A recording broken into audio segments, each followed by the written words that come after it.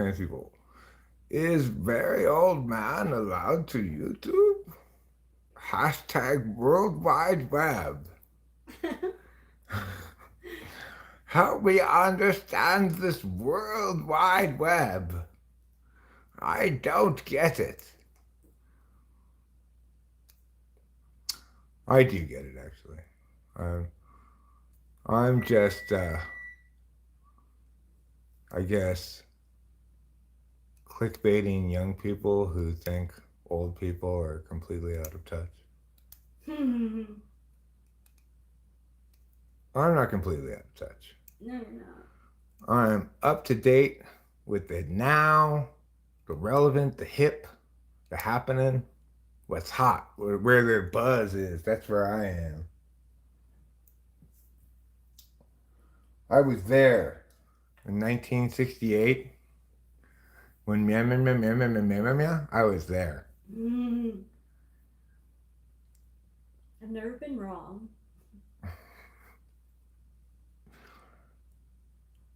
I know all the names of all the good bands from 1971 to 1977. Something like Yeah, that. yeah. What a great track. That's just so perfectly NF jaded. Yeah. That's what you call LCD sound system is NF jaded. Um, what's going on here? Oh, that's the A's game? I don't want that one. It's in a separate window. Okay, now I'm going to pull up your chat right here in a second. And I'll be able to see what you're saying and I'll respond to it like a real boy.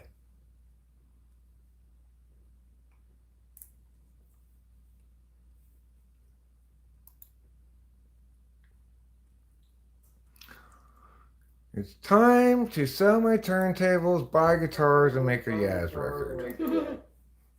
Yeah, that's the gist of it. Okay, I'm sorry. I've had enough with these turntables and this spinning records, okay? I want to do something real. You want to make a Yaz record. I want to make a Yaz record.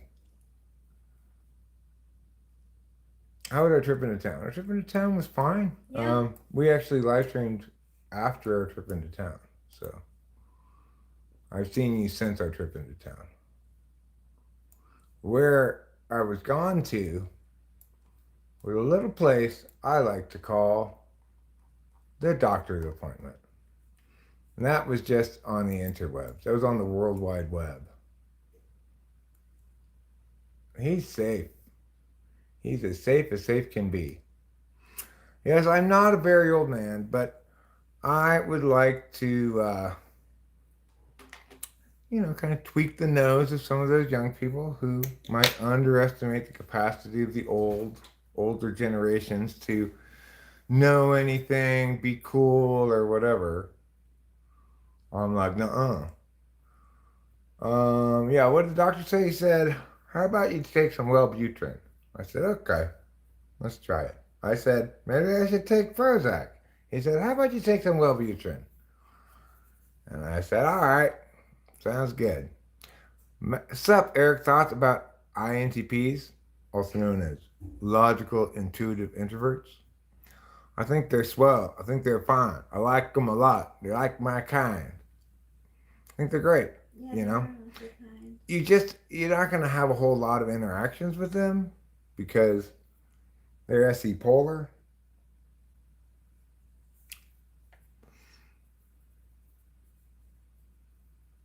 Did you tell me why?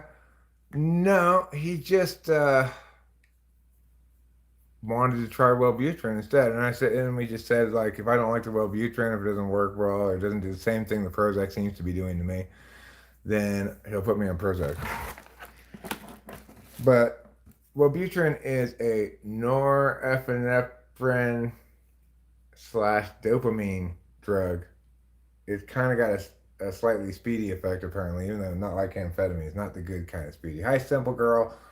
Welcome to a very simple evening here on Talking with Famous People. Hey, simple girl.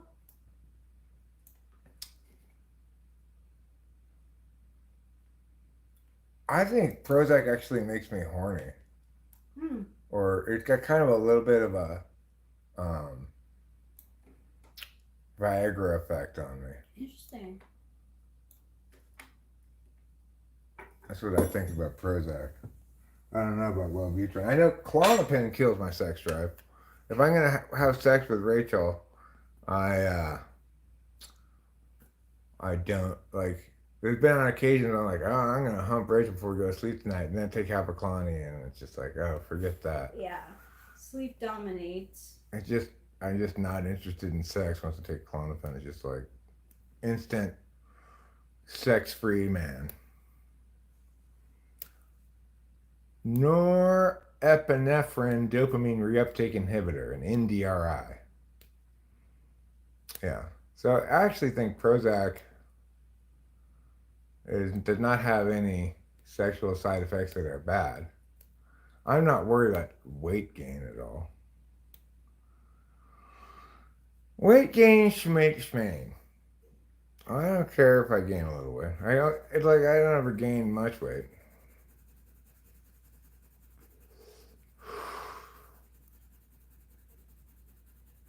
I mean, I have been having like intrusive negative thoughts in recent months, maybe for a while now.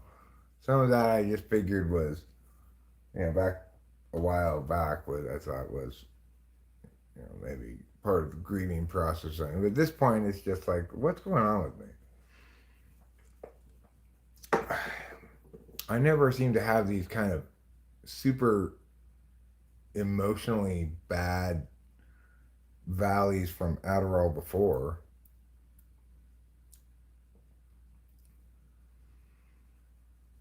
You did double post, but that's okay, Winston's mom.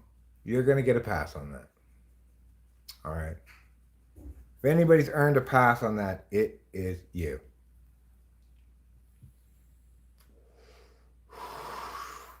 Well, I mentioned to him that I thought Prozac made me a little less fiendly, just a little bit less, give me drugs. And he said, well, Butrin supposedly does that too. It's what they use to help people quit smoking, I guess. He said that it might make these taste bad, which is fine. If I stop vaping, that's fine. I don't care. But it's still just like want to have something to vape that just has air going through it, even. Or maybe just a vape with no nicotine in it, I'm sure they have no nicotine vapes. Hi, Show Media. I'm obeying your command and showing media right now. We've got the Eagles game on in one window. We got the A's game on in another window. We may pause those at some point and do a fashion police because we've had a couple of recent award shows where people wear their fanciest outfits to the red carpet. So Rachel and I, Wellbutrin made you very tearful. Well, I hope it doesn't make me tearful. Have you ever been on Wellbutrin? Mm-hmm.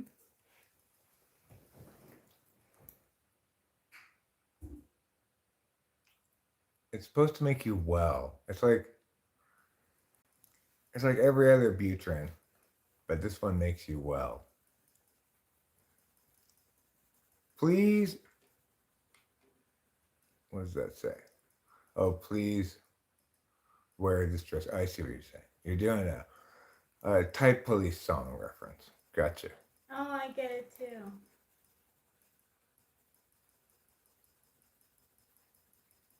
Two out in the bottom of the first. Estes on the mound. Estes a pretty reliable pitcher. They all work differently than everyone, I suppose. Yeah, I suppose they do. It's like Klonopin doesn't really make me sleepy for.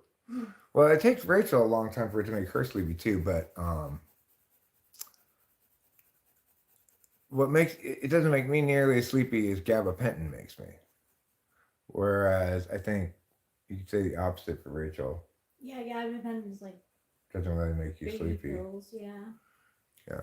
I mean, it adds to it. I can tell because it helps my neuropathy, but like, I can tell when I'm not taking it. How was the Northern Lights? Well, I still haven't really smoked a properly dried, properly cured piece of it. But in this still slightly wet piece that I'm going to smoke right now, I will tell you. I won't really know until I can taste it when it's properly dried. This just has 1 day of drying in it.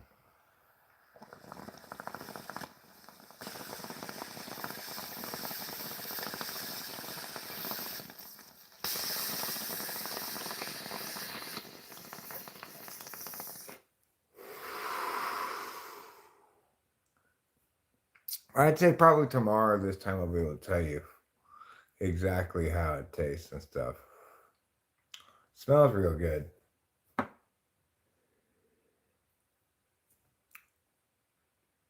And we got some big, juicy, fat, big, gorgeous, crystally buds off of it. Of course, the cherry pie looks quite toasty too. It's not like any of them look bad. We'll see how the Gorilla Glue ends up looking. It's got at least another week on it to go, but you know, Gorilla Glue is kind of a spindly, not super dense bud. I do remember Michael Smith. I remember him. Johnny got a lot of hits on his song or something. He was saying, "Oh, does he have a new song up?" No, he got a lot of hits on Honey Pie again. Oh, and really? yeah, and my guess is that someone put out an animation video of it of Honey Pie, and it got like 9 million views. Really? Yeah, so my guess is that video reignited the interest in his song. Yep. Interesting. He's been hanging out over at Gen X Jeff's channel. I spent some time over there. I'm not completely sure it's him, but I think it is. Could be.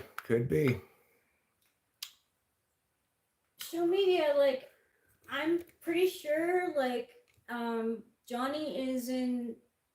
Or he says an old song. Oh yeah, and also Honey Pie. Yeah, it was Honey Pie. But he's in like New York for like good. He's in New York. Yeah, he's officially like moved there. Yeah, which is good. I mean, if it brings him back, like if he wants to be there, good for him. Yeah.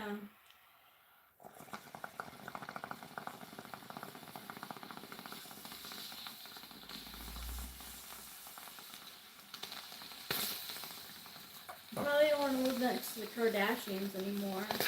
He said at the concert that he bought a house. He was happy to have a house, but then he was living next to the Kardashians, who would like yell all the time. To defend her honor over nothing, too, I might add, Winston's mom. It's not like we even arrested her. We didn't even put her in the type slammer for having her type wrong, even though she obviously did have it wrong. Yeah. We went so easy on her. Yeah, we went easy, squeezy, color bro, queasy. That's what we went.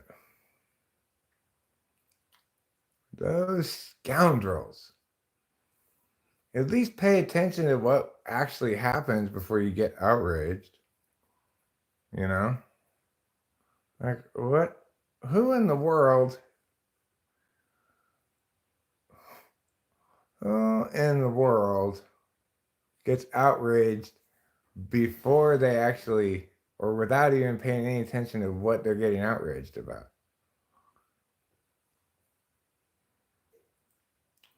That's okay, Winston's mom. I'm giving you a pass on the typo too. I mean, most Talk's channel is private now, and only paid subscribers can watch reviews. That would be an ENTJ move if it made her more profitable in some fashion. It's not an ENTJ move because it just what she wants to do is insulate herself from criticism and not be corrected about her type. And so she figures anybody who's going to pay to subscribe to her channel isn't going to correct her. I recall long after the drama around here, Jack from Socionic Society encountered an equivalent amount of drama, or sort of the same kind of drama anyway, when he said that he didn't think she was an ENTP. Oh. Apparently, she threatened to sue him and me because obviously the reason other people don't think she's an ENTP is because I don't and he doesn't. Which is ridiculous, of course. This is one of the ridiculous things I've had directed at me by multiple different people who are all like kind of toxically defensive, which is the criticisms they're getting on their videos is because I've sent my subscribers to go leave negative comments on their videos. I have never once in my life done anything of the sort. I don't have enough subscribers to accomplish that. And even if I did tell them, they wouldn't listen to me. There are like 6 people here now, you know, but people still do that. How crazy is it that both you and Melissa Talks have 18.2K subs? Isn't it ironic? Don't you think? It's like rain on your wedding day. A lot like that, anyway. So the Cubs are up 1-0 now after the A's dropped 2-3 to the White Sox. I know it's time to start thinking about next season. We're not going to make the playoffs. And that's sad. But still. It was a decent season, though. They did really well in the second half. We did have a very fun second half of the baseball season. They've been an exciting team. They've been competitive, and they've been winning. They've had a winning record, usually taking the series, winning at least 3 games out of every 5, since July 1st. So that's true. What Winston's mom says, simple girl, is my friend Cameron, who's 51, I think, will be coming up in a little bit. He's 51 years old. Yeah, he's Gen X, I believe. That makes him Gen X for sure. Yeah. And he's very responsible and reliable and all that stuff, Yeah. He's very handy. Mm-hmm. Helpful. Very helpful. He cares about the people he cares about a lot. Yeah. He's very good to them. Like most STJs. Yeah, that's true.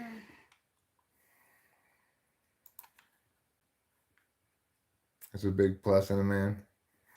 Well, I mean, he is single now. Maybe. Gen X, I think she's saying. Oh, it's a big plus. Oh. Rachel seems pleased with Gen X. Yeah, I root for Gen X. I've always liked Gen X. I think my Uncle Paul is a Gen Xer, and I saw how they live and thought it was fun. Oh, that he's responsible. Yeah, Cameron's very responsible. Yeah, he is.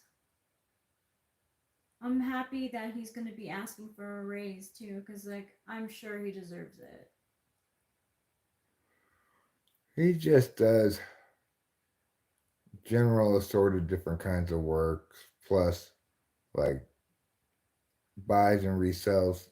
fixes, and resells some things. He does a variety of different things. Yeah, he calls himself a handyman. But he walks dogs, he takes care of these people's house while they're away. Mm-hmm. Everybody trusts him. I love how I'm watching you grow up. I am growing up. That's true. I'm not. Normally you can't pick your nose like this, but the thing is, I actually get hairs that grow on the top of my nose here. If I didn't pluck them occasionally, I'd have a nose beard. I do feel like I'm growing up, but I still also feel like a newborn baby.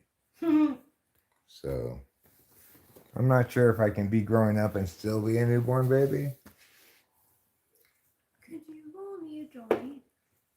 Of course, my dear. Thank you. I think what I will do here, this Northern Lights is too wet to roll, but this cherry pie is nice and dry. So I'll put just a little bit of Northern Lights in, Okay. and then hopefully it'll be enabled by the dryness of the cherry pie so that it burns them. Yeah, Cameron's a very good man. Yeah, he is. Very good, very trustworthy, very reliable, and kind. He's very chill. Yeah, and he's chill. Yeah, he's very kind too. Very kind. My dad calls him St. Cameron. Yeah. St. Cameron's not a bad name for him. No. Therapy sounds fun. Am I invited to your funeral? When's my funeral? I'm not having any funeral anytime soon.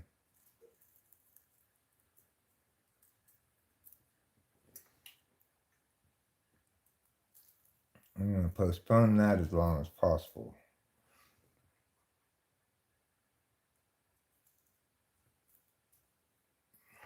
Dad, this is the day at a party. And you're not from the party. And I can't even run from it. It's obvious that I'm not ready for the song to end.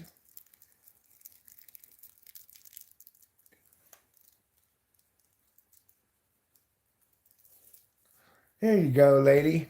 Thank you, sir. You're welcome. I could have a fake funeral. I then have to fake my death. I'm pretty sure that's largely illegal unless you don't put much effort into faking it. Probably not illegal for my family to tell other people around me that I'm dead and I'm coming to the funeral. But then when I pop up and go, surprise, I'm not dead, no one's going to think it's funny. They're all going to think, you horrible scumbag.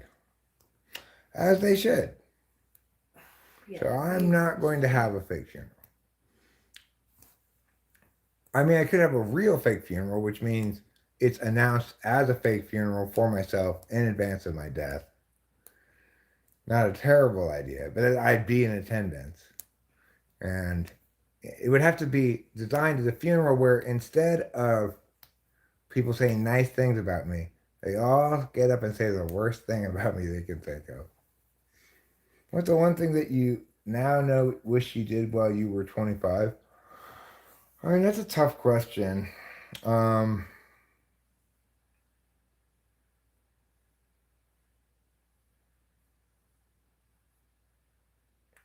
I guess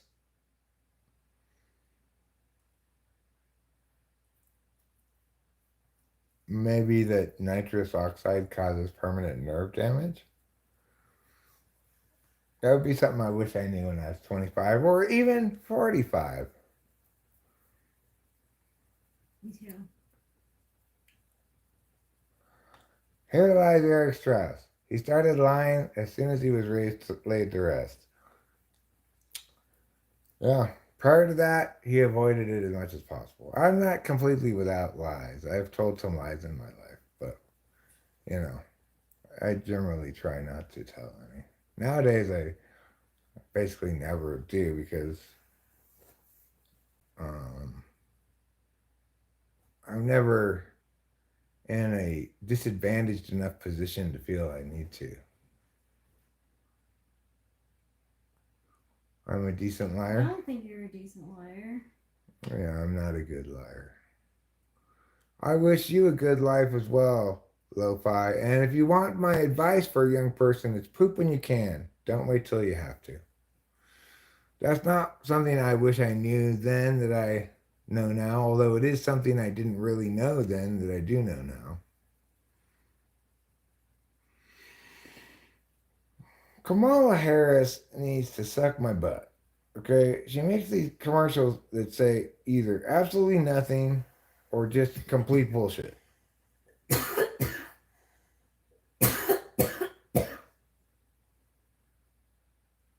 Well, I mean, I remember lying in school because there are these people who had authority over me, and I was trying to say, get out of get out of consequences for skipping class. I went ahead and lied. What's gross, Mrs. Flo?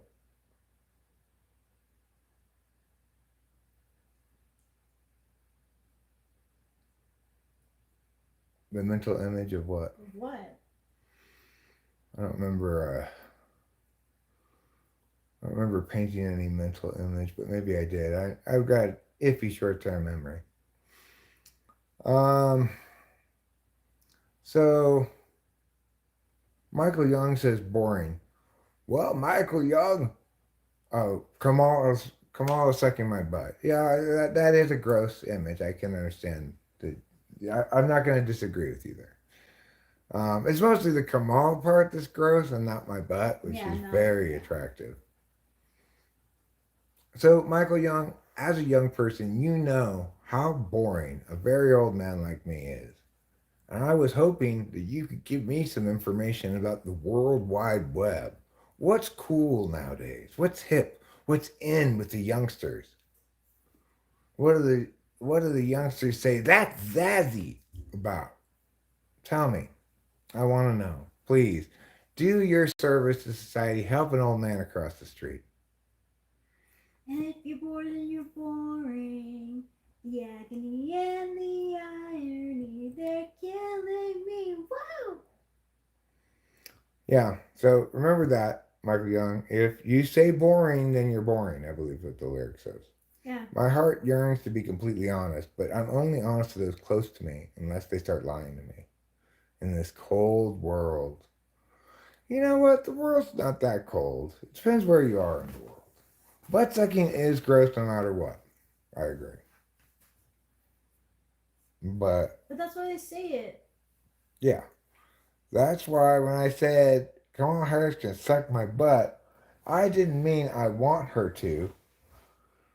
I'm a grandpa, global internet, but I'm glad you're here to teach me about the World Wide Web.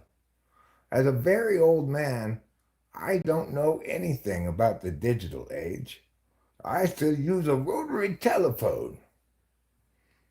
What do you have to teach me, global internet, about today's World Wide Web? You notice I've hashtagged it World Wide Web, which, as far as I can tell, is part of AOL. The World Wide Web is a part of AOL. You're a grandma? Well, congratulations, Mrs. Flo. Yeah, congratulations, Mrs. Swan. When did you become a grandma? I didn't even know you were a mother. Oh, yeah, I No. think I did know you were a mother. Oh, I just thought you were a mother to Taylor's kid, actually. Am I a skibbity sigma? Well, I'm no bombaclat, that's for sure. The Garlic King. I'm not sure if I get to find out if I'm a skibbity sigma or not until I pay my phantom tax in Ohio.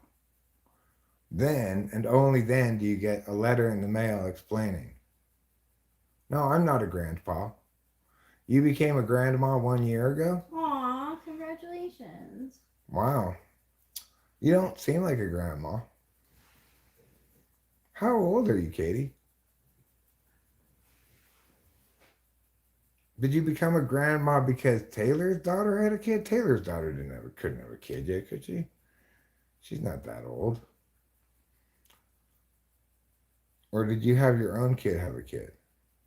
And was it a girl kid who had a kid, or was it a son that fathered a kid? Well, that is Katie. You're only 35. No, I'm not a grandfather. My daughter Delilah still has produced no offspring. Shows no sign of producing any anytime soon. Yeah, I'm honest except when I'm BSing, and then I'm not being dishonest. I'm just bullshitting for fun. Yeah, I'm not expecting people to believe it.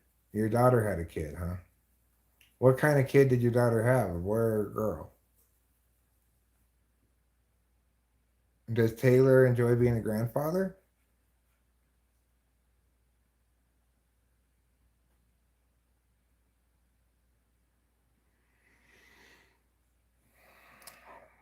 I want to know because I'm an inquiring mind.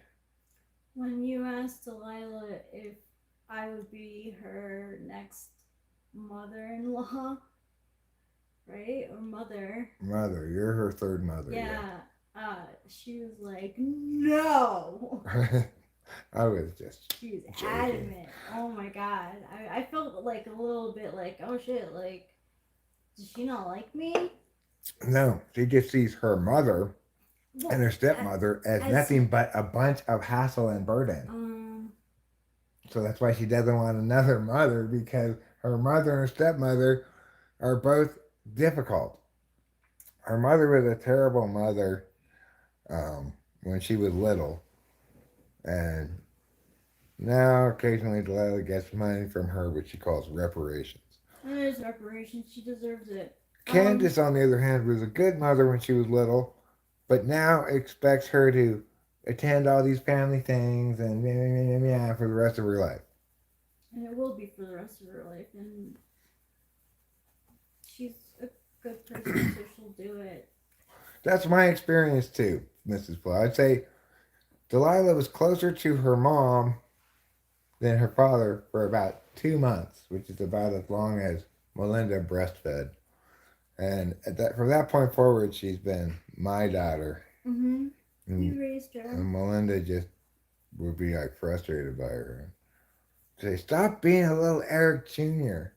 She'd tell her that. Wow. That's a compliment. She didn't like me very much. So anyway, Candace is just your typical ESFJ. She's not fucked up like Melinda was, but No. she's just a typical ESFJ with an ESFJ's strengths and an ESFJ's weaknesses. But yeah, I did like it when she got a little bit bigger, a little less fragile. I I remember being concerned about like breaking her or something or dropping I her, would be. dropping her or whatever when she was very little. So I liked it better when she was a little bit older. But I remember also like the night that the night of the time of the day we came home from the hospital, Melinda wanted to just kind of rest, and I just held her and rocked her in the kitchen for a long time and said things like, "It's okay, Daddy's here, Daddy loves you." You know, I was a loving father. You were. It shows. Why do babies' heads flop around? Because their neck muscles aren't strong enough and their heads are too big for their bodies. Your head, relative to your body, is the largest it ever will be when you're a newborn baby in terms of the Mm. ratio of head size to body size. Because, you know, your brain can only get so small as in its proportion to your body before it won't grow into the right size brain. I hope when Delilah has a child, if she has a child, Yeah, I might never be a grandpa. I don't know if Delilah's ever gonna have a yeah, kid. I'm not sure either. Her ovaries aren't the healthiest in the world, apparently. I know a lot of women get cysts on their ovaries. Yeah. She's among those women. She probably wouldn't love me telling you that, but I think she could live with that information getting out there. Oh, it's Robert But Ballou. I would definitely be interacting with the well, wanting to interact with the child. Unless it's shy, then I We'll interact with it plenty. If we get a chance to be grandparents, we'll be great grandparents. think When so. Robert Ballou was born, the doctor and two nurses all climbed into his foreskin and said, "What in the world?"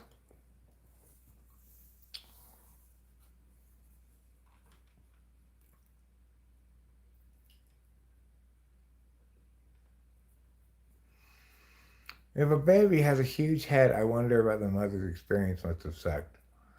Well, that's very. It really depends on if a woman's got childbearing hips or not. Yeah, I don't. Melinda had childbearing hips, very wide hips, and Delilah popped right out. But she was still like, oh, pray for me. Because Yeah. she was like in pain or Yeah, whatever. it's painful. Does she have any epidurals? Eventually they gave her one. Oh, that's good. A lot of women, they go in not wanting epidural, but then they But then they end realize up the taking. That's pain exactly what and happened. Even though, um, even though Melinda was only in real labor for like less than an hour. It's like by the time they got her into wow. the table in there, that got me in there and stuff, it was a very short amount of time between then and when the baby came out. Apparently, I came out quick. Um, Apologies if this is an off-putting question. Did you have a stroke? If so, I'm sorry that happened. No, I didn't have a stroke. Thank you for that. It's not an off-putting question so much as it is probably a veiled insult, but I suppose it could be in reference to some specific behavior of mine that you think links with a stroke.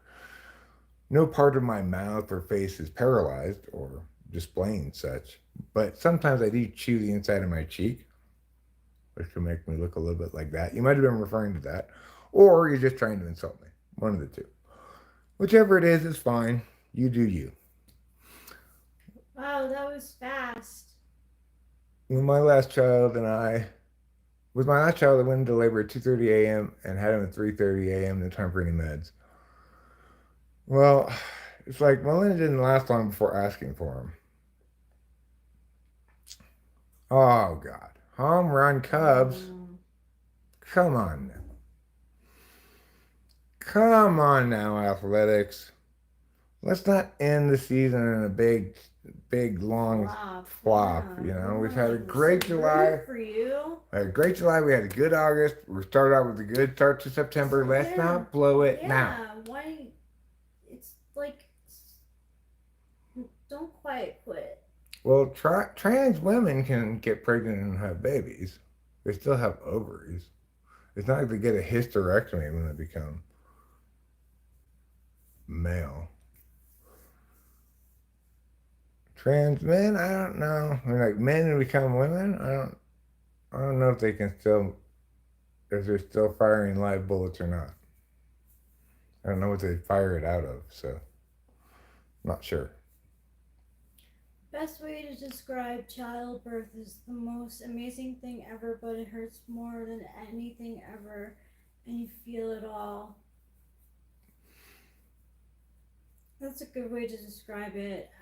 I've never given birth, but it's very common that people say it's the best thing and the worst thing at the same time. And like the euphoria that you feel after with the baby. Well, not everyone has that, but um, yeah, usually like the euphoria you have after the baby is like extremely high. When I think about it, I just think, okay, it's like having the biggest poop ever, but out of your front. Oh my god! And sometimes you poop. And sometimes you poop when you're having a Yeah. baby. Mhm. Who knew? Yeah. Yeah. Sometimes baby comes out along with a little poop from the mom. Yep. Well, you know what? That's fine. It's That's already a why gross they take. environment. Yeah, That's why they they got clean a it up. poop grabber Yeah, they on do. staff. They do have poop grabbers for nurses. Well, there's plenty of people involved usually during a birth. I don't remember any poop in Delilah's birth. I do No, remember her coming out healthy, you know, making noise like a baby should. hmm. And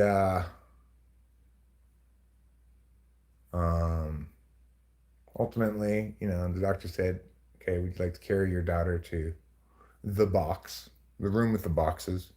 I don't know what they call it, the incubation room or the nursery or something. No, I'm sorry, I'm not a troll. I meant no offense. The journalist in me looked for the real person. Okay, but you'd have to have cued your notion that I had a stroke based on something, right? So it's like if you might claim that based on certain sounds I make when I'm talking. If that's the case, then you can attribute that to my lack of teeth, not to a stroke. Or it could be that, for example, I was like I mentioned, chewing the inside of my cheek. In other words, you predicate that question on something that cued it. You wouldn't just go into a random person's stream and just randomly ask that question without any cues indicating that might be the case, right? So, accordingly, if you're serious, you'll tell me what the cues are. If there weren't any cues, then you're just trying to be insulting. Nurses are very good at hiding poop. Well, good for them. Do they just tuck it in their pocket when no one's looking? Do women's hips, like, can they widen? Well, yeah. In fact, the first time a woman gives birth, her hips then move out in a way that they never go back again. And you can tell in a corpse, the morgue guy, what do they call him? Coroner. The coroner can tell if a woman's ever given birth or not just looking at her dead body. Can he tell how many children? No. No, not even approximately. Once you give birth to one, your hips get knocked out a certain bit, and then they never go back. Oh.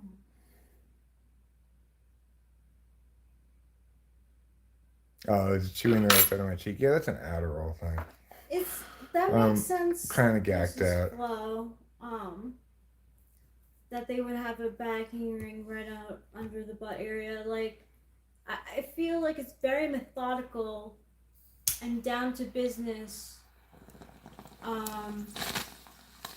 for nurses and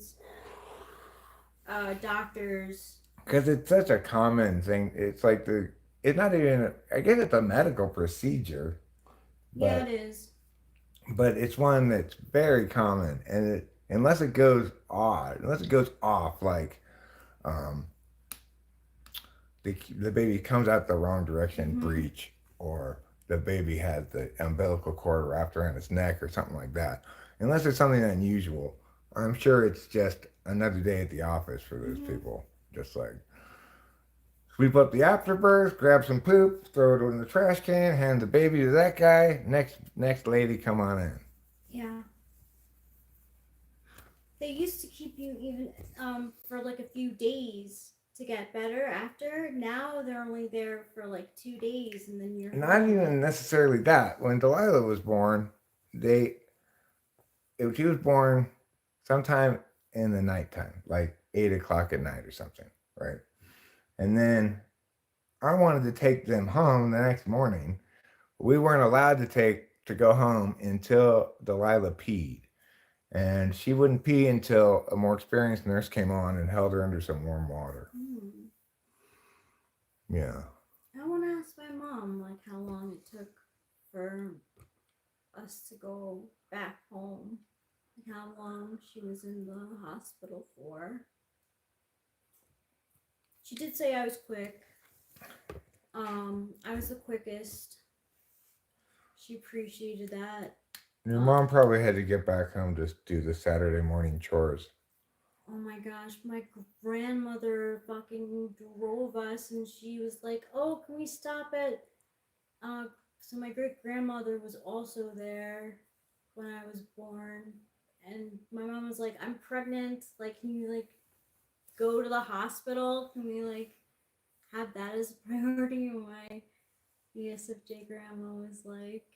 But there's a book festival. Yeah, but let's get your... But I promised your grandmother that I would... I don't know. She wanted... I don't know. I can't explain it. Well, Mrs. Flo, it's not exactly that I wanted to get home so quick as it is that the hospital is much less comfortable for the person who doesn't have a bed. Like, well, Linda got all butthurt because I didn't want to stay all night in her hospital bed with her. It was like, where would you fit? 8 o'clock, not that late at night, right? By the time it's all done and she's in the bed and the baby's in the box room, And she's like, aren't you going to sit with me all night? I'm like, no. I'm going to go home and pull bong rips and I'll see you in the morning, for God's sake. That's crazy talk. Why would I sit in a chair in a hospital room for all night long? When she's just like doped up and her mom was there anyway. Was that unreasonable of me? Kind of, I guess. I just wanted to go home and pull bong rips at that point, really. Oh, I'd be so jealous. I'd be so fucking jealous. You were in for 24 hours, 48 hours, and then 3 days of time I almost bled to death after the Oh my birth. god. Did you cut yourself while giving birth on a scalpel that the nurses had carelessly left on the table? That's kind of messed up. Why is that messed up? It's like she's on drugs, like all super happy on, like, I'm on opium or something, and she's just gonna sleep all night and she expects me to just sit in a chair all night. Why? Why can't I go home and lie in a bed too? Why is she the only one who gets to lie in a bed? Yeah, you wouldn't fit in the hospital bed. You know how well I deal with physical discomfort. Oh, not well at all. Not well at all. So it's like I can't spend time with my baby.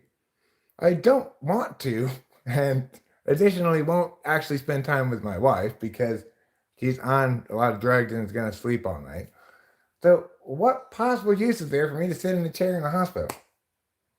Would you hang out with me for like a little while after the birth? Yeah, well, I'd hang out with you, fine. If you wanted me to be there, I'd be there the whole night long. You're different. You wouldn't ask me to do that if it weren't important to you. That's true. But I wouldn't judge you for going home and wanting to smoke bong rips. I would fucking want to too, and I'd be jealous of you. No, because you'd I'd be be on so all this like Fenty from the epidural. true. You just be like, yeah, whatever, Bash, you can go be you. I'd probably be like, I love you so much. Oh my gosh, okay, I'll see you in the morning. That's how it would be if it were with you.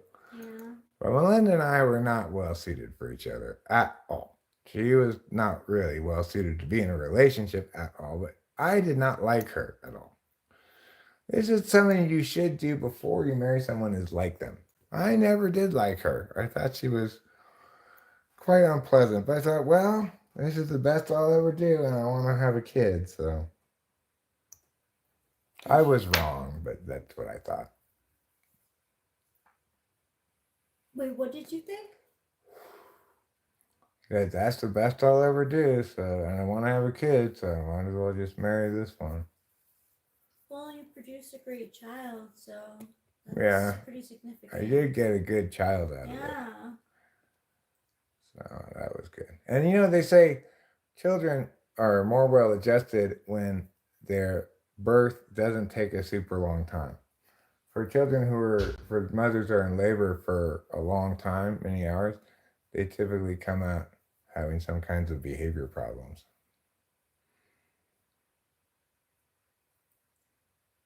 No, I wasn't with her because she was hot. I was with her because she slept with me. I had very low self esteem regarding my own reproductive viability and desirability to women. And I wanted to have a kid. And she had childbearing hips. So that is the actual answer. It's the truth. That's what it is. So.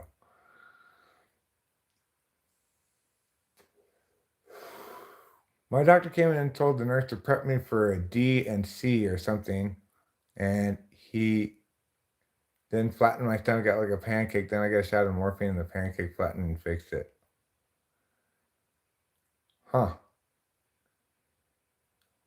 No, it wasn't that I was so young and horny. It was that I wanted to have a kid, and I I went through a period of like several years after college, where Hi, I baby girl. I just assumed that I had no reproductive viability. So much so that even if a chick was obviously hitting on me, I'd just be like, well, she couldn't possibly be hitting on me. I don't know what she's doing. I still have trouble with that. I took a test not that long ago, a couple years ago, where it shows you facial expressions and asks you what the, like, curious, angry, sad, like what the emotion is. I got them all right, except for every single one where it's a woman looking seductively. I got that one wrong. Confused? Irritated at me? Or looking at somebody behind me, maybe? Oh my gosh, it's so funny. Oh, yeah, I could have been getting laid the whole time. I know I could have. I can think of multiple instances where I, in retrospect, was such a dumbass. Like, I totally could have gotten on that one chick with the big tits who was all over me at that one party. But I didn't, But because don't you think that happened for a reason, maybe? yeah, and that reason was I had it in my head that I was repulsive to women. I felt that at times. But I was repulsive to men, honestly. So F2I, or I guess that's I, or maybe Roman numeral 1. No, she was not a winner. You have correctly evaluated her based on the information I've given you.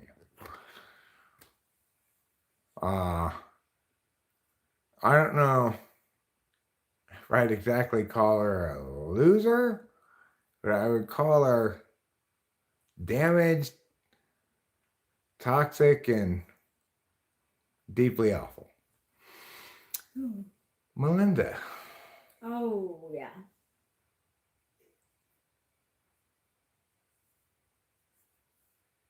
So, that's the difference between a 26-year-old, 27-year-old Eric and a 53-year-old Eric is I'm not as imprisoned by my limiting narratives as I was when I was younger.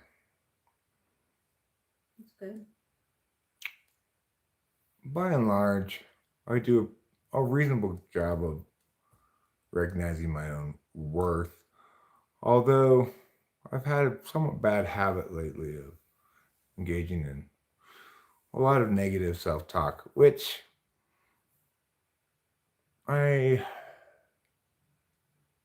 it's part habit and part, I don't know, just ontological shortcoming. I think I can overcome it a bit better than I have of late. Well, don't you? I'm really interested to see how the medication will work. I am too. What Because, are like, your... you're tough on yourself. Yeah, and I don't need to be as hard on myself as I am. No, you don't. What are my limiting narratives now, if any? Uh,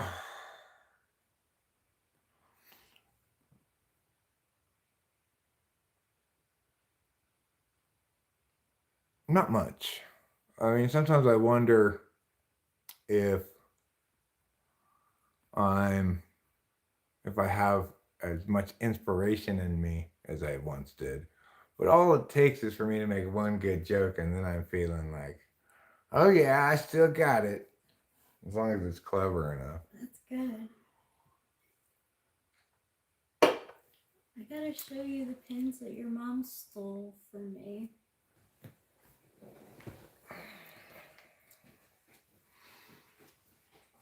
Hi, Theo. Do you want to go outside? I'm more limited by a lack of subjective clarity. In other words, not knowing solidly enough what I want and what I don't want. It tends to make me a bit of a slave to my short-term wants at the expense of some of my longer-term wants.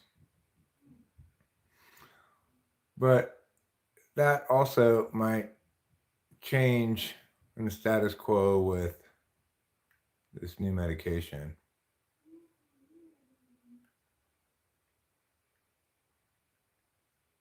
You got the first question right. You're well on your way to 100%. Then you'll know that you've got a high emotional IQ, an EQ, if you will.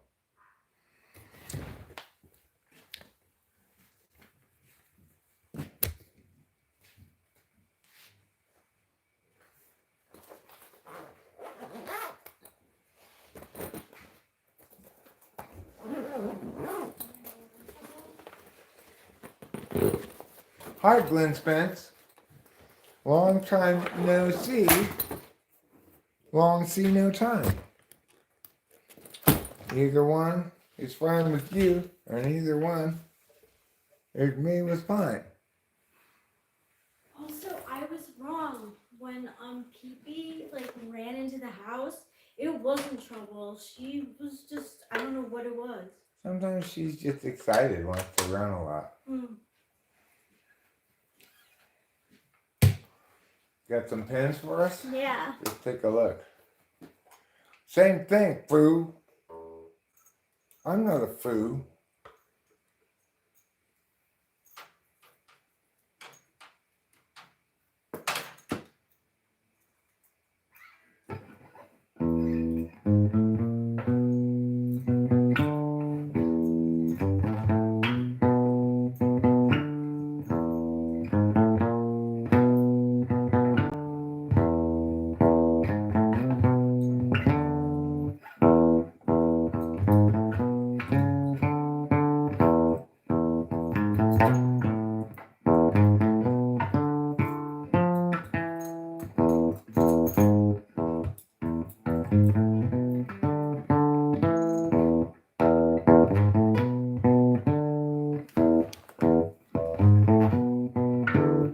Oh, this is a cool one. I remember this. I remember when I got this, didn't I? Get to get this somewhere? No, your mom got it? My mom had Yeah. Yeah. That's cool. She handed it to me. She stole it and gave it to me.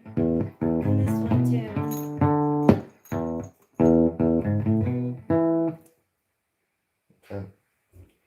This is another softball one, huh? Yeah. That's cool. TSC, Tournament of Champions in debate. Yeah.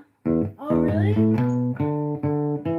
Well, I definitely took it as a compliment.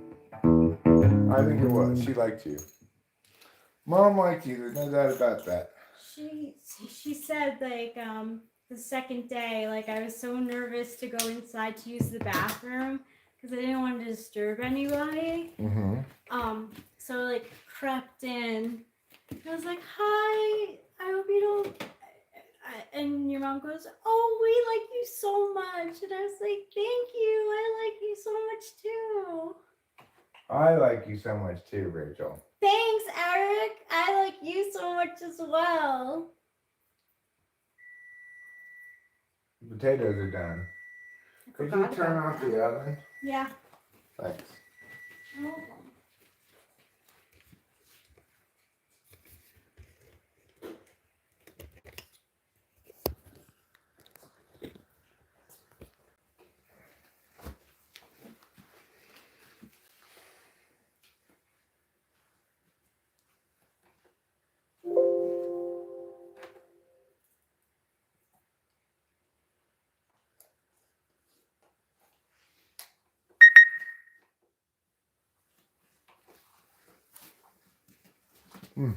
No.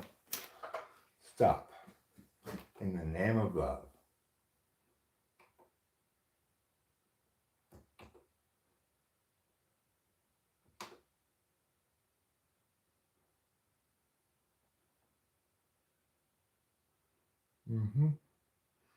There we go.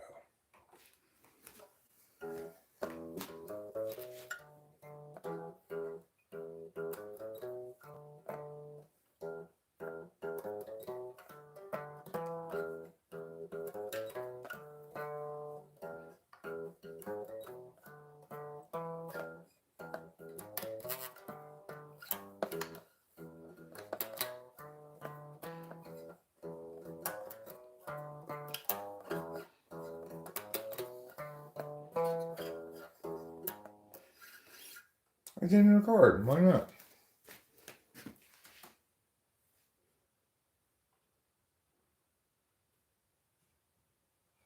Oh, I see. It's turned down all the way.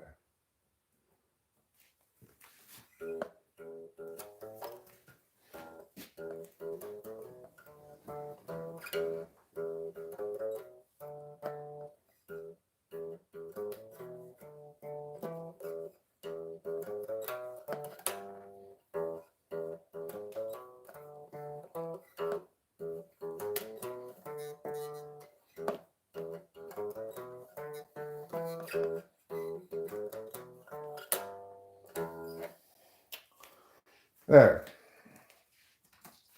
I think that would be a pretty cool either guitar or bass line. Yeah. You know.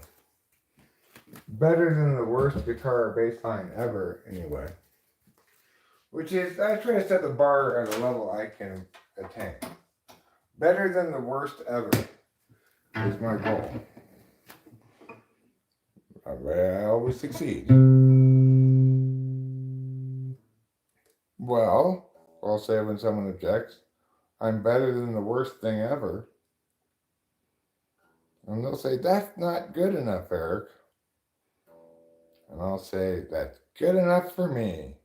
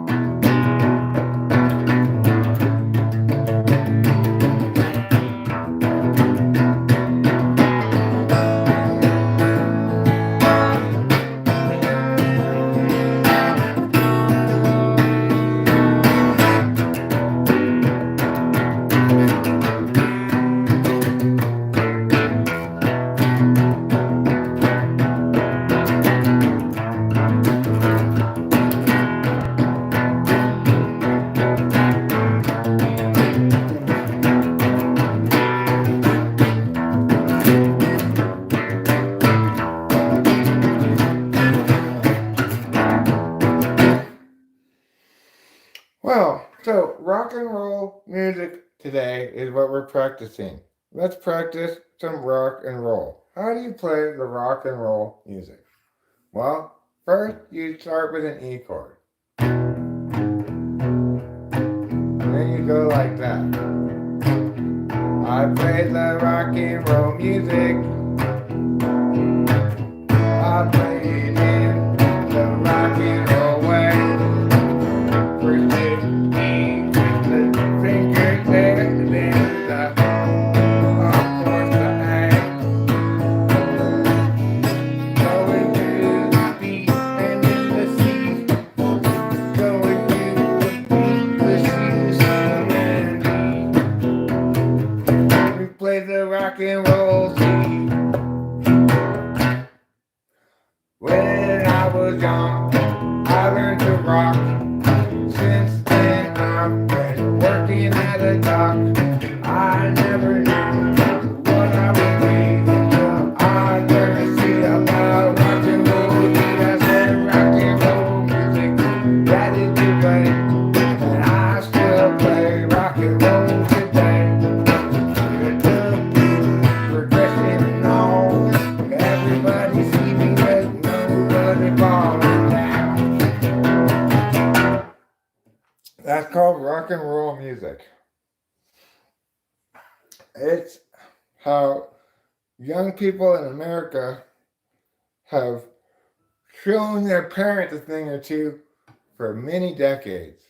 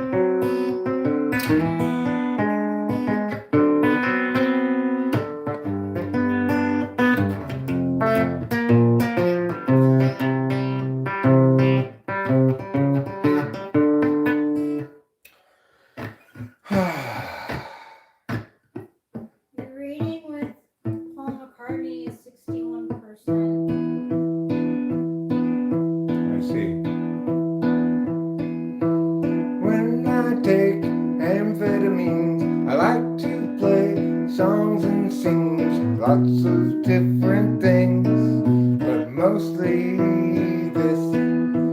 When I'm on speed, I think I need a little more music in my life. And when I'm on C's, I'm not then on threes, and nobody can explain the strife in my life right then.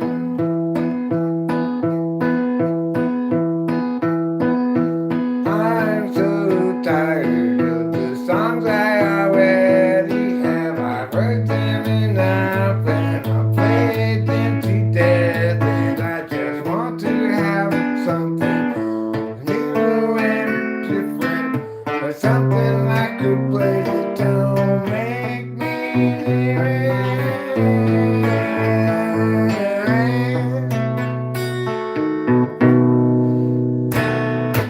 this isn't it, but it could be. At least if you're only talking theoretically, 'cause I need something a whole lot better than this.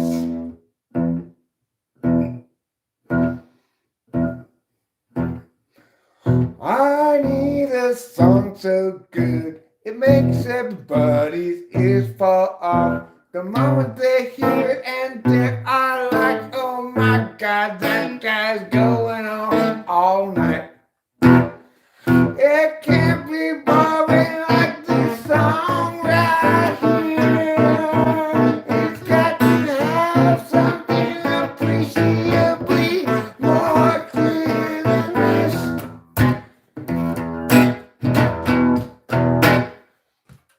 Nicely done, sir. Thanks. I learned that at musician school. I didn't really go to musician school.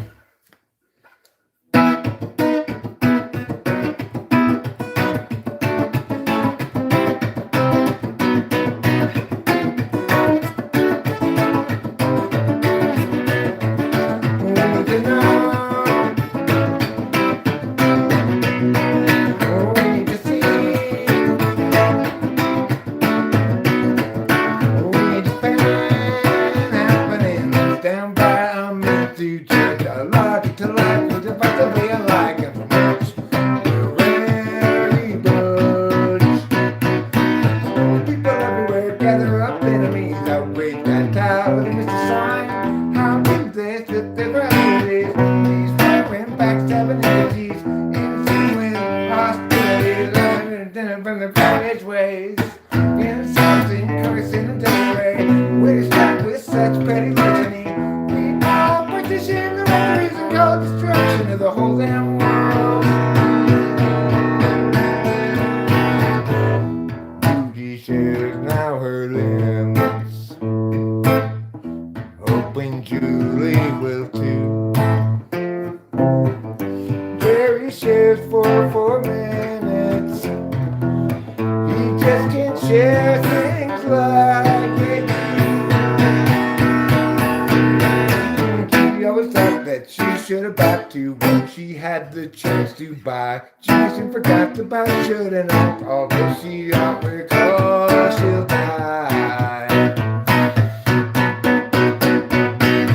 People everywhere gather up enemies, outrage that power. There is a sign. How do they set their priorities? These foreign backstabbing entities, ensuing how did I rather than sail from their savage ways, insulting, cursing, and denigrate.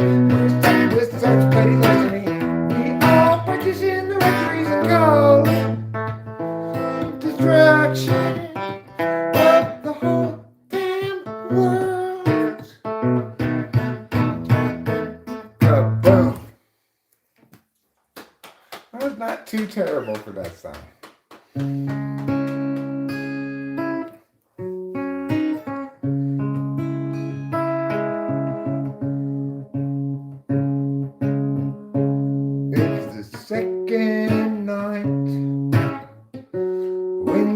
start to feel strange and you're wondering if the range is on, sending sparks of soar in the kitchen sky, an actual night. Is there no top to the dark up above the shelves, where she stores the chai above the sleeping forms of vivid mind figurines of Western lonely types? They lie beneath the million running suns, they're rugged and they're done with the actual night. It's the second night when you start to feel strange and you're wondering if the range is on. Attendant sparks a soar in the kitchen sky, an actual night. Is there no top to the dark up above the shelves, where she stores the chai above the sleeping forms of vivid mind figurines of Western lonely types? They lie beneath a million running suns, they're rugged and they're done with the actual night.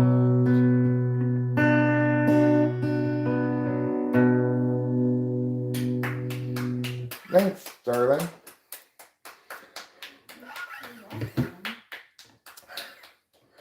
That's a pretty good song. I didn't play it very well, but it's a pretty good song anyway.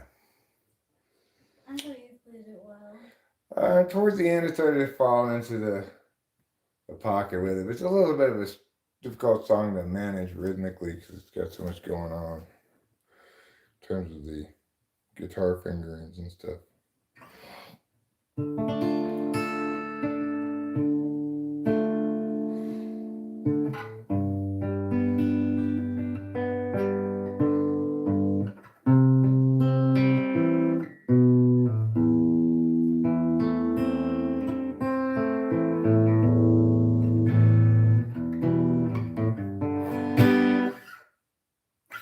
When I was younger, it seemed that everything gleamed. I don't know what happened to me, but I've lost that sense of urgency, and I don't think that I'll ever see it again. If you follow my lead, you'll discover I'm loster than you, and you'll wanna know the way to get back at to wherever it was you thought you knew. And tomorrow will be just like today, I'll be lost then too.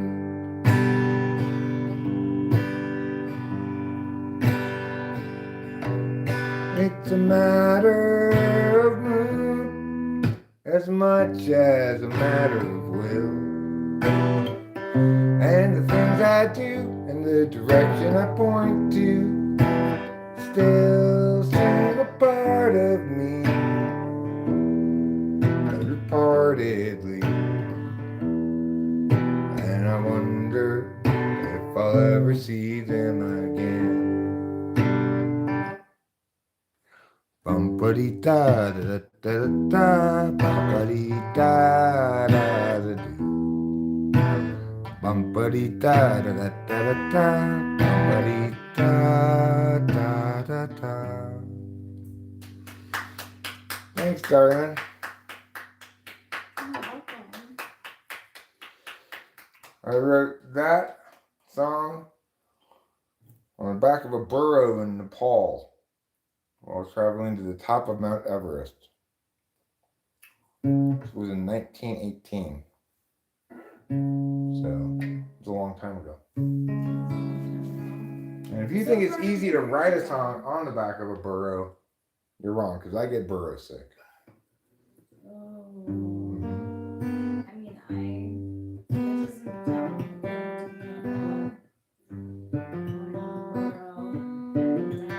a Yeah. Nothing's best done on the back of a burro. Nothing. That's good advice. Yeah, that's if there's one thing I could tell my younger self, it would be that. Nothing is best done on the back of a burro. So say no to burros. Say no to burros. Yeah.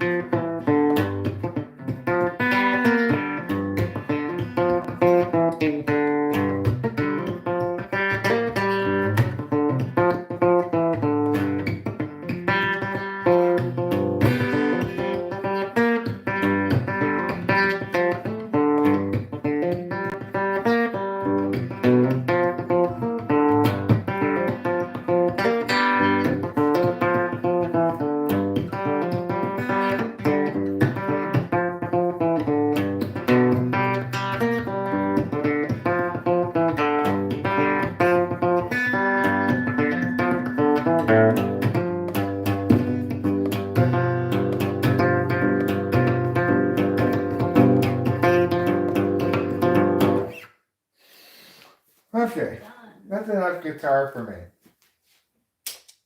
That's enough tweaking out on the guitar for now.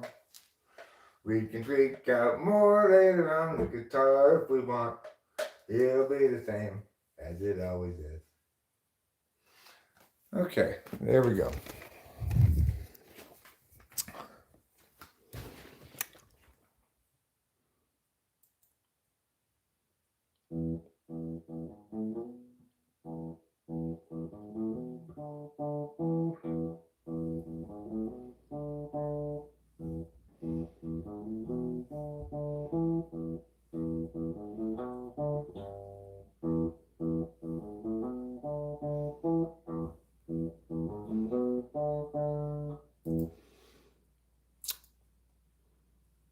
What is this?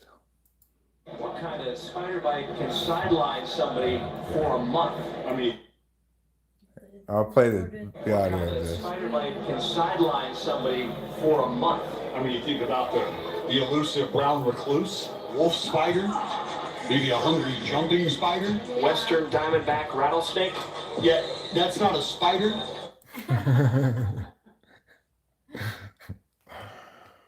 Yeah, Chris forgot what they were talking about. Yeah. Midway in the process. What they were talking about was spiders, not things that have deadly bites. No. Let me see. Okay. Let's take a look at the old chatteroo now. I've been not looking at it for a bit. So now I'm looking at it. Hello, Rahul Reader. E is for Eric. I agree. I was question 14 and had 10 and 20 right. That's pretty good. They said that sadness is often confused with compassion. Well, if you're sad about somebody else, that's compassion. This is how I want the guitar to sound. If I'm going to use my body to demonstrate how I want the guitar to sound, I want it to sound like this. That's going to be the new TikTok. Then it's the dance of that girl in the commercial. Oh yeah. No, that's a chair. That's right. She does No, do that. that's a chair. And she does this. Yeah. Like this. Yeah. Wow, because it was 1999 and we were going into the new millennium. Yeah. Only a lame-o would have a regular chair to play video games in. Yeah. You don't need a regular chair. You need a video gear command center.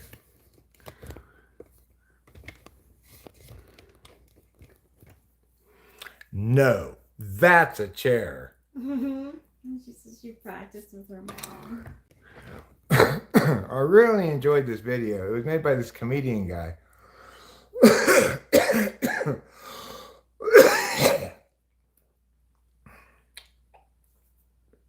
I think he's in his early 30s. Curtis, maybe is his name. But it's a video that he made basically about him always having wanted one of those as a kid or seeing the commercial a lot as a kid, you know. And trying to figure out how to get one now as an adult. And he ends up, the reason I liked the video so much, in fact, I think, is because he ends up interviewing the lady who worked for the Video Gear Command Center company who made their commercial for them, and her daughter, who was a little girl at the time who starred in the commercial. There's this great moment in the video where the adult woman says, "No, that's a chair." And then he puts it over the little girl saying it at the same time. They sound exactly the same. Mm-hmm. It's great. So I'll share that video I'm talking about with the guy, this guy. His name's Curtis Connor, with a K, Curtis.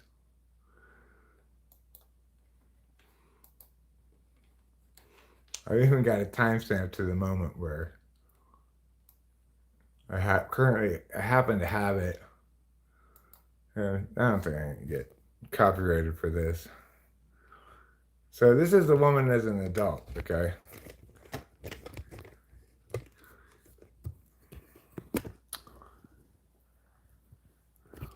Sometimes I get little things I hear stuck in my head and I get obsessed with it. Like for a while I was obsessed with Julie saying, "No, get out." Julie's The legendary. Backstreet Boys. And in the commercial, if you see me do this little move, I think that was part of the dance I was supposed to do at the talent show. Cool. Do you remember anything about the shoot day? Was it just one day of shooting, I assume? It was just one day of shooting, as far as I could Yeah. remember. You know, my memory is a bit fuzzy because it was so long ago, but I remember definitely getting along with the other actors, which was, I think, 3 or 4 boys. I was the only girl. I don't know, it's that age where boys are kind of mean to girls, but Oh, yeah. they do that because they like them. So I remember it being like, there's this one boy who's like a little bit flirty, and I don't know, I just ended up having a lot of fun. Which one of the I boys liked was the it? attention of being on camera. I Right. remember my mom directing me, especially for that, no, that's a chair line. And her having to, prompt me a few times, like, say it with a little bit more attitude, or say it like, Yeah, say it with more say it attitude, like, of course. You just don't care. So I No, really felt that's the a chair. directions for some of those lines as well. That's So,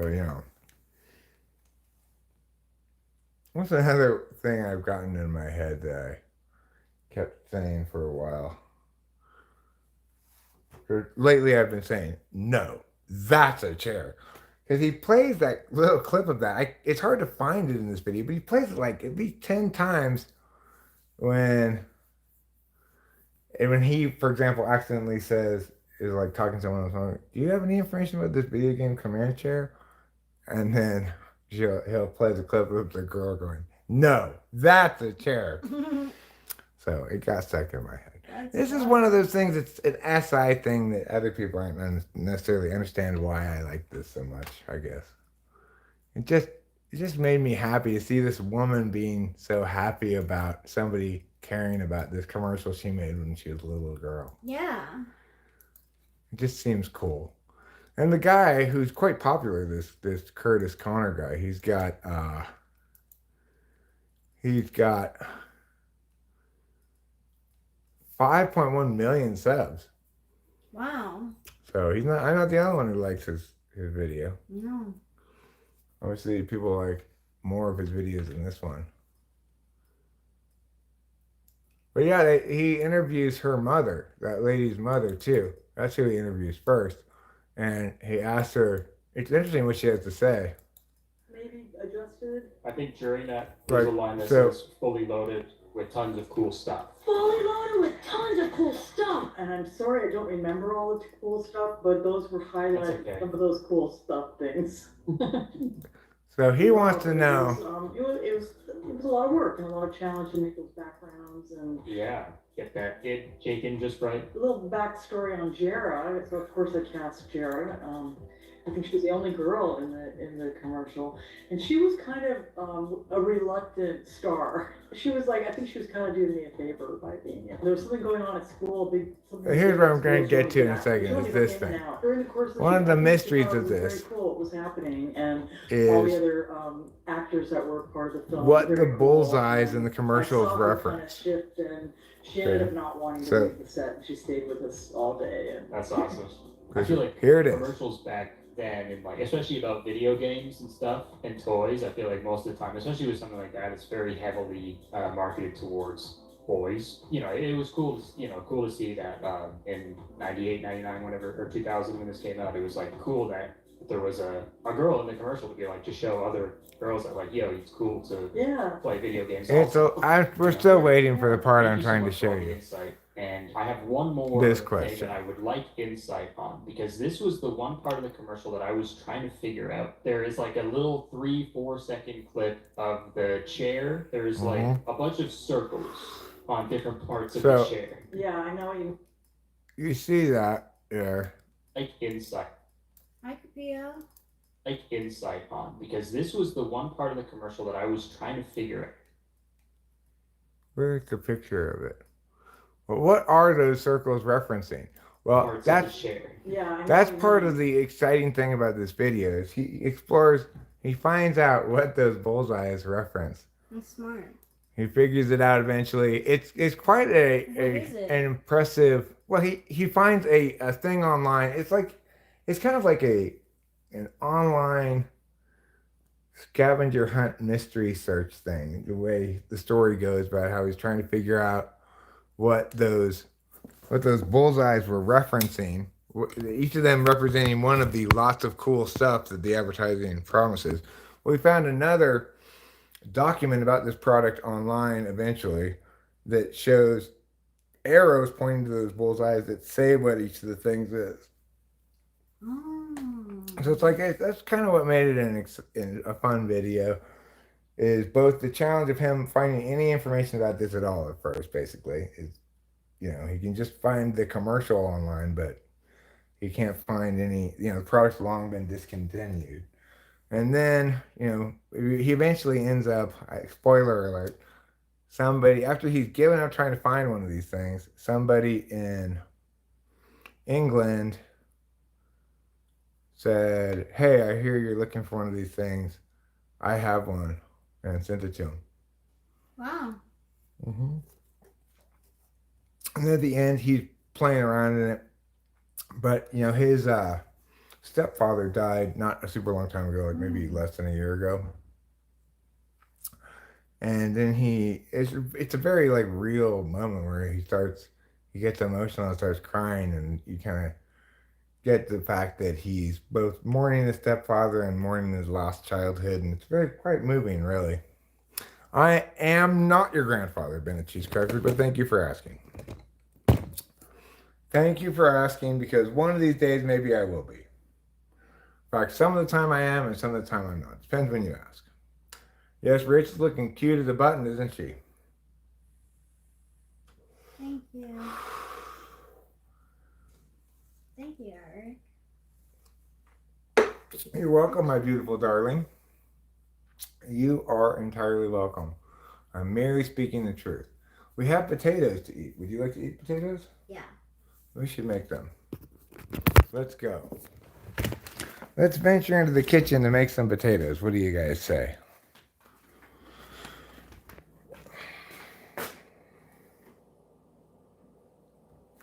Okay. If you insist, then we will. Since all of you guys insist, then we will do that. I could be him. Now that I've finally discovered this so-called World Wide Web, I'm ready to not just make and eat potatoes, I'm ready to do them in front of my phone.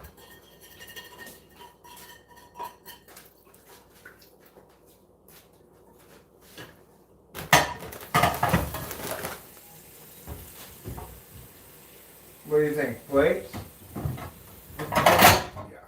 Yeah.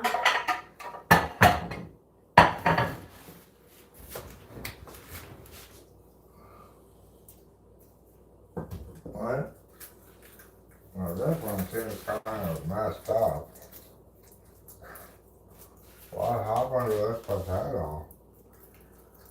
I like lost all of its Oh my inside. god, that's so weird. How the heck did that I happen? did put it at 410 because I remembered yesterday at 400 for an hour it wasn't quite done. Yeah. I thought I put it at 410. That may be part of why that did that. I don't know. Probably had a lot to do with it. Mm. In other words, user error on Eric's part as usual.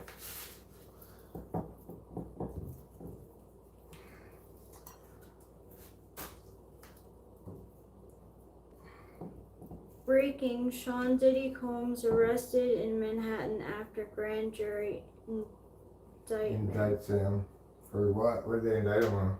I don't know. They're talking about it now. Well, that's good. I'm glad they finally arrested that Me fuck. too. I mean, the trial, whatever they indicted him on, the trial is not going to go well for him. There are too many different people who are telling similar stories. I've been following the story myself because it's been making me mad that he's not in jail. Well, now he is. And you go where you be where you belong, Sean Puff Daddy Diddy Fucktard. I'm with you, bae. What kind of asswipe, like,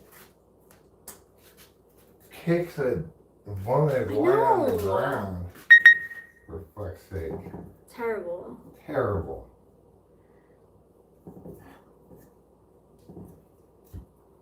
I cannot even conceive of what a person must be thinking to be like that. It's one thing if it was like a dude that he'd been in an altercation with, and he took it too far after he had won the fight and kicked him a couple times. I could kind of get that, right? It would be like you got this guy, you were in full blast mutual fighting mode, whatever, and then you got carried away at the end. Okay, I can maybe excuse that. Kicking a woman who is running away from you in terror. I mean, what kind of a person does that? Just a horrible piece of shit is what kind of person does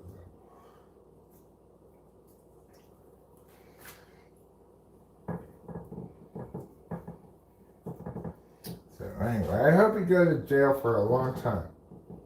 I hope his many victims are compensated with most of his ample monies. I wonder how many victims there are. God. Depending on how you depending on how you define victim, a lot to a shit ton. Wow, that's crazy. If you include victims as eager, or willing participants, but only the bare minimum of consent had been reached, and perhaps they're much younger than he is, etc. If you include those people as victims, it's probably, a galactic yarn's worth, which is a lot.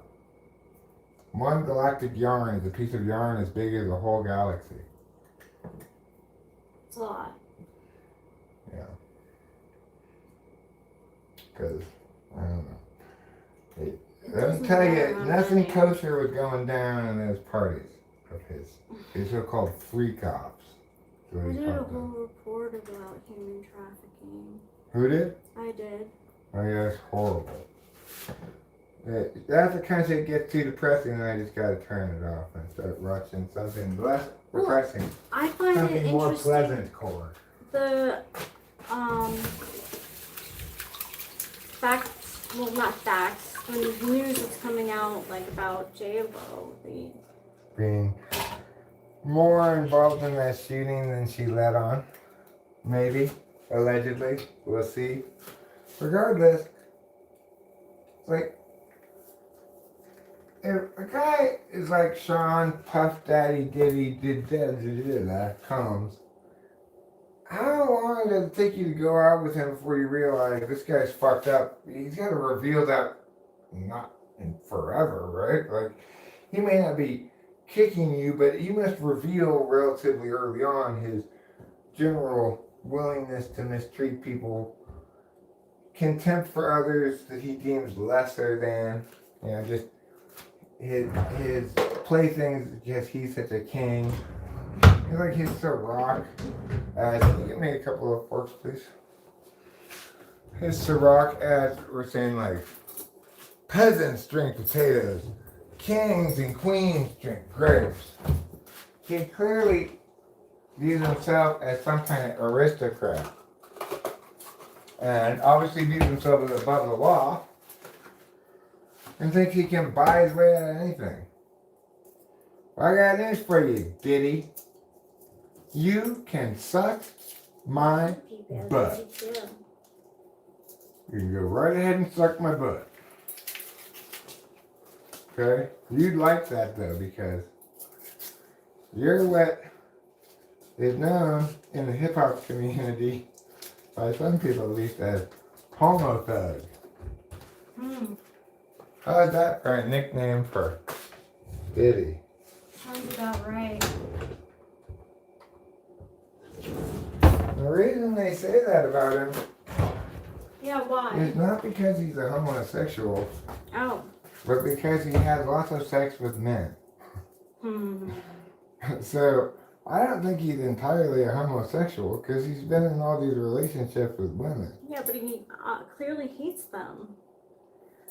Well, you make Well, a and good that point. has nothing to do with his You make a good point. But that doesn't have to do with like that's a different part. Like that's psychopathy or whatever. Yeah, I get the sense that he's not in a relationship with women just as a beard, as No. they say, but rather that Like he really basically doesn't he know. just uses sex as a power thing. That's what I get the sense of. I bet he's not catching. I bet he's pitching. I mean, the way he treated Cassie, like.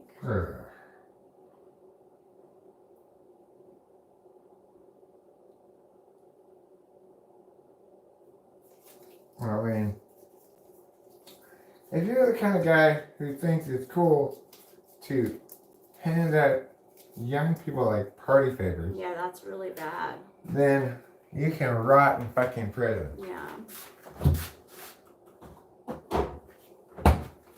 Do you think he'll get the Kush prison though? No, I think it's going down. Good. I don't think he can get out of this one. It's like Harvey Weinstein couldn't get out of it eventually. Epstein couldn't get out of it. It wasn't lack of money that prevented them from getting out of it. It was a change in, public perspective on that sort of stuff, combined with,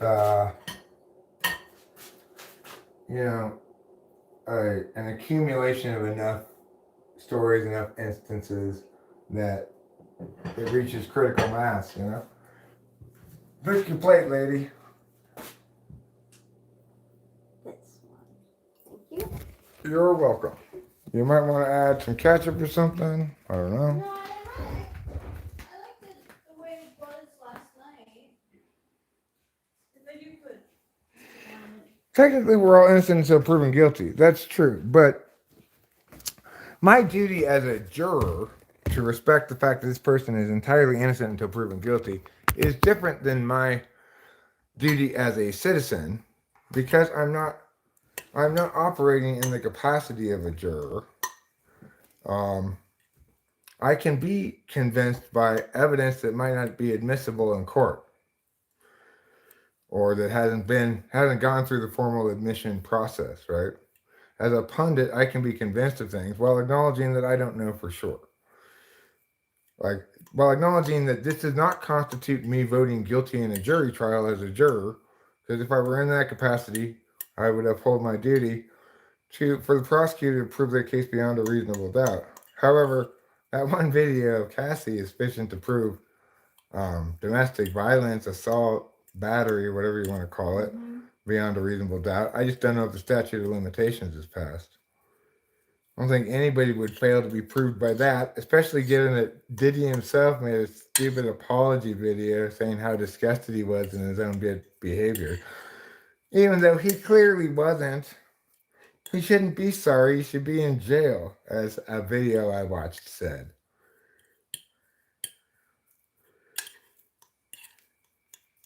And I agree with it. That's just my opinion as a private citizen, having watched a variety of YouTube videos, listened to a variety of stuff talking about the subject. What kind of jobs are there for people who love debating? Well, there's debate coach. There's YouTuber, potentially, if you debate the way people want to watch debating, which is not real debating.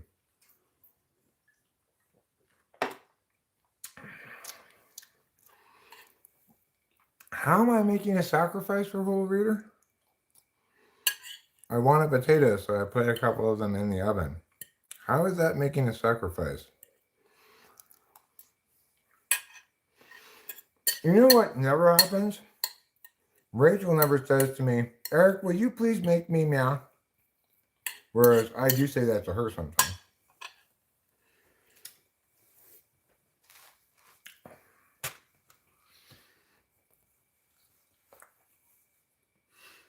But debate coach is the best job for somebody who loves debating, because you get to make the cases, you know.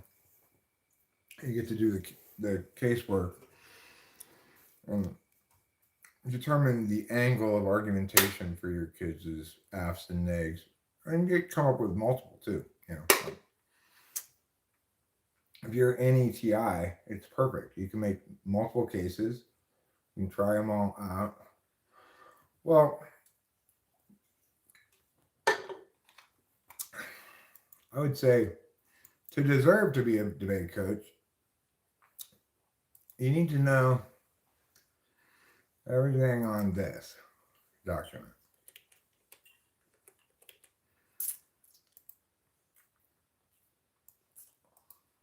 which I will share with you.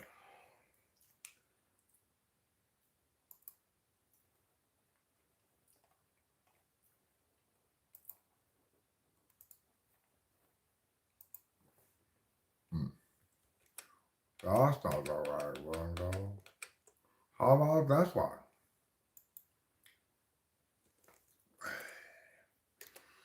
So that document right there, sugar pie, honey bun. I can't help myself. Nobody else.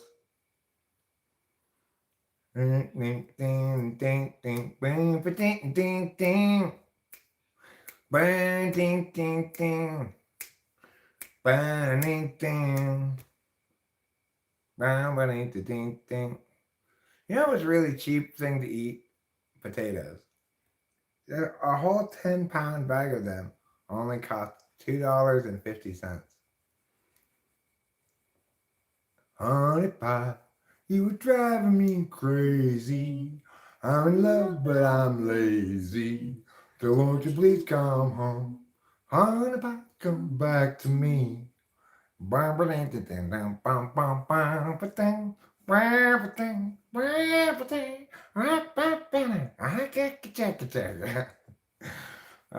mean? I like what John Lennon derisively termed granny music. I think that's some of the Beatles' best stuff. I like it. I like it too. I don't know why he called it. He's probably jealous, you know. He probably just thought like, hey, we need to make sure we're still cool as a rock band, you know. I don't want to be like you turn to like easy listening all of a sudden, Paul. John, your third slot FE is overacting right now. Just put it in the check it box.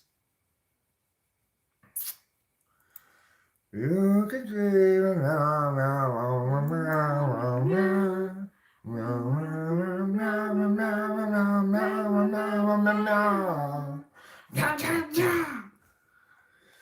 Yeah, so this covers basically everything you need to know.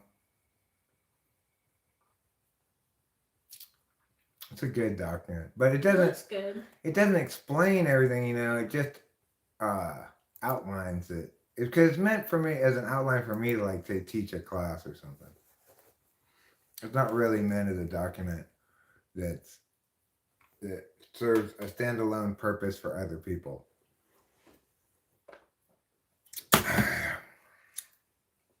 Okay, let me turn these games back on here.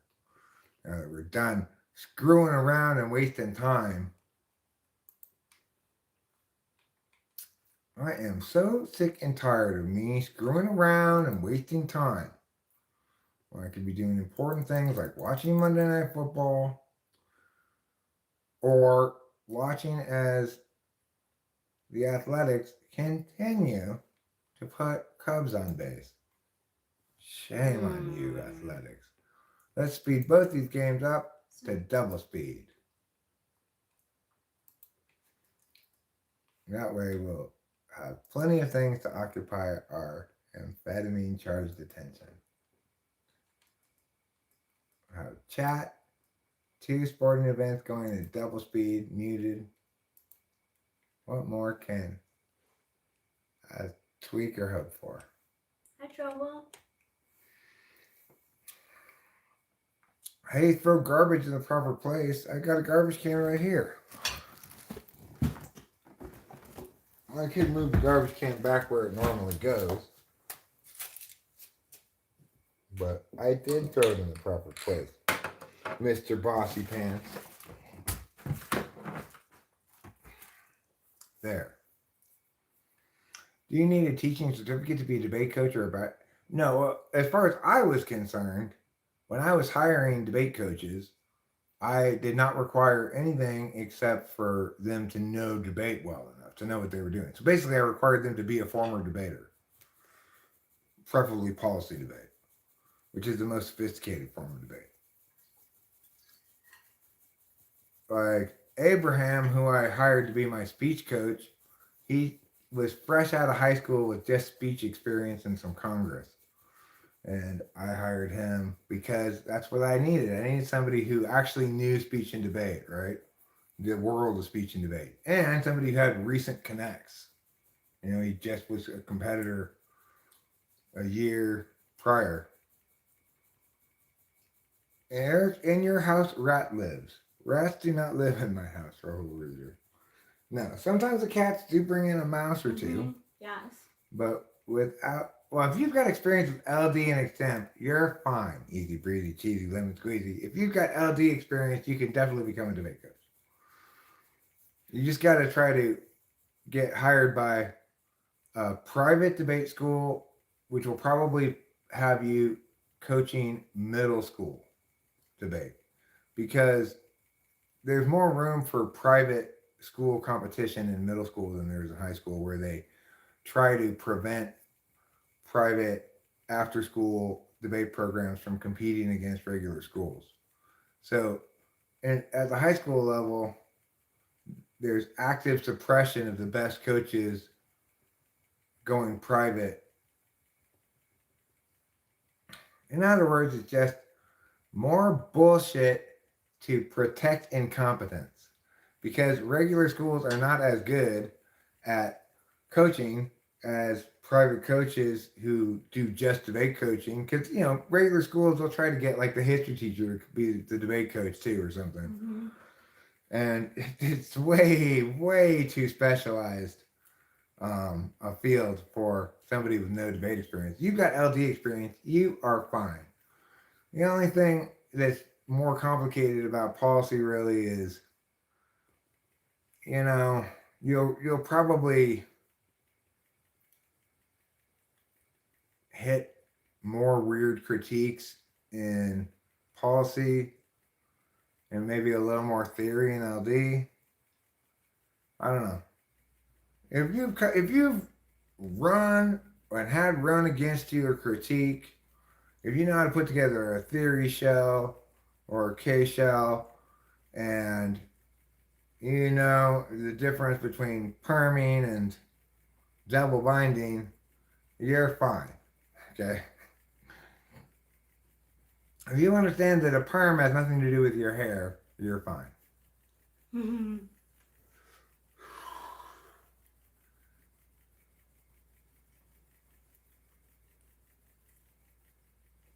Of course, in policy, people, they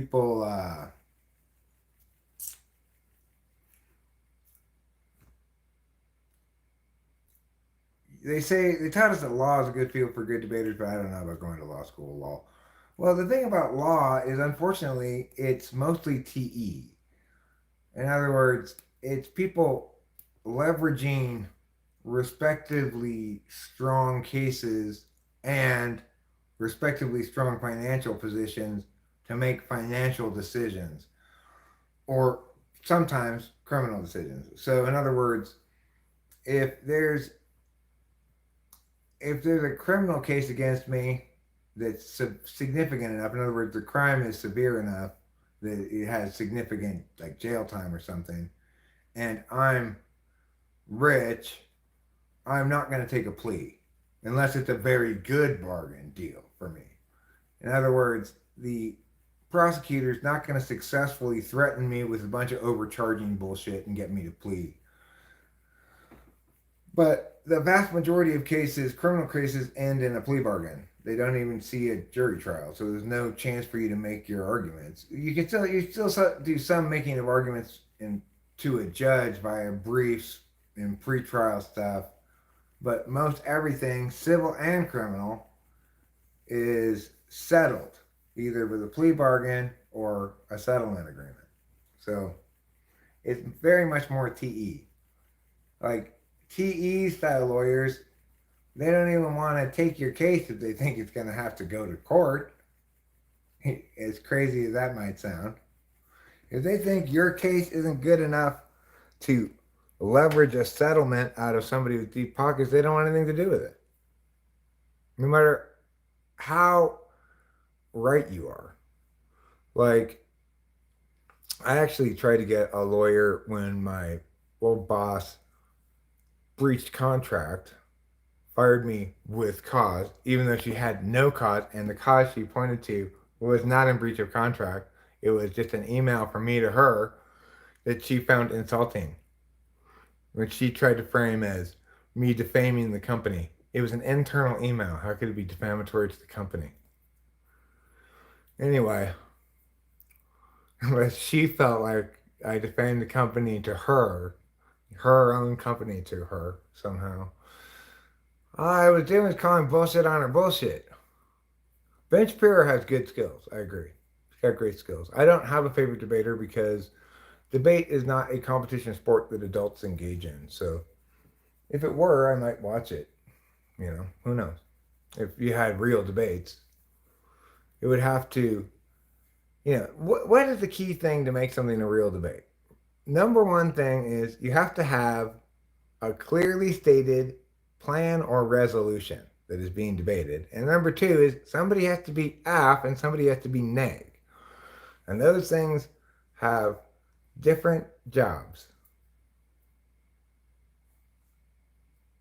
And it's like there's some basic debate ideas that I wish everybody in the world agreed on. For example, we default to the neg. If you don't make your case that something is the way you say it is, or that we should do what you're suggesting, then we don't agree with you and we don't do what you're saying. If you don't make the case for changing the status quo, we retain the status quo. I wish everybody in the world operated according to the principle and understood that that principle should underlie communication about things that are being, they're communicating ideas, information, whatever, instead of just like, I like that movie because it made me feel happy. That's not communicating information. You can say whatever you want about your own subjectivities and no harm done because it's not expected to be informative to other people. Right. Well, the problem with internet debating is there is no clear alpha and neg. There's just a topic area like the death penalty, and one person's in favor of it and the other person's opposed to it. Well, but they're not operating like real AF and neg. So the AF might not understand they have the burden to make the case and might be making ridiculous arguments like, well, you haven't shown that the death penalty is bad in all cases, therefore I should win. Which is not getting the AF's job, right? So that's the most important thing it does is, yeah, sure, it's great in competition debate that all the debaters have to argue both sides of every resolution. That teaches them that, you know, it teaches them to find the best arguments regardless of what they feel about a thing or think or believe about a thing. Eventually, if they're me anyway, they cease to have any distinction between the best argument and their argument.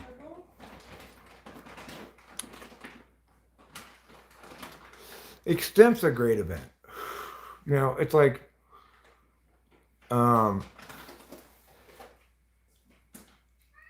that's an event that everybody would benefit from doing.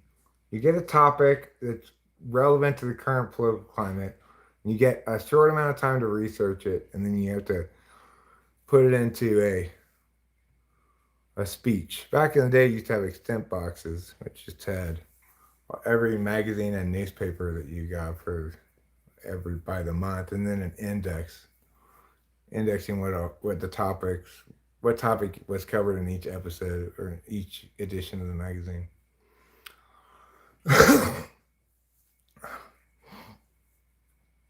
The thing is about debate, it's like really any other sport. No matter how you try to structure it to prevent this, you end up with it being very jargony, almost incomprehensible to anybody who's not familiar with debate. And people are spreading even doubly so. And the reason that happens is because when you're having a debate, you want it to be judged correctly. So you get somebody who has debate experience and knows what they're doing. That person is then open to certain kinds of arguments, right? And they're open to all the kinds of arguments, and they're able to follow what you're saying, and even if you're saying it in the least amount of words possible. So if you say, if you're in a debate where you've got a knowledgeable judge, you're going to say, my opponent's counterplan, perm the CP, it's not mutually exclusive. And that's supposed to do all the work you need to do. Perm the CP, it's not mutually exclusive. If you don't have a judge who knows what they're doing, they're not going to have any idea what the fuck you're talking about. When you're going down the flow, covering the flow, and go, okay, first to the CP, mutually exclusive. Can both be done at the same time. You know, but they might just say perm the CP is not mutually exclusive. If you're not a debater, you're not going to have any idea what that means. You know, it means permute the counter plan, because the counter plan and the plan aren't mutually exclusive. We could do both. And we could permit it in one of few ways. First, we could do mine, then we could do yours. First, we could do yours even, and then we could do mine. Or we could do mine, and if it doesn't work, we could do yours. political debating is okay. I like religious and spiritual debates. Jeez. Well, I think on mostly all of these issues, except for some sort of contemporaneous political issues that may still be subject to discursive work. I think mostly the correct positions on most things, be they political, religious, or spiritual, is has already been determined and is straightforward enough to articulate. It does work sometimes, actually. Eric prayed to. To go pee, I said, I'm tired of it taking a long time for me to go pee. Dear Jesus, God, and Holy Ghost, please let my bladder release my pee now. And within like 30 seconds, I was peeing. Mm-hmm. Now you tell me God doesn't exist. Hmm? On the other hand, there's a praying mantis outside. There seems to be contravening evidence against Christian scientists because it's dead. And that's despite the fact that it's been its whole life praying. Do So, you want to bury it? no, I just want to show it to the people. I want to show them the praying mantis. I like praying mantises. I've always liked them. When I saw this, they're like a bug that I'm not afraid to pick up at all. They don't gross me out for some reason. But I saw this one on the ground, and I was like, oh no, it's dead. Poor praying mantis is dead.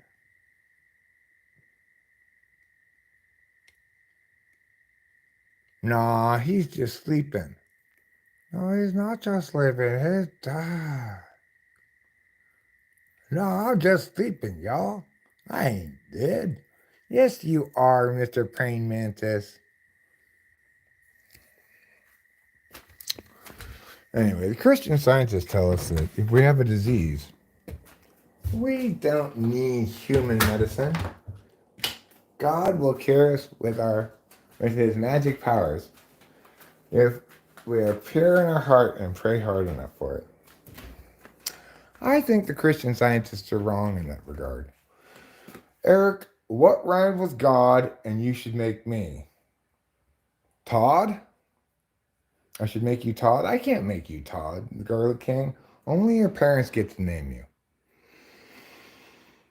Yeah, the religion debate gets ugly quickly. You got believers who want to argue about the respective merits of their respective books. Then you've got atheists who want to delegitimize all faith. And you've got Eric who correctly answers all the questions about the matter and explains that faith is a behavior or prayer that you're engaged in, like jogging. It's not an argumentational thing. But, who listens to Eric? Nobody. That's who. Nobody.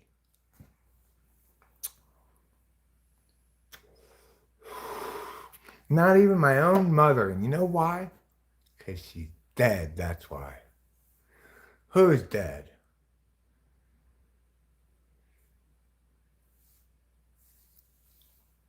Todd? The Garlic King wants to be made Todd. Yeah, I don't want to debate on shrooms either. Although I remember being on mushrooms and somebody in the chat making me mad about something and me just like shifting into regular, no, you're wrong, here's why mode, and blah, blah, blah, blah. And finally at the end of it, I was like, God, talk about killing my mushroom trip.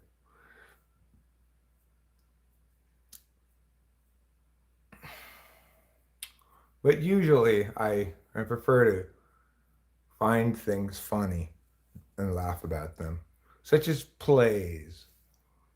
I found funny one of the last times I took mushrooms. I thought it was very funny, the idea of plays. The plays still exist, right?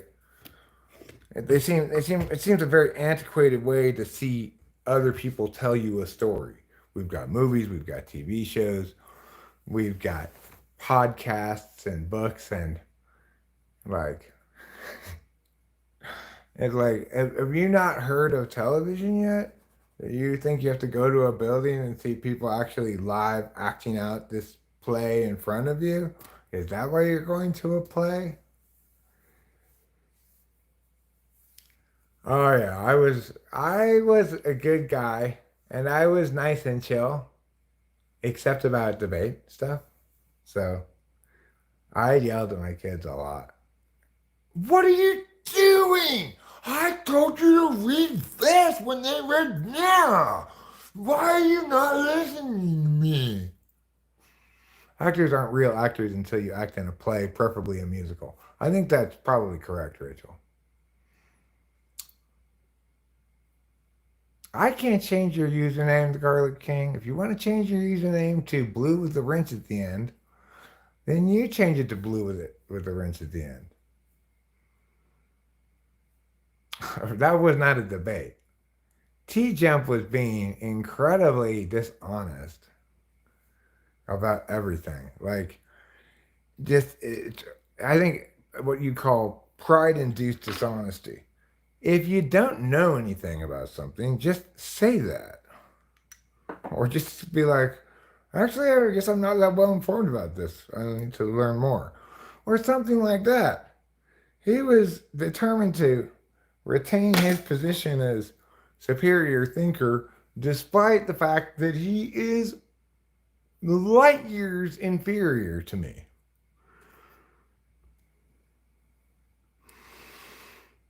Holographic projections.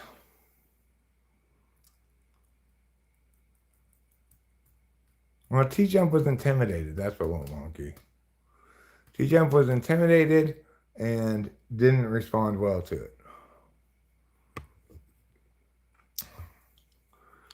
And was just like horrifically unwilling to honestly engage the topic.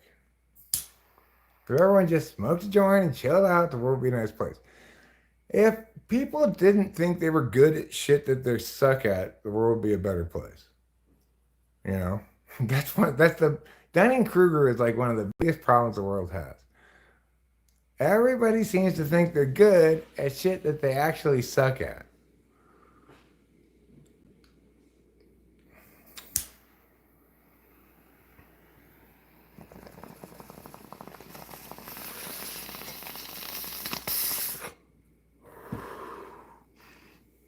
In the best incarnation of that phenomenon, they prefer to do that which they suck at more than that which they're good at, but understand that.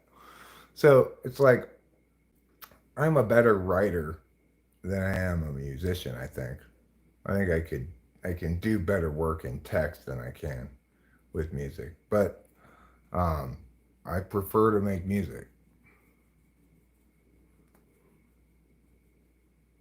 I think that's the least toxic form of some equivalent to Dunning-Kruger. And maybe there was a time when I didn't know that I wasn't that great at music. And that's kind of the helpful kind of Dunning-Kruger that lets you persist in getting better at something before you're actually good at it because you aren't correct about how much you suck at it. Well, you have just joined a conversation that you don't know what's getting talked about, but you can catch up pretty quickly because I will tell you what's being talked about. What's being talked about is about this conversation I had with this guy T-Jump some time back. You used to be a rock drummer? Cool. I still am a rock guitarist and singer. Where do you live? Do you live near me? Oh, you live in Scotland. That's too far away. You can't drum for me, David. Not from Scotland. The Garlic King, are you a murderer? I think he's admitting to it. The Garlic King has just confessed that he thinks it would be cool if he were a murderer. Not in these days, not in 2024. That's just one step away from becoming one, Garlic King. Not a murderer. That's an M. Mother? You want to become a mother? Well, you could become a mother nice. if you're a woman. You can't be a king mother. You have to be a queen then. But, you know,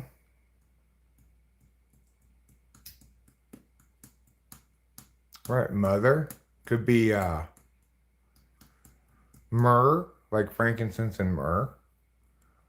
Could be more, like Moor, somebody who's Moorish. Could be manure. The Garlic King thinks it would be cool if he were manure. Yeah, it's not going well, the Garlic King. And it never will go well because I don't like it when people ask me to make them moderators. I just don't like that. If you really wanted to be a moderator, what you would do is you'd authentically have a link that's super relevant to something that's being talked about. And sometime, not tonight, when I've forgotten about you and your moderator obsession, and say, like, yeah, I've got this link I really want to share about this, and actually have it be like legit, right? Like you legit have a great link that matches up with what I'm talking about or something. And then I'll temporarily make you a moderator and you can share it. And if you're lucky, I might forget that I've made you a moderator. I noticed that Nice66 is a moderator. I don't remember making him one, so I don't think of he's he's new, so I don't usually make new moderators. If you're currently a moderator, you're probably made a moderator a long time ago.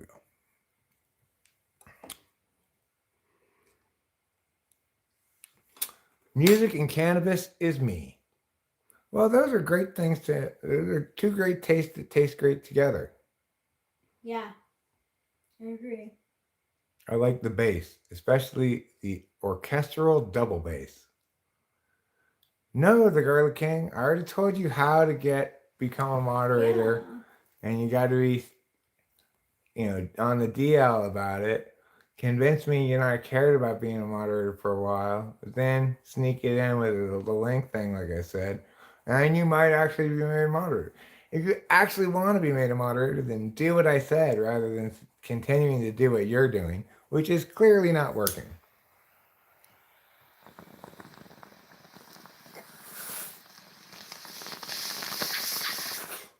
I mean, you're already the Garlic King, and now you want to be a moderator too? Okay, you only get one aristocratic title. You're already a king. Lots of good music recently, I agree. Fatboy Slim dropped a great track. What? Did he? Well, that's unexpected. Yeah, and I definitely want to hear it.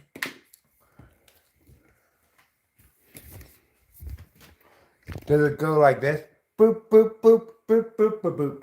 Boop, boop, boop, boop, boop, boop, boop. Does it go like that? And if not, why not? Yeah, why not?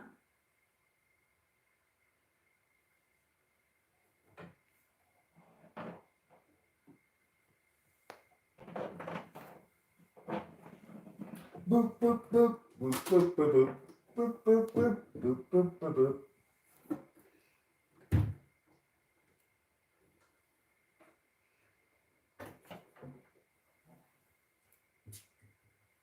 I have a bass guitar right here. Why do people ask to be mods a lot? I don't know why.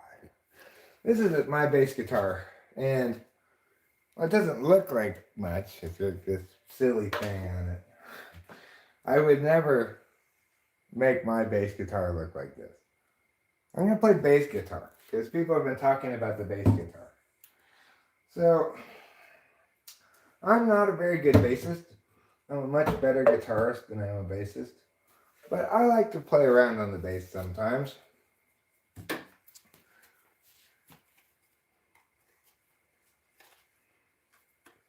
You're trying to sell your bass, owned it for 8 years and never played it. Now this isn't fretless, but this bass is like super easy to play, and it's got great intonation. Sounds really good. Everything you want in a bass and more.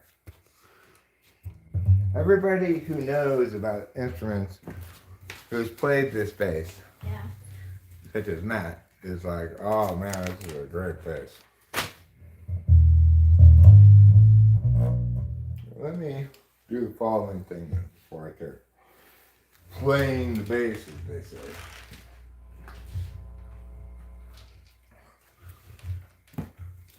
There's no point in playing the bass if you don't have any drums underneath it. My rhythm's not good enough to be a bassist without drums. It's not good enough to be a bassist at all, really, but if you've been a bassist, you basically have to have as good a rhythm as a drummer.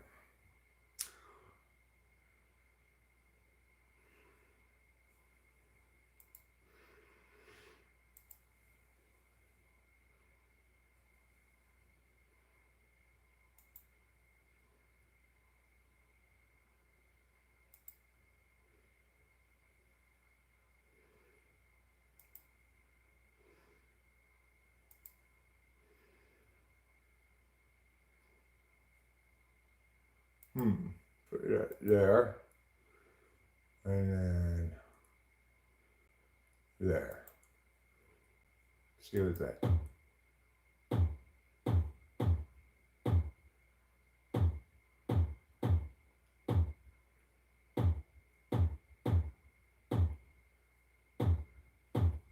Now we'll add a snare drum. Instrument plugins, no.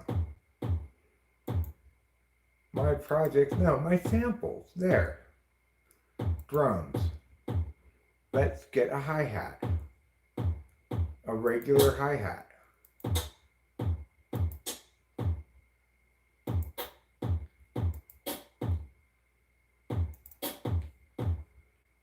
I like hi-hat 5, I think, today.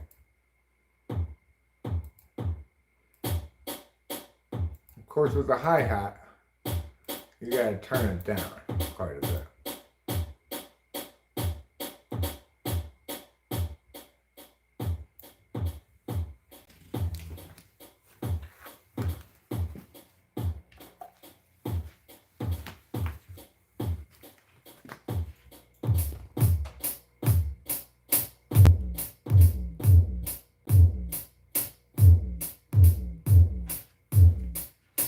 I didn't know that kicker had all that sound to that kick had all that woo woo to it. Couldn't hear it on the TV speakers. Let's see. Frequency slope. Pitch. I see.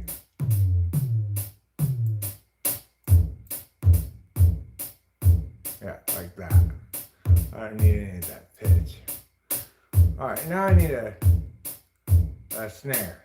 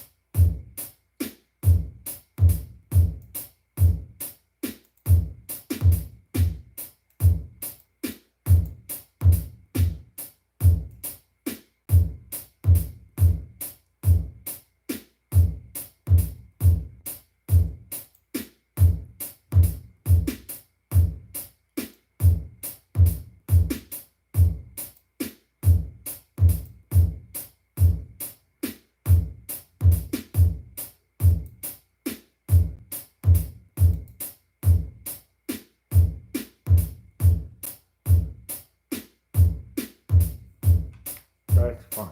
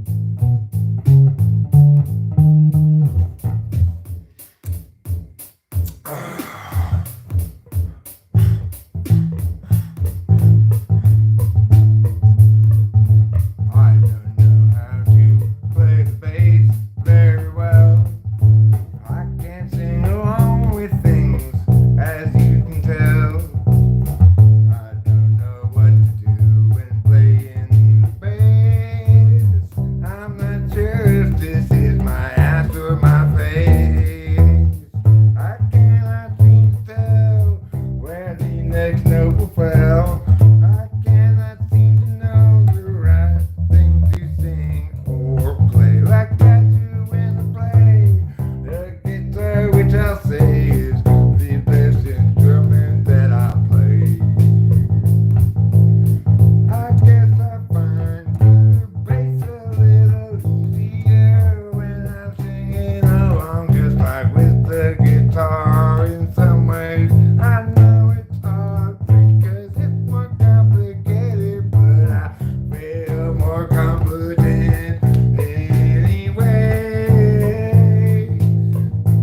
And I know that you don't like the greedy, 'cause I'll agree this is at best grade C, but it's good enough for me, 'cause it's better than I usually do with this instrument. I seem to play a lot better when I sing along. I'm not sure why or if it's just wrong, but it is how it seems to go with me. And now you see what I mean. At least this is a sound, something where you could put into sing along rather than just a total waste of everyone's time. And if you rhyme, you probably guess this is where it would go. But if you like rhymes, then you no doubt already know. Yeah, you know. Yeah, you know. Everything I want to say before it ever leaves my mouth, like, hey, why not respect my privacy? Which is, I guess, to say, don't.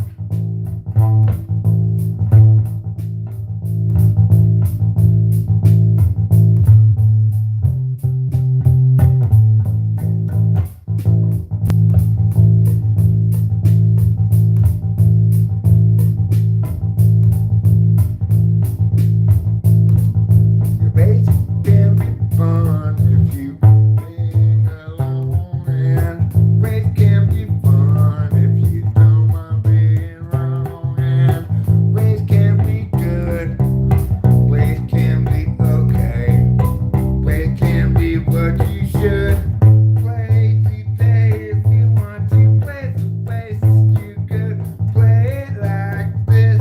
You could start with your face and move on to your fist, and you could be everything that everybody wants. What's the thing that everybody wants? Everybody wants ice cream. What's the thing that everybody wants? Everybody wants ice cream. What's the thing that everybody wants?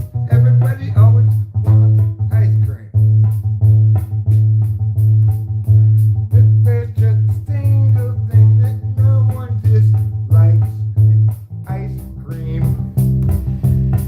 It's cold and sweet and delicious, and if there's just a single thing that no one dislikes, I'd say it's ice cream. Wouldn't you? It's true.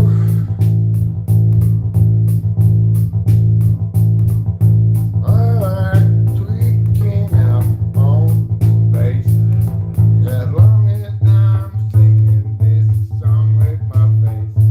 And something over like I got some kind of scoliosis. What rhymes with scoliosis?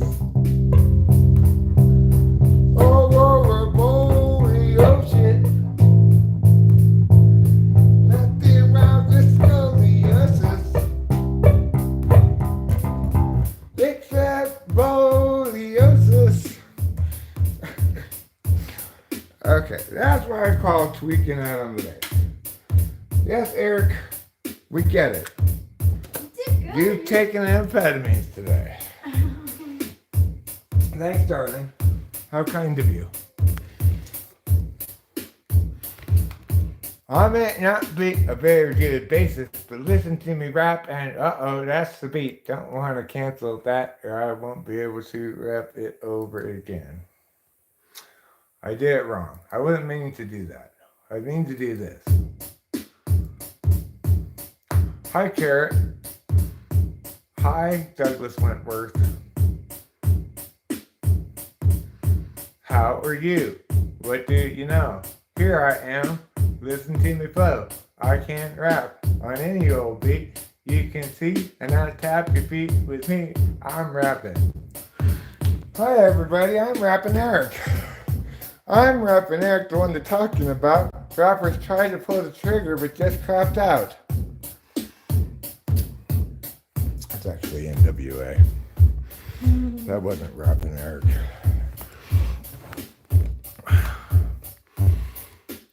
Buddy dee boo boo buddy dee boo boo buddy We should dee. submit this to LCD Sound System. It's a good beat, huh?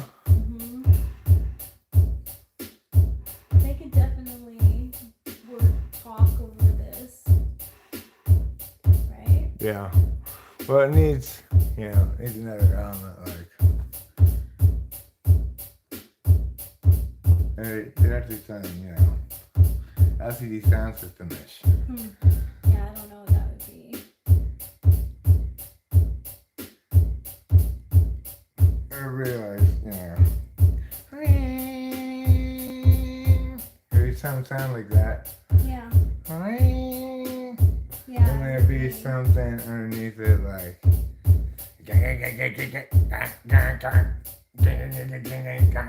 It's like something simple and repetitive that really works better than that does.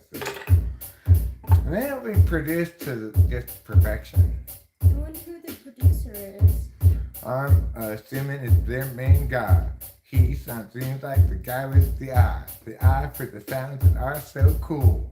What's his name? The LCD sound system fool. James Murphy, that's me. Music is his theme, apparently, because that's what he talks about in I'm Losing My Edge. Yeah. You know what else is his game is New York. Yeah, it is. New York, I love you. You're bringing me down. But you're bringing me down. Yeah, hearing about the trash in New York City is a bummer. I'm like, what the heck, Mafia, if you are so bad at cleaning up the city. Why would you expect the mafia to provide services in an effective manner? One wouldn't, because of course, if they could do that, they wouldn't need to be criminals.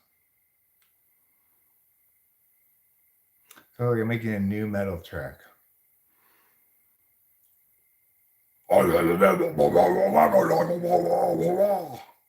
That's my example of new metal vocals.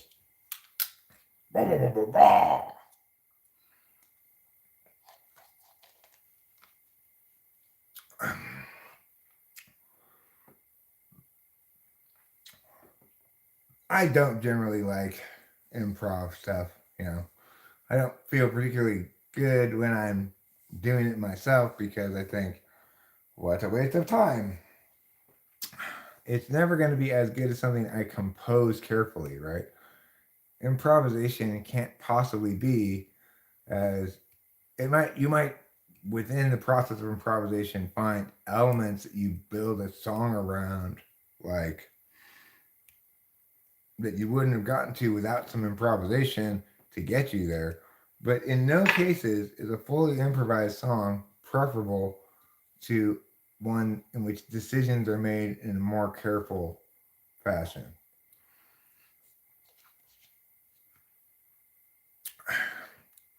Beardy Man is god of improv EDM. I'm sure he is. I feel like EDM is not that difficult to improv. Like, you could add a beat or like synth sound, like anywhere pretty much, or go smoothly into another song and then remix that song. I think what he's talking about is a guy who raps over that stuff. Oh, I don't know about that. Or maybe not. No, I think maybe you're right.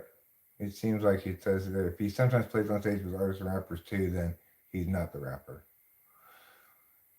Yeah, I get it. I mean, I the thing is, I used to freestyle songs all the time, and I'm pretty good at making up songs on the fly with the Yeah. guitar that sound even sometimes like fully written songs.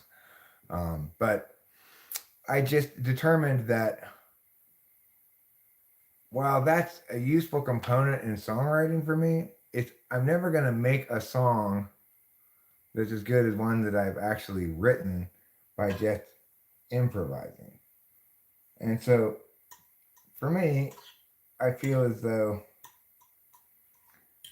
improvising is a dead end I've gone down too many times. I do that too, Douglas Wentworth. I can make full songs from scratch, no problem. Improvise full songs from scratch. I do it all the time.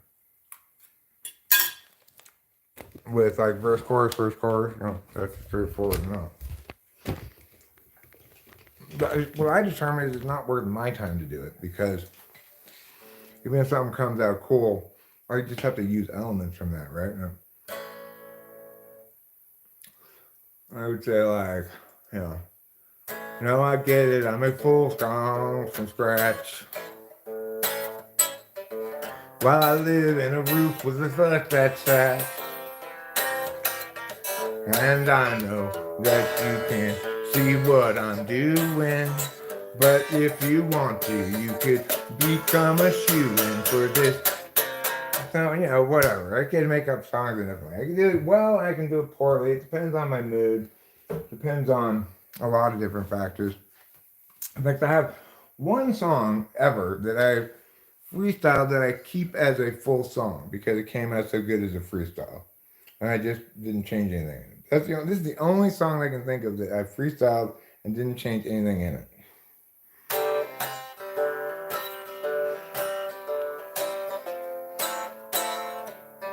El Nino, my ass. When you call the storms, where is the rain? Those drizzles don't count, I drizzle more. When I pee in the sink, which is just the right height to catch all of the undesired splatter. And when I'm done, I'll go outside and climb a ladder. I will go up there and take me a bucket and pour water inside. And I'll say, hey, Mr. Cloud, drop it from the bottom. Hey, Mr. Cloud, won't you drop it from the bottom? Hey, Mr. Cloud, drop it from the bottom on me. And even it's not true that I didn't change that a little bit because it used to have a second verse and chorus on it, which I just got rid of. So I did change it a little bit. Wish You Were Here is fairly simple on guitar. Yeah, so Rachel doesn't play any instruments, but she and I sing together. Would you like to hear us sing a song together? Are you down to sing one, Rachel? Let's do Cloudy Day and then we'll do Gregory in Disguise. Okay. So in contrast to the songs that I freestyle, which ultimately I just never feel like I've written a song. Like, there, I've written another play. You never have anybody do that, right? Or there, I've filmed another feature film. So why should you be able to do it with music? Oh, this needs to be plugged in. Hold on.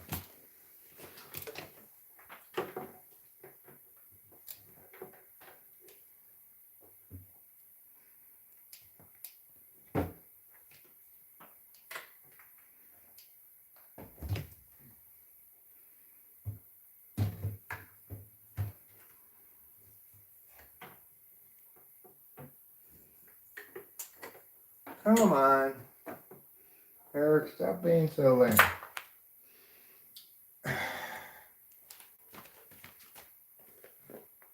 Can I help in any way? No. unless you can suddenly unretarded me.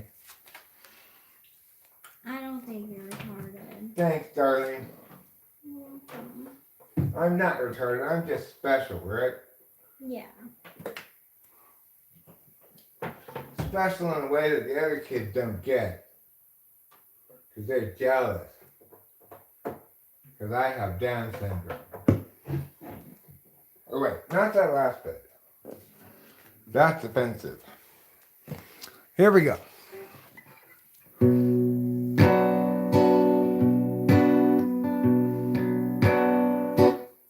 It's a very cloudy day in Los Angeles. And today we hope for more time.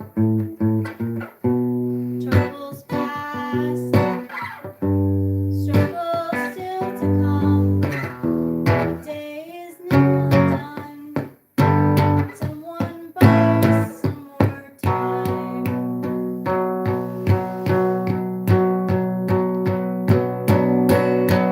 Cloudy day in Los Angeles. Cloudy day in LA.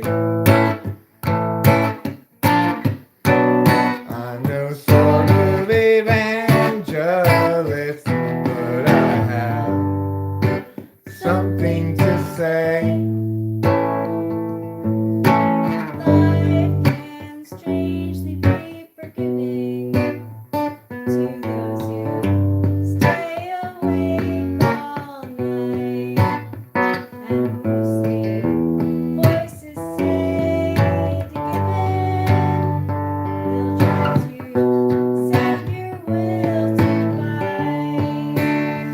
But whether I'm supposed to be here, just the same forgotten noise is sort of based on what I see here and also on what I avoid.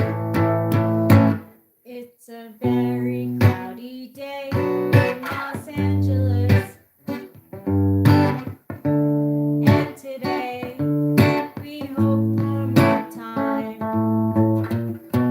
Troubles past, struggles still to come. The day is nearly done. Someone buy some more time.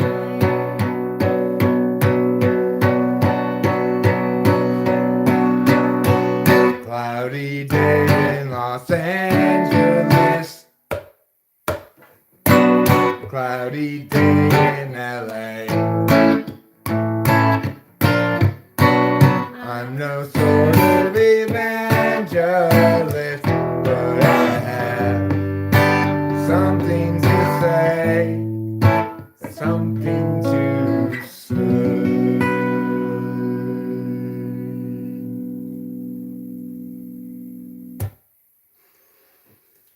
Thanks, easy, breezy, cheesy, lemon squeezy.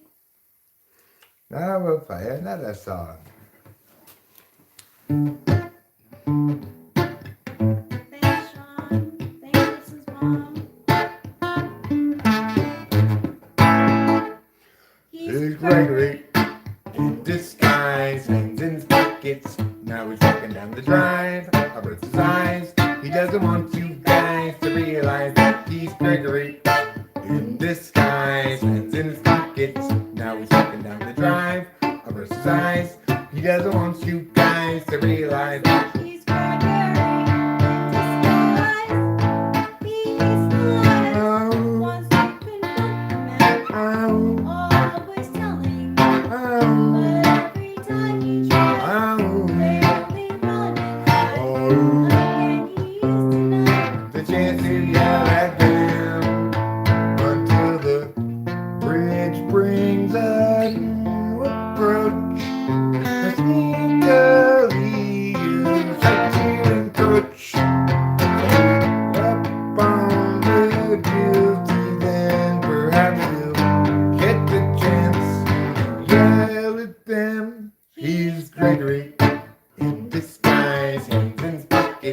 Now he's walking down the drive of his signs. He doesn't want you guys to realize that he's Gregory in disguise. Hands in his pockets. Now he's walking down the drive of his size. He doesn't want you guys to realize that He's Gregory in disguise. He's the light. All stepping from the mouth. Always telling. And every time he tries, everybody knows he is tonight. he stands together down because he's Gregory in disguise.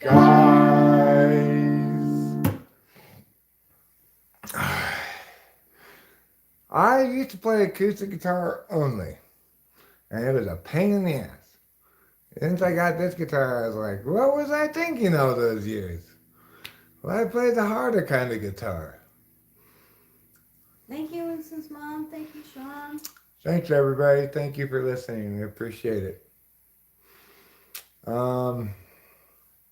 Anything else you want to say?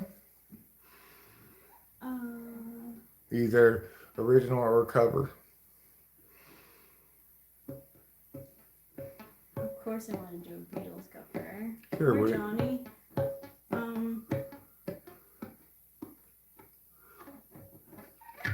Let's look at what they have in terms of Johnny songs. Can you grab me that thing? And then you handle the keyboard.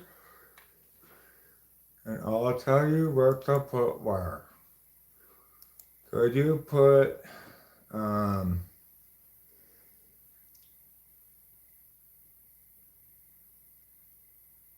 True by Johnny, chords and lyrics. True, Johnny, chords and lyrics.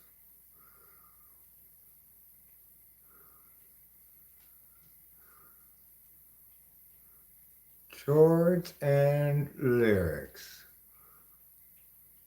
And then push enter. Thank you. You're welcome. Let's try to play this one slow. Okay? Even though it's not a slow song, really, this part isn't. This part isn't, no. But let's try.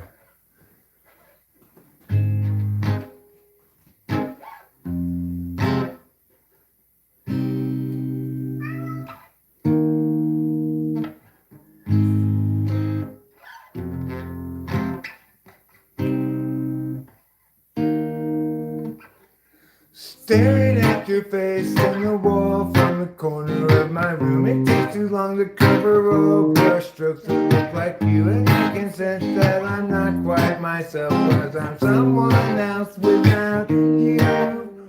Mama didn't want to raise a son who would grow up to be like my father's son.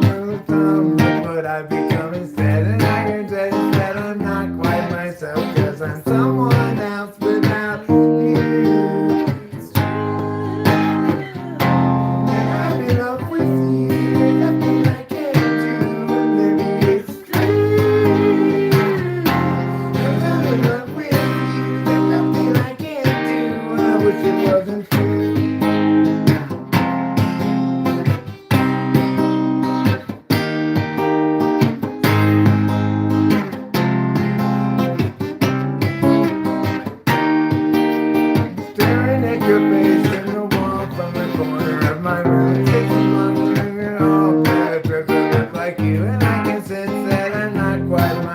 Cause I'm someone else without you.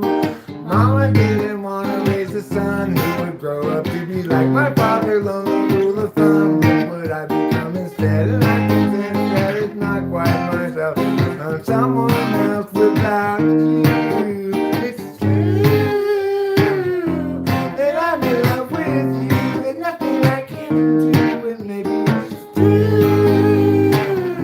Still I'm in love with you. There's nothing I can do, and I wish it wasn't true. That's a tough one. Yeah, his stuff is tough. His stuff is tough. Yeah. Let's see what else we got by Johnny. Yeah. Can you just type in Johnny? Oh, sorry, Trouble. I don't think he stepped on him. I think he just wanted to be watched. I definitely not into him. Okay. JAWNY.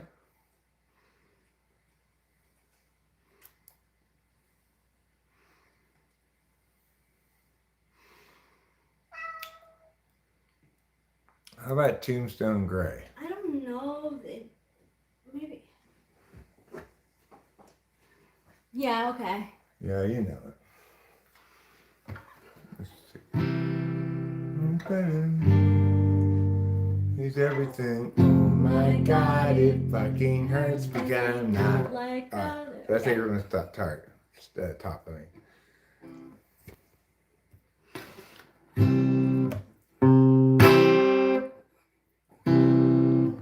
He's better than me.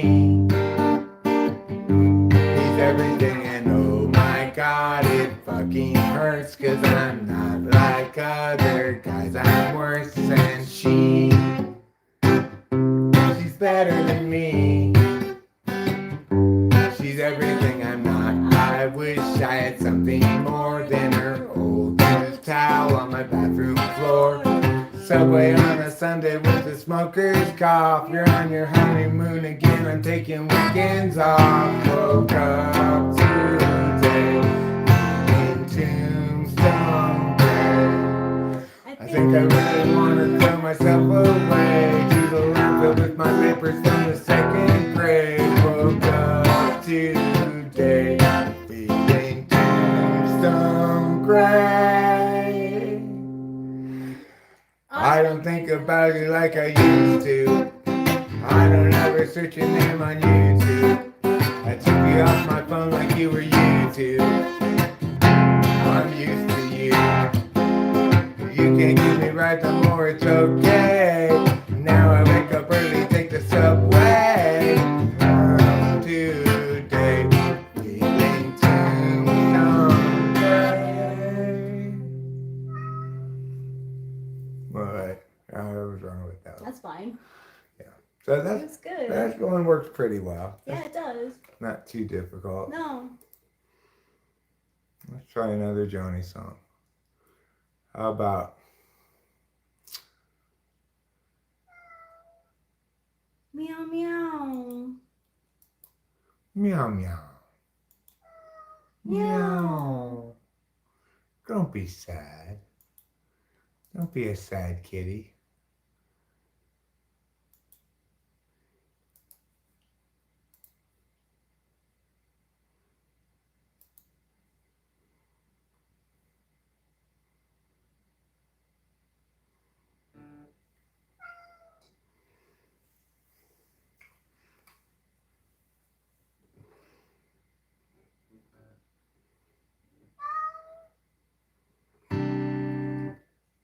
What's that?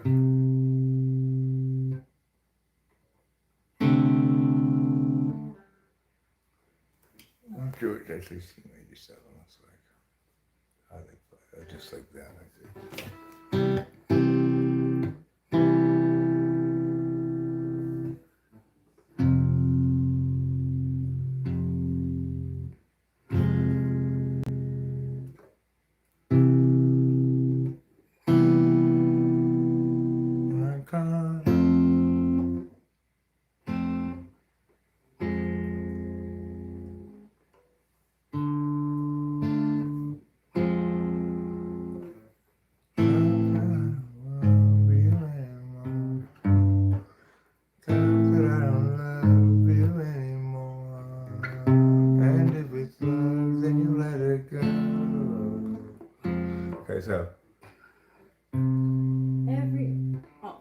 So how does the beginning part go? Every single day as I'm waking. Right. Every single day as I'm waking up. The in-between time when I'm missing your touch. 7 months in like a bad startup. I think it's time that I get over it. I left my heart in my wallet. You see my name, that's why I'm calling. Send a sober text even when I'm drunk. Oh no. And every day's moving on. I can't tell myself that I don't love you anymore.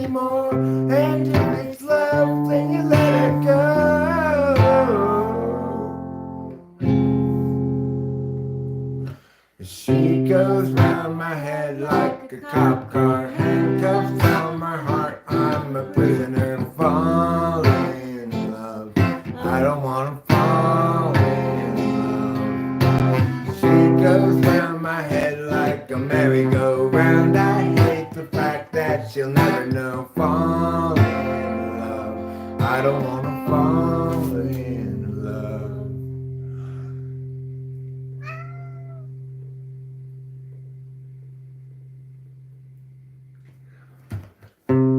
Every single day as I'm waking up, looking at the side of the bed that you took. 7 months in like a bad startup. Oh, I left my heart in my wallet. If you see my name, that's why I'm calling. Send us over text even when I'm drunk. Oh no. And every day's moving on. But I can't tell myself that I don't love you anymore. And if it's love, then you let it go. She goes round my head like a cop car, handcuffs on my heart, I'm a prisoner. Fall in love, I don't wanna fall in love.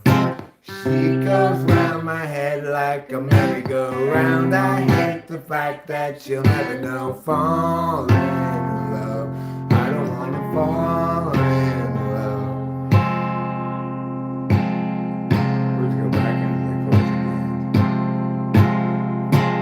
She goes round my head like a cop car, handcuffs on my heart, I'm a prisoner. Fall in love, I don't wanna fall in love.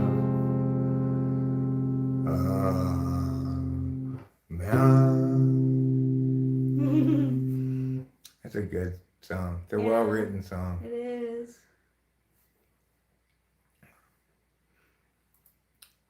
It's probably his most playable song. Yeah. Meow.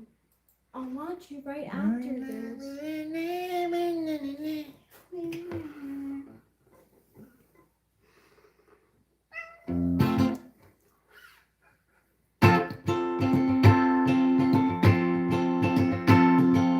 Nothing's big enough for how I feel. I'd show you with my hands if I could, dear. 'Cause I love you more than I could love myself. 'Cause I love you more than I could love myself. And I could love myself. Really? That's how it goes? Nice finding out. I could love myself. That's better. That's freaking hard, man. That is hard. It's major, minor, minor, major, major. I could love myself. Wow. That's so hard. That really is. I could love myself. You're doing well. That's just too This hard. song Man. is really You have to hard. play it like I could love myself. Yeah. Mama said don't fall in love again. She remembers all that I forget. And I try so hard I can't outrun myself. Oh, strawberry cheeks are yours. One day you're harsh and then you're sweet. And That's that's okay. okay, that's fine with me. No one yes, best believe it, they can try. But I don't want someone else. 'Cause I'm more than sure you're the one. That song's fucking impossible. Yeah. He has a tattoo. But it goes like.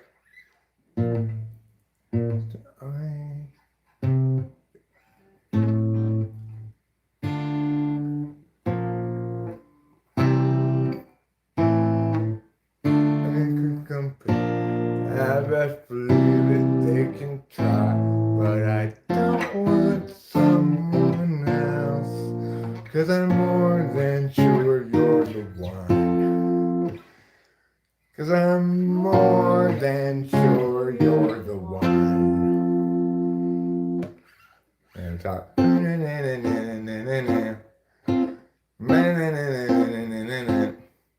'cause I love you more than I could love myself. I love that love. I could love myself. Mama said don't fall in love again. Try so hard I can't outrun myself.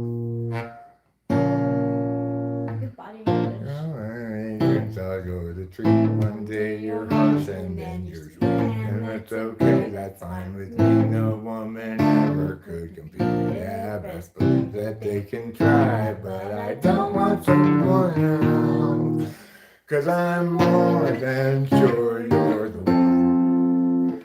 That's a tricky composition. That really is. I gotta say, that's impressive songwriting.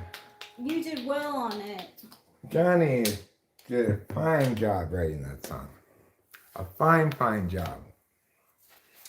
I think he would agree with you. Yeah. In theory, I could learn how to play that, but that's a tricky one to play. Well, we would love to hang out with you too, David. And we have had channel people come visit us before. Yeah, we you know, have. Zandy and Justin came a little while ago. Ruben and Acacia came before that. Yeah, just have to. We drove up and visited Hambone before. We visited Lou. Mm-hmm. We saw Zandy. We went to Zandy before, so it's been the first time we've seen Yes. Zandy. I have met many other channel people before I got with Rachel too. So it's certainly plausible. If you come to America, David, California, America specifically, definitely let us know. You could stay here.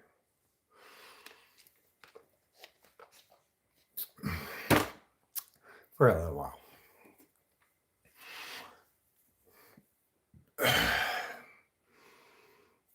You know, we have a house that's made to host guests.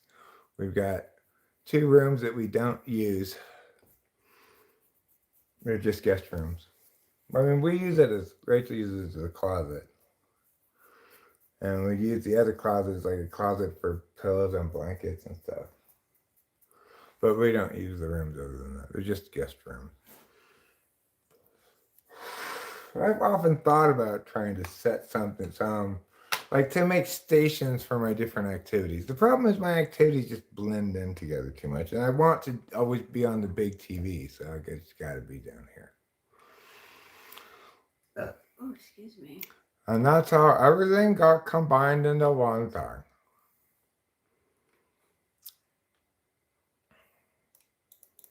It's 9 p.m. Do you know where your children are? Mm-hmm. Rachel, would you like to take over the stream for a while? Sure. Howdy.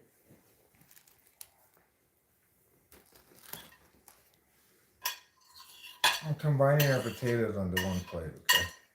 Yeah, that's a great idea. Maybe I'll combine it with the leftover rice. Hi, Winston's mom. Hi, easy breezy, cheesy, lemon squeezy. That invitation to come and hang out with us stands too. Like, I wasn't trying to deter you at all. I was just saying that usually after a Google Meet, we make plans. Howdy, David. Okay. Do you hear trouble meowing? Need your food, mister. You don't need me to watch you. Yeah, he sounds like I seriously just watched him 20 minutes ago.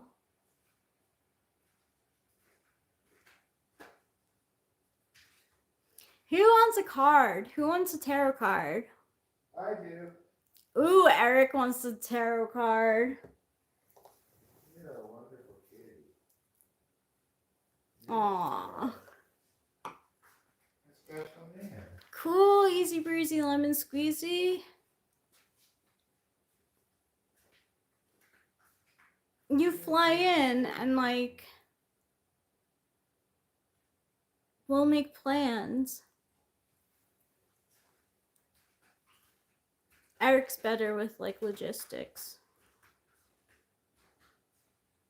What am I logisticing? Easy breezy lemon squeezy says it would be awesome to meet us. Well, where is he from? How far away is he? Texas? Well, whenever you want to come to California, you know, you could drive here, stay here with us for a while, drive back to Texas. That's very feasible.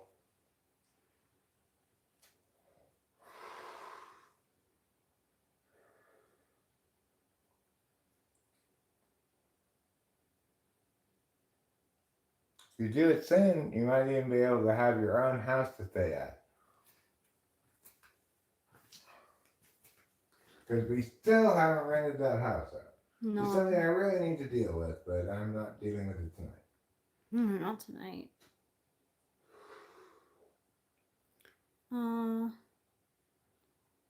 What's your question?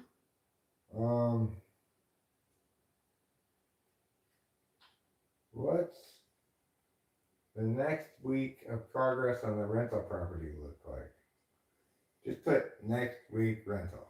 Okay.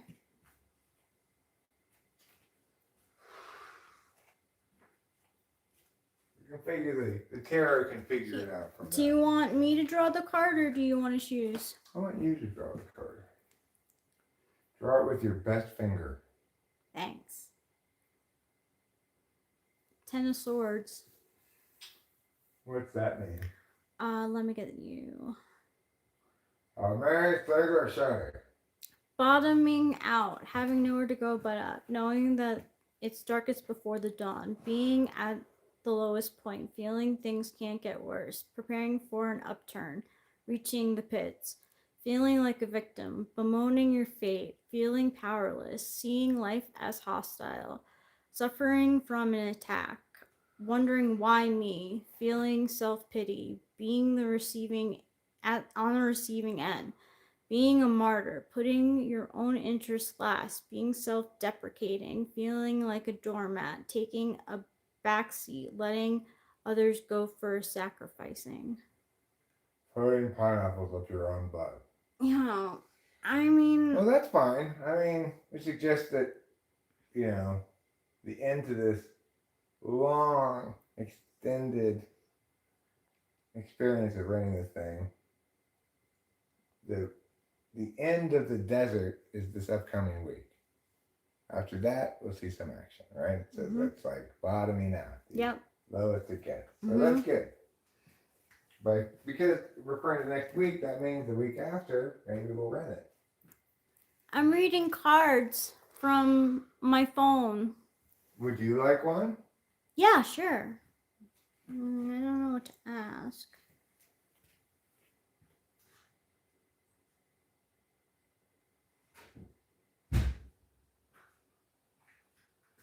Can I just put general?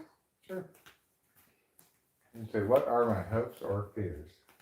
If it's bad, it's your fears. If it's good, it's your hopes. What are my hopes or fears? A better question than and.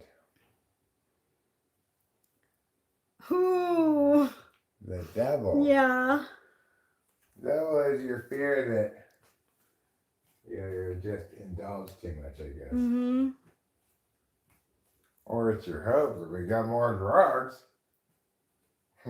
Yeah, this weed has been great. It could be either a hope or fear. It could be both. The devil could be hope and fear. You want to have some indulgent experiences in life, but you don't want them to do damage to you.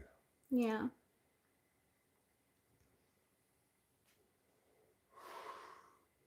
I think of the devil as the indulgence card. Yeah, it is the indulgence card. I'll pull up the chat on the screen here for you. Sure you can, Acacia. Are you next? Like who? Did anyone? Acacia could be next if I don't know what you're talking about, Acacia. I genuinely can't figure out what you're talking about there. What did I say? Oh, general. General, she said. Yeah, general. Not genital. Not genital. No. Sorry, I don't pronunciate. Yeah, you don't pronunciate. Well, let's pull a card for Keisha. In fact, I'd say let's pull one card from that deck, and let's pull one from a physical deck. Okay. So she can have 2 cards.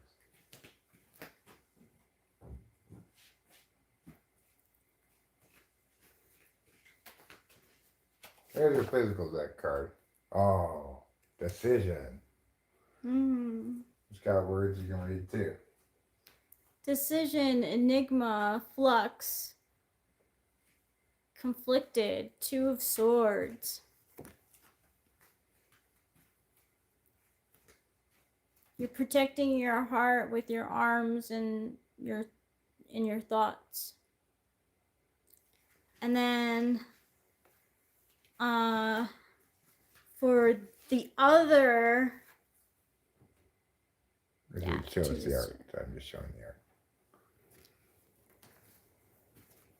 5 of swords, which looks like this. It's like, yeah, I told you guys. And they're like, oh, glad that's over. Is he taking how many swords with him? 3. Alright.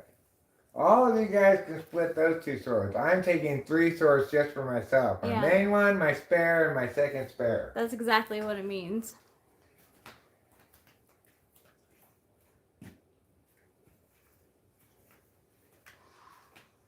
It means acting in your own self-interest, experiencing discord, witnessing open dishonor.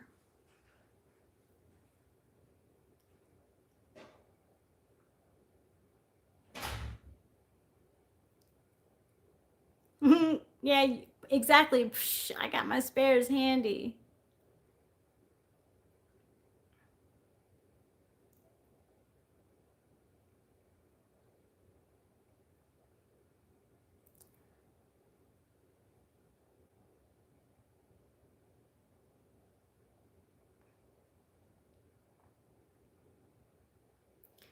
I want to say that this card set, like this description says, sometimes this card implies a need to put your own interests first. So sometimes that's why it comes up.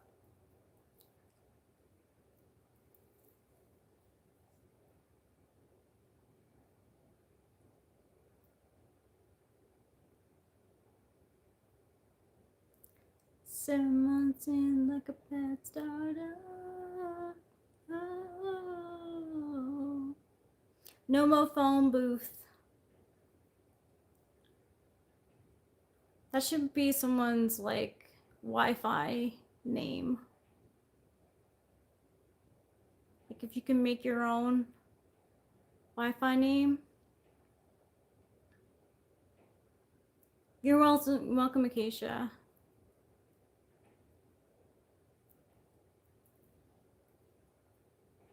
Winston's mom, are you still here? Would you like one? I could pull one for you.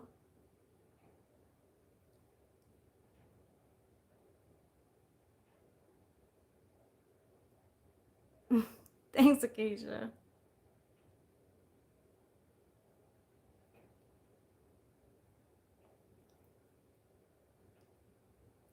Cool.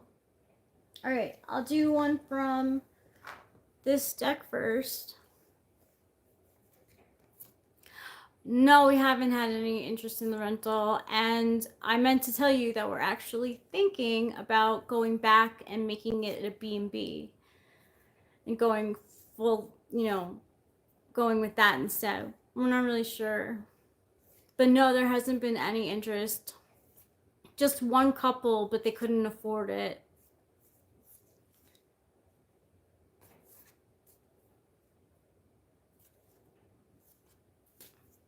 Okay, I have to focus on you though.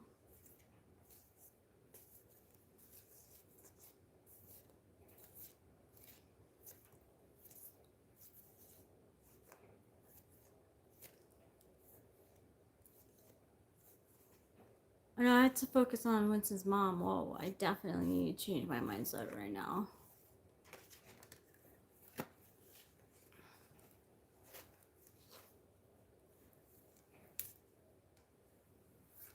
Cool, Acacia. We might need help with it.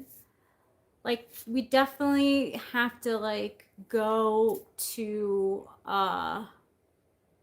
town to the, like, building. I don't know the name of it.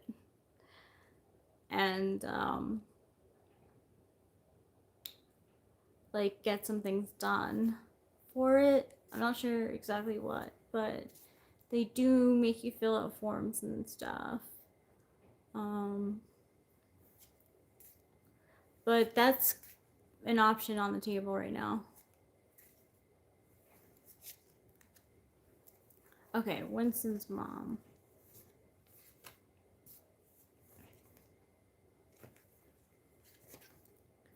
Winston's mom, you get the 10 of Cups. Marriage, rejoice, happy, family, bliss. It could be like you and the channel and everyone playing around. Being like, hey, this is fun. I like talking with famous people and talking with you guys.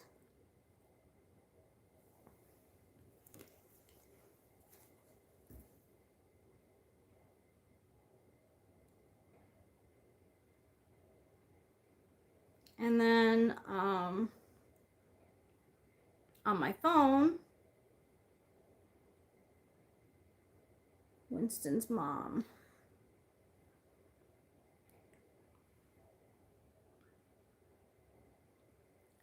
It must be me. It must be me. I'm not sure why, but the 8 of Swords came out.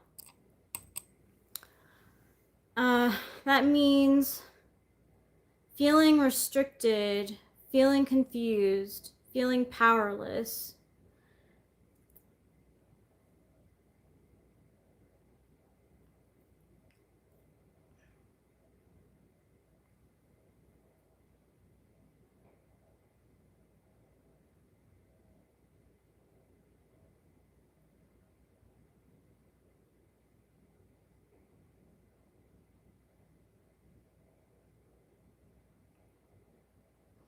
When you see this card, remember that you have choices and you do have power.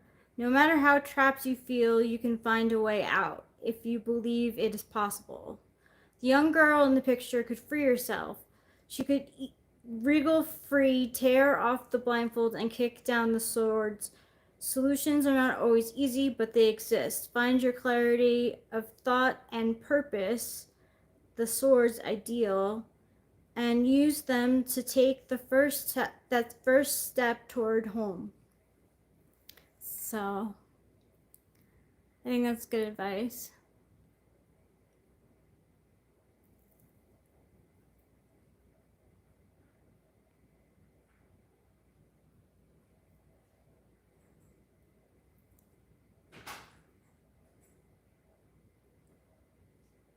You're welcome, Winston's mom.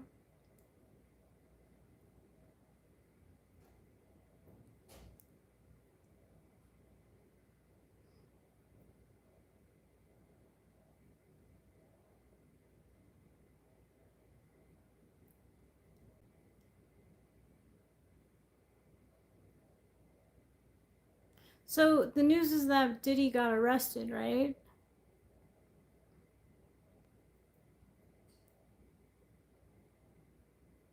I only saw a YouTube thing. Ooh, I'm gonna put my lipstick on even though my lips feel dry. Where did I put my lipstick?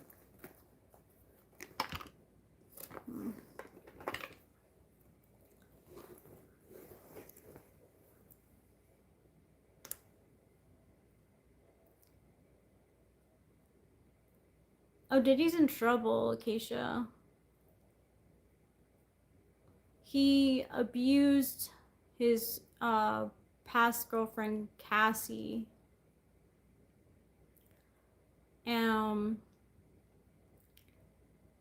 Manson's like apparently had like parties with human trafficking people. It's bad stuff, really bad.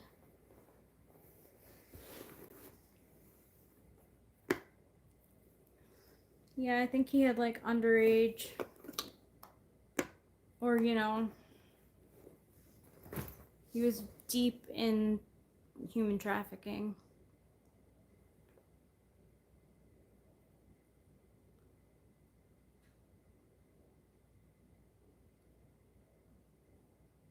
Yeah, Oy Vey is right, Acacia. Rachel, I always thought JLo and Diddy had something hot between them. I wonder what she knows, is thinking, and or feeling about now. Um, I don't know. I'm not sure. She could be charged with something because they're bringing up the club fight that happened back in like 2000 or something. Where J Lo and Diddy were in a club and a gun fight like went on.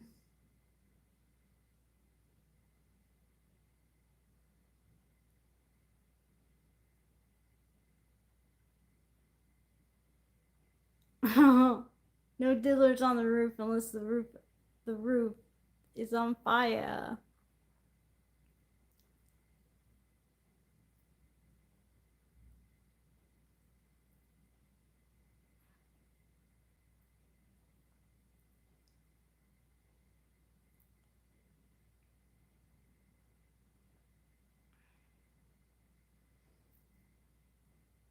Was he like arrested before? These are like serious like offenses. And like no one has sympathy for him at all. He seems to have psychopathy. You can't really diagnose someone that you don't know, but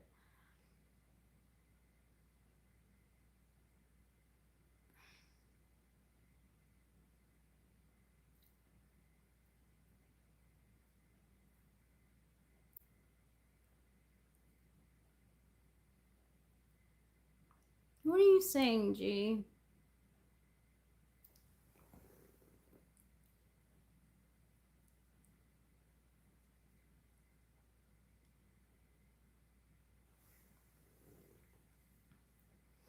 Recently, I was just reading about Marilyn Manson and Evan Rachel Wood. I don't know anything about that.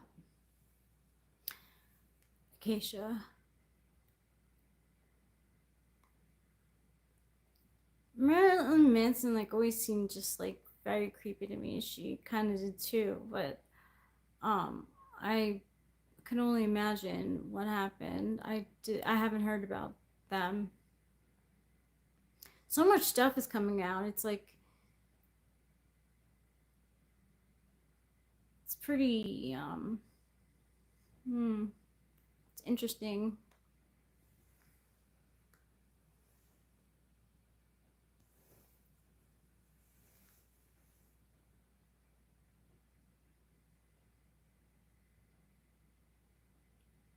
Maximum security.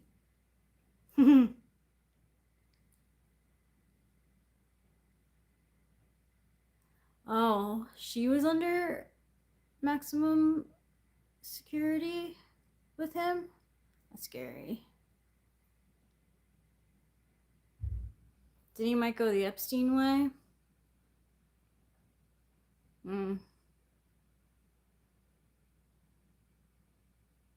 Yeah, there is a lot of dirt on the elite.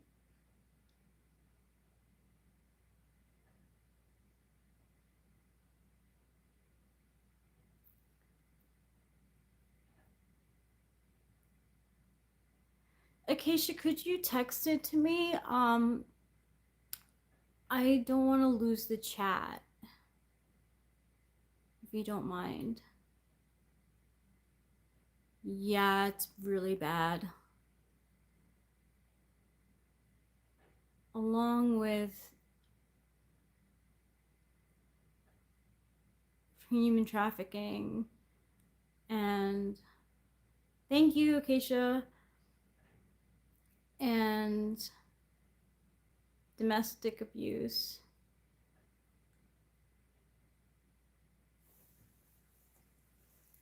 Yay. Oh no. Ugh, what a grossy gross.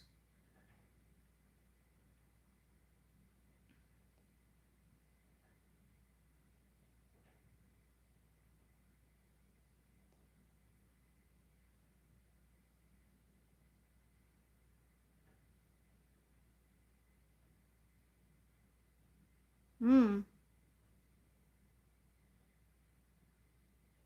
Whoa, 18 and 36? How? 2010.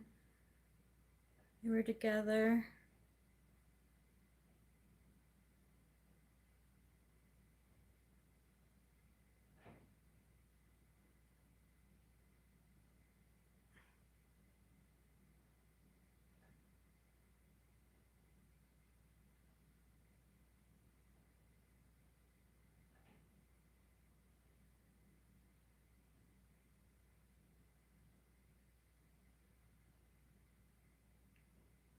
Oh man, 25 years.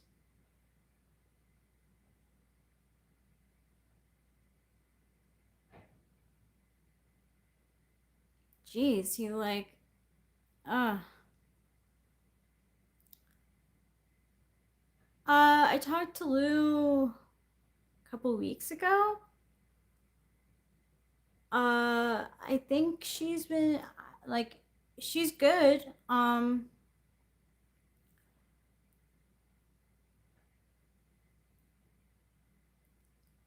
I think she's taking a break from, like her phone. Yeah, she's good.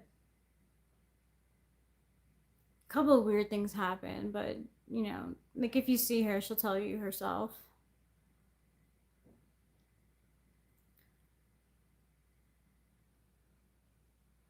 I hope the person that is on my fantasy team does well. I don't know his name, so I can't keep up. I know she says she wants to get back to him, but she, you know, it can be difficult to get started. Thanks, Brent Smith. I have everybody wants to rule the world stuck in my head.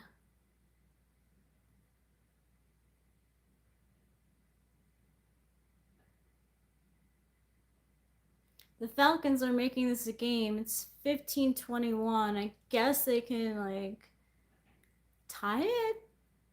Could they tie it if they 15, 16, 17, 18, 19, 20? They could not tie it up. Well, I don't know. Win, possibly.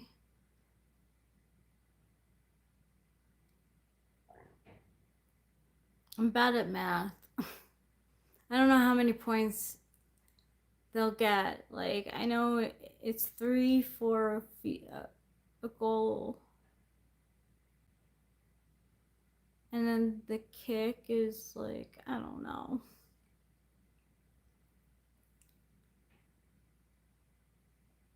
They're so close. Well, he was wide open. No bueno. Come on, defense. Like, they're just giving it to them at this point. It's 43 seconds. There's plenty of time.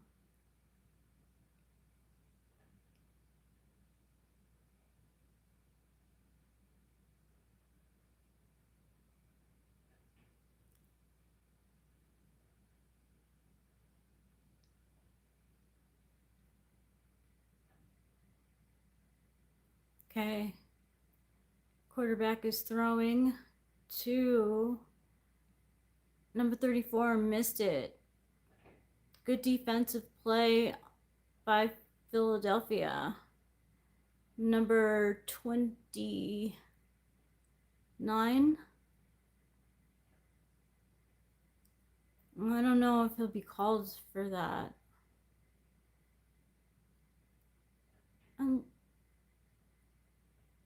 Oh, nope, that was fair. Fair defense. Good defense. Quarterback for Texans one again. For Arizona, I guess. The Falcons. And he caught it. The Falcons have received a touchdown.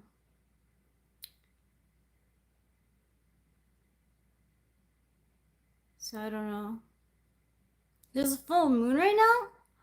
Is it really? Because I feel like my phone says differently. Let me see. Maybe it is. Oh,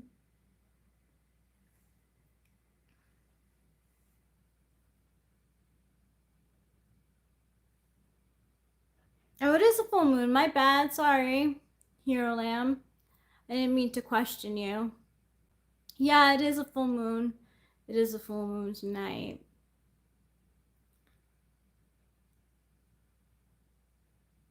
Yeah, so they tied it up and they can win with a field goal. I believe Atlanta's gonna win.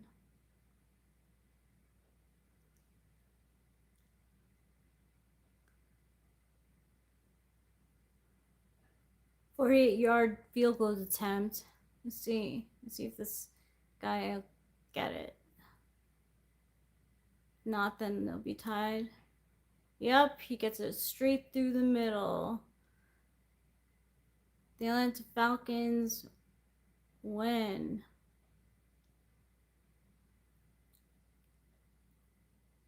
Oh, it's not over yet, actually. There's still 34 seconds. The Falcons coach is arguing for some reason.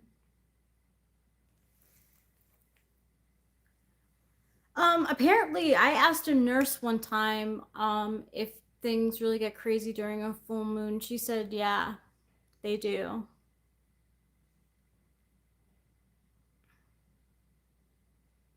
Partial lunar eclipse too?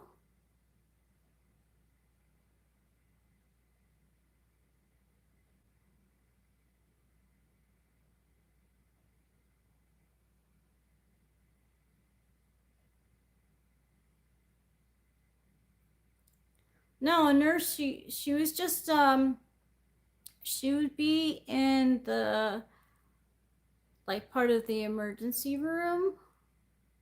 You know how like nurses do rotations in like the emergency part of the hospital. She was an ER nurse.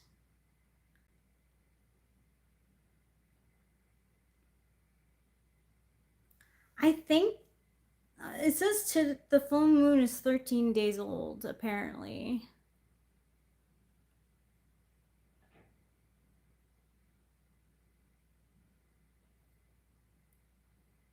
All right, Philly's going for it. Eric needs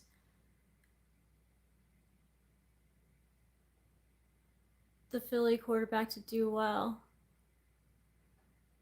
Looks like they are moving forward.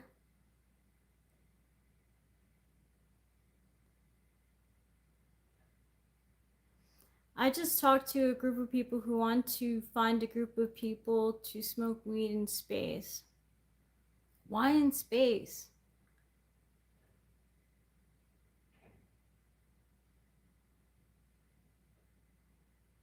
Did you agree that you wanted to smoke weed in space? Do you smoke weed? The partial lunar eclipse will coincide with the supermoon next week in a remarkable celestial coincidence that will be visible throughout most of the world. That's awesome. Thanks, G. Maybe I'll like charge my crystals. Oh, intercepted. Game. That sucks. Damn. We gave away the telescope.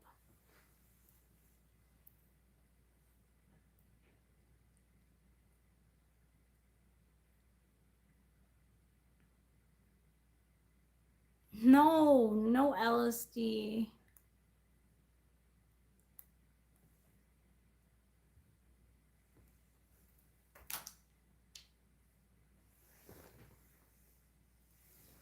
Where did I put?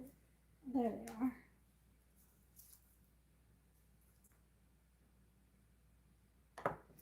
Acting on your best behavior.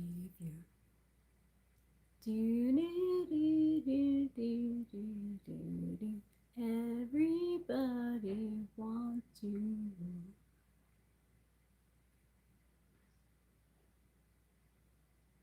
LSD is your ticket to space.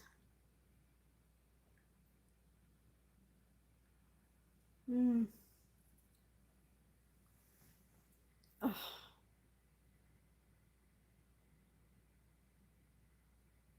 Falcons have the ball again. And they're just biding time.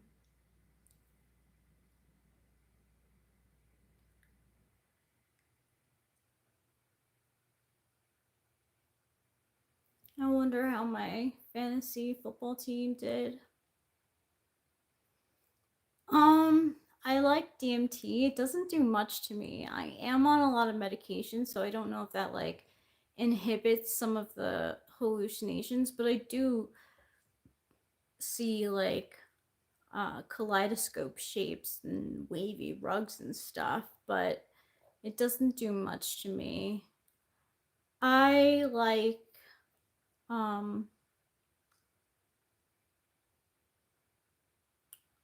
ketamine. Mushrooms make me throw up, and I don't like to throw up. I wish they didn't make me throw up.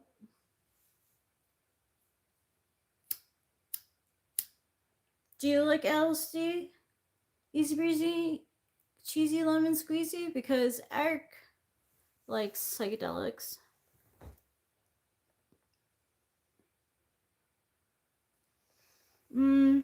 It's not for everyone. Ketamine. It's not for everyone. It makes you dissociate. So you're literally like in the moment. But if you take too much of it, you get kind of like frozen. And like the best thing to do is just go to sleep, go to bed, and maybe like watch a TV show or listen to a podcast or music or YouTube. Yeah, sure, Jesse Porter. I love psychedelics, but it's hard to get some around here. I'm sorry to hear that, easy breezy, cheesy, lemon squeezy. Maybe if you visit, like, you and Eric can do mushrooms together. We have to go to Oakland to get them, but I know that's on the plan for the future.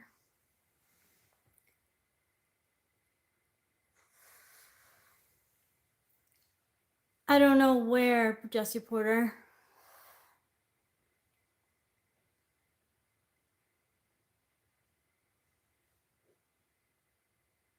Greece is funny.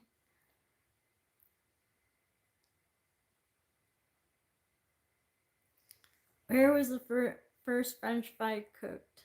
Greece. Where was the first French fry cooked? Greece.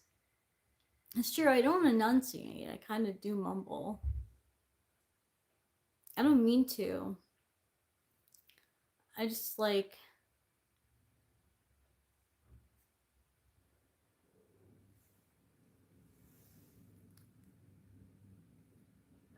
Exactly, Acacia. It's a play on words.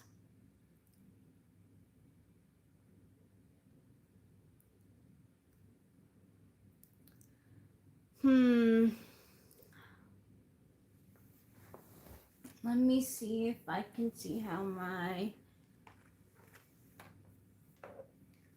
our teams are playing.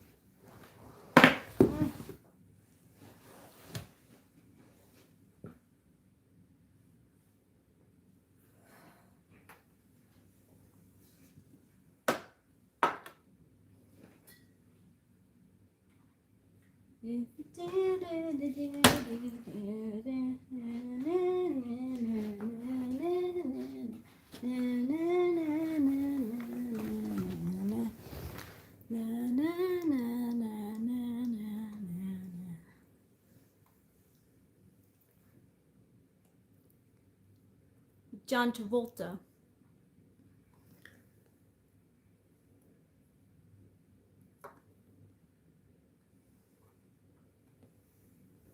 I'm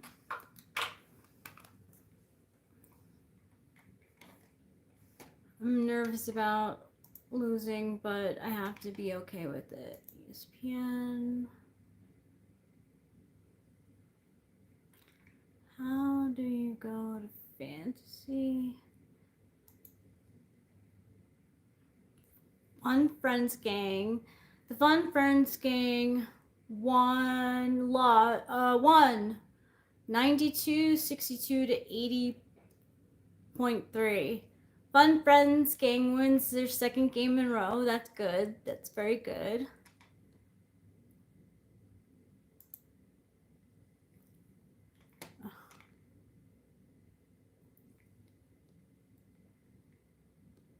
Talking with Famous People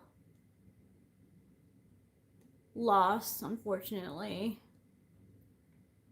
To Love's Truck Stop, they won 111.86 to 98.60.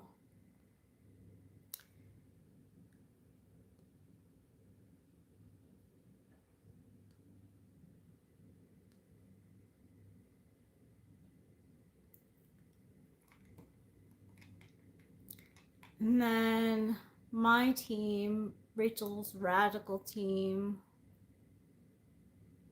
lost. They lost by a point. Oh my gosh, I lost by 0.5. I basically lost by a point. Well, I'm glad that it wasn't a total blowout. Oh.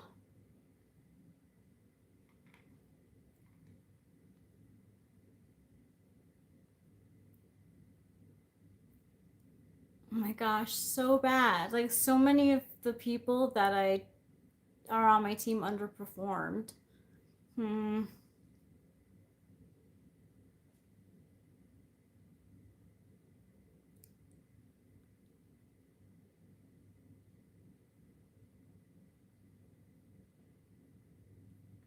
Freedom fries.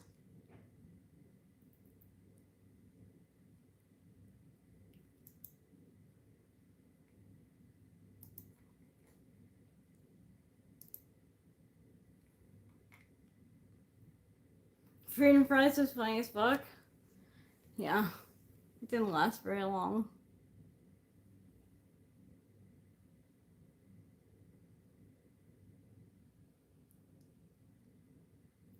Yeah, it was when the Frenchies refused to go to Iraq.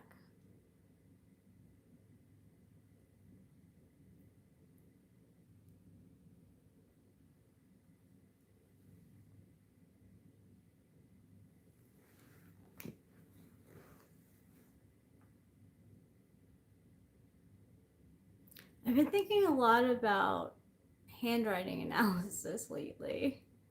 I analyzed the crap out of my handwriting.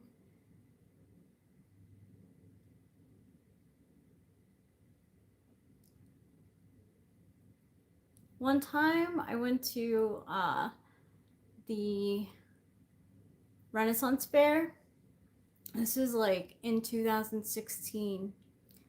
And I went with my then boyfriend, Evan, who's an ESFJ, with his friends to the medieval times in Tuxedo, New York. but they travel around the country. So like he's like, you want to go to a psychic? And I was like, yeah, let's do it.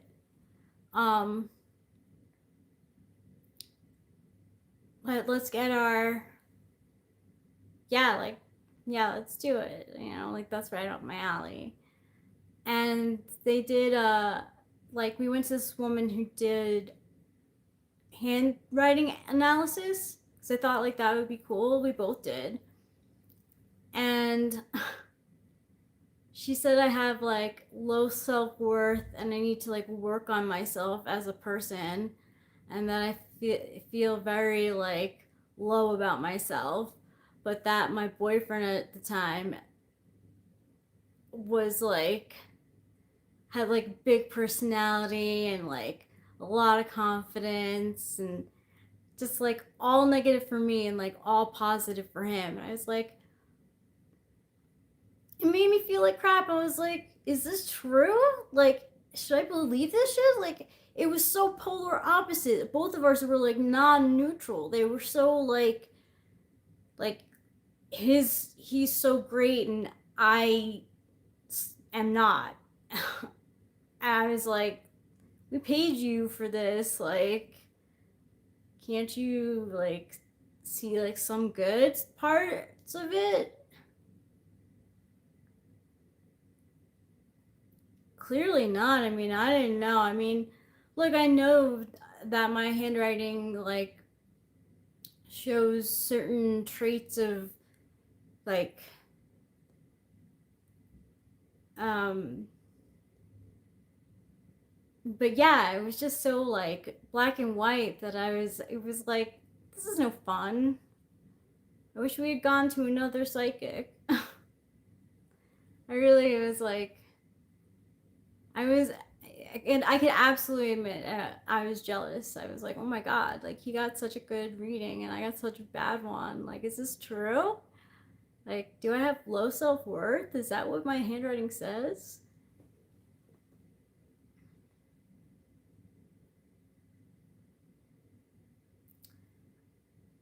I like cheese on fries. I've never had sour cream in fries.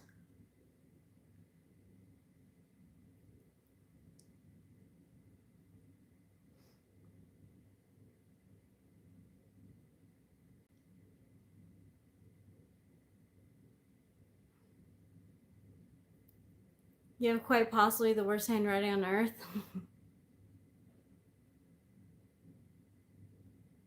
My brother has some pretty bad handwriting.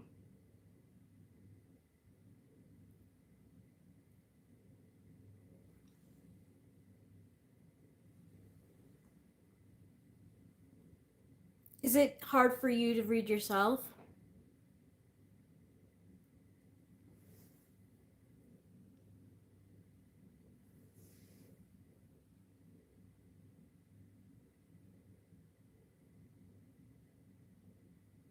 I analyze the shit out of like handwriting based on the little things that I've learned from YouTube and from online. It is mostly a thing of the past.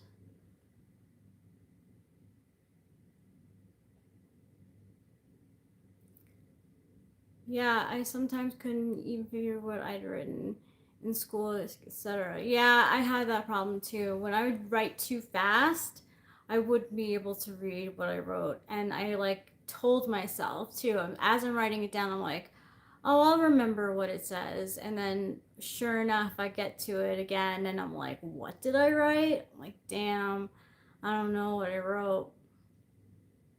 Yeah, I could do some card readings. Do you want one, TYYP? TYYP.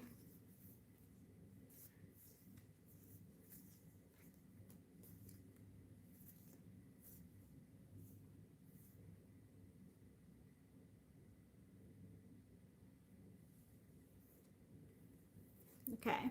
Do you have a specific question?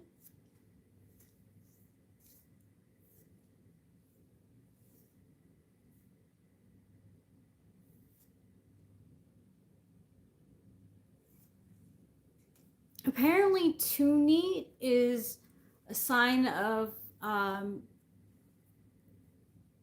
being controlling, because you're like really focusing on the way that the writing looks.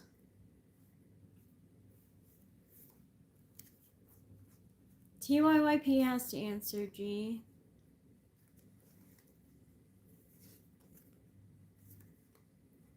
If you don't have a question, you don't have to have one, too. Like, that's totally fine.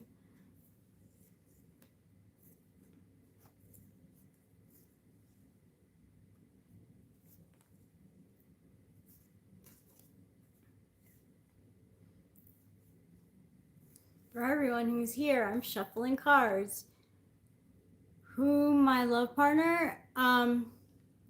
Like, who is my love partner? Like, traits that they'll have?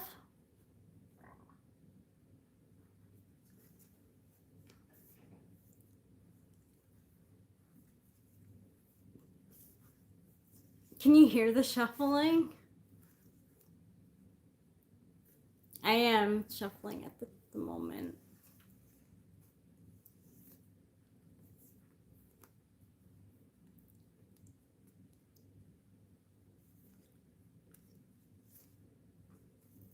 Oh. Okay, what traits does TYYP's love partner have? What traits does TYYP's love partner have?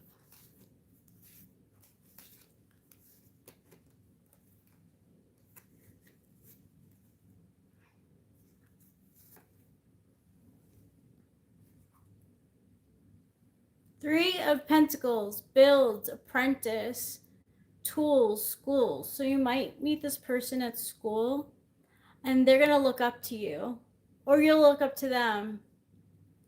It depends. But either way, there'll be admiration and you guys will build something stable and be impressed with it.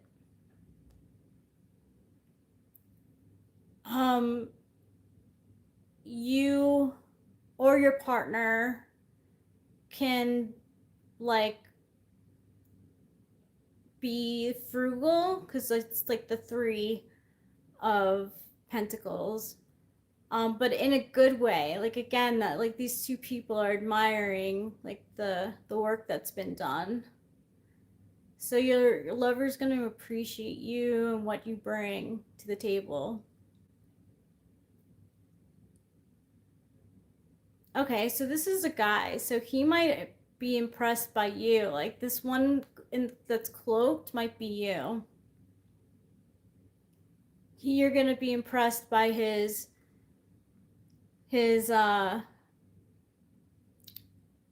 like understanding of money and wealth and home.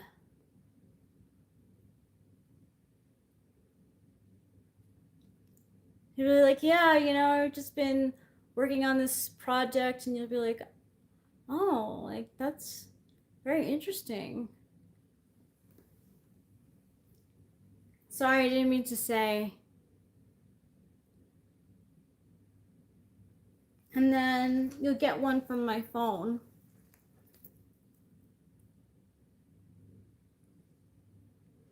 What traits does TYYP's love partner have? So he'll want to impress you, and you'll be impressed. And you'll appreciate what he's showing you. He'll also be very into rest and meditation. You've got the Four of Swords, which means like comfort in mind. He'll think that like sleep is important. I think I said that already. And maybe even meditation. He's got 3 things that he's thinking about and 1 that he's put on the back burner. But he'll have a good work-life balance.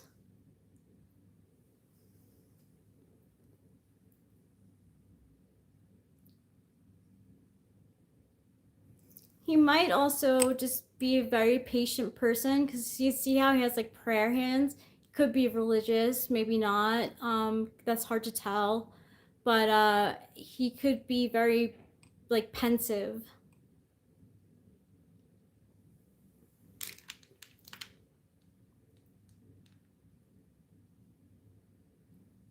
That's what you get, TYYP.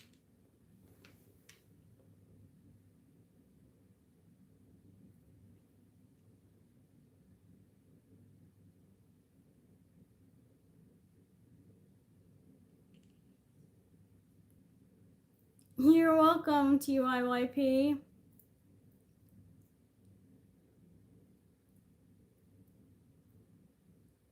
I mean, I don't think so. It's more about thinking. I can't find it now. Oh, it was on my phone. He's like resting.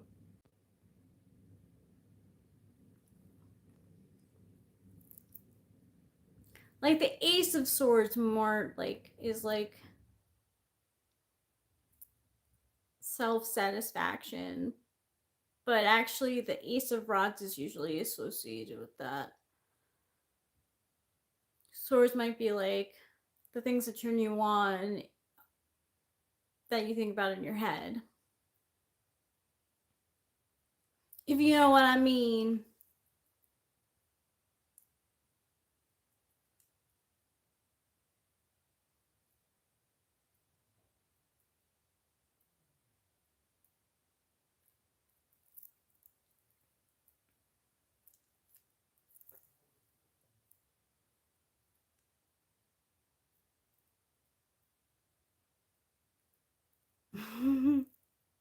Hi, 7 people here.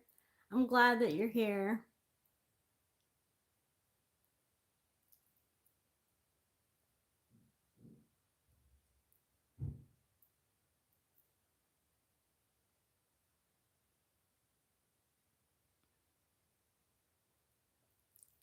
I'll do a read for Travis Kelce and Taylor Swift. How should I word the question?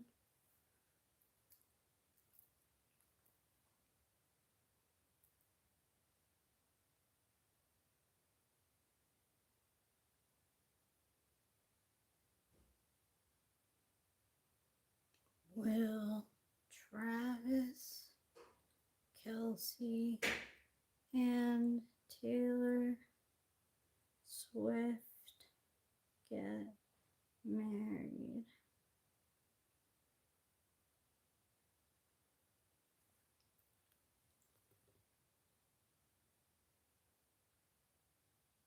I do believe in the spiritual ghost.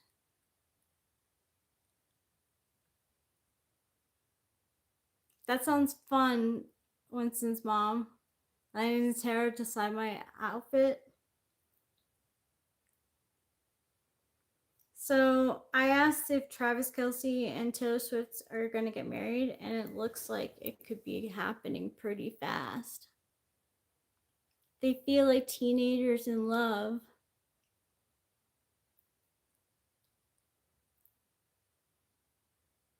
And they're like showing off. They're happy to show off, like, this like feather in his armor. And like excited but stoic face. Well, like move stoic, kind of like, huh? Like looking over their face, like looking to see, hey, is anyone else looking?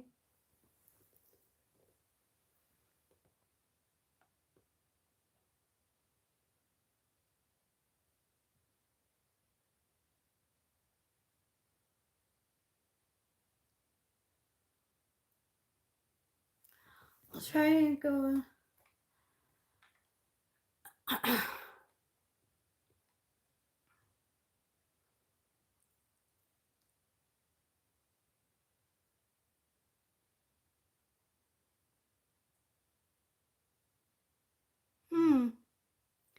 That's cool. She like mixes the colors well. I don't really like layering. Maybe I don't. I do. I sort of do. I don't layer too much, but sometimes I do in the winter.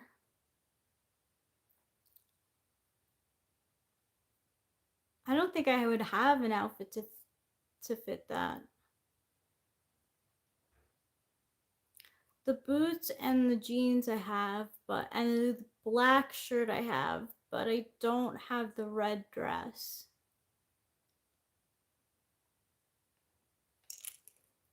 I have to dress like the devil for mine. I got the devil today. Hi, Trouble.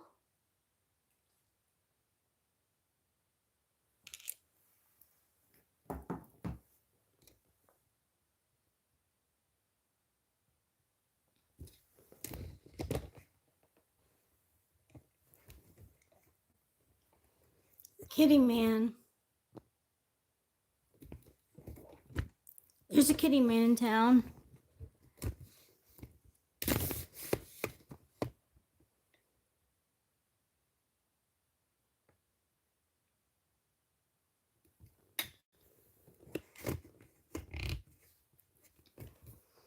I believe based on my life path, my card is the Emperor, and he dresses in all like red too. I have like no red. I have some red shirts. I have one red dress, but not like solid color.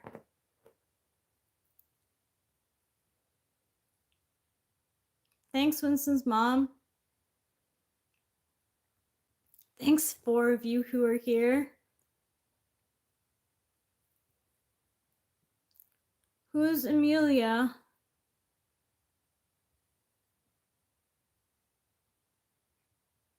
I'll look her up.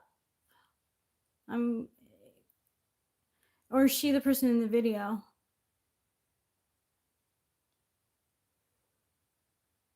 Ah. I can't open links from my phone, like for some reason. Hold on, let me see. On here. I forget that I could look on here.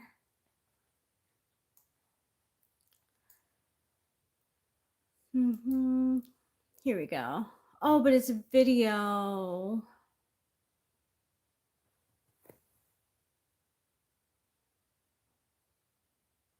Hold on.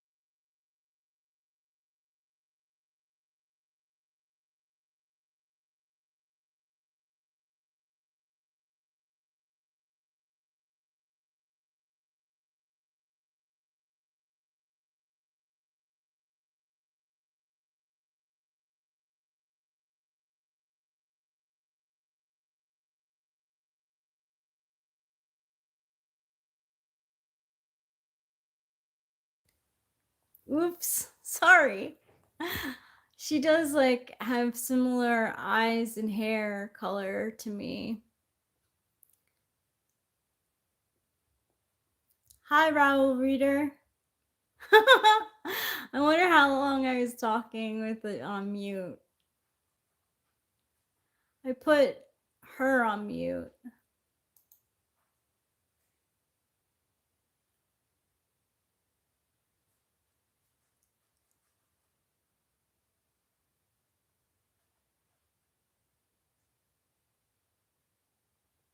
I'm glad that she wears black.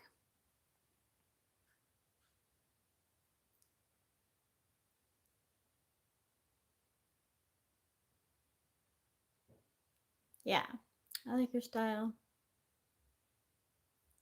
It's actually a dress. But I put pants underneath it. I bought it at Free People from Free People in the mail.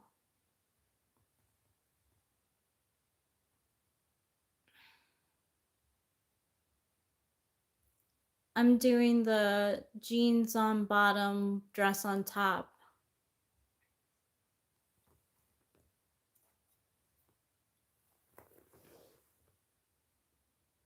She's 31.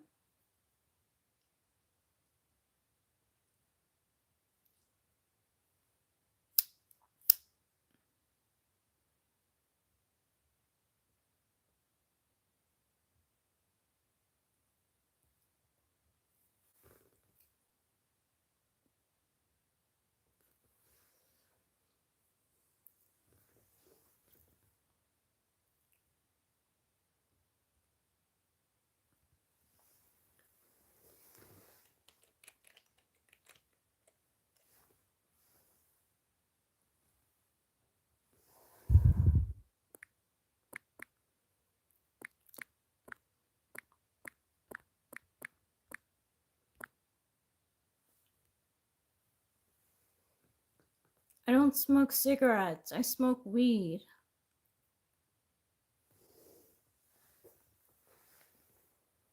Eric rolls me joints.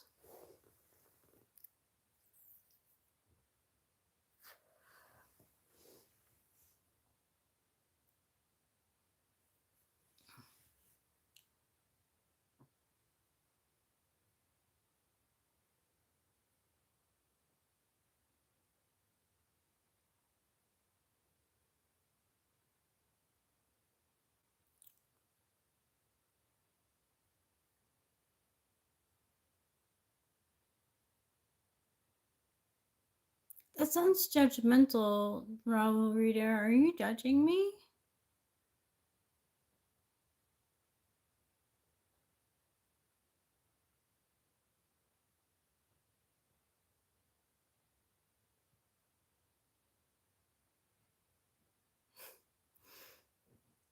As you can see, I love that. I will vote primarily Democratic on this ticket, says Winston's mom. I haven't found any Republicans I want to support. I am still registered Republican, however. Yeah, that's like my parents. My parents are registered Republicans, but they vote for whoever they think is the best candidate. They don't really go by just because they're just because they are Republican. Some folks vote one way for the mean and the other for local admins. Yeah, it's true. Um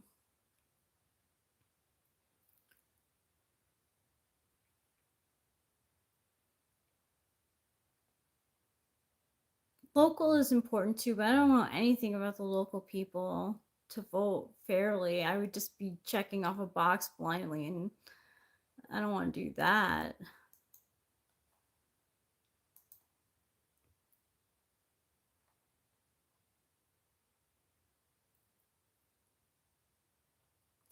At one point, Republicans were about states' rights.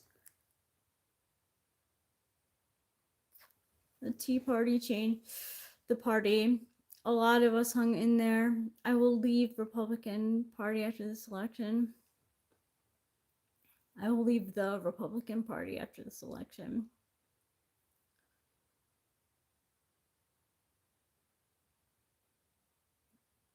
I, at a young age, knew I didn't know which one I liked more, so I'm like independent, I think. so I can't vote in the primaries, which my parents say is the one that counts the most.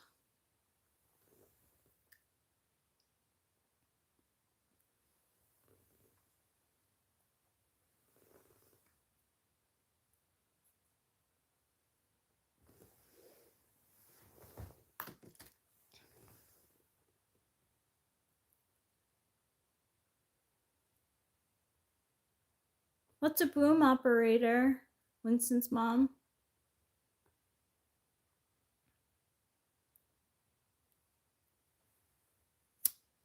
Boom operator. Boom operator.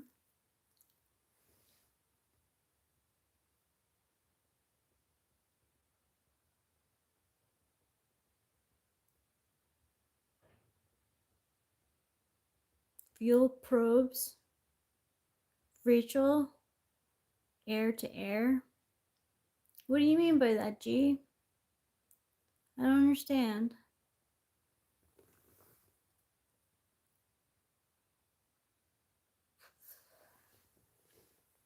A boomer operator runs the refueling operations, in this case from the EC-135. In the air, the fighters flew up and got gas. Wow.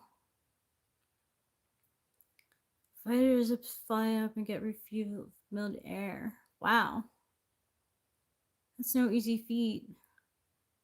The boom is in the long hose that the operator releases from the fuel from into the fighters. The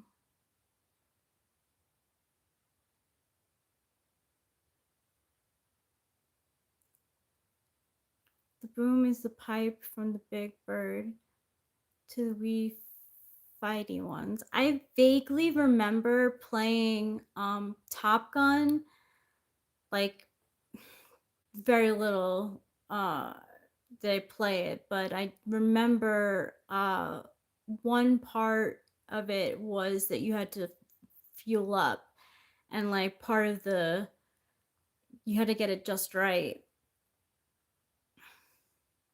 Wow, it's like a mid-air gas and go station. Wow. It sounds like it required a lot of precision. Like how much like was that just like natural to you?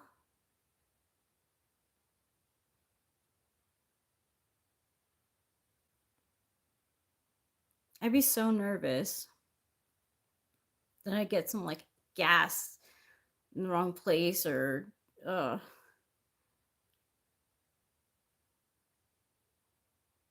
I feel like the any part of the Air Force, Navy, Army like is not for anyone who's like neurotic. I have laid down on the boom rest and had the hose controls in my hands, but I didn't want to knock a little old jet out of the sky. I knew I was SE challenge even then.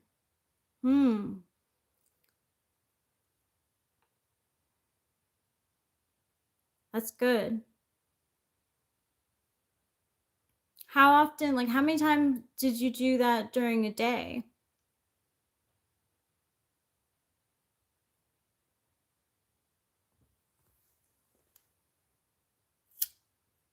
This is fascinating to me. I the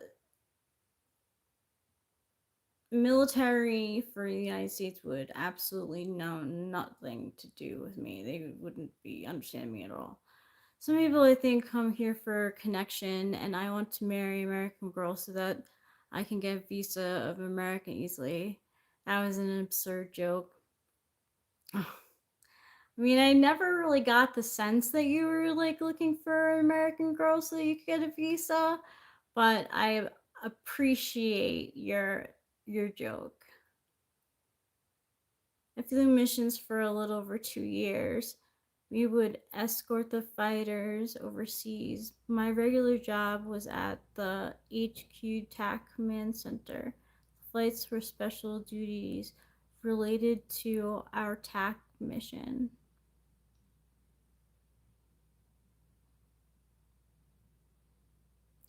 Fascinating. I don't even know what some of that means.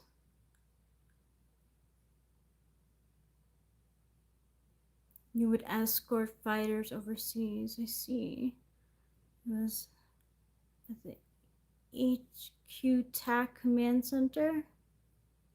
What's the HQ TAC Command Center? What, the flights were special duties related to our TAC mission. Like, were you like monitoring a screen?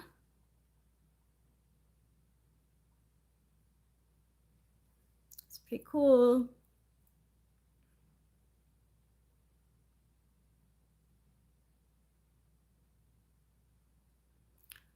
I heard I got a moveon.com email from Kamala Harris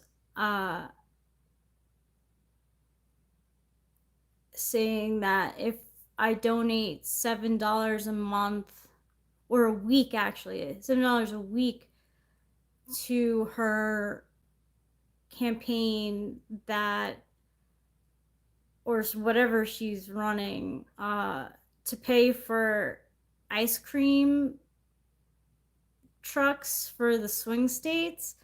It's like, no way am I paying you $7 a week for you to give ice cream to the swing states. Like, that's, think of the fighters as a bunch of little flying soldiers. To get overseas, they need someone in control. That was us, the big plane. Then they need gas. We have the gas in the big plane. Ah, wow. Fascinating.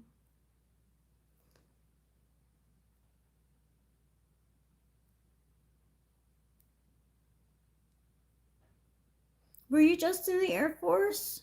What's this, Mom? Were you in the Air Force?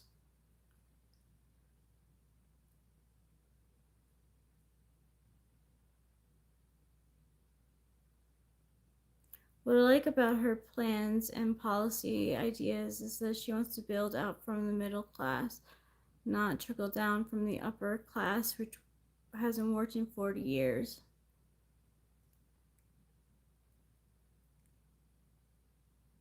Wow, 20 years. How many different jobs did you have in the 20 years that you were in it? Well, like, I wasn't honestly totally 100% sure, so I had to ask.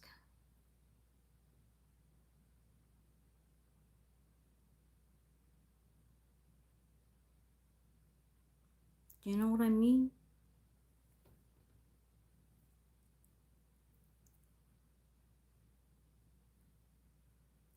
My SI is in the back stack like you, so, I mean, I don't know. I was always a 274 1C3. I was assigned a bunch of different command centers posts. Interesting.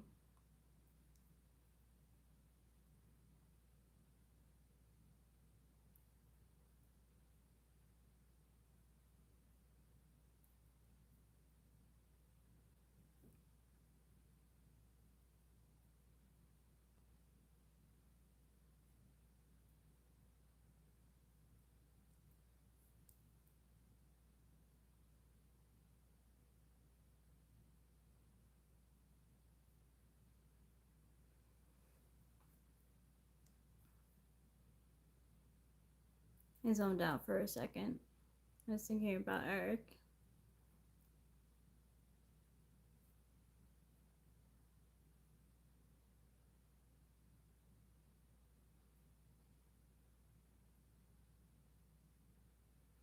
I had a personality test that I had to take for working at the Olive Garden, but I don't know what I got.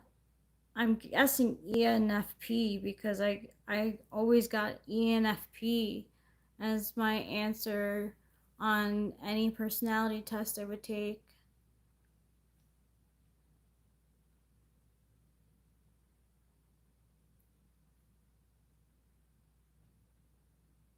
That's good that you found INTJs. They're not that common.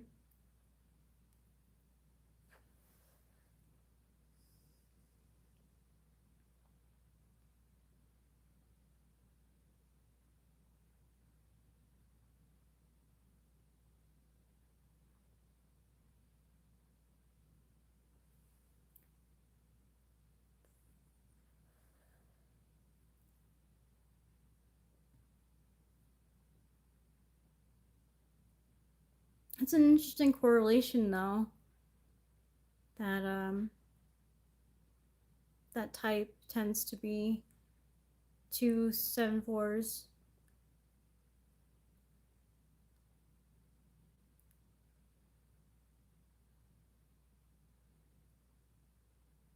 What does the MOS stand for? What is AFSC?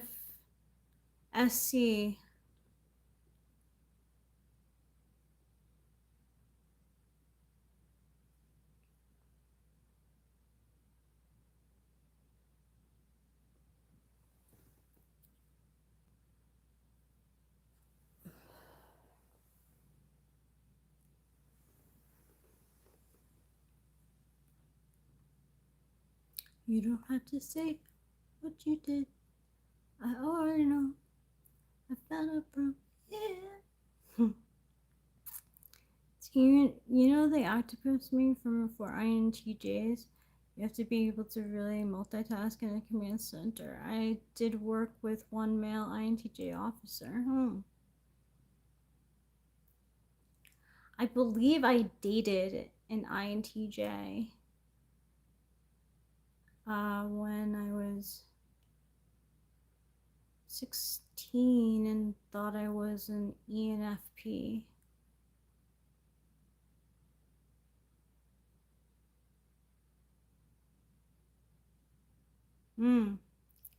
I worked with SAC when I was at Little Rock.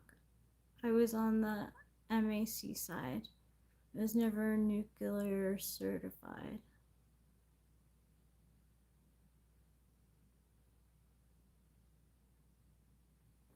Fascinating.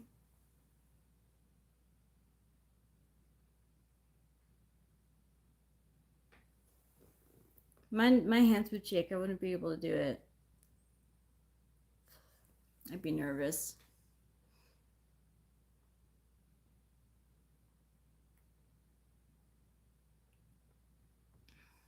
I don't know what my brother is. Eric was positing possibly an ESFJ, and I thought about it.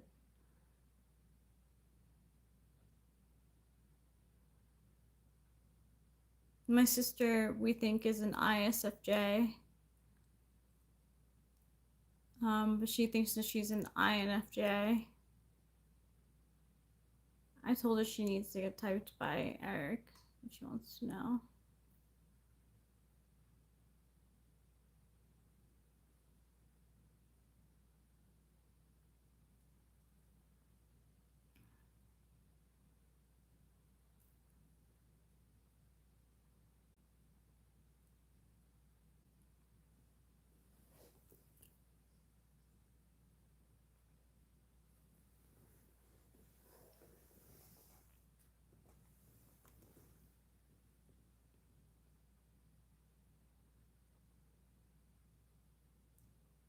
Hey, Jim Sparks.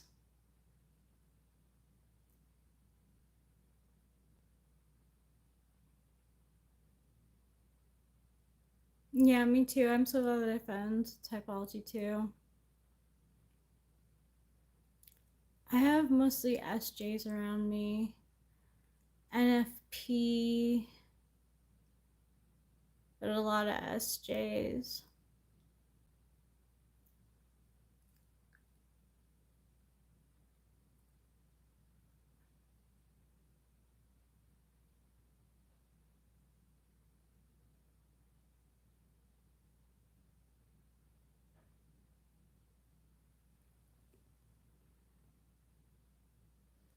An SJ is a type, part of a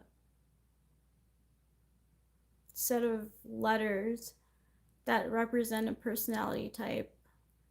So ESFJ, ISFJ, ESTJ, ISTJ.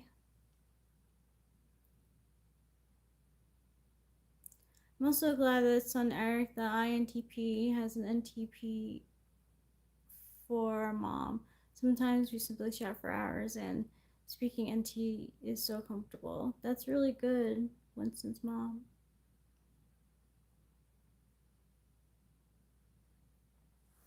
That's nice that he's easy to be around. It sounds like a really healthy relationship.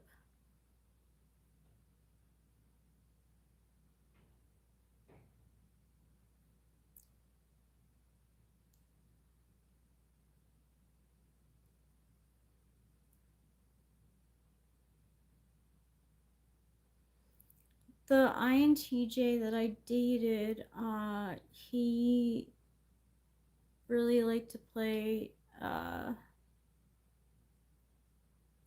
what's that like game? What's that game where you take over areas of the map?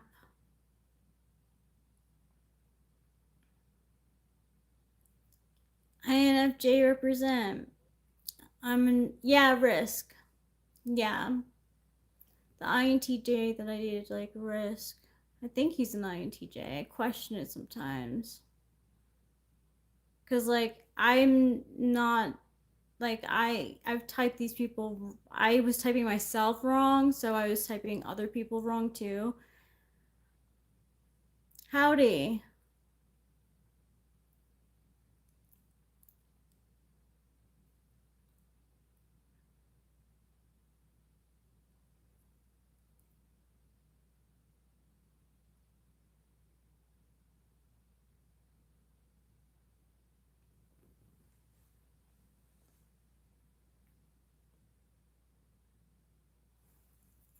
I could turn this off. They's got their butts kicked by the Chicago Cubs.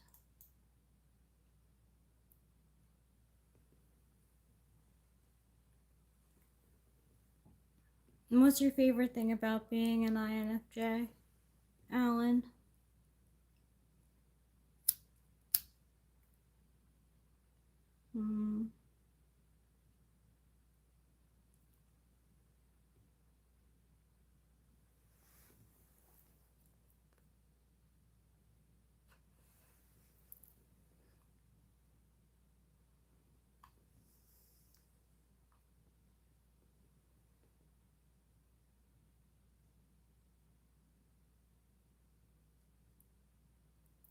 Yeah, he kind of left me. He didn't say where he was going, but he took a shower, and I think he's asleep now. I'm not sure. Hi, Putty Cat. I'm like manning this boat right now.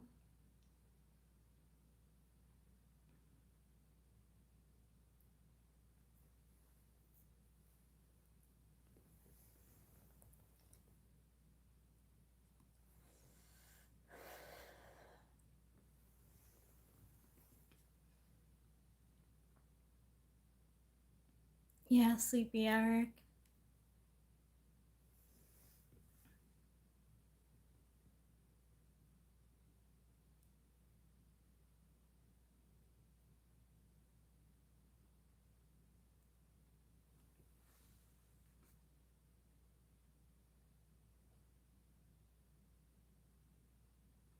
Ooh, down to 3 people. Thank you, 3 people, for being here with me. I appreciate it. You're appreciated. Ooh, another person. 2 people, you're also appreciated. Thanks for being here. Did anyone else hear about JLo and Ben Affleck kissing? Rachel, if you were to see something spooky, would you rather it be a ghost or an alien being?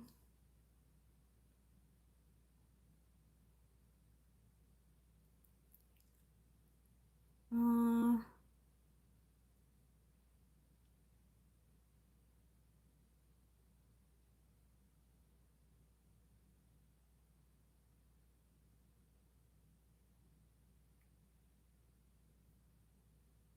hmm.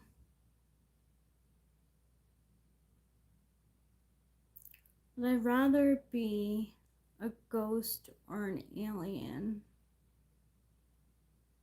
They're so different.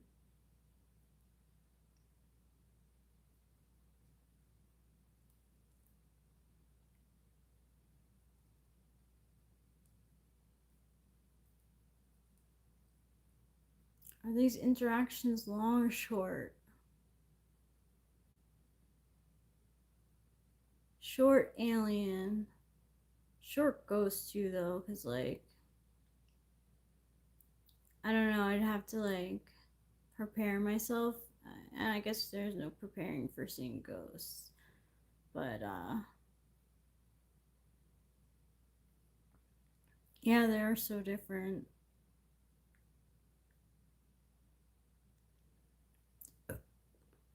I'm cleaning up a bit, so I've only been is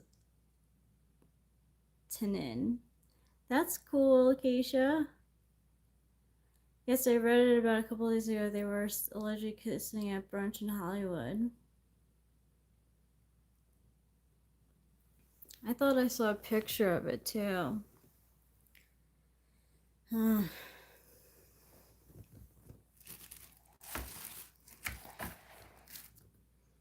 They're definitely like two of the most talked about people for months now. I thought you meant listening.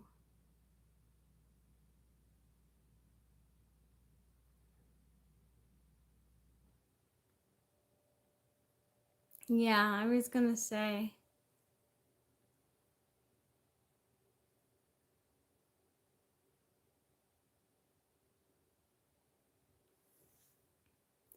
I was gonna say that Acacia's probably cleaning up for Ruben.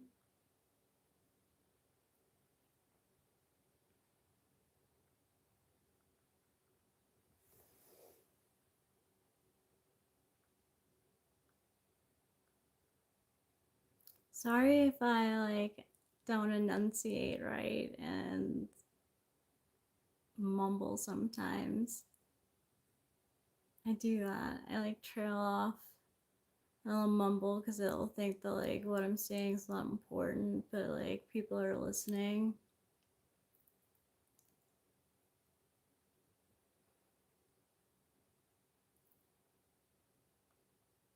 Can easily be in a mumblecore movie.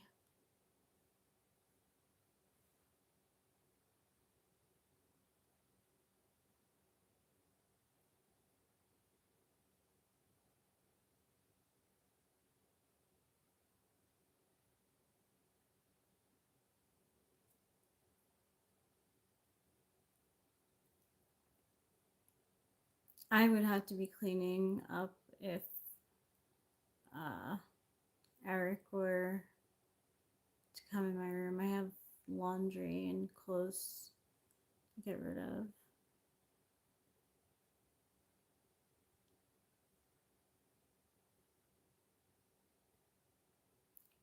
Because they just don't fit.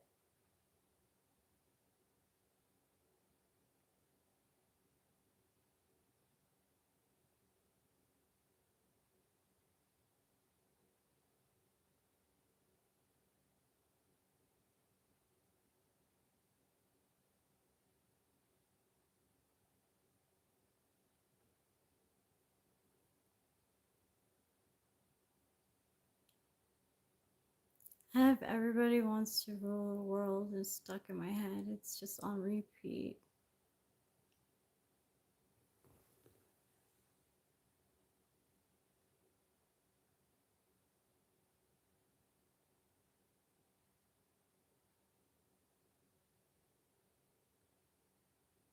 What do you think, like,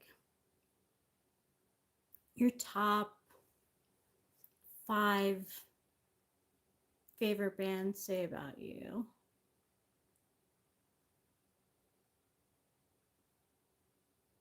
I feel like mine says that I like.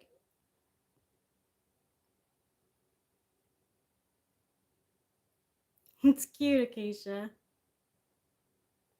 Thank you for saying so.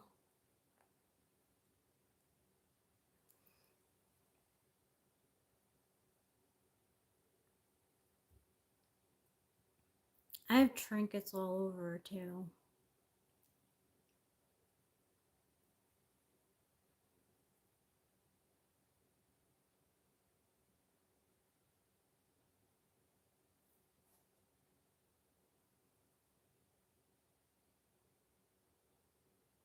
What are you confused about? Uh, about music. What about music makes you confused? Oh, because of the question.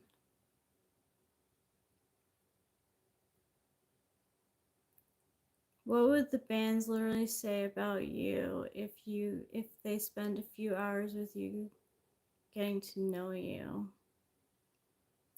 I used to have that like wonder in my mind about the Beatles.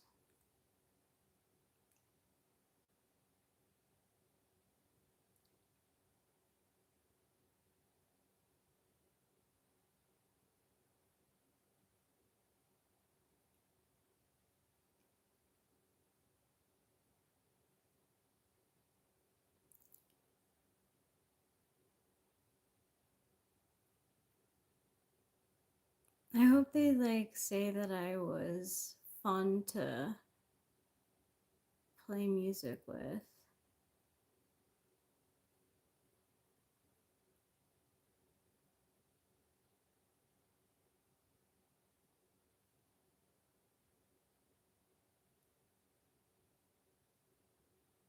I think Johnny's been taking over LCD sound system for my second favorite band.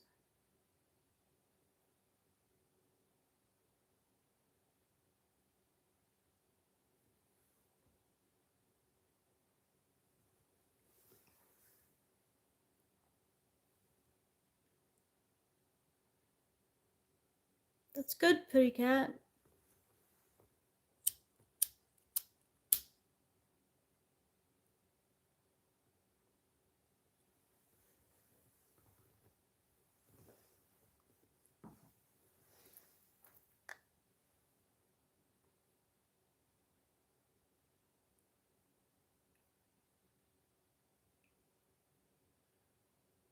School gangster rap? Interesting. Old school gangster rap. Oh. What do you consider old school gangster rap? I didn't really listen to a lot of old school gangster rap. I was kind of young. Not that you can't discover it at a different point in your life and, connect with it. Um,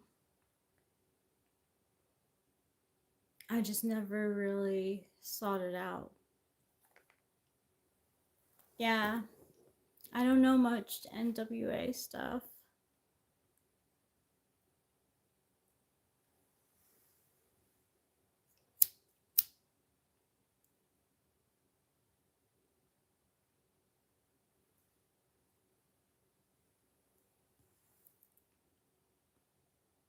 Okay, this one is for you, G.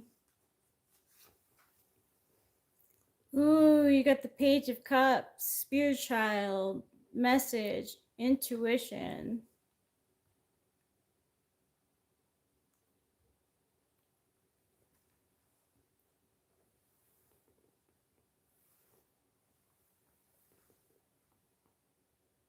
You got a fish in that cup.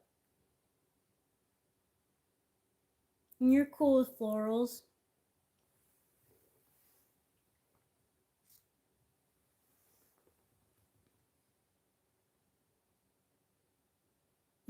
Sage Mage Page. That is so interesting.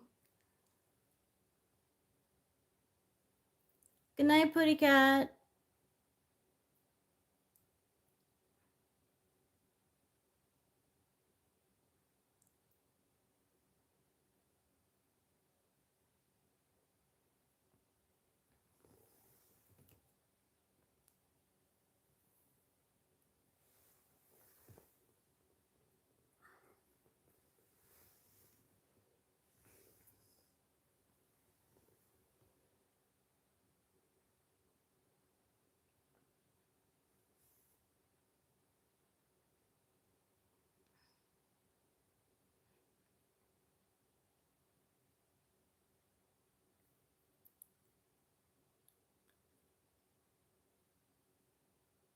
I'm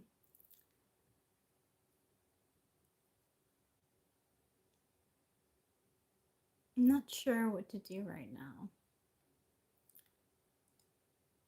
If I should play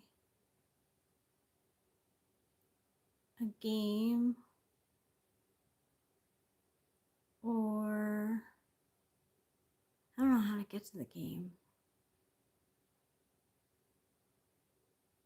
Those retro games. Or keep on going with tarot cards about like other people. Should I do cards about a card about JLo and Ben Affleck kissing? See what the cards say that's all about.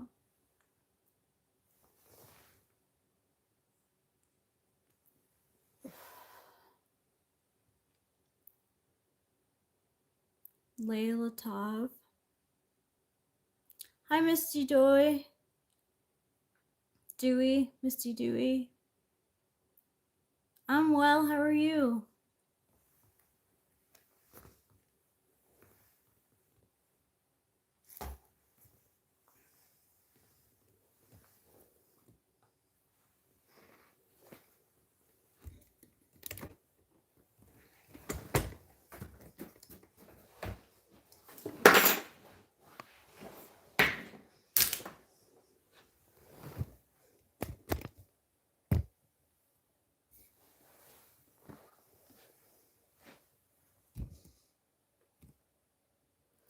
Oh, he went to bed.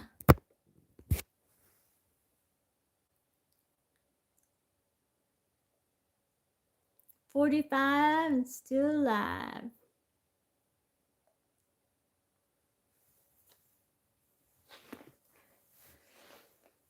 What have you noticed in being 45 in yourself? Is it late night? It's 10:40 p.m. here. It must be late night for you.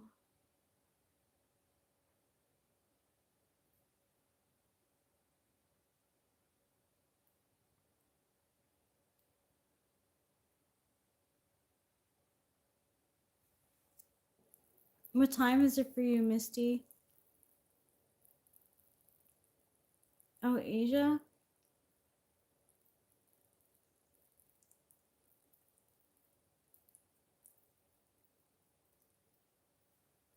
Well, this is Comfort Core. So I hope that this chat will help you fall asleep. Oh no! I knocked down Firecross and made a mess. I have to go clean it up. Oh, 11:41 a.m. You haven't gotten any sleep? No, I'm not 45. 45th president was the big team man. There will be a third attempt.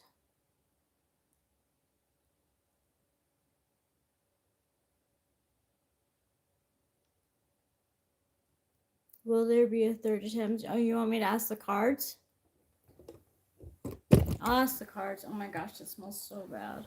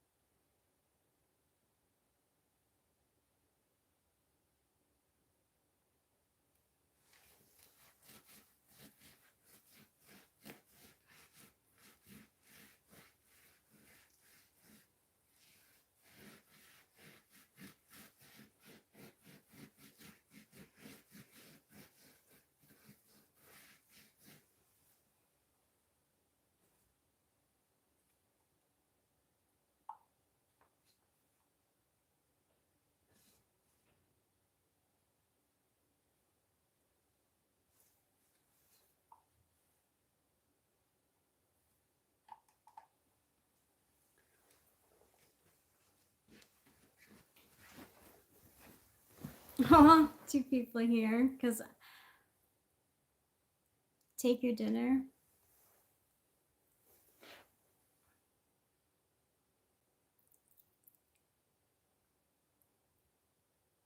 Algorithm?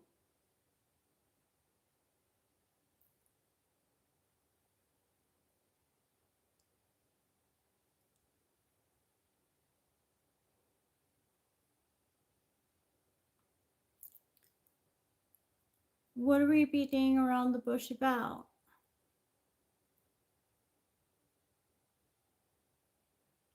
Oh yeah, and in terms of what favorite bands, what music one listens to, I'd say about them. I like when YouTube Music gives me my yearly recap and shows me the percentages of the moods. Interesting, Acacia. Like chill, upbeat, introspective, sad. No, I didn't do the card. What did you want me to do again? What was the question? I had to clean the carpet because I spilled the bong. Got all over the. Still didn't totally clean it up.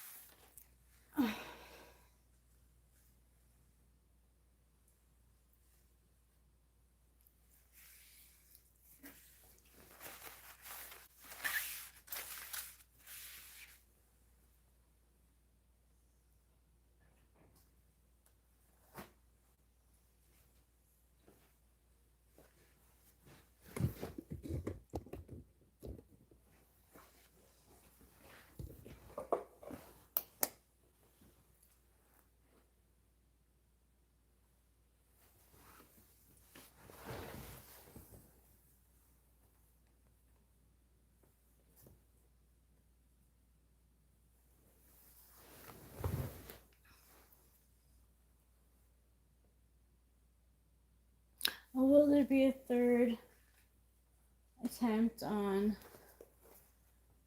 Donald Trump? Sociable, chatty, shrewd, Queen of Swords, cutting, maybe. Think yes.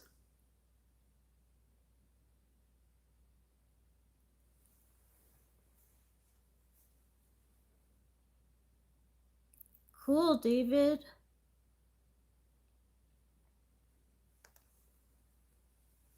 Start of a new day.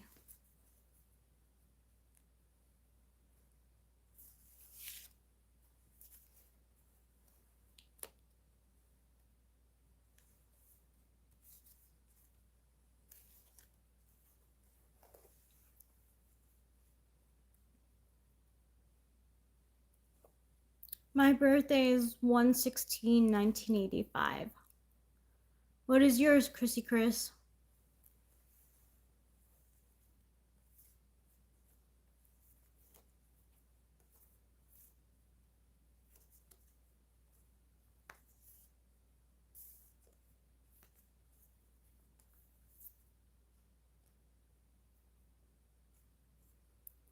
(3/11).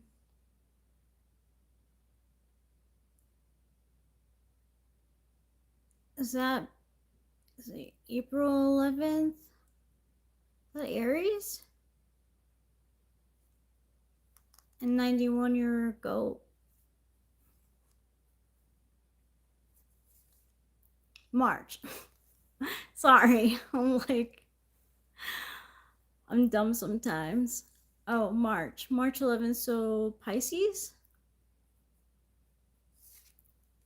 Pisces.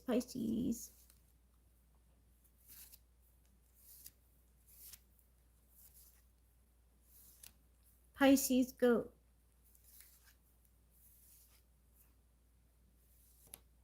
Thanks, Landon Scheckler, for the advice. There could be someone in the room with me. I am a Capricorn rat.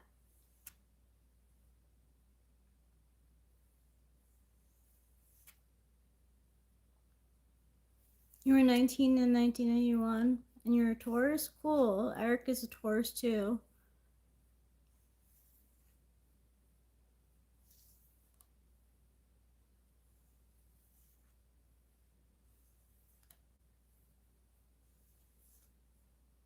Three is my number.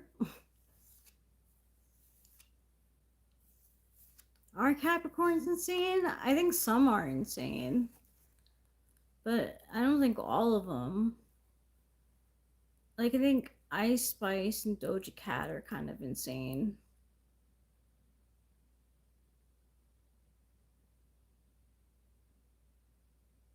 Boego? Boego?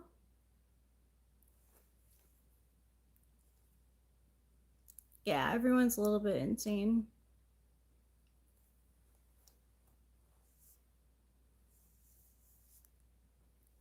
(4/21/1972). So you're a rat also, I think.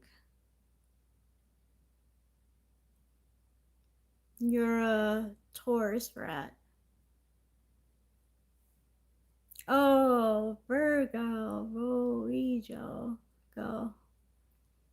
My grandma, La Pelosa, was a Virgo. You think Capricorns have the highest body count?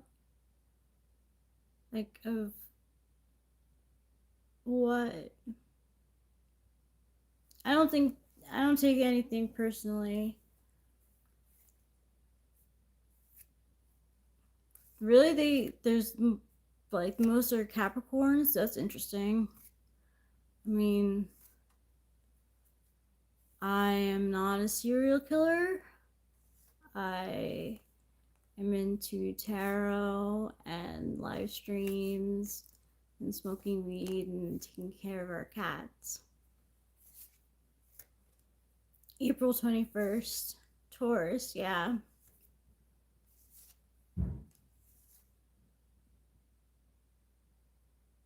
Eric? You okay?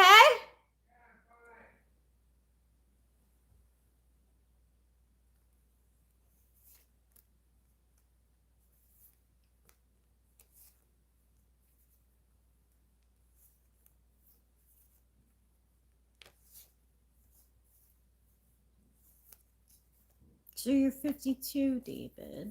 Eric is 53. He was born April 27th, 1971.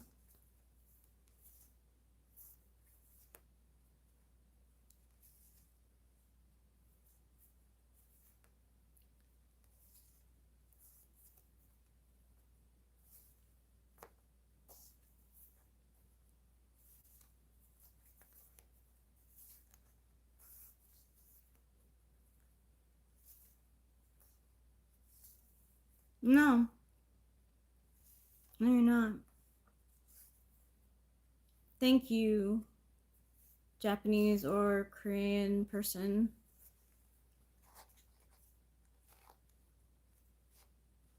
I take it as a compliment.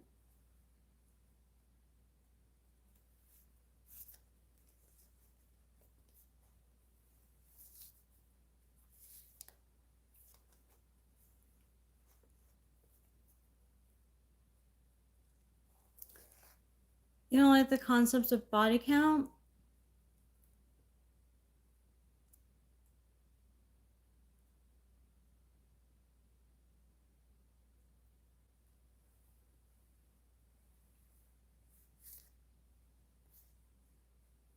Yeah, I'm stoned right now.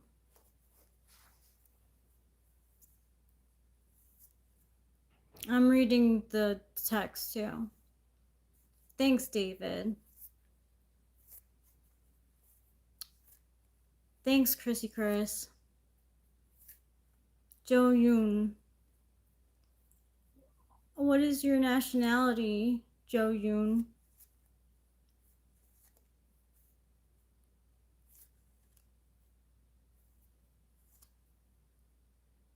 Oh, you know Winston's mom? I think it's the word like collecting. Yeah, it is. That's how I take it.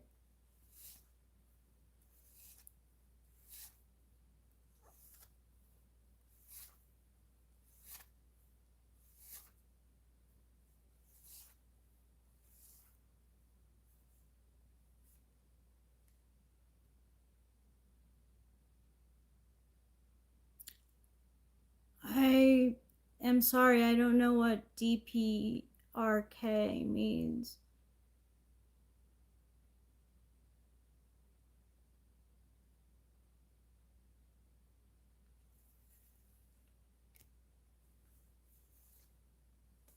I am unfamiliar. Oh my gosh, everything smells like fucking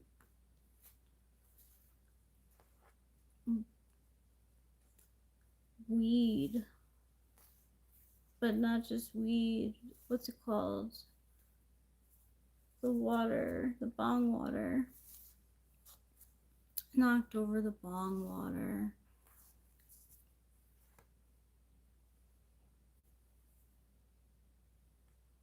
It's sad, especially when it's used to talk about physical intimacy. Yeah, that's like not good. That's shaming.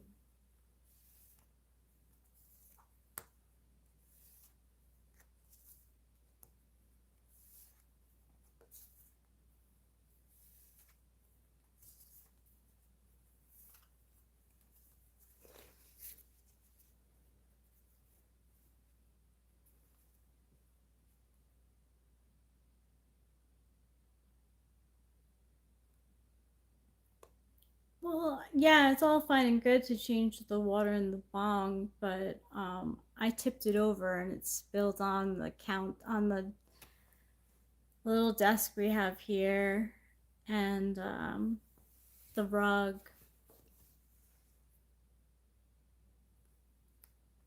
I can't.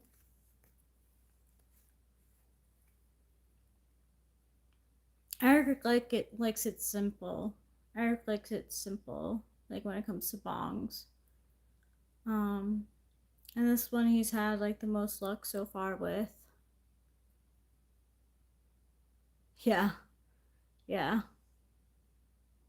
I'm very clumsy.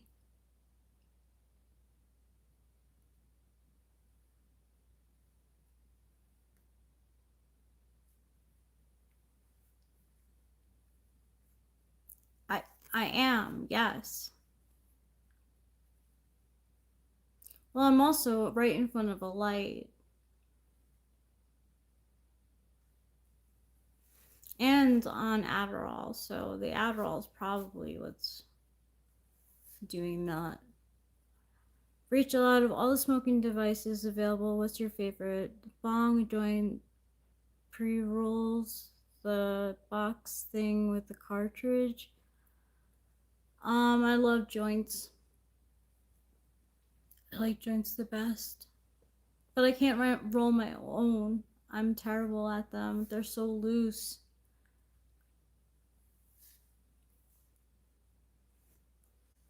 Yeah, I have like a little one left over there to smoke.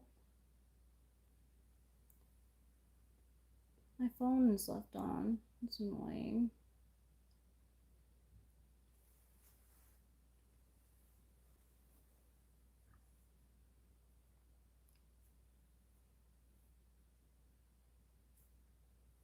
Yeah, I would get the pre-roll too if I were didn't have Eric. I cough a lot with the bong. So I since I cough a lot with bong, I ask for joints. We've been smoking what we've been growing, so it's like really been getting me stoned. I like to roll just because I like making things with my hands. I don't think they're ideal for others though.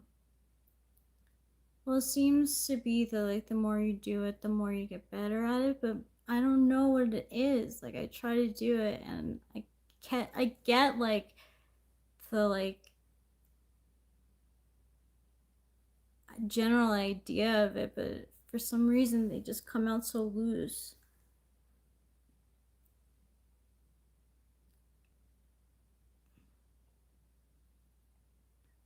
Cool. I haven't had the Northern Lights yet. I've only had the cherry pie, which has definitely been getting me stoned.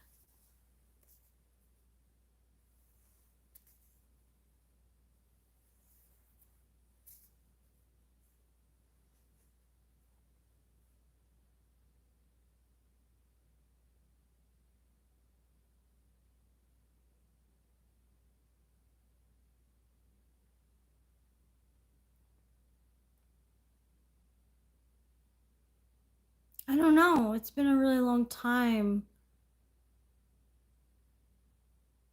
Maybe on the outside I have it facing. Favorite stoner snacks. Definitely anything potato. Um yeah, I like chips a lot. Um I like cereal a lot too. Lately I've been on a Lucky Charms kick because I wasn't allowed to have it as a kid, so I take advantage of having it now.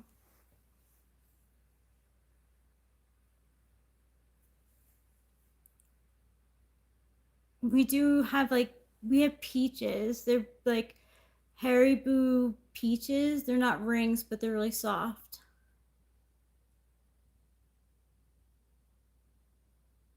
No, I'm not. And that's being deleted.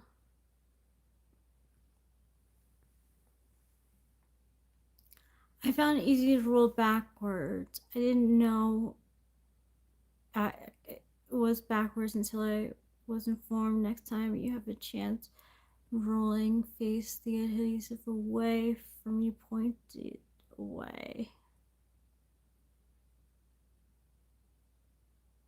Okay, I'll try it. Right now, I don't have to worry about it because I have a good sized one left.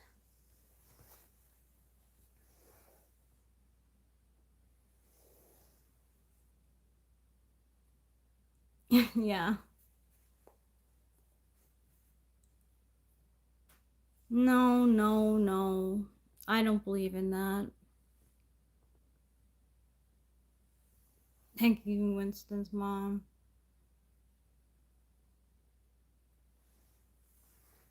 And thank you, Winston's mom. Yeah, I don't know.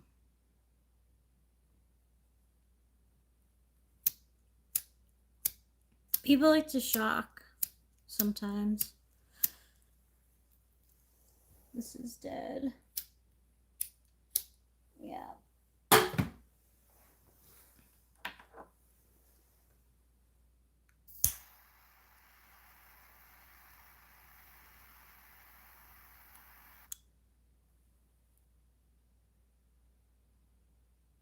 Jonathan Earl says, have you ever drinking a joint? It's a bit complicated, but it's fun.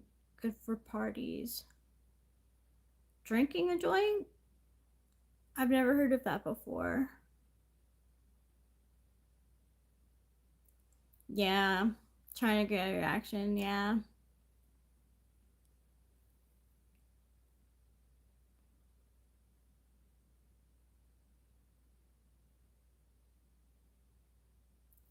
My generation might make prank phone calls during a sleepover. We didn't talk dirty or know half the stuff these littles know. I used to make prank phone calls with my friends. And then one day, like,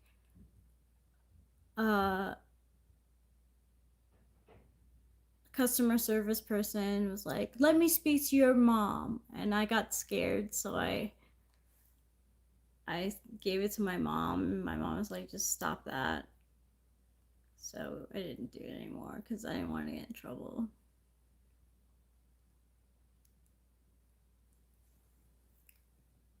People that feel insignificant will oftentimes come on the internet and attempt to elicit emotional responses from strangers. It's kind of lame, but it happens a lot. Yeah, there's like rage bait and stuff.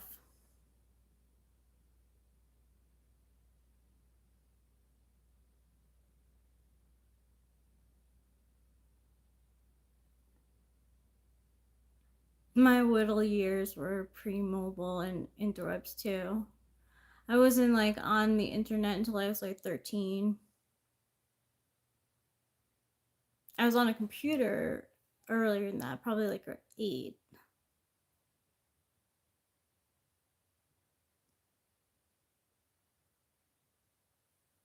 I could be.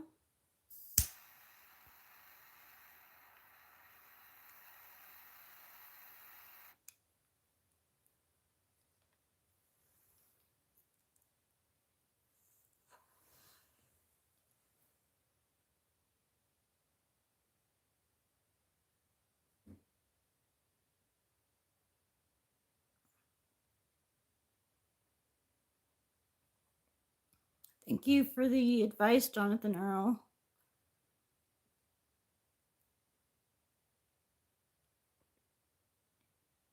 Nice, G. Are we around the same age? We must be.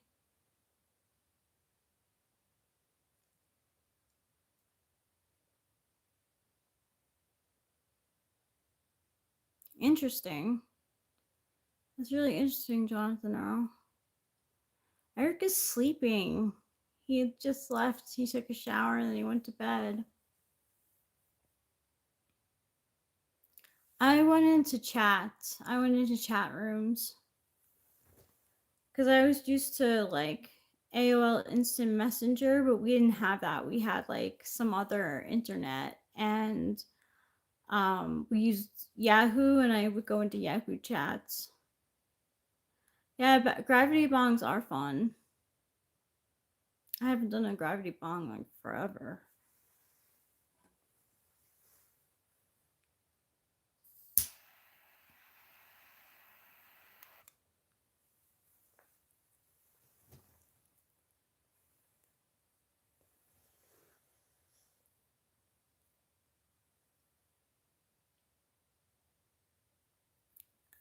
No, I'm not. My family is not Mormon, no.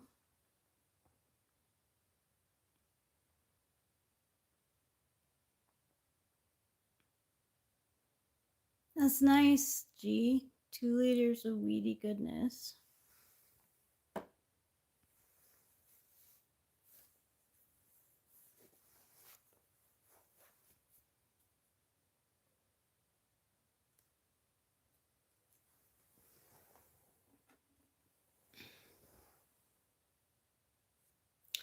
The Amish are fascinating people. I used to go to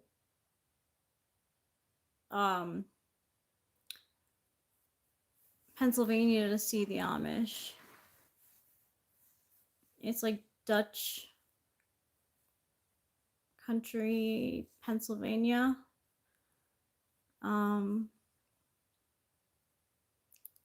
Yeah, and people like you like drive around and you see like Amish people all around.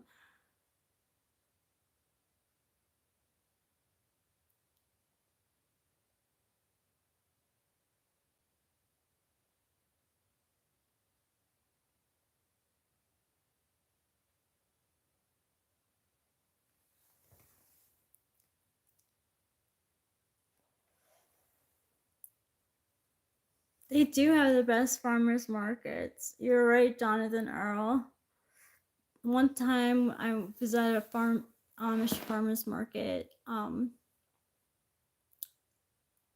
got a shoe, lucky shoe, lucky horseshoe from the Amish farmers market, and I was like so excited. My mom bought it for me. It was nice.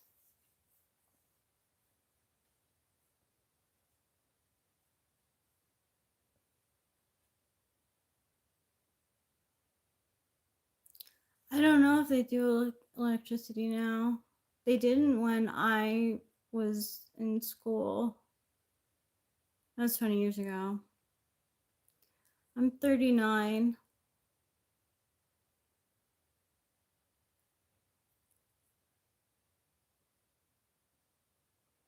Best baked goods I've ever had. I've been a lot of places and their fudge is just to die for. I'd agree with that, Jonathan Earl. Their fudge is to die for.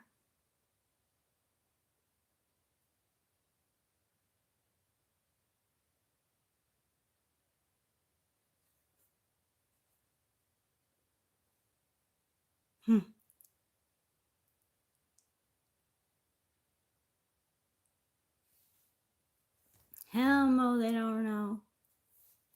Hell no, they don't.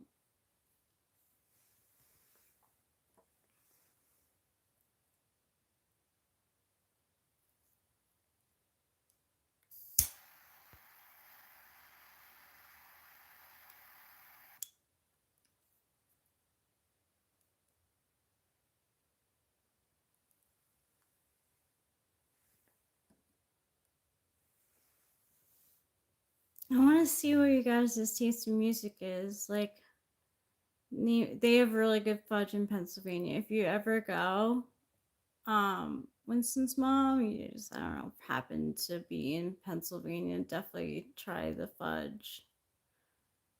Especially if it's like by the Amish country.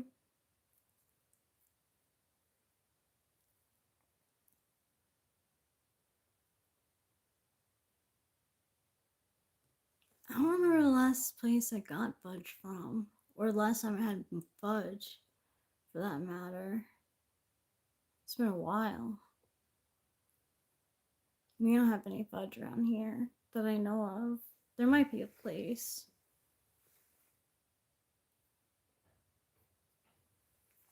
I'm not sure.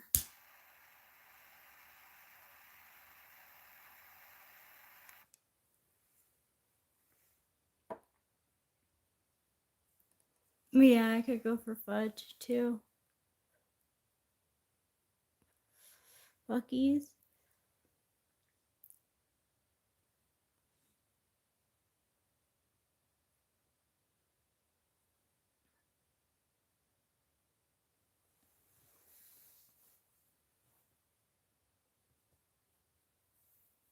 There was like this fudgery place that was halfway to my school in Kutztown, Pennsylvania. I like used to hate saying where I was from because of the name, but I got in their art program, so I went there, and it was like closest to New York, but far away enough. Yeah, I know, fudgery. Sometimes when I'm angry, I'll be like, what the fudgery?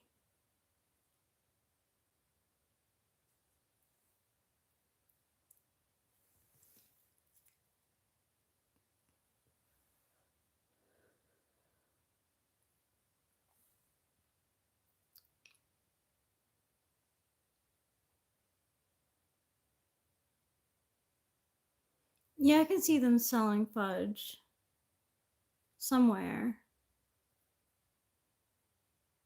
Yeah, the fudge factory. Oh, And coarse gold, huh? Yosemite Fudge Factory in Coarse Gold, California. Hmm.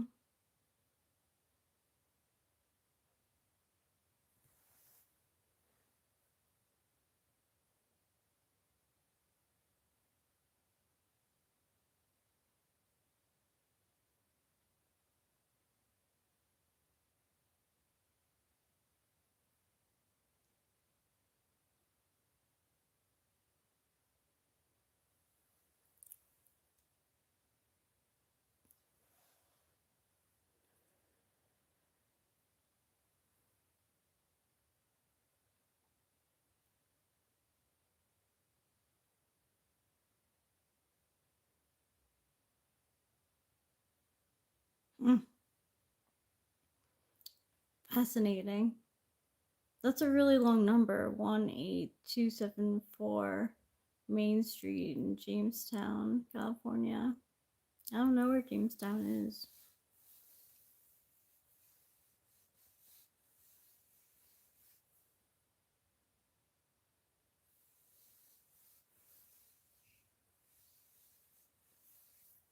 We were watching some video on places in California that are like small and nice to live in, and Mariposa came up fourth, so that was nice.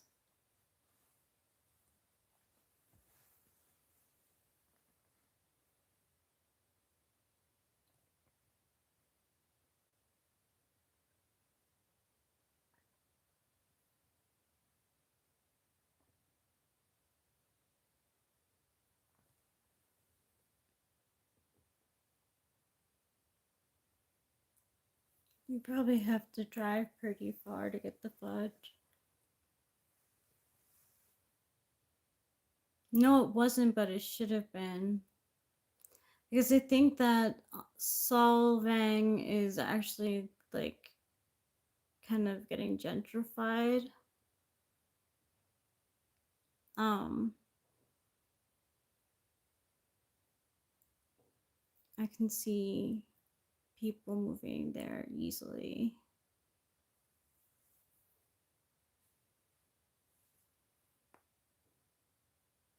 I forget what other places were on it actually. But I know that Solvang wasn't on it. Eric and I, when we were traveling, we stopped there. We got some bakery goods and maybe a drink. And it was so freaking cute. Like I really liked it there.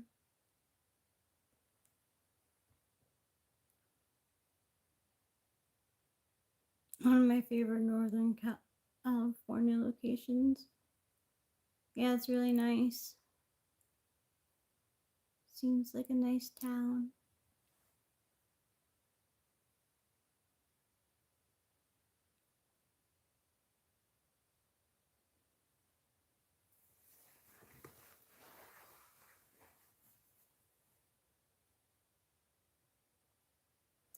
So, like, I've lived in California for 5 years now. Does it, like, how many years does it take for me to be a Californian?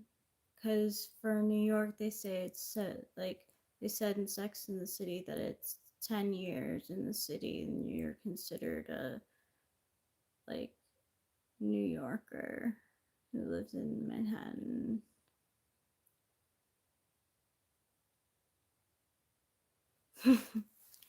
Random.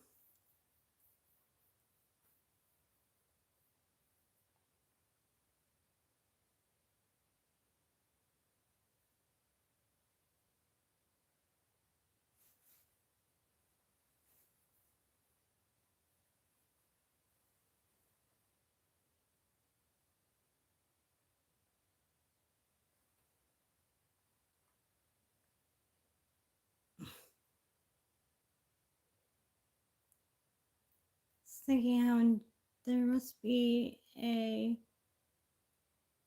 along Main Street in Jamestown.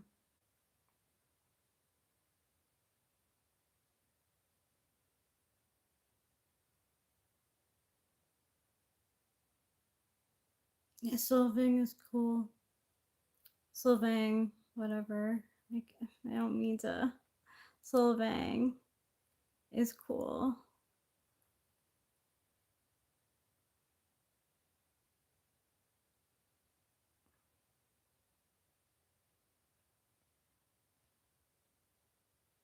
In California, generally considered a resident if you spend more than 9 months, wow, in the state for a taxable year. Wow. Yeah, it was definitely.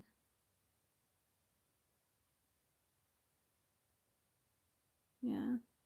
Wow, that's quick.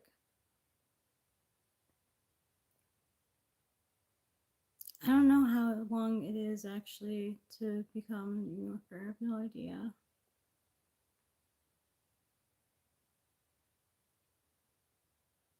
Cool, I'm a Californian.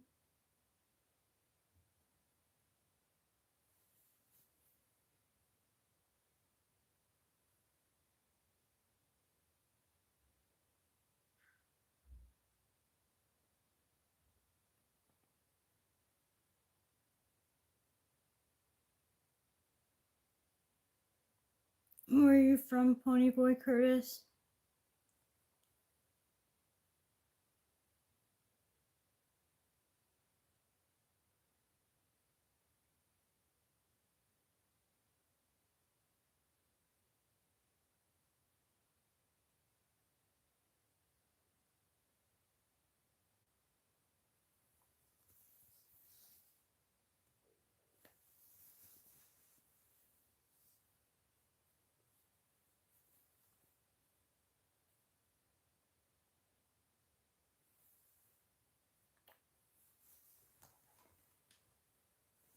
I was never able to like live on my own. I love that line, stay gold, Ponyboy, stay gold.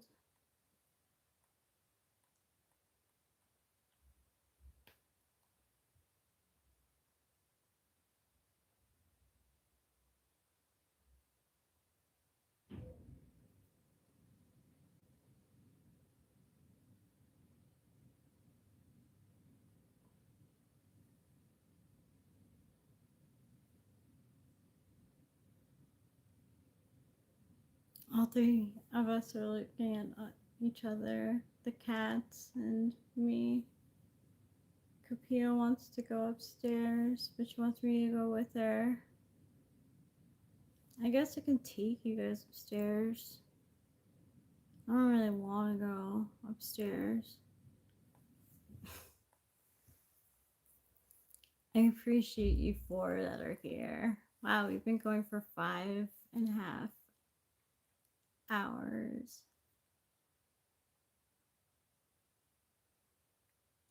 5 hours and 31 minutes.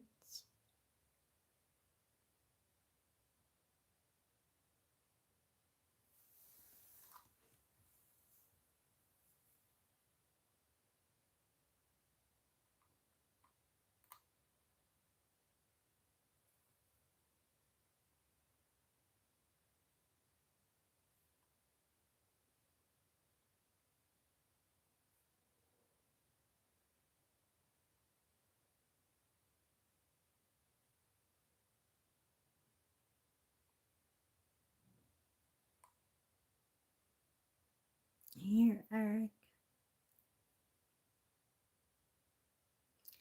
ChatGPT told me that my veins are neutral, so I have a neutral color palette, whatever that means, or I have neutral tones to my skin.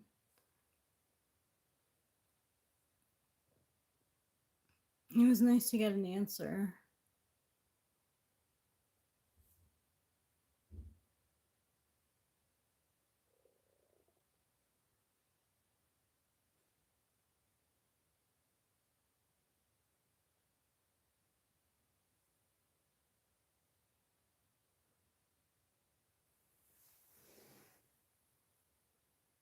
I like took a picture of my veins in bright light and asked it whether I had cool or warm undertones, and it said that it couldn't tell the difference between the two, so that I was neutral. It's pretty cool. I like when ChatGPT does cool stuff.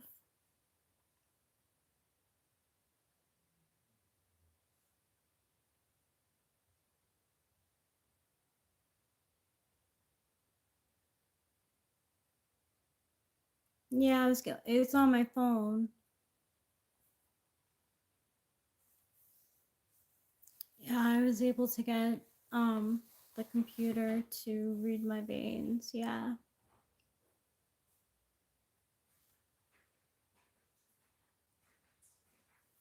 Sounds like weed in here. Oh, are you still streaming? Yeah. I didn't hear you talking for a bit, so I figured you'd wrapped it up.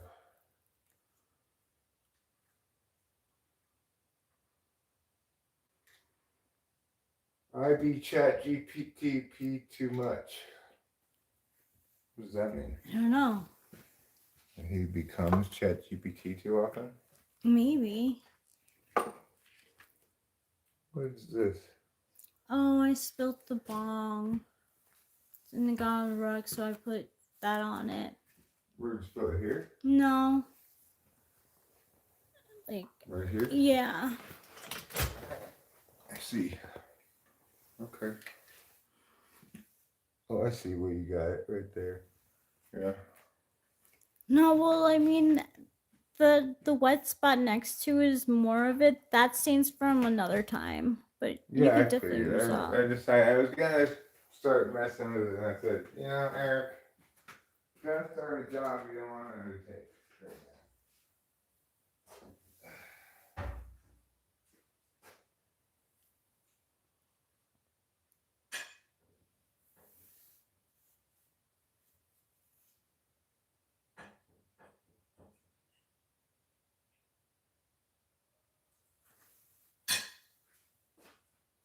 All right.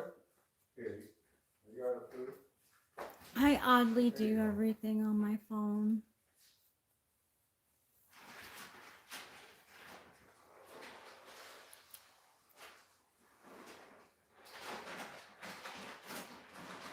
Thanks, Jake H. I appreciate that.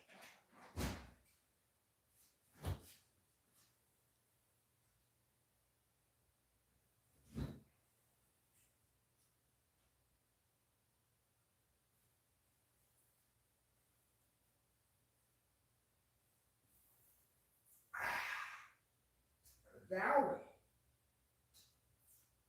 What was that? Got some tang. The grapefruit juice? Yep. As you may recall from last time when I said that.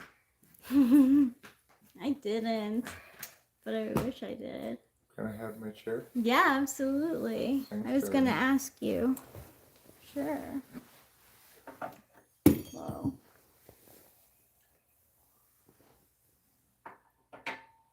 I'll just put this in the kitchen. Okay. Plug that. It's been there for quite a while. Probably. It's probably at 100%. Sup. Sup. Jake H is very, very proud of me. And I appreciate that, Jake H. Because I have been trying to make you proud for such a long time now. And you are such a tough critic, But finally, at long last, the day has arrived. Jake H is proud of me.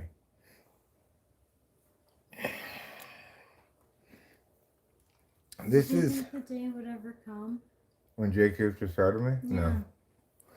I see what you mean by you spilled the bong. Oh, yeah. There's not very much water left in it. No, sorry about that. That's fine. I'll just pour a little more water into it. That's a little something I call having indoor plumbing. Although really in this case it's having a bottle of bottled water. at hand. That seems about right. But you don't want to test it without this. No, it's not enough. Insufficient waters. We'll need to put a little bit more water in.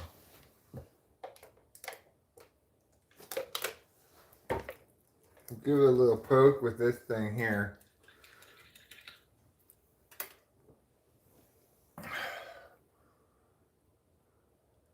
And we'll try again for the first time, forever without stopping.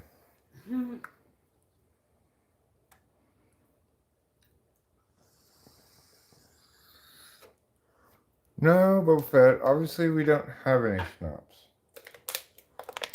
Because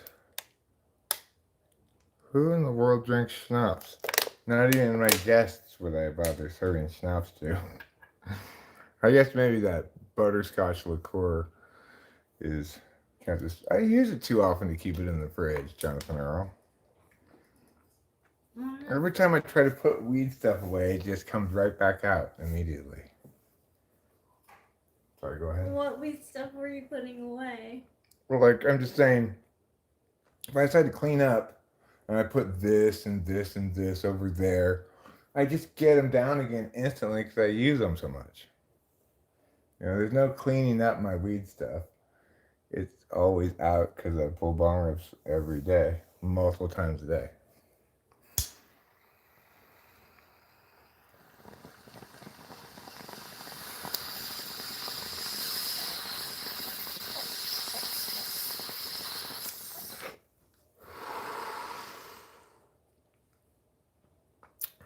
I mean, you know, putting ice in your bong, that falls in the category of things that are for casual, occasional smokers, not for me.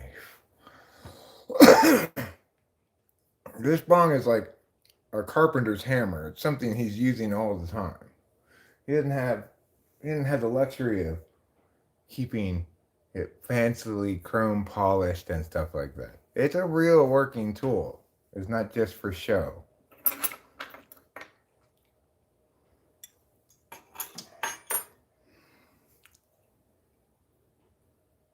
I mean, I do sometimes, like, for example, last night, I cleaned my bong because I thought, it's getting too gross now. It's like I kind of want to taste this weed, and obviously all I can taste in this bong that hasn't been cleaned in 6 years is assorted old bong resins. So I do periodically clean it.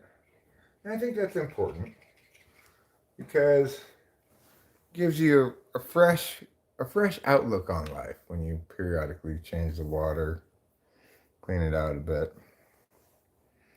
But make no mistake about it. God never intended you to have ice in your bong. If God had meant for you to have ice in your bong, He would have made your bong that way to begin with, already filled with ice. And it's not much smoother. It's not true. If anything, in fact, what oddly can sometimes make you cough less is warm water because it gets a little bit of moistening steam in there, eases the harshness of it. But cold water definitely is not any advantage over room temperature water.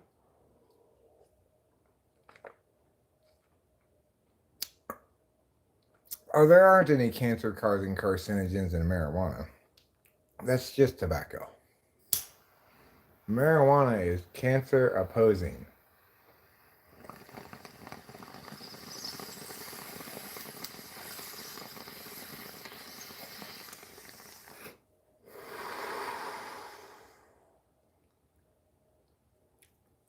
The molecules are tighter packed because it's cold.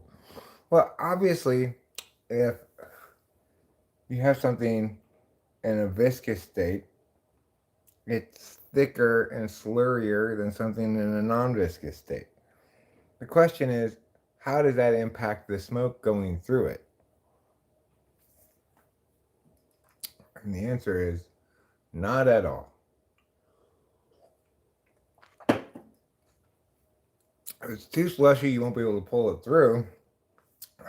Or if it's ice, you won't be able to pull it through. But other than that, it affects it not at all. Colder water, room temperature water, same thing. However, warm water is a little bit different because that adds more water vapor to it. Does Delilah still like me? Yes, of course. I mean, I'm sure she hasn't thought about either of us much until, except for when I text her. I get that you were a little bothered by her cutting you out of a picture of me and Delilah and my dad, I guess. Is that what happened? Oh, I mean, I didn't really care. I just didn't know if I was. If you were cut out of it? Yeah. I don't know if you were either. Yeah, so, like, I really can't say.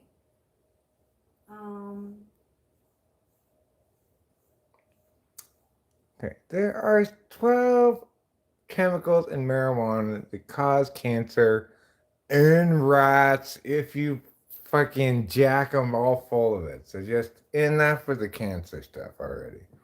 It's 90% genetics anyway.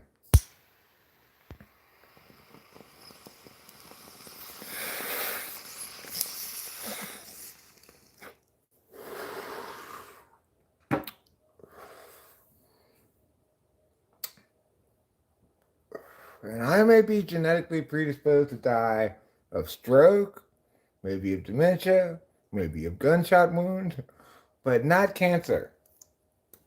So just suck it, cancer. I'm tired of worrying about you. Yeah, why don't you just eat your grilled meat by sucking it through a bong, Jonathan Earl, if you want to get rid of all your cancer stuff?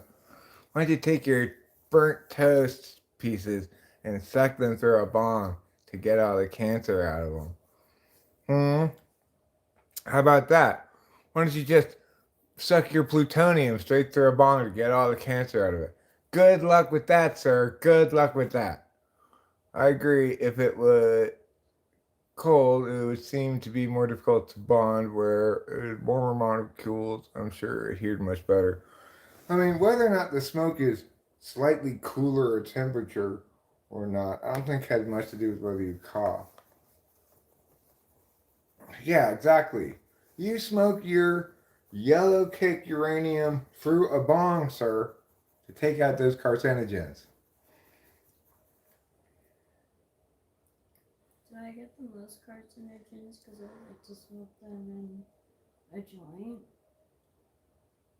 Yes, you would get more carcinogens, according to Jonathan Earl, smoking in a joint than you would with a bong. According to Jonathan Earl. So, take it with at least 1 grain of salt. Because Jonathan Earl is a Bible thumping marijuana hater. I'm just kidding, Jonathan Earl. French fries are more dangerous than marijuana, most likely, or potato chips. The thing that's weird about smoking is that your lungs can handle so much of it. It's weird. Your lungs are not made to inhale smoke. But you can smoke for decades. Ass cancer is going to get you? I guess ass cancer gets a fair amount of people. Yeah. What's that shit the Russians use for assassinations? It's some kind of radioactive isotope.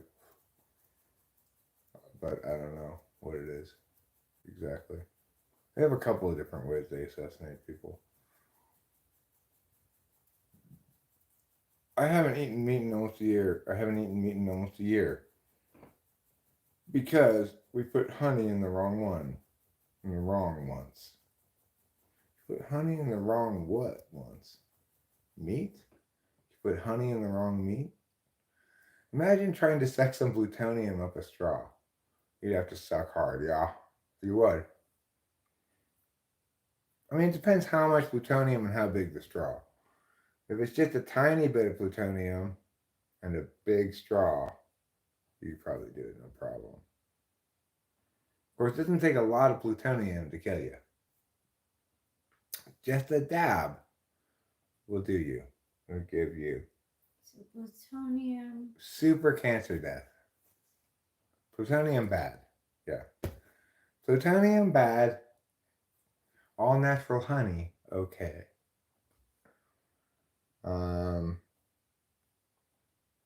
Neutron bombs. Bad. A pleasant smile at a friend. Okay. Let's go off of data. Data schmata, Jonathan Earl. You know what I say about data? The only bigger liar than data is datum. Singular data.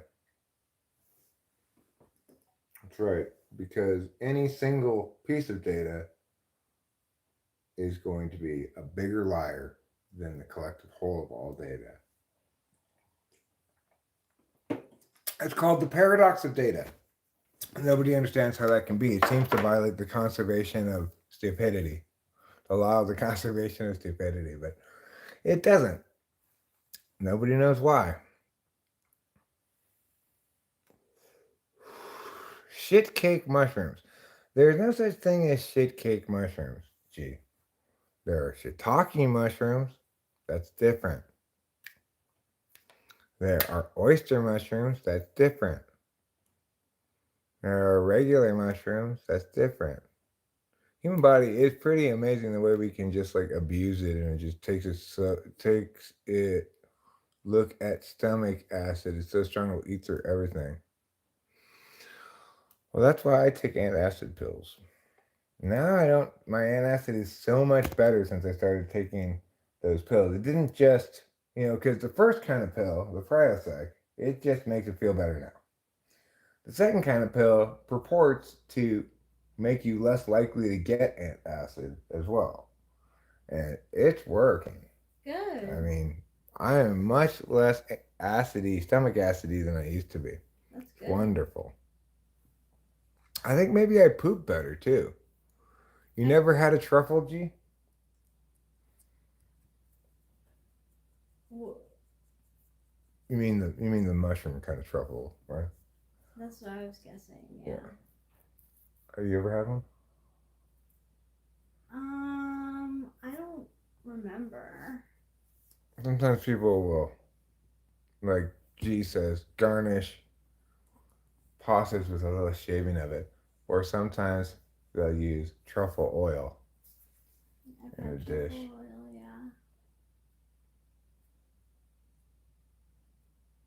yeah. That was a bad idea, Jonathan Earl. That was very dumb.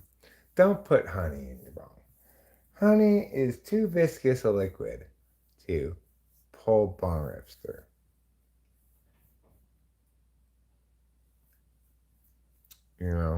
I think water is the best thing for it. I think water's the best thing too. Water, air, and a little bit of hope. That's what it takes for a good bong rip. And weed, of course. You need weed, of course. Sausage dogs sniff them in the woods.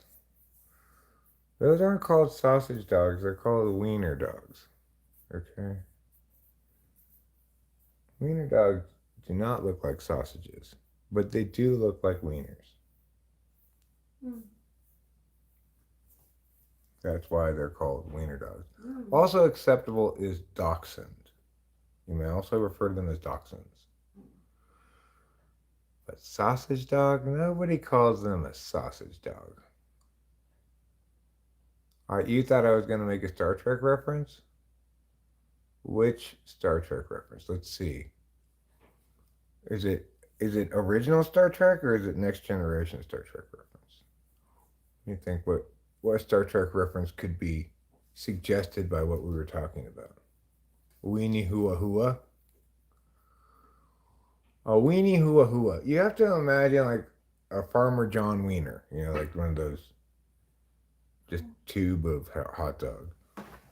That kind of looks like a wiener dog, But a sausage, that looks nothing like a wiener dog. Wiener dogs are not half Chihuahua, Acacia. They're full wiener dogs. Yeah, if it were to be half Chihuahua, then you could have a weenie hua if you want. Or you could have a hua dog. Because the official second word in a wiener dog's name is dog. They're called wiener dog. Mm-hmm. You got you a weenie wawa? That's a good kind of dog to get. Half wiener dog, half chihuahua. I had half chihuahua, half corgi, which is called a chihuahua. We had half porky, half something else. I don't know what something else was. And you can't say what its name is. Like chihuahua is half chihuahua, half corgi. Mm-hmm. But if you don't know what the other half of yours is, it's just a blankie or a core blank. It's a core blank. Okay, she had a core blank. Huskwawa? Is there really such a thing as a half husky, half chihuahua? What a talk about like if the chihuahua was a male, talk about just a serious alpha chihuahua. Like I'm gonna fuck that husky bitch over there. Yeah, I know. She's a little bigger than me. Don't matter. It's not the size of the dog and the fuck. It's the size of the fuck and the dog. You know? And that's if the Chihuahua was a male. If the Chihuahua was a female, oh, good Lord have mercy. How could a Chihuahua carry babies that are half the size of a? I guess they'd have to be very small Chihuskies. Chihuaskies.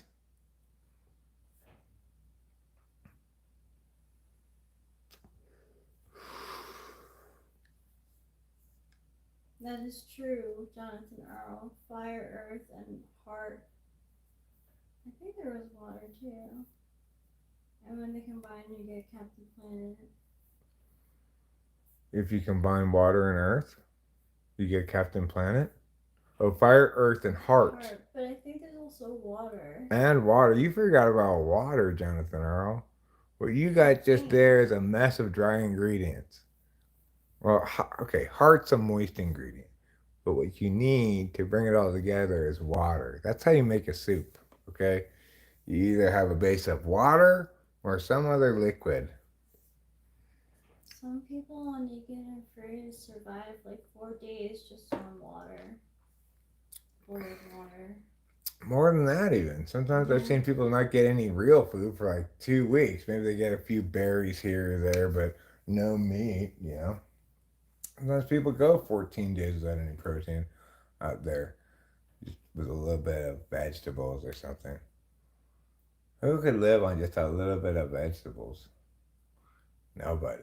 That's why Danny had to tap out in Last One Standing, because she was a vegetarian. And while she would eat eggs and cheese and stuff like that, I guess that's it, like milk and cheese and yogurt and stuff. You don't find a lot of yogurt out in the wilderness.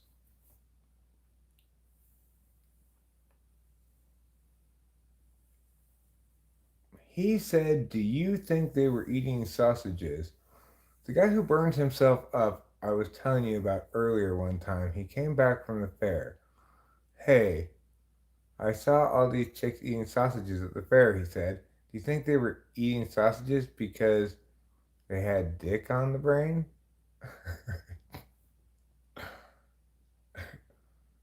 They probably just wanted to eat sausages. Don't you imagine? That's why I eat sausages. Um, when I'm eating a sausage, I'm not pretending it's a penis at all. In fact, when I'm eating a sausage, it's most likely been cut into very small pieces and looks nothing like a penis at all. And no, I don't do that to destroy the penis somehow, right? I just do that because you want it to be the same, you want it to be sized to the rice. Like you don't want to serve a bowl of rice with just a whole sausage that's cut in half, half on top of Rachel's rice, half on top of mine. That doesn't mix at all. You need to cut it into small pieces first so that your sausage will mix with your rice. Or you could get the kind of sausage at the store that's just ground up already. It's ground sausage. They do have that, you know. Hmm. It's like the ground beef of sausage. That's interesting. I didn't know that. Mm-hmm. It's weird how skinny Asian guys win sausage eating contests. I think skinny people in general often win eating contests because they have more elasticity or something. Like their stomach has a lot of room to expand already because they're probably high metabolism people like me. I would guess. Yeah.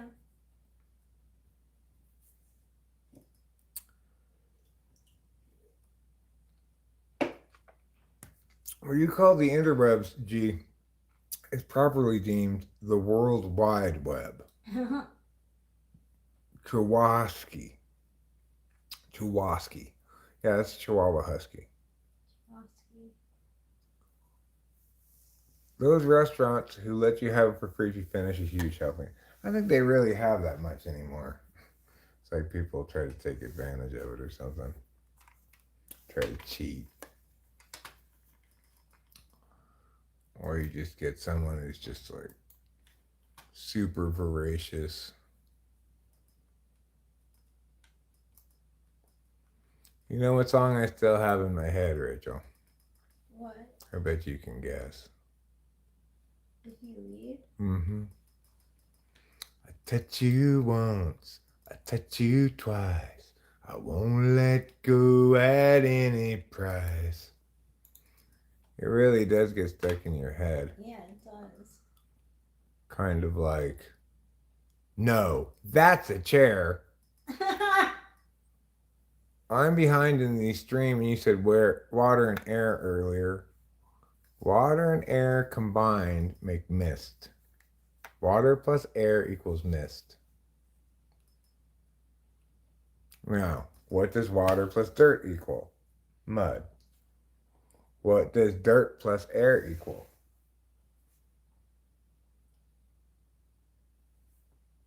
Dirt plus air Mm-hmm. equal? Yeah, if dirt plus water equals mud, what does dirt plus air equal? That's right, it's dust. Oh. What does air and fire equal? Just faster moving fire, I guess. What does water and fire equal? Steam. Mm-hmm. What does dirt and fire equal?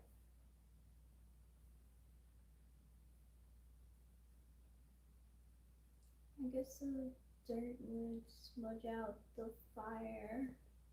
Ergo, smoke would be a good answer. You know. So, I don't know if all those Chinese elements or ancient elements of the Greeks or whatever, if they've accounted for all of this, but they should. If you're going to have, say, 5 elements, that's your earth, air, wind, water, and spirit. Those are your classic 5 elements, aren't they? Oh, earth, air, fire, water, spirit. Metal. Metal. You can put metal in there. Okay. Well, that's what they go by. In Chinese? Yeah. But what about the ancient Greeks? They just had earth, water, air, and fire. I guess so. I never really took track of the ancient Greeks. But they might have included, like in Naruto, you've got earth, air, water, fire, spirit, or something like that. I think. So in the tarot, you've got earth, which is wands, air, which is swords, water, which is cups, and fire, which is torches. So you just have the four. Mm-hmm. No metal. No. And swords. Well, but I mean, you only have four different suits. Oh, yeah. So Yeah. you can only account for four things. Mm-hmm. Well, you could say the swords have metal in them. But, you could say the cups have ceramic in them. They could be. They could be. Yeah, it could be. But that wouldn't be that exciting. Because then you just say, well, isn't ceramic kind of like earth? Mm. And now all of a sudden you've got earth and water being the same thing. No, they're not the same thing. Right. You could say the cups are made out of hydrogen and oxygen atoms. No. Then that'd be consistent with water. Let's see what Jonathan Earl says here. You ever notice how skinny people fart more? I think it has something to do with the higher metabolism rate. I've not noticed that one way or the other. I don't doubt that it might be the case, but I have no observational data to compare against because I've not thought about the question ever before. Ceramics were the first space age material, except they happened a long time before the space age, Jonathan Earl. A long time. You know what Rachel and I looked up tonight? The order of the eras. So first, you got your Renaissance. Then you got your Reformation. Then you got your Age of Enlightenment. Right? Yeah. In that order, okay? And then steampunk comes right after that.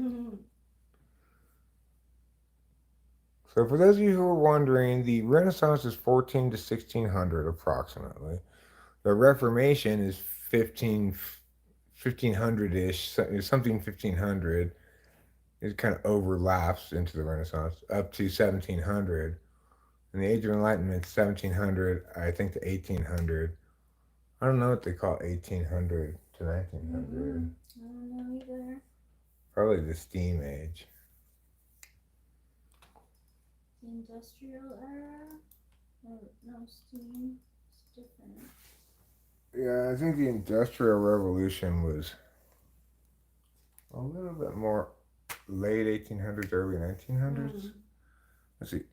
What comes after the Age of Enlightenment?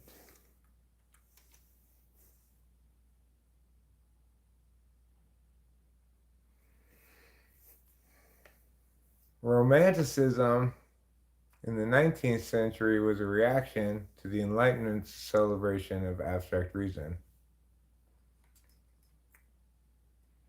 Romanticism in the 19th century might also be called sensualism. The Enlightenment's ideas of individual liberty and religious tolerance paved the way for political revolutions. Meowgity meow, meowgity meow.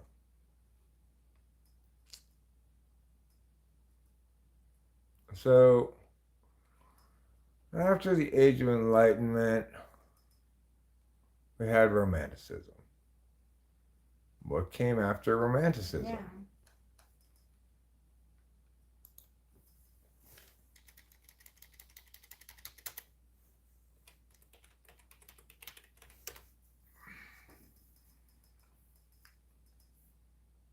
modernism. Realism into modernism.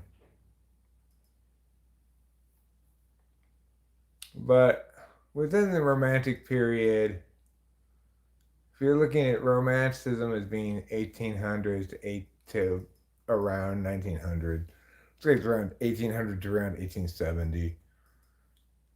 It could be close to 1900. Even as far as 1910 might be called Romanticism, because that includes like post-Romanticism, which is specific to music. It includes realism and naturalism, which is specific to literature and or painting, depending. They've got a variety of different things here. But really, you go from Romanticism, the next big thing is modernism. That starts in 1910 to 1945. Then postmodernism. And I think we all know who doesn't like postmodernism.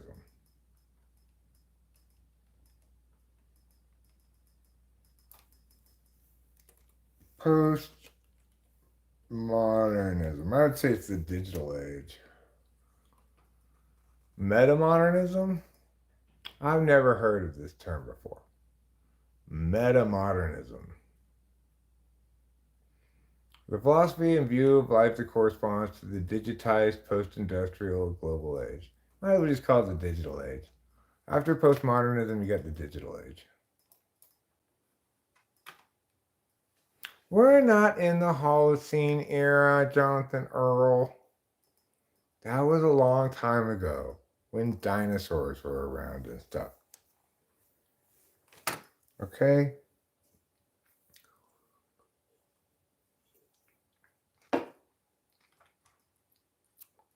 Who doesn't like postmodernism? Yes, a renaissance is a synonym for a revival of something. But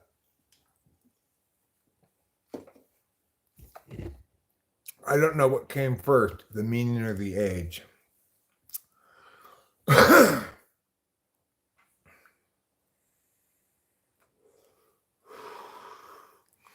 Because the Renaissance was considered a revival of civilization, right? And you're coming out of the Middle Ages. You could have called the Middle Ages a Renaissance compared to the Dark Ages, but they said, no, let's wait until we get a little better than middle, and then we'll call it the Renaissance. So around 1600, they're like, fuck, we're finally out of the Middle Ages. It's like we got people who can, I don't know, write a few things down that are cool, maybe.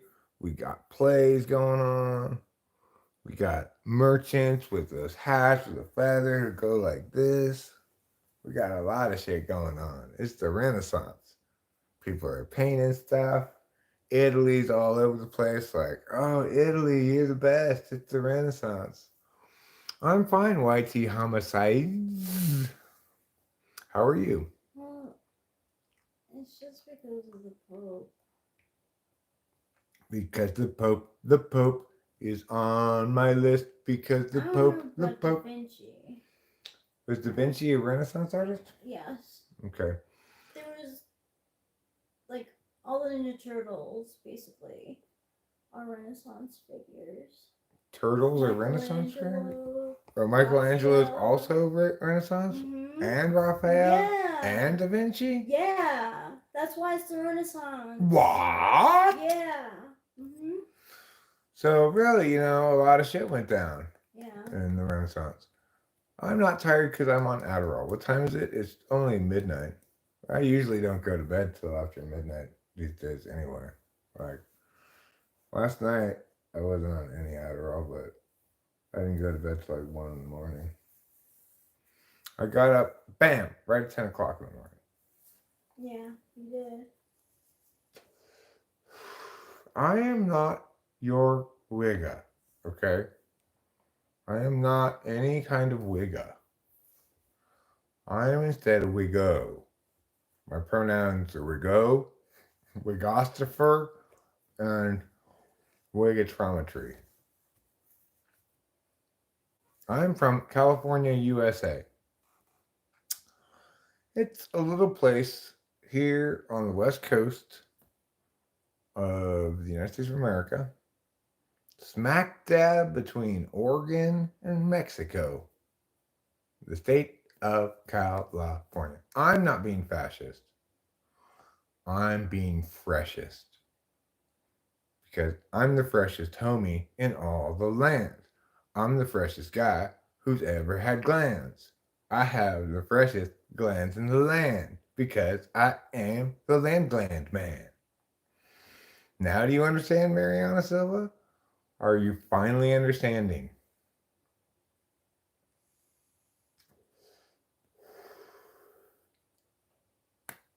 I'm such a furry. I'm not a furry.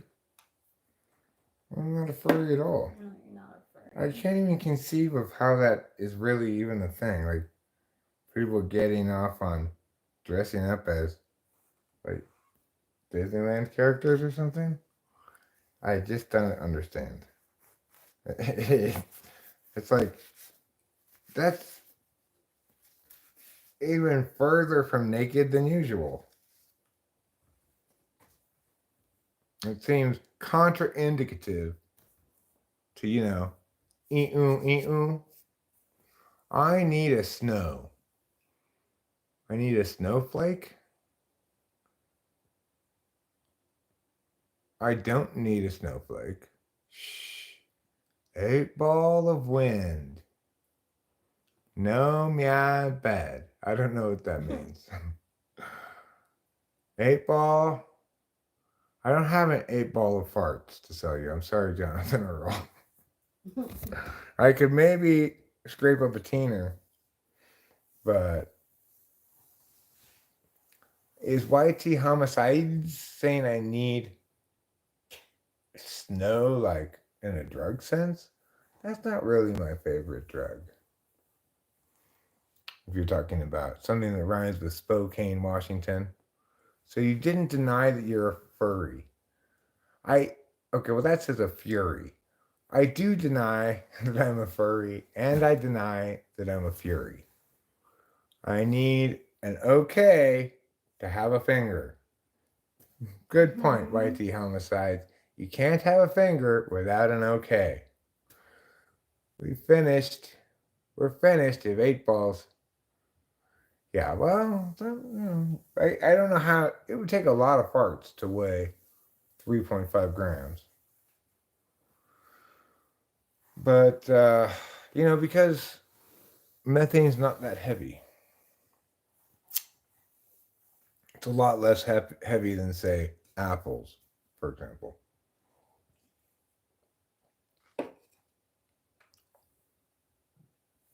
I'm really jonesing. I haven't had any ass wind and diz. Do I smoke weed? I do. I have been known to smoke a little bit of, just for medicinal reasons, to treat my chronic sobriety. I do occasionally. I've been known to pull a bong rip or two. Okay is a right-wing symbol. Oh yeah?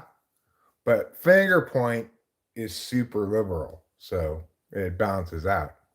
Just like a man and a woman making sweet, sweet love. I don't drink alcohol. I had to quit that 10 plus years ago. Coming up on, it'll be 11 years ago, December 26th. Which isn't that far away. No.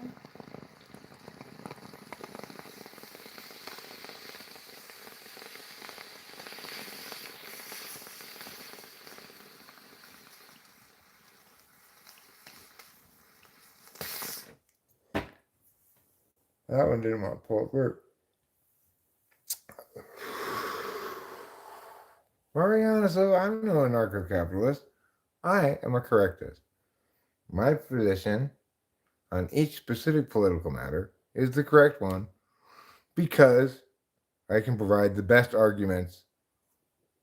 I can demonstrate that this position has the best arguments and therefore is the most correct position. I don't align with any general thing. Yeah, we shop at Pioneer Market. Gonna bankrupt you. I get that. It's expensive. It's not that much cheaper in Oakhurst at the Vaughn's. It's Vaughn's, not Safeway. We don't go to Merced. We shop at Pioneer Market. At least the gas card helps.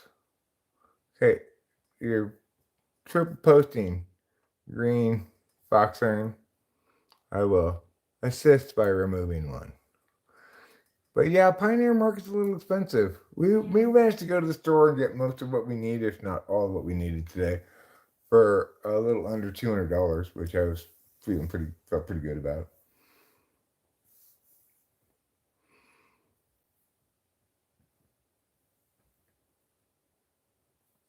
So far, according to Mariana Silva, I am a furry, a fury, a fascist, a right-wing symbol of anarcho-capitalism.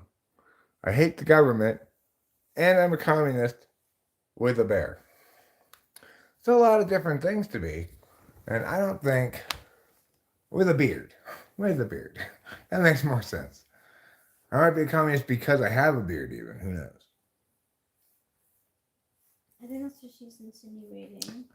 I actually have quite a bit. Righty homicides. Maybe I should send them to you. Because well, it's that time of year, you know. It's time for the Harvest Festival. I hope I see you guys there one day. I've been watching for a while. Are you guys for or against the new Starbucks? I think we're both happy that it's there. Yeah, I am. I mean, remembering to compare against the alternative rather than the ideal. So, the real question is, are you happy the Starbucks? Would you rather be a Starbucks or still be a Burger King? I'm happier with a Starbucks than a Burger King. Would we both have been happier had it turned into a McDonald's? Yes. Yes. We would have loved a McDonald's. This is my hot wife, Rachel. Oh, thank you. Of course, my darling. You don't get a hot wife and then not brag about it.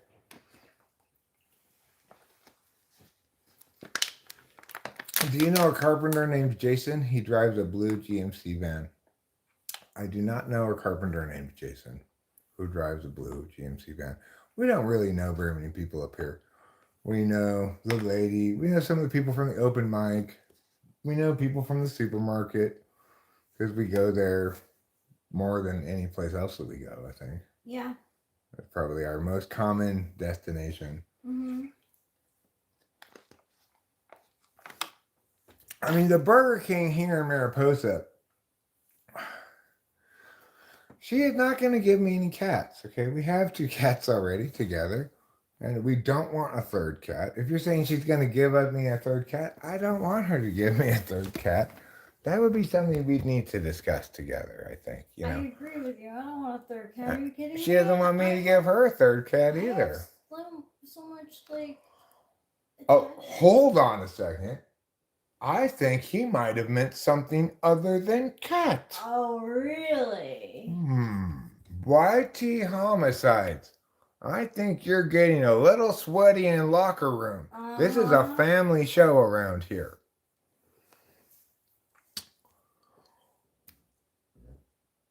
But yeah, absolutely top shelf. I'm not gonna lie.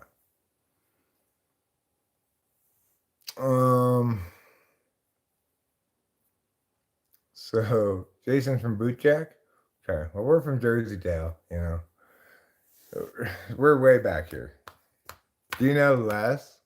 Les is kind of famous around Mariposa. He's our neighbor.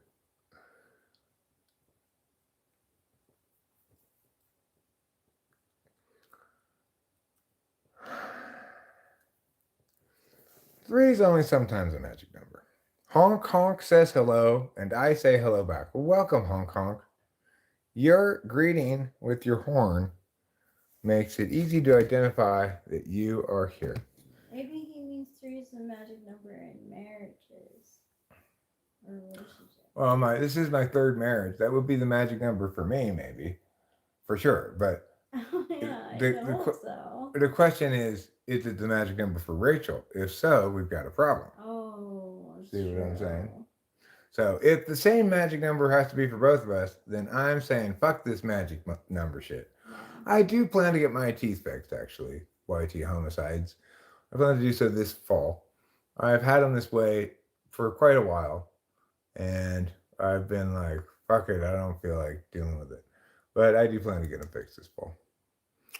But go ahead and send me the money for it, please. If you feel like sending me like 10 grand, knock yourself out. I could use the money. Hong Kong Fooey, Hong Kong Fooey. That's very racist. Oh, wait. Oh, no, it's not. Because Hong Kong Fooey is a goose from Canada. It has nothing to do with Hong Kong or Asians at all.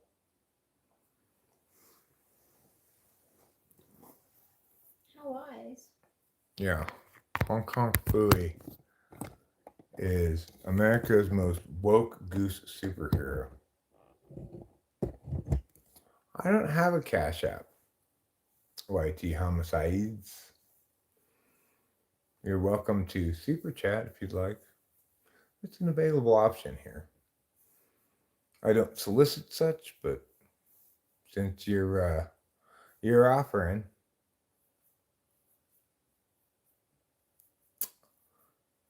I'm usually on other channels, but I started scrolling.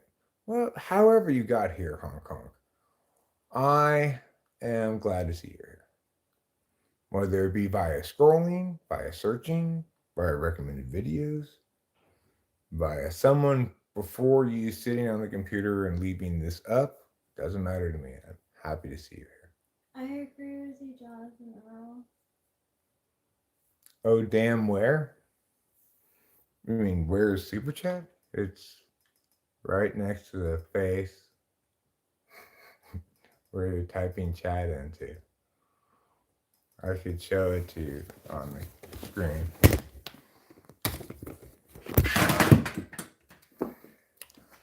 It's right next to your mom's face. That's where it is. See, it's this thing. I don't think maybe I have super chatted someone before, once or twice. Hong Kong Fooey was from Canada? No. Was he? I thought he was from Hong Kong. Thanks for smashing the like. You know what I wonder, though? If maybe the like might appreciate it if you just touched it gently. In a little bit of a sensual manner, perhaps. Not so forcibly. The like button is like a woman, okay?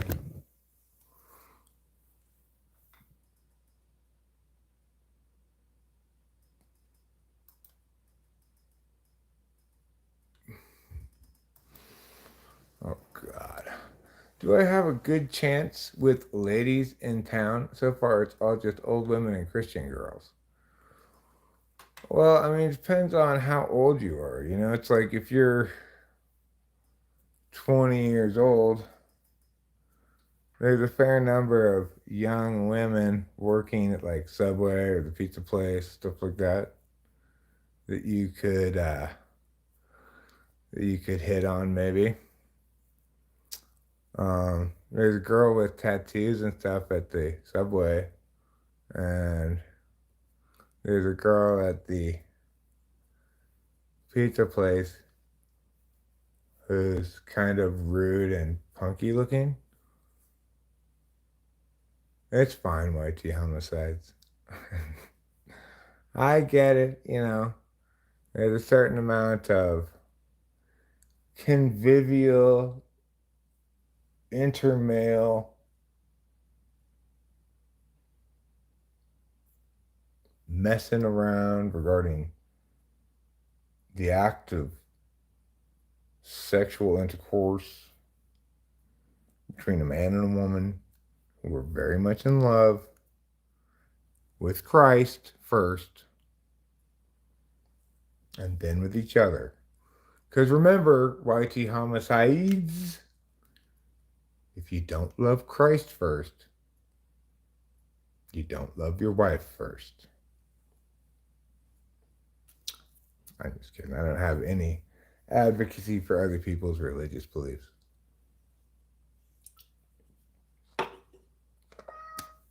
Where's the nearest college? I guess it would be UC Merced, which is not a regular UC. Like, I went to UC Santa Cruz. That's a regular UC.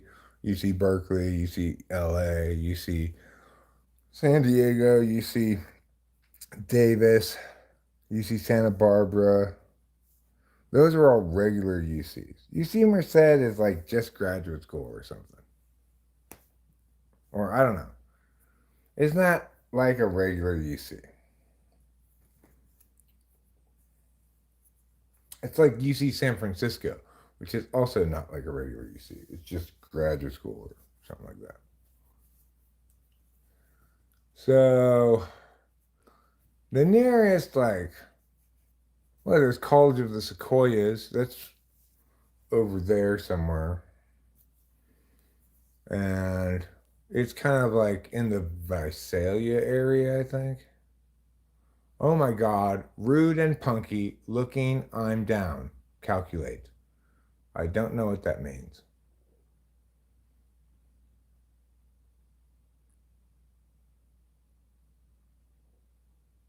Yeah. And I like to think that sometimes it's important to include the dislike button. Otherwise, I might feel left out. Unfortunately, you can't both like and dislike a video. I think you should be able to because sometimes that's the case. That's how emotions are, okay? They are not subject to rules of exclusivity. I can be both sad and happy at the same time. I can both like and dislike a video at the same time. But will YouTube allow it? No. And just think about this. Here you are, hearing this amazing analysis and commentary about YouTube, about life, about buttons. It's witty banter and playful repartee of an enjoyable and pleasant variety. And there are only 4 people here.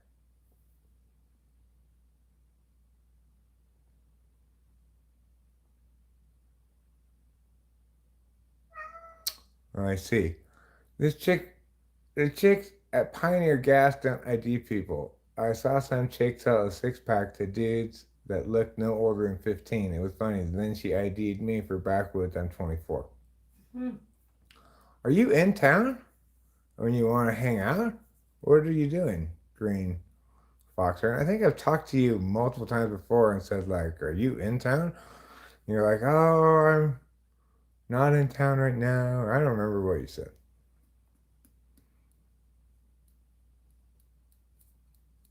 One of the greatest loves of my life went to Redlands. She was sorority. Good times, good times. Huh. Well, if you want a video conference with me at some point, or I just gotta, do due diligence to make sure you're not a crazy murderer. But then you should come over, hang out, pull some balls or whatever. I'm assuming if you watch this channel, you probably have been known to smoke a little bit of marijuana on occasion. But I don't know for sure. Maybe you get tested for work or something. Holy jeez, autocorrect is having a field day with my shit, but I can't stop fiddling with these electronics. Is that what you call your man bits? These electronics?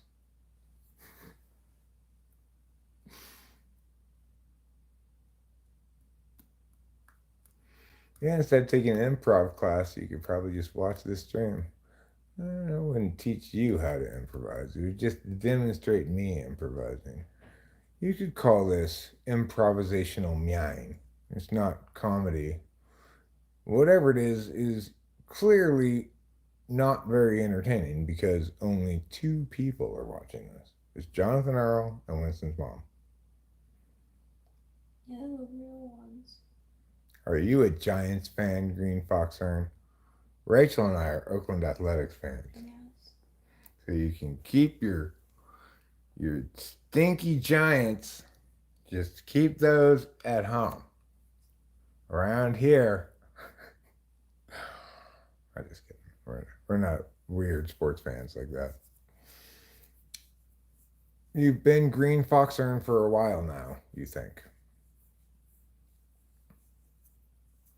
So 14 minutes, which side of town? Like, are you down from town or up from town? Or that way from town? Could be that way from town. You like towards Merced, towards Yosemite, or towards Bootjack from town?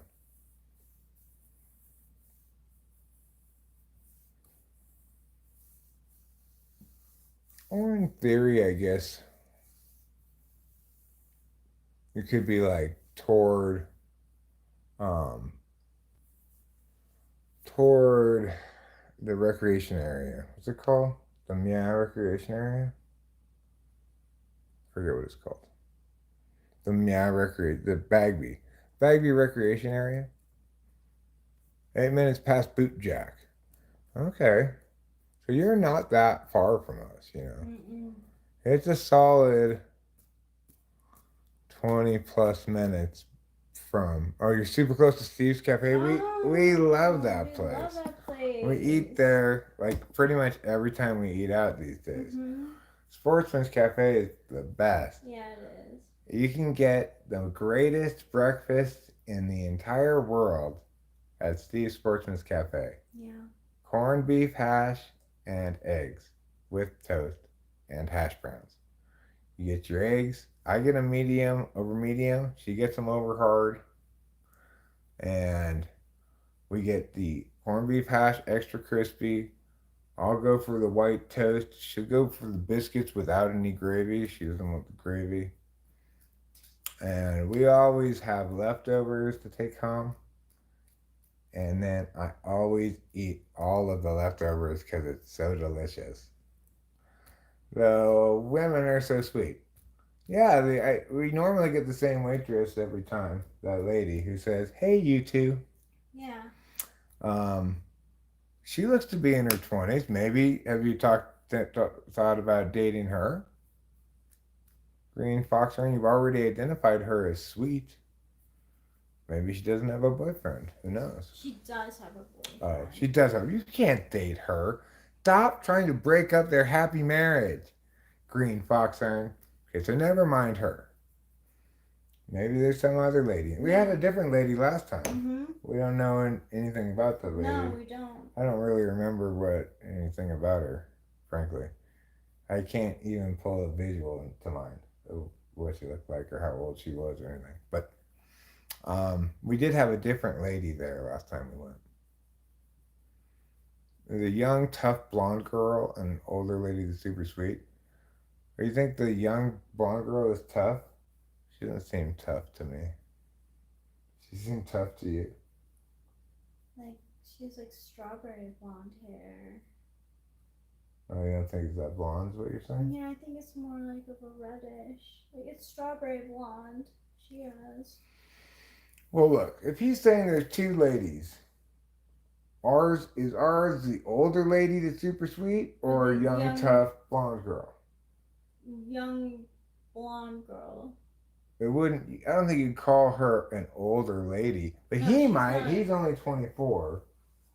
Do you think he'd call our normal waitress an older lady? No.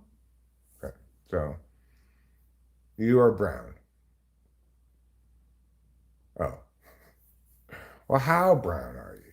Are you like this kind of brown? That's pretty unusual around here.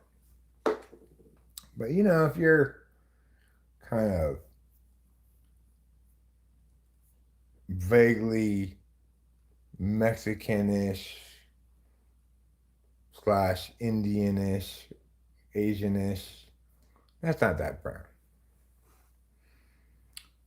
It's not the most diverse community we live in, but you know, we have brown people over at the house, and they never encounter any problems around here. I don't think. I don't think so. I didn't hear anything. I don't know if Ruben or Acacia, who are both, Oh, I guess, Mexican, right? yeah. Or Zandy, who I think is also Mexican. Mm-hmm. They could say if they've experienced any racism here, but I'm fluidly transracial, and I've not experienced any racism yet.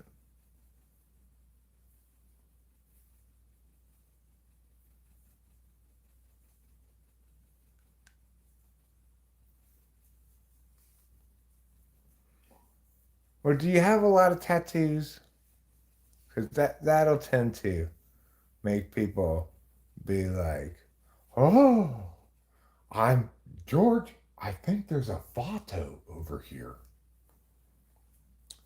That'll,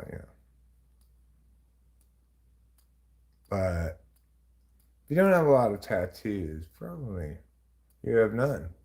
Because, like, I think it's kind of, there might be an assumption that, maybe some sort of racist assumptions like, oh, he probably works at the hotel. That's what if I were gonna have a racist thought, I'd think, and I saw a Mexican lady in town, I'd think, oh, she probably works at the hotel. Because who cleans hotel rooms? Mexican ladies. At least in California, that's just how it is. I don't know what else to say about it. I don't want to misrepresent the truth. So the truth is, it seems like people who clean hotel rooms in California are all Mexican ladies. You could imagine like the fix-it guy at the hotel, or maybe the groundskeepers at the hotel, that they might be Mexican guys. So then you see Asians, you assume they're tourists.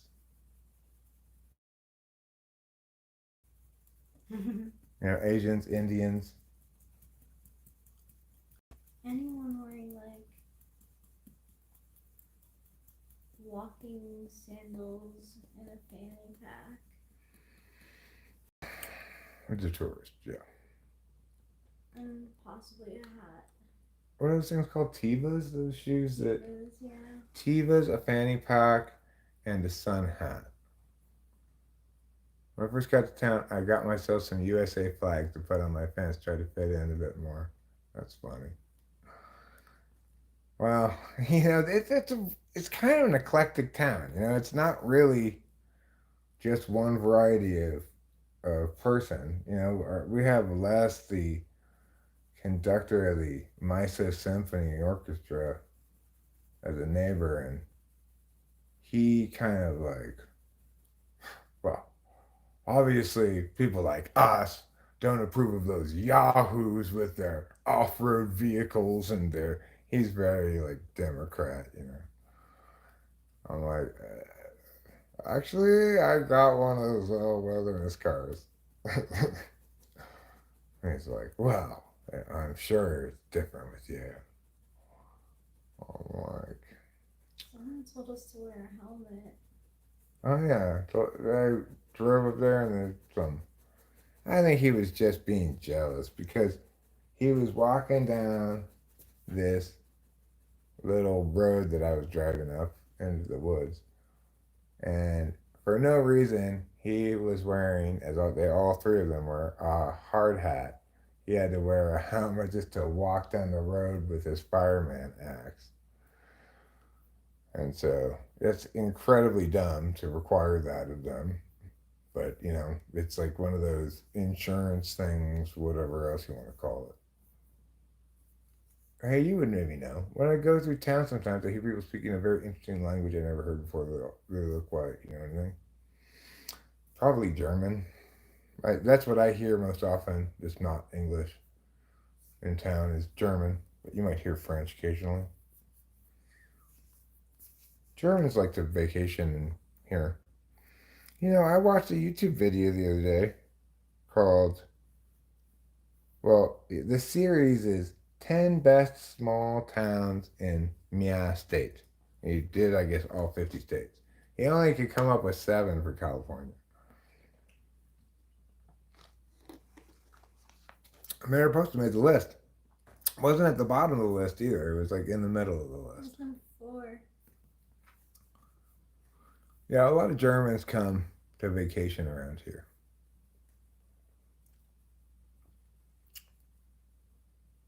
Um, and sometimes you'll see, and this I think is the most common configuration of German tourists.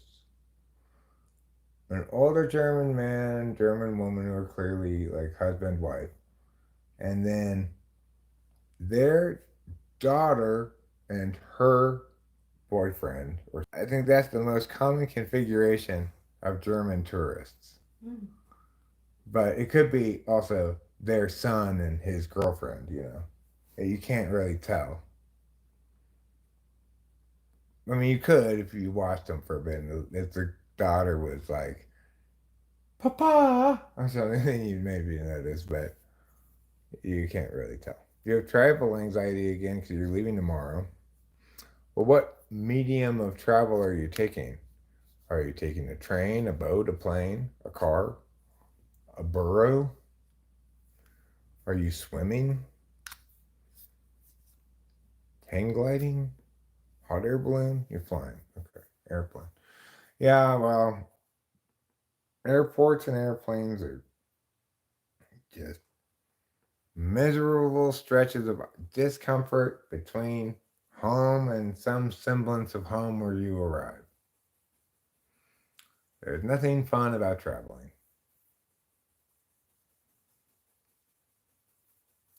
German, 17.9% of the Mariposa County's population.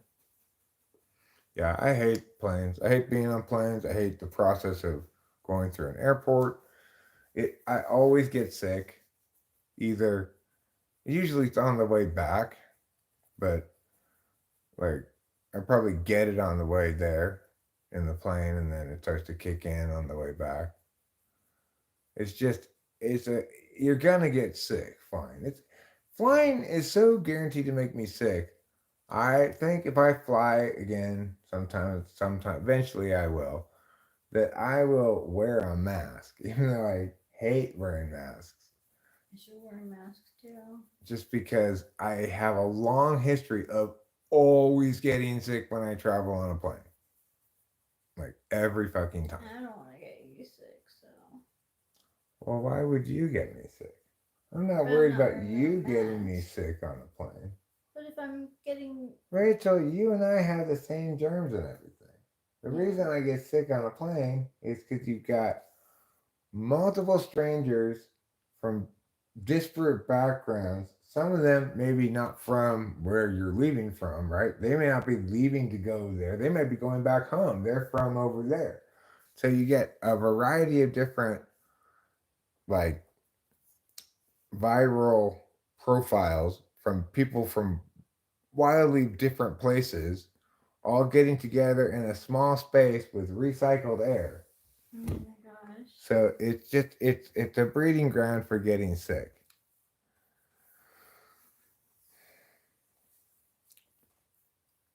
I remember one time I took someone's bag by accident because it was the exact same one as mine. She was like neutral about it. She was like, "Hey, I think you have my bag," and I was like, "Oh, I think I do. I'm so sorry." In theory, I guess, if you isolated yourself at your house and only got Instacart groceries delivered to you, and never actually made contact with other people in the world, that you could, that if the like virus spreading germ kind of theory uh, of illness is correct, that you would just never get sick. You'd never have an opportunity to get sick because you'd never be encountering novel viruses that could infect you. That whatever viruses you got in you right now and your significant other, that you got plenty of antibodies to those by now after a little while, if not right away. And then with the exclusion of new viral profiles via contact with other people in your life, you should never get sick. You could still get sick from like eating bad food or Getting water in your ear, I get sometimes. Like, I have to be careful with my ears. that would qualify kind of as an injury, I guess. Yeah. But and Winston's mom says, I couldn't begin to tell you the last time I was sick or ill. I order in, as you said, I'm already reclusive. I do think that if you can take you can you can take advantage of that and not really be sick or get ill because you're not introduced to any novel viruses for a long time. But I think then if you do go out, you're pretty much guaranteed to get sick because you haven't kept pace with the community's viral profiles. Rachel and I go out into this community often enough that we encounter other people and have conversations and stuff and keep our immune system. Think about your immune system as an antivirus program. If you are isolated, you never get any updates to your virus program. However, you also aren't subject to getting any of the new viruses. However, as soon as you break reclusion, then you are subject to all the new viruses at once, and your update can't keep up with it. Germs is what killed the Incan people? Which germs? Were they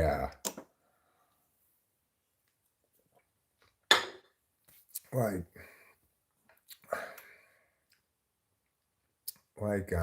what do they call that stuff? Salmonella germs? E. coli germs? Is that what you mean? Are those things called germs? Yeah, we are still streaming. I'm feeling amped, awake, and probably be streaming a little while longer. Maybe tomorrow I'll make an effort to do some things before I stream and get caught up in it. I can get caught up in a stream for a long time. Even like right now I'm not even concerned at all about the demand, the demand or lack thereof. I'm just enjoying the process. EBCLS. Eric beats clay logs silently.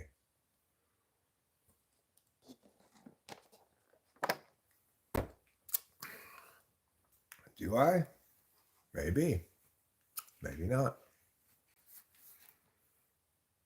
Oh, are you talking about Ebola? Any hiking around? Well, yeah, we got plenty of hiking around here. Typically, I drive up in the little wilderness car rather than using my legs to walk all that way, which seems needlessly slow and tiring. Ebola, Ebola, Ebola, would you like to catch some Ebola from me? I've got a plate full of Ebola bees. Eat them up and then you'll Ebola sneeze. Would you like some Ebola now? I'm getting a blue heeler puppy soon. Need some trails. Well, there are plenty of, like you go to the Jersey Dale Ranger Station and they've got a road that goes up um, up above the ranger station. Then once you get up to the ridge, you can go a variety of ways. Some of them are more like trails and some of them are more like roads. You could go down to the end of Heights Cove and go to the Meow Meow Meow Meow Trailhead. What's it called? I don't hunt. Um, I do have a rifle, a bolt action rifle. I wouldn't necessarily be opposed to hunting certain things. Like I could see myself hunting a turkey if it was near Thanksgiving. Plucking and prepping a turkey, well, it would need to be on a day when I had Adderall. Shoot the bit. If I was going to pluck all those feathers. I'm just one old man. Rachel is a not old woman. And the truth is, I'm not actually that old. I'm just 53 years old. Rachel, there, my lovely wife, is 39, though I know she doesn't look it. You'd not guess 39, but that's how old she is. Rabbits, squirrels, turkeys, snakes, and quail. I'd feel bad about hunting quail. I guess of all those things, I'd be most willing to hunt a rabbit. No, she cannot be your girl. Sorry, YT homicides.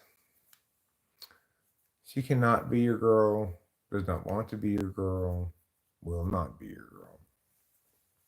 There's a great video of a guy playing the Bach cello suites on the double bass. It looks incredibly difficult. I bet it is.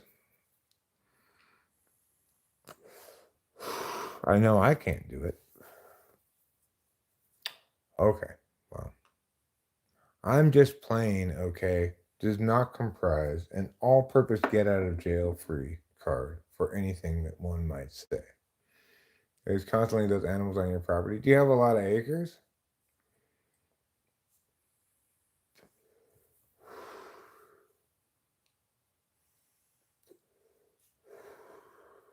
I do like to go fishing sometimes. I don't usually ever catch any fish, but I don't care if I don't catch any fish. I'm not really trying that hard to catch fish.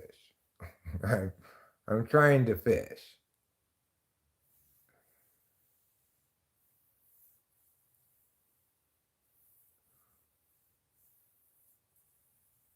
Bass Lake is dumb. Bass Lake's not a good place to fish. Let's not go fishing at Bass Lake.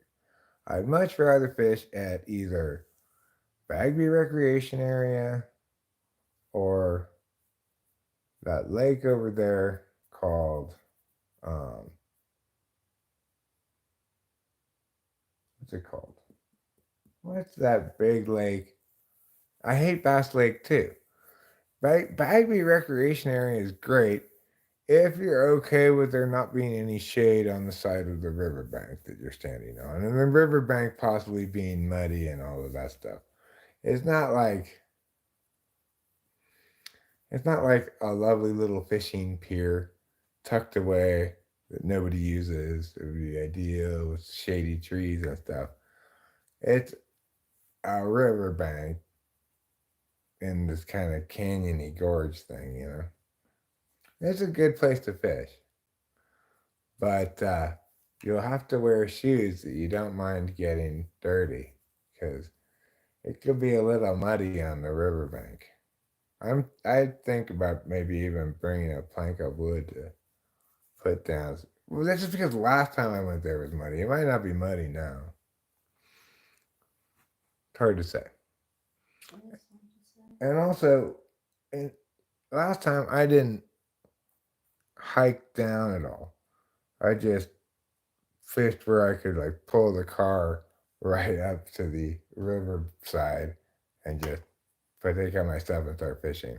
Because there's part of it there where you can just, there's like a little campground and you can just drive your car down this little road to, right, if you wanted to just right into the river, you could drive it, but you don't want to do that, obviously. You just go close to the river and park it, and then you can just fish from right there.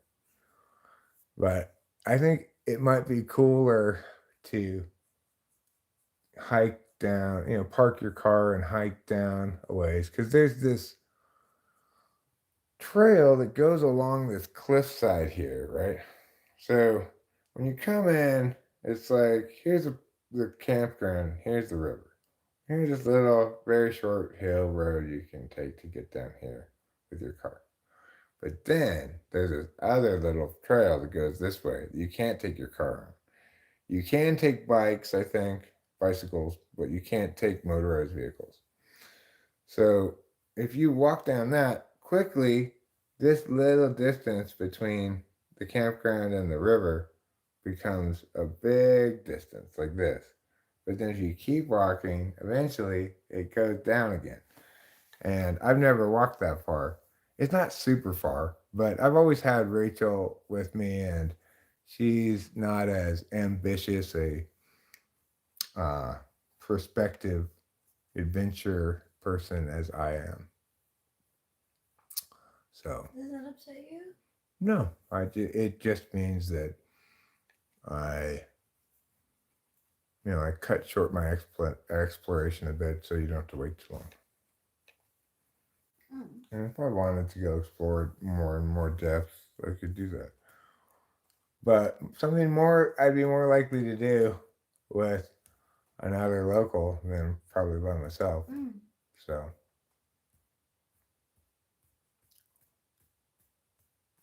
yeah, are you new to town or what?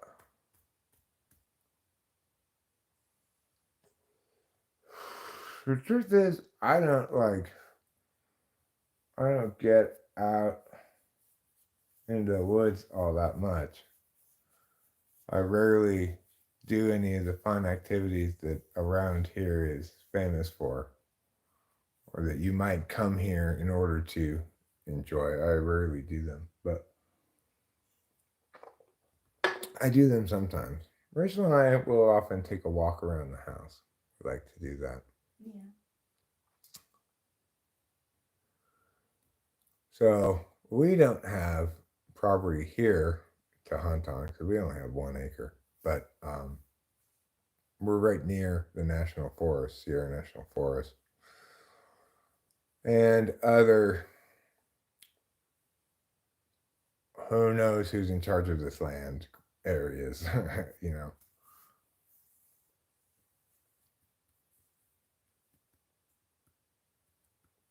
And it's nice here, right? It's pleasant here.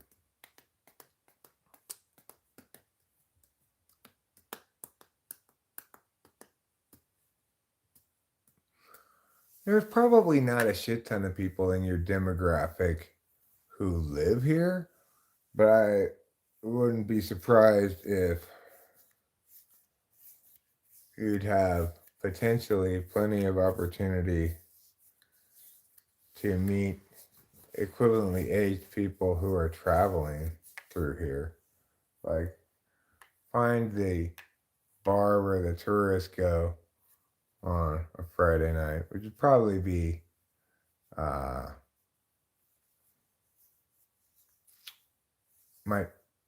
might be that, what's that place called? That saloon place that we went with Acacia and Yeah, Ruben? I don't remember.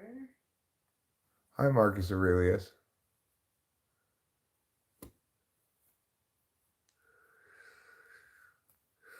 So, the Hideaway. That's what it's called. Hi, Abby Sinclair. Might be the Hideaway. Could be the bar at the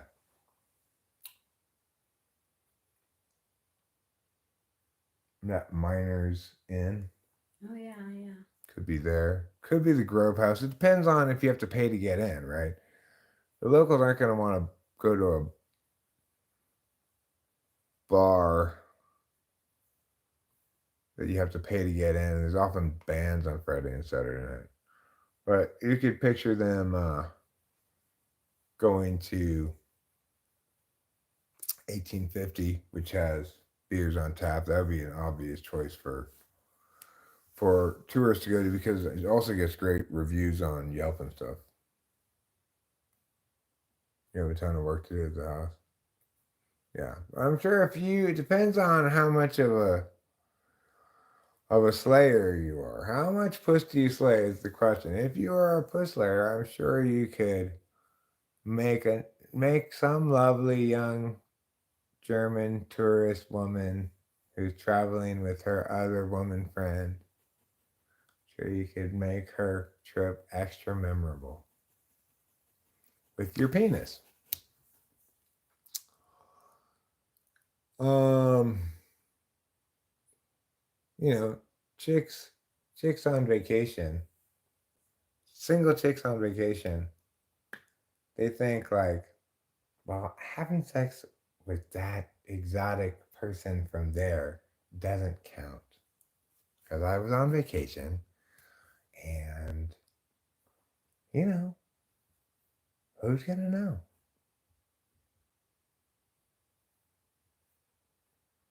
That's there. Well, now, what type of freaky life? This is not a freaky life. This is a family friendly life. I was just talking to Green Foxhorn because he lives in the same very small place that I live in. And he says he keeps hoping to run into us some point in town. He could just schedule hanging out with us. Yeah. That would be fine too. You know, do you have my email address? You shoot me an email. We'll have a video conference just so I can get some sense of you. Make sure you're not a serial killer. No, I was Jesse joking. You were Jesse joking, huh? What kind of joking is that? Beautiful place. Yeah, yeah, yeah. It is a beautiful place. It's a lovely place to live. Yeah, it is. It's got a crime rate that's 41% below the national average. That's outstanding. When the guy says that. Yeah.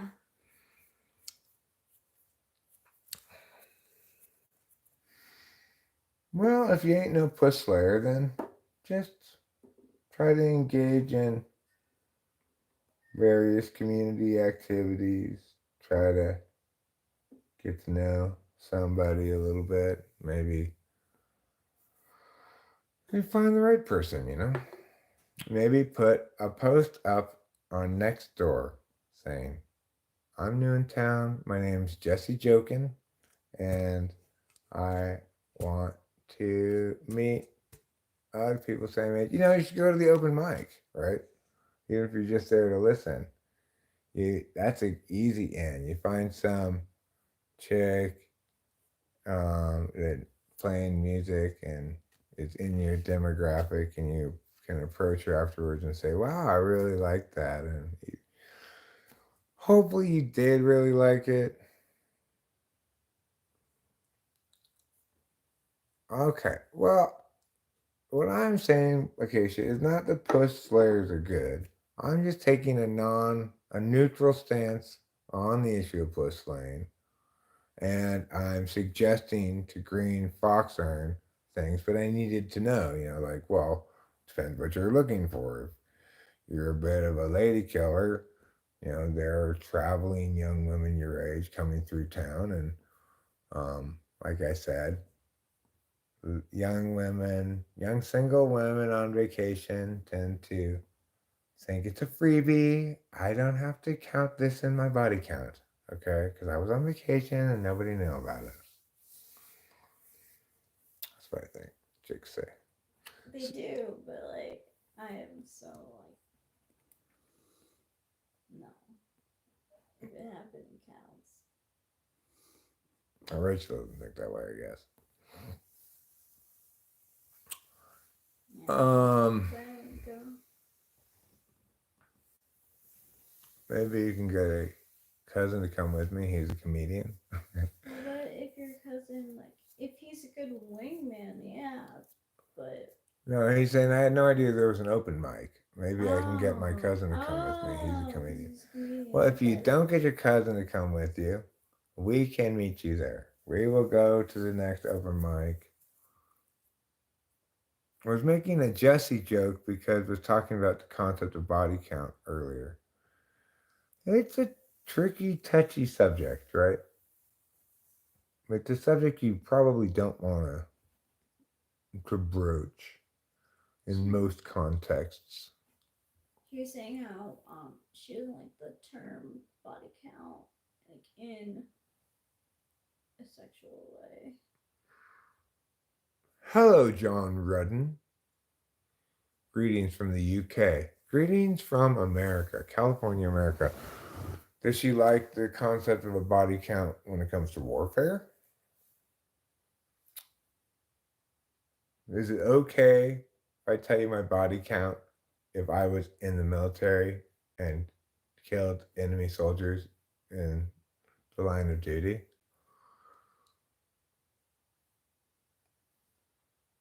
Would you like it better if it had a nicer name? Like, um,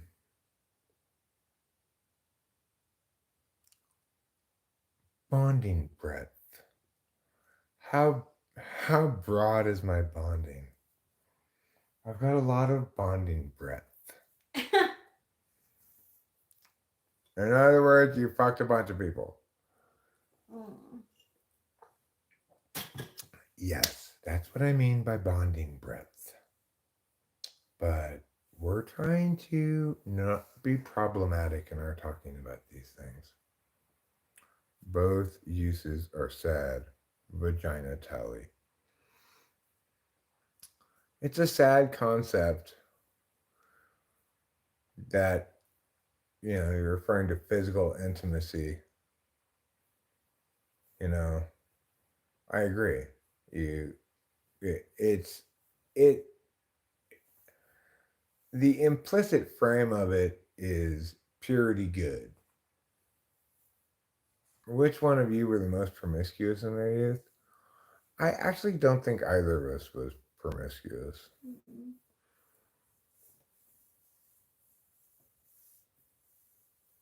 But like I said,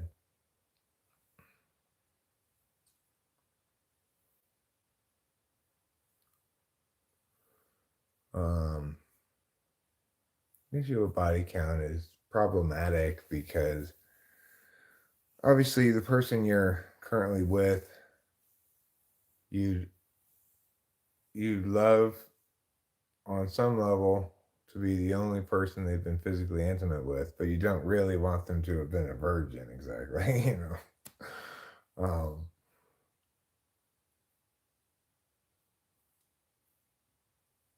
it's it's just, you're just causing trouble to even talk about it with a partner, really. Yeah, I don't get why people ask. Well, I mean, somebody may have their own standards and say, sluttier than me, not okay with me. Mm. Well, yeah, I bet she looking at him. She's looking at her phone, I'm assuming. She's usually looking at her phone. well, I am technically like, see, I am looking at your face technically. Oh, yeah, you're looking at my face on the phone. Well, the problem of it is this, that women are unavoidably going to have a higher body count than most men, except for your puss slayer Chad types. They're going to have a higher body count even than slutty girls, probably. Mm. But they're going to represent a small portion of men. Most men aren't that confident at that specialty, And the thing is, what do women tend to respond to? They respond to a guy who seems comfortable in his skin, who seems like he knows what he's doing, who does know what he's doing, who knows how to put her at ease, make her feel comfortable, make her feel pretty, make her feel wanted, etc., and move through the regular procedurals until he humps her, and adds her to a list of people he periodically calls up and humps, right?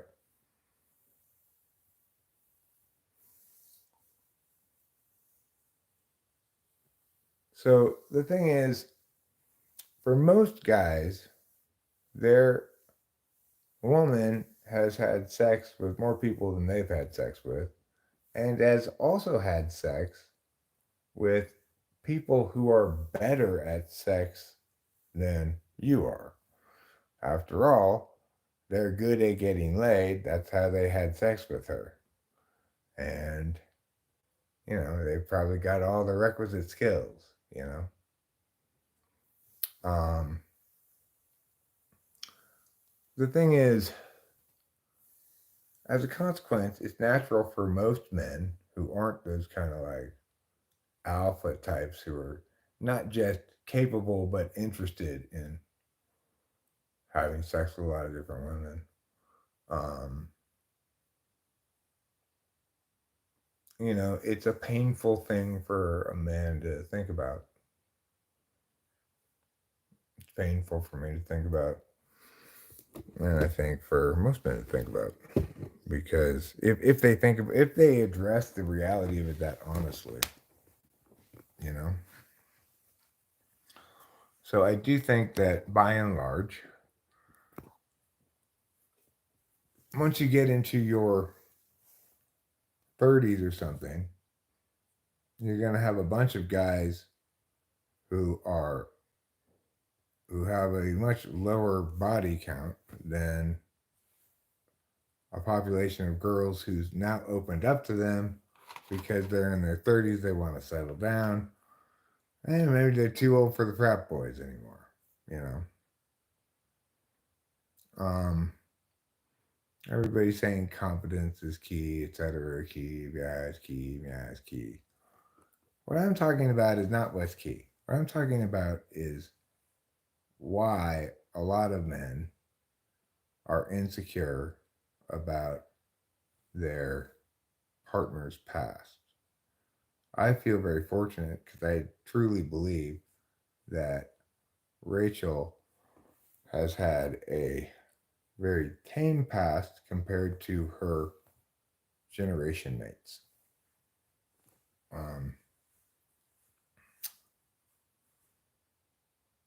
So I feel lucky in that regard.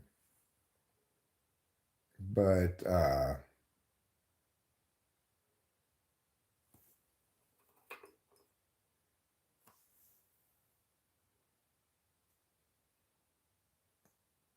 there's just also the reality that for a woman, dating is a matter of resisting a sequence of attempts to have sex with her. So it's very easy for her to just decide, this guy's turning me on. I'm not going to resist. I'm not going to push back, So it's natural then that women are going to end up having more sexual partners in general than their men, than they end up with, than they settle down with, right? And that can be depressing for a man to think, well, I never could have got that chick back in my 20s.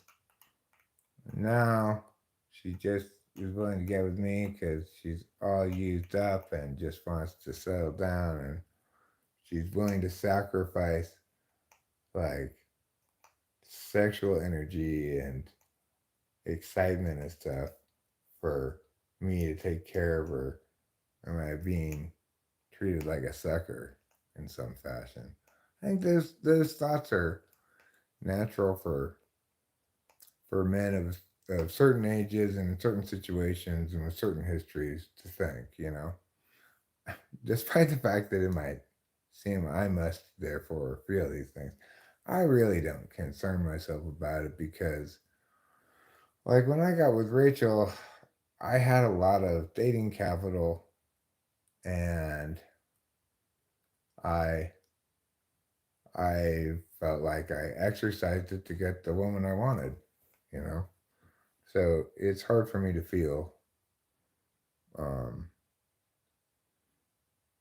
feel too worried about anything because I guess by the time I got with Rachel, I understood my how much dating capital I had.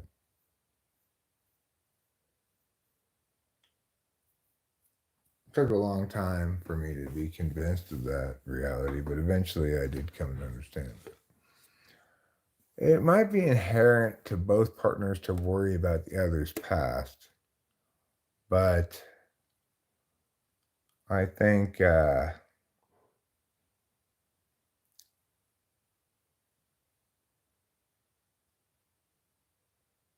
think men are more bothered by their say equal pasts, right? Like I have exactly the same amount of sluttiness slash prudeness slash number of partners or whatever as my significant other. They're exactly the same. I think a man's going to have a bigger problem with that amount from their woman than a woman is going to have with that same amount from their man. That's what I think.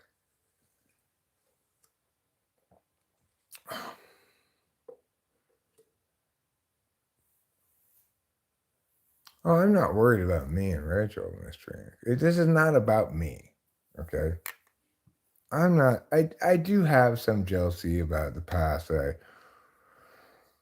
It's just kind of irrational, but I'm not worried about me and Rachel.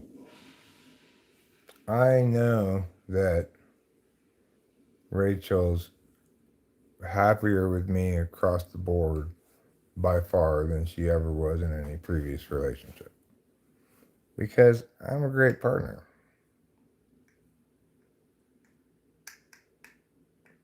So I don't worry about whether or not I'm Rachel's best partner. Of course I am. I'm Eric. Okay. I'm pretty cool. You think women worry equally for their own reasons or some of the same? I think it may be different reasons.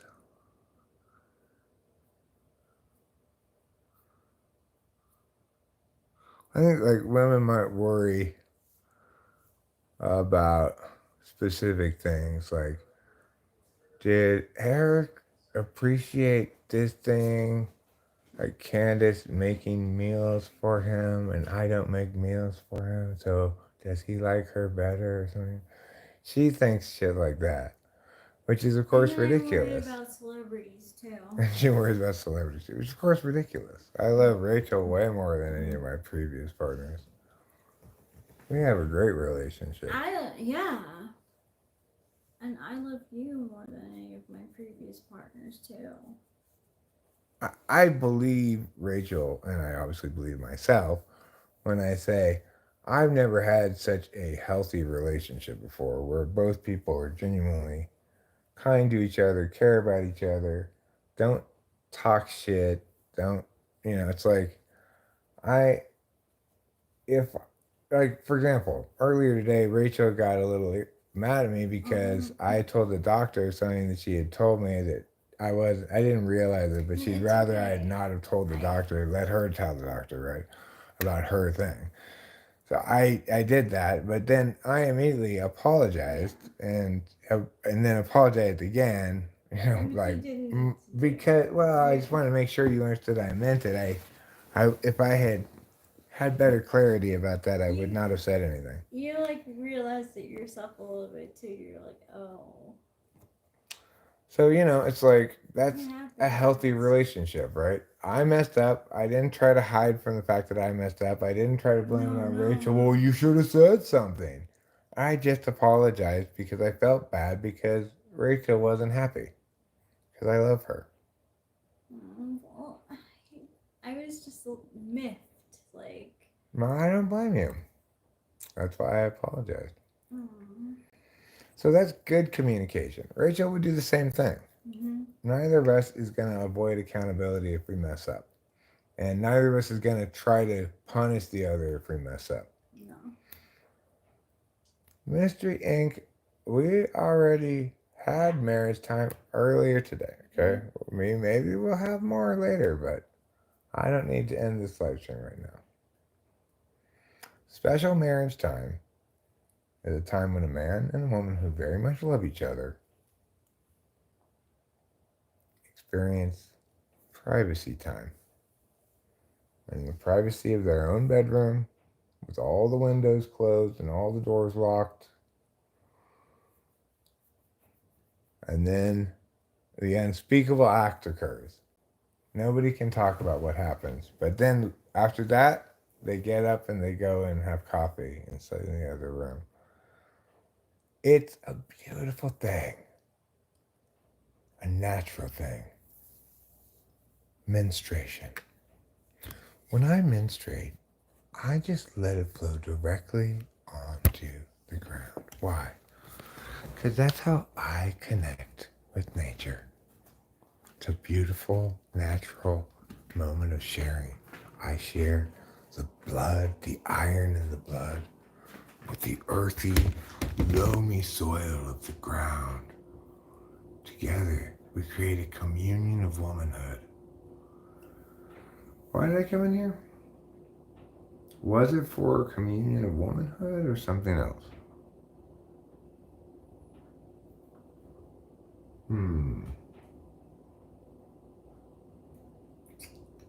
Have you seen any women that I can commune with around here?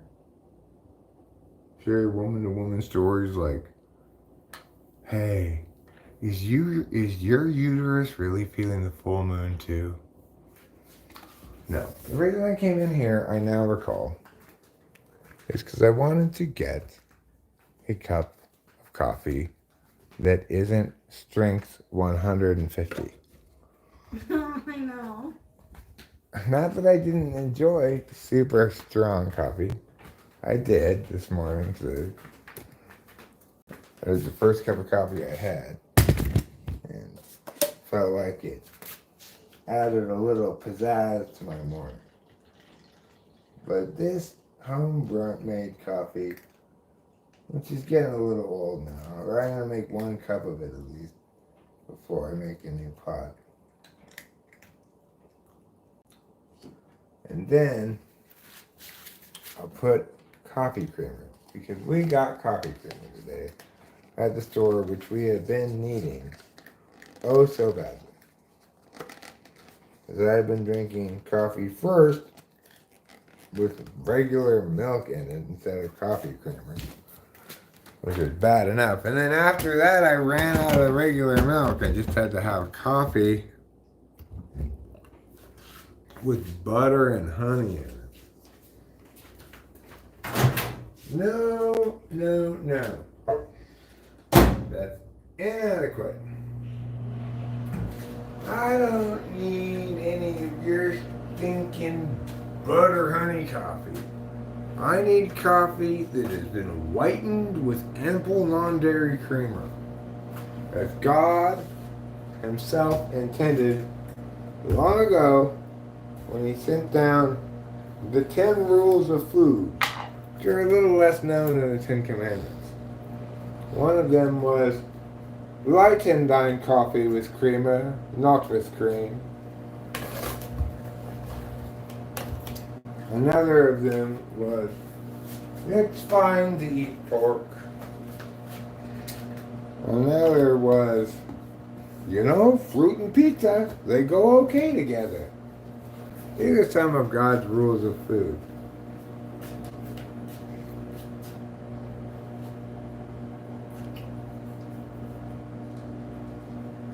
Another one of them was, putting a bunch of crazy different ingredients together doesn't make something fusion.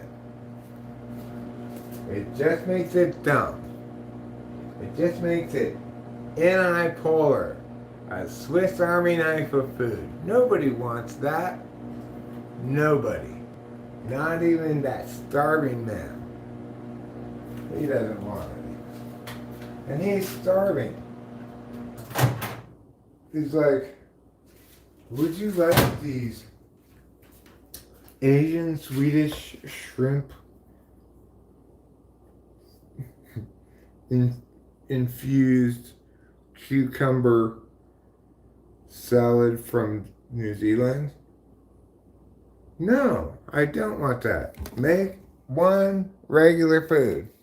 And then if you want, you'd be like, I've got meatloaf, and then I've got chow mein. Okay, fine. You decided to give me American food and Chinese food. I get it, that's fine. That's the side dish you had, you know?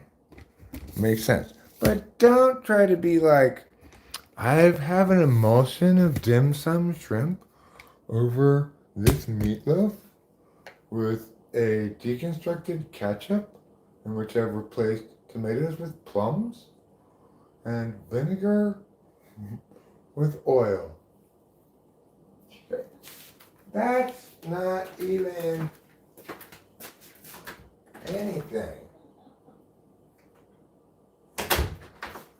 That's not meatloaf. That's not dim sum. That's not anything that you want to eat. It's just a Frankenstein disaster or some ESTJ show.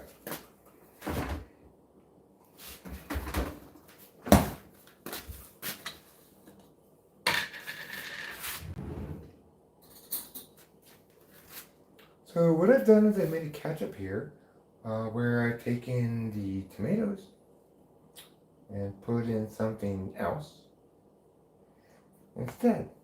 And the vinegar, and I put in something else instead. Okay, that's not ketchup, right? That's not ketchup.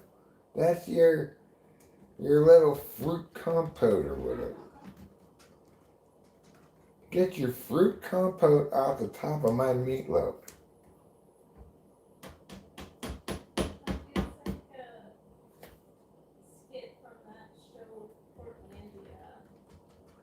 Where they make fun of ridiculous foods like that? Yeah. That's good.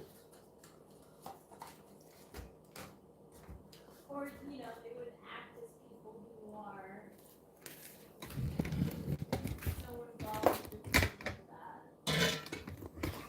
This is meta-vegan cuisine, which means it does have meat in it, but all the animals in the cuisine themselves were vegans. In meta-vegan cuisine, we only eat animals that themselves are vegans, like cows. Cows don't eat any meat. Therefore, their meat is clean. How? We don't eat chickens, because they eat whatever. Bugs. They're not vegan. Cows eat grass. We don't eat pigs. They're not vegan. Corn's not vegan. Oh, wait. Okay, but you know what? Who knows what breakfast flops the farmer throws out to the pigs? They could have even bacon. They could be cannibals. Not cows. They just eat grass. Goats? They just eat, well, they eat a lot of plants, but Some of them are. they might eat some bugs too. They eat paper, like newspaper. Okay, sheep and cows, I think we can trust to be vegan, exclusively vegan. We can eat sheep and cows. We could eat something that just eats kelp in the ocean, a fish that eats only kelp. That would be fine, because it's meta-veganism. We don't have to be the vegan. That which we eat has to be the vegan. Makes more sense, really.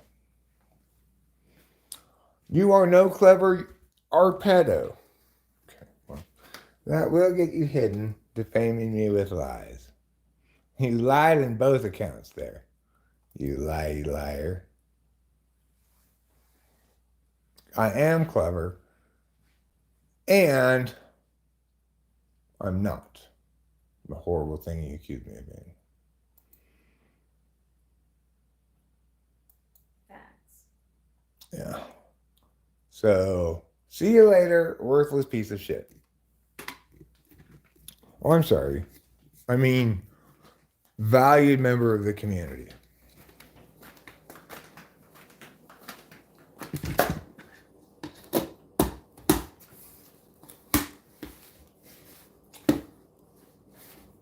Every now and then, a worthless piece of shit comes around and talks. Let me have to go with this coffee. This is kind of why I made this coffee. It wasn't so much that I wanted the coffee, as it was that I wanted the coffee cake. That's right. And you can't have coffee cake without coffee to wash it down.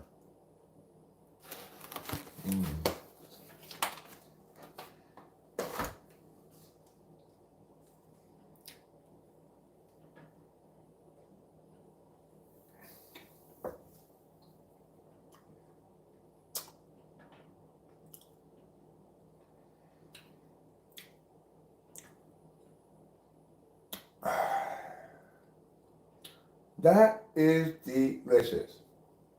These are called raspberry cream cheese coffee cakes.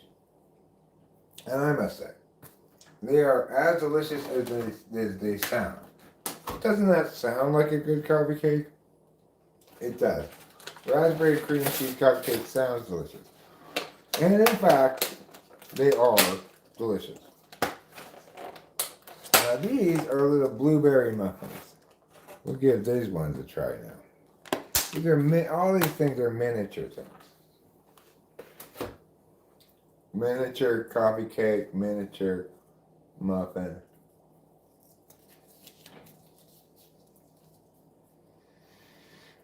Regular size cookies. I'll give these regular size too. I'm not sure what size they normally are, these duet bites. But we can all agree these muffins are miniature. And these coffee cakes also qualify as miniature.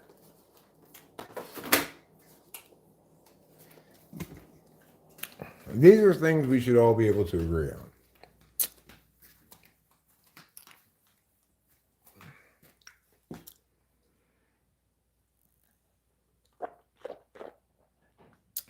What next? Warm beer? I don't know who Warm Beer is. You were being too clever for me because I didn't get the reference. I'm going to go walk outside. I'm going to need a jacket. It's cold out there right now. But together, you and I can explore the darkness of the night. All right, let's go. Let's give it a shot. Maybe I should even get a hat. I'm not sure how cold it is. It's probably fine. I have shorts and thongs on, but I've got a nice warm jacket, so it should be fine. All right, let's go look. Let's go explore the natural outside wonder of outside. Shh, be very quiet. It's the middle of the night. You don't want to frighten the neighbors, do you? Turn off. Oh, for fuck's sake. Turn off. There. That's fine. Okay. Trevor's coming on night patrol with me. Because he's a good kitty. You can see he likes to go with me on night patrol. What are we patrolling? We're patrolling the neighborhood nearby here in the middle of the night. Typically, I'll walk this way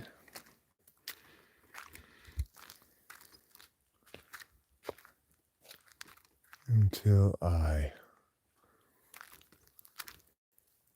get to a darker spot where the moon's not visible. But on this occasion, I'm going to show you this. You tell me, what is that? Get it a little bit.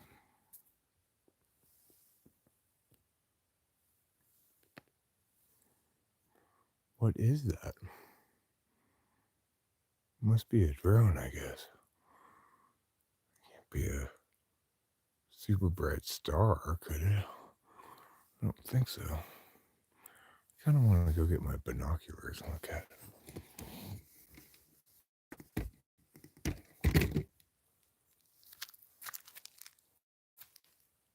I feel confident that it's a drone, but it doesn't really seem to be moving much. I know that's the moon. That's pretty clear cut. Now I'm not confused about it all.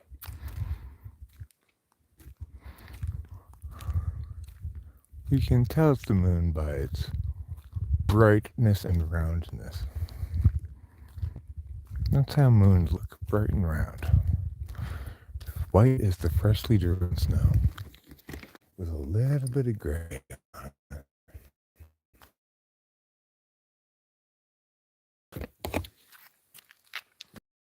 The moon will make you go insane if you experience too many moonbeams. But those people are wrong. Moonbeams don't actually make you go insane. So don't be tricked by those people. Now there is a fairly bright object up above and to the left of the moon. And I'm wondering if it's this comet that I read about purportedly coming into view.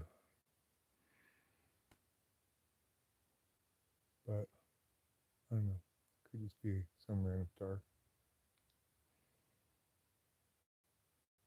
The thing is when I take photos when there's moonlight with the night camera, there's a night camera thing on this. See if I have the option while streaming. Probably I don't. Retouch off. What's that one say?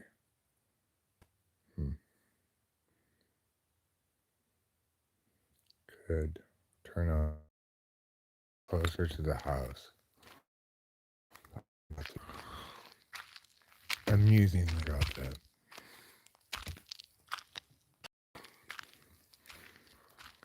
Brr.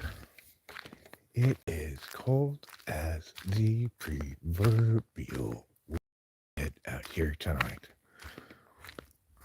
A person could get frostbite in less than 30 seconds if you were out here with inadequate clothing. Your whole body would be gotten frostbite. That's right, in fewer than 30 seconds. That's how fast the cold can kill you. Fortunately, I had a jacket on, so my durability was longer than 30 seconds. Yeah, luckily. Otherwise, this close to hypothermia.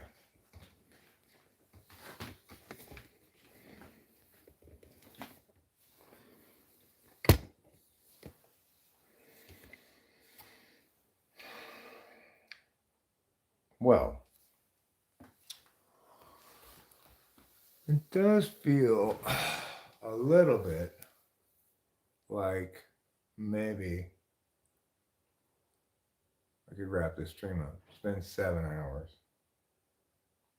But it could also be that maybe Rachel has something to say. No, she doesn't. So, accordingly, I think I'll go a little longer, see if I feel inspired to discuss anything in particular.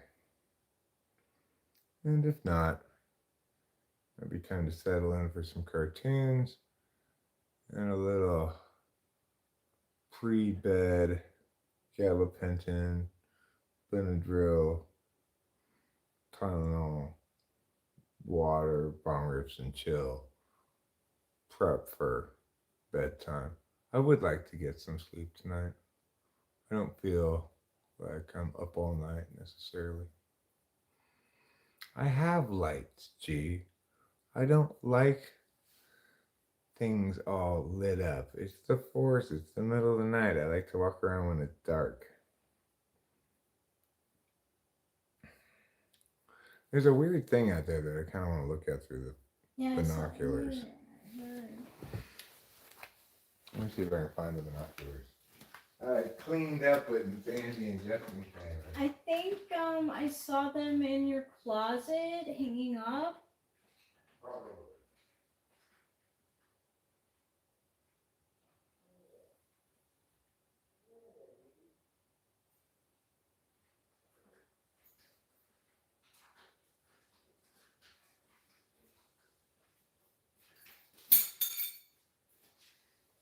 Uh-oh, I also brought a bounce. This was hanging on the thing. Didn't mean to bring that. Okay. I don't need this part. Let's go look through the binoculars at this thing. You might not be able to see through the binoculars. I'm not going to lie.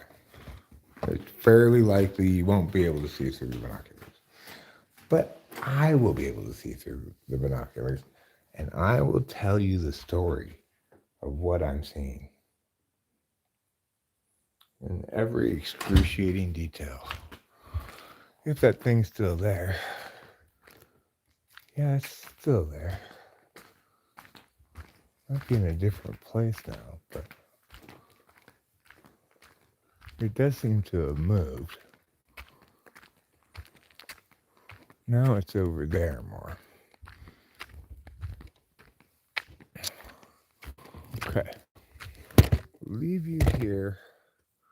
I'll put the light on for you. Just because Boba Fett's such a complainer. Where's the light part? Oh.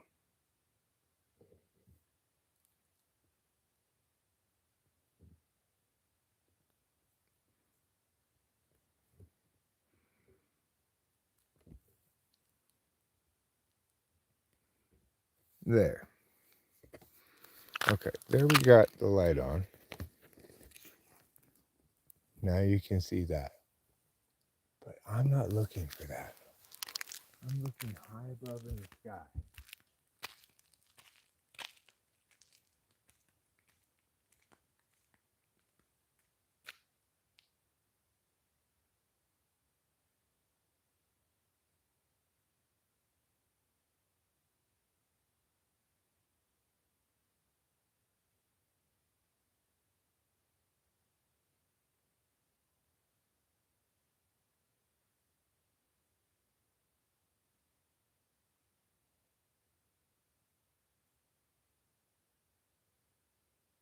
I can't tell what that is.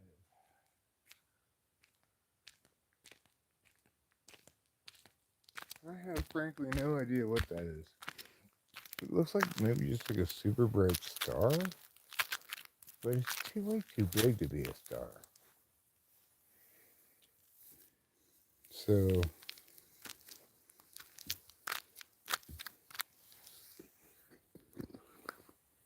my concern, naturally, is that we might be ambushed by big feet on the way back home.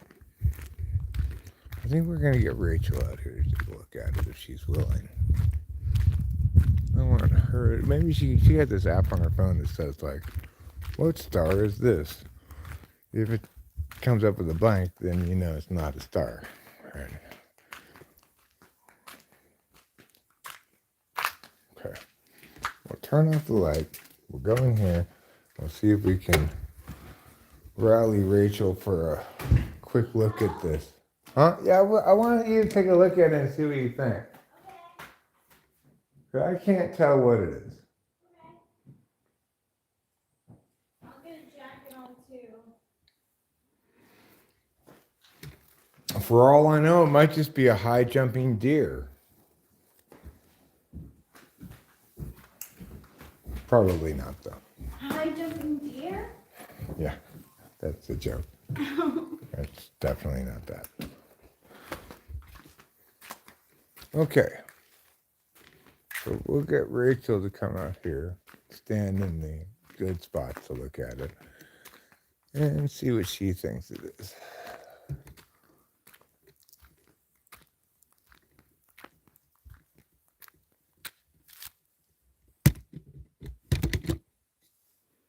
As you can see, we have a lot of orbs passing in front of this, which is a sign of a lot of spirits, poltergeists, and other ghostly phenomena. I'm right here.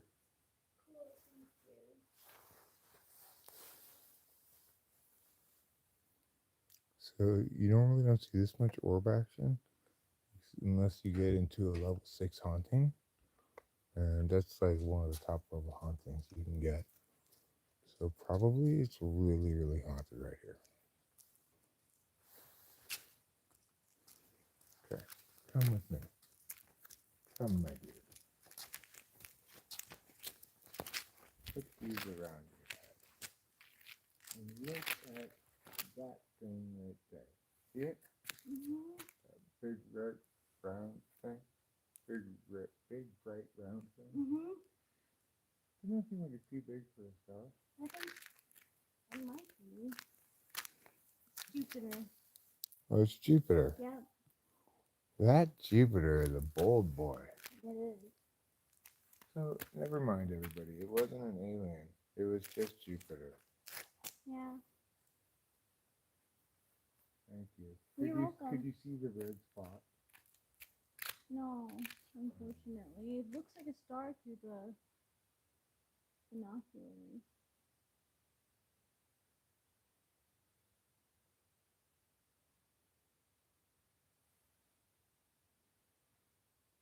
I want to put these binoculars on a tilting tripod so I can look at it steady, you know? Mm-hmm. If you look at the moon,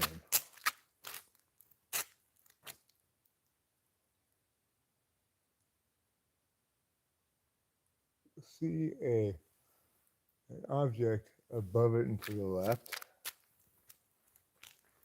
I think that might be a comet I was reading about, but it might be just a star. Oh, interesting. Do you see it? Yeah, I do. Do you think your app will tell you that? That might be Neptune.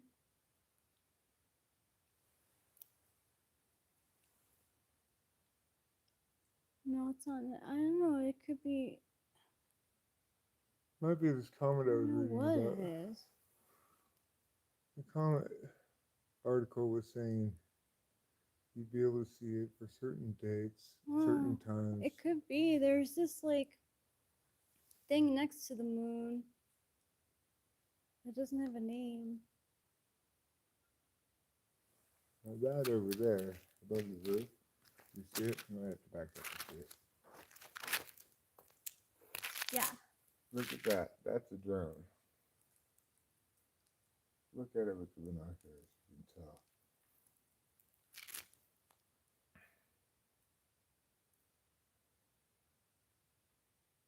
Yeah, it is. You can see the colored lights blinking when you look at it through the binoculars. Huh? Yeah.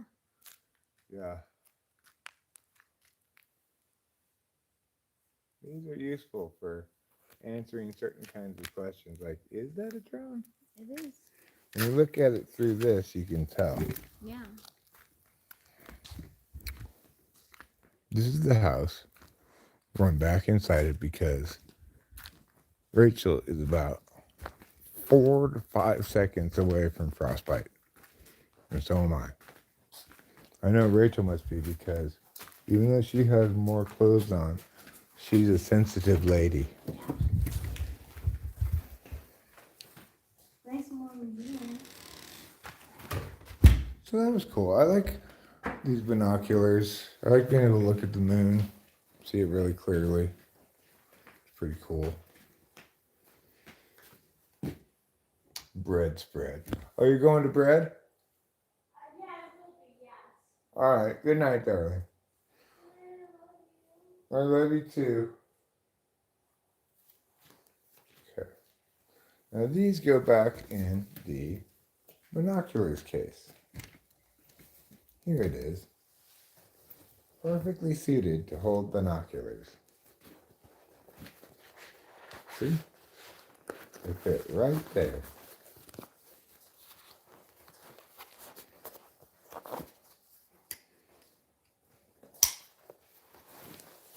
All right. Well, good job, self. Good job, binoculars. Good job, Gelf, who made the binoculars. Good job, you, who went outside with me while I used the binoculars. Good job, me, again, for being so cool. Good job, Steve, for not stealing my phone. And if I missed anybody else, that's okay.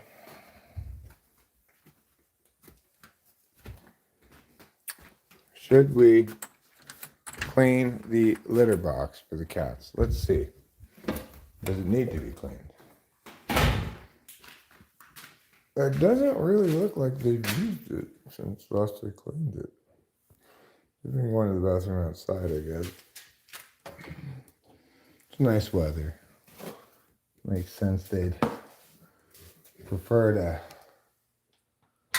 poop in the happy smells of nature than in the stinky outhouse of their cat box. All right, so that's not a job that needs to be done. Good for me.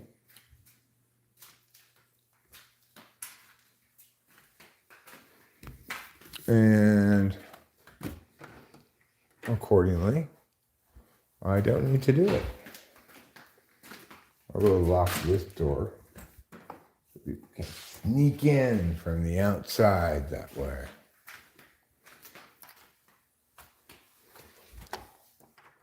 And I will lock this door so that if people do sneak into there, they still can't get into here. And check to make sure this door is locked, because we like a lot of security around here. I like to securitize my shit with door locks and guard dogs and fake venomous snakes jumping out at people to scare them away. What do you want, kitty? Just eat your food by yourself. You're a full-grown cat, okay? You're not. You need your mother to lie there for you to breastfeed. You just need to chew your food with your kitty teeth until it's all chewed up. You're not even looking at the cats. You guys, you're looking the wrong direction. Look over here where the cat is.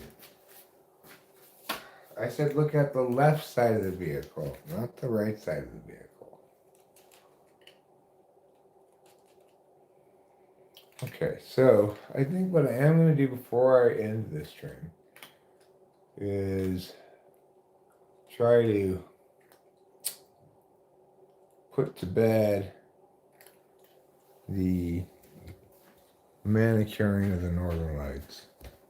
Just get it done, get it all dried so we can see how much we get, as it comes due at reasonably the same time.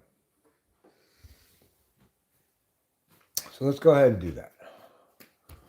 I am going to use my flashlight to see out back rather than turning on the lights out back. Because, fuck that. This is easier. This way you can see what I'm looking at, not just the flashlight. There. I'm looking at ground, so I don't trip over anything, such as this aloe vera plant that's poorly located. Really, it should be over here where I'll never trip over it. Okay, this is all that's left of the northern lights. A little bit of branches down here at the bottom, but more or less.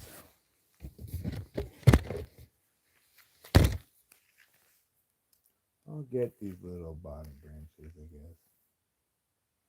Might as well get this one, get this one, get this one, maybe even this one. Why not? Now, all that's left is the top. So I think what I'll do here is work my way up.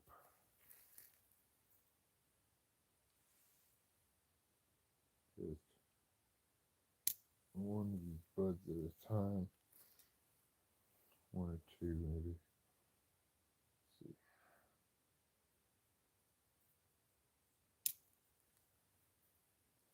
All right. Now will we go inside?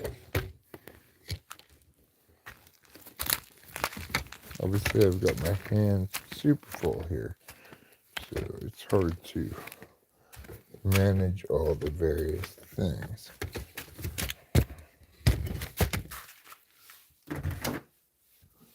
Okay. Inside we go. There's the kitty. Everybody say hi. Meow. That's my imitation of him saying hi. He, of course, isn't that cooperative, so did not on his own say hi. Even though he should know by now it's rude. Okay. Here we go.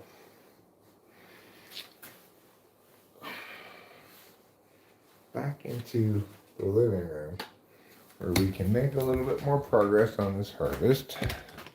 May not get it all done tonight, but if we just get this last bit here done, we'll have one more job to go on it before it's all the way done. Pee-Pee's upstairs with you. Okay, cool. So you're going to bed, not to bread. Oh no, I was just changing. I'm going to bed. Okay, cool. See you there. Love you.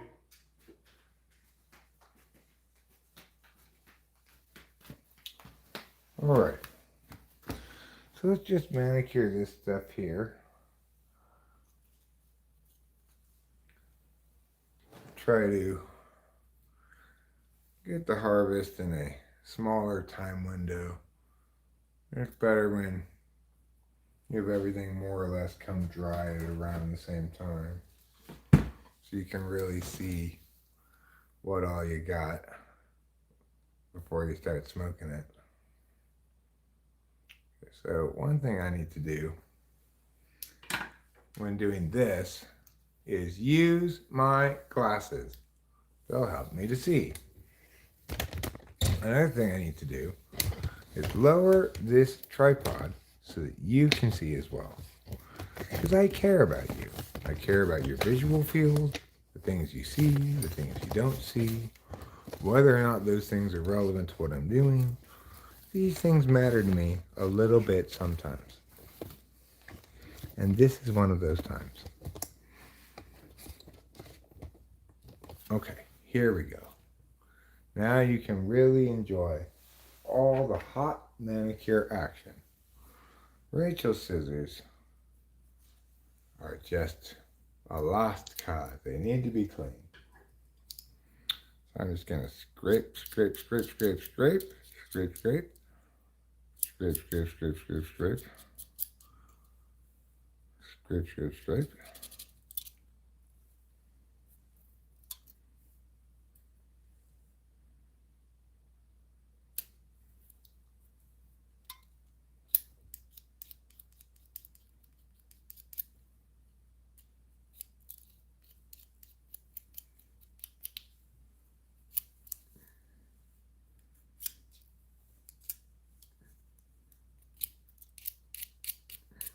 Okay.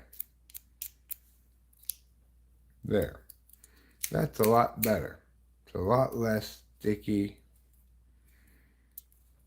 A lot less difficulty using it. So, where was the one I was dealing with? Was it this one? Might have been. We're just going to snip off these leaves as close to the bottom of the stem of the leaf as we can to minimize stemage in our bud. To the extent that we can, snip out these leaves without damaging the bud. Great.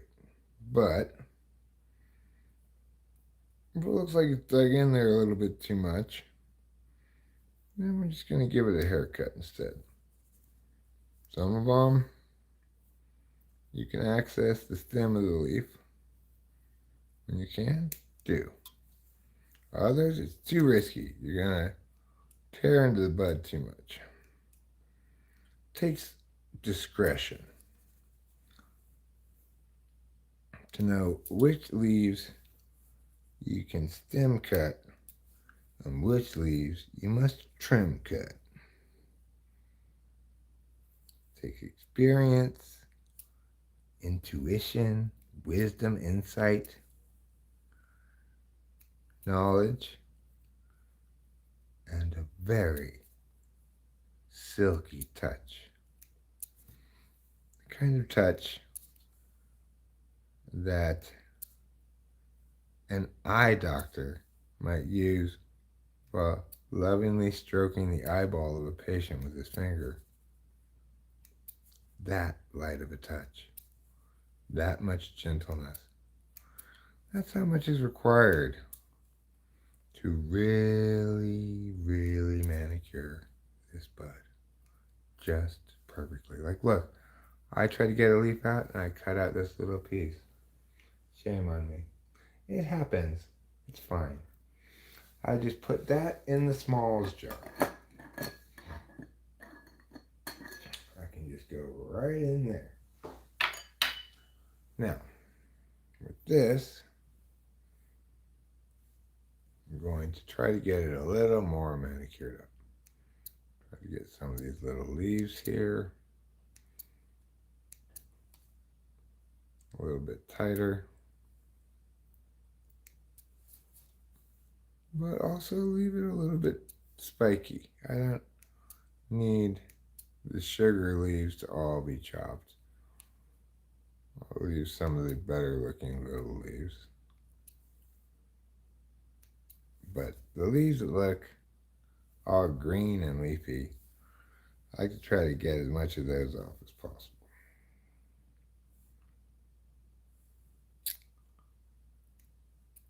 I mostly have.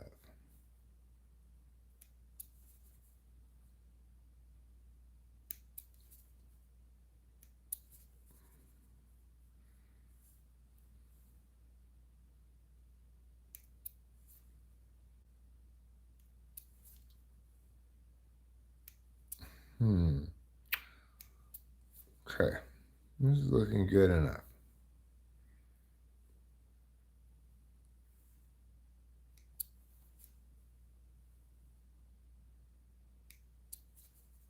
Okay, good. This is good. It's not like as round as it could be, but it's manicured a little less destructively, so that's fine. It's a toss-up as to what's a better way to go. So you get that stem out of there. Nobody wants that.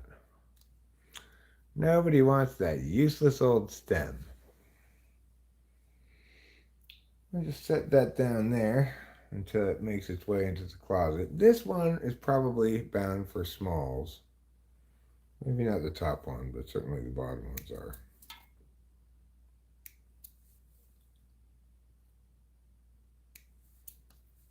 Still going to trim off the bigger leaves. Smalls are not. If it's an obvious leaf for the stem, just get rid of it.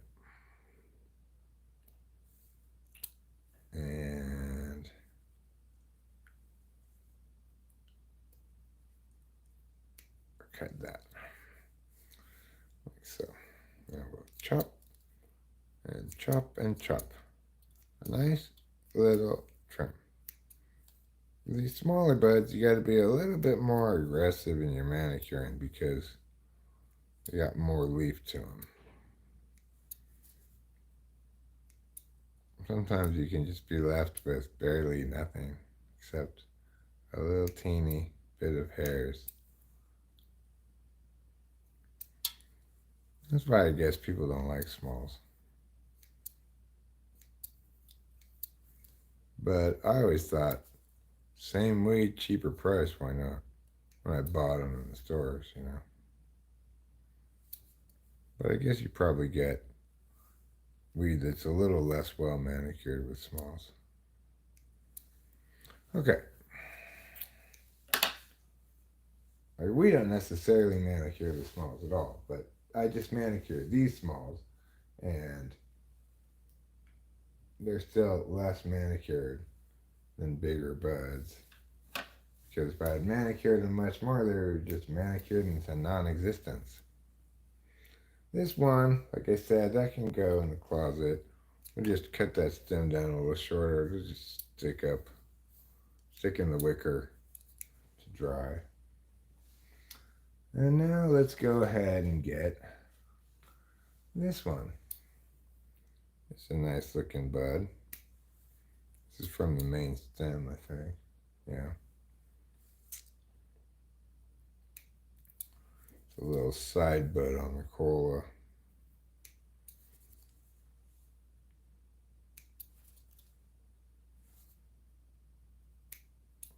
It's definitely the case that specific buds on a plant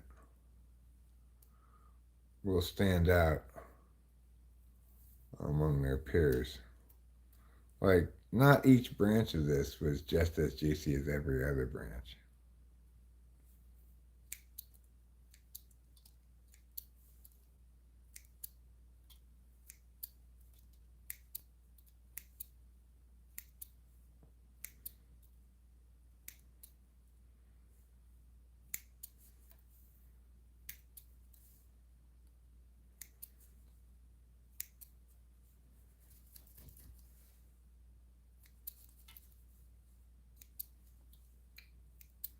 So this is manicuring nicely.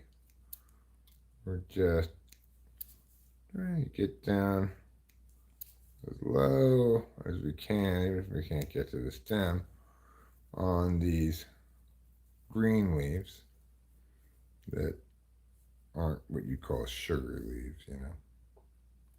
Some people call them sugar leaves. I've historically called them cake leaves. But I read others referring to them as sugar leaves recently, so, you know, I guess when you make up your own name for something and it turns out that there's already an actual name for it, well, then you just concede to the actual name. So I will call them sugar leaves rather than cake leaves. They seem like they're made out of cake to me. That's why I call them. They're soft and squishy like cake, rather than just like leaves.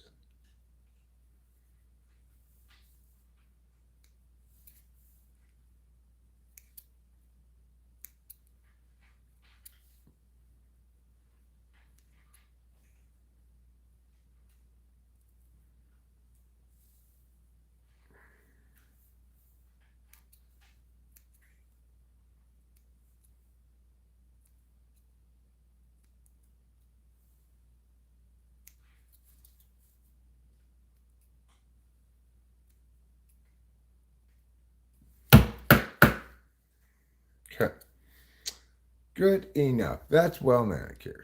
That's manicured enough.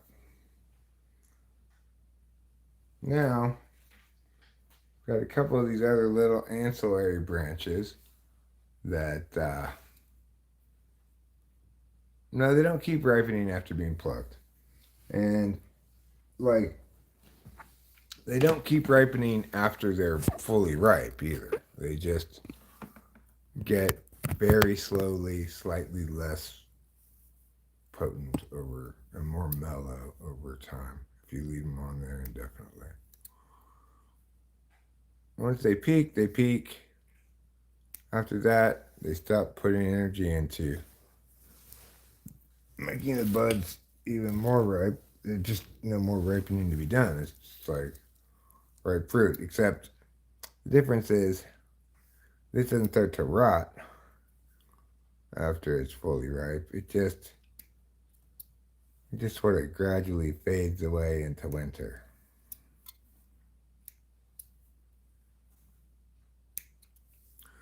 But the equivalent is that it doesn't get any more ripe once it's ripe. It just gets overripe. Just as that over-ripening process is very slow for marijuana.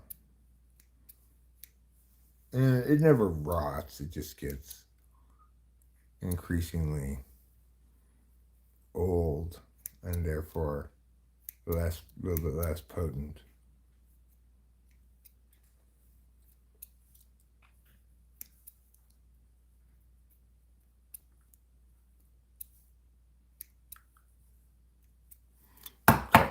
Now,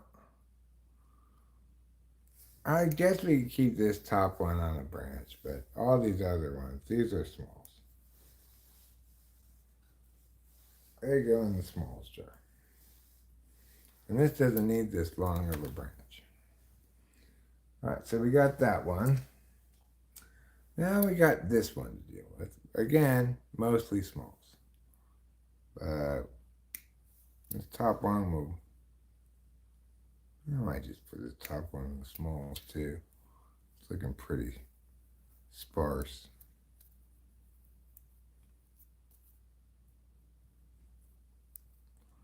This is a branch that the plant did not pour a lot of energy into. They said, you just be kind of half-assed, branch. I got my attention on these big buds up here. I can't spend a lot of energy budding you out. You're a second-class branch citizen. No postal service for you. That's how you know you're a second-class citizen. The mailman only sometimes brings you your mail. God damn it, Capillo. You and your puking need to fucking stop already. At least you puked in a good spot tonight. Just, what's the deal? Why are you puking all the time?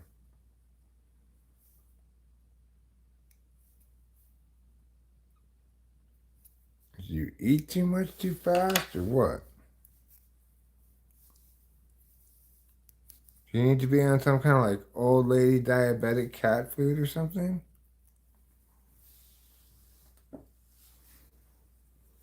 I have to clean up cat puke again. This is not the first time in my life I've had to clean up cat puke. Let me tell you. I don't think it's even the first time this week. Gross, gross, gross. The good news is some of it landed on the newspaper. The bad news is the rest of it didn't.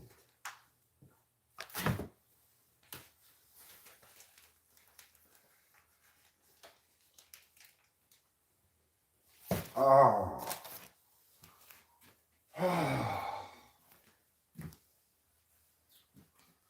Cat puke.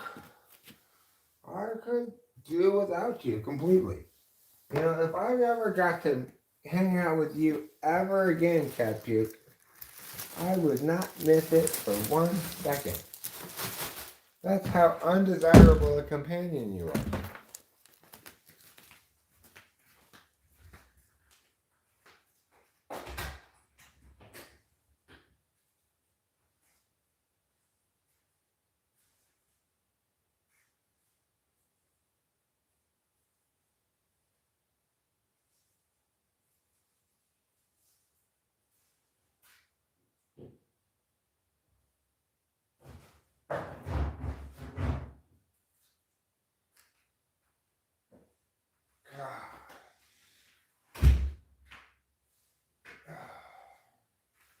I guess it's better than cat shit. Better than cat pee, probably, too. It's easier to clean up than cat pee. But it's not good.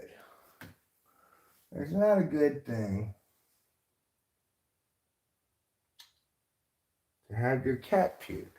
She puked such a better place this time than last time I had to clean up cat puke.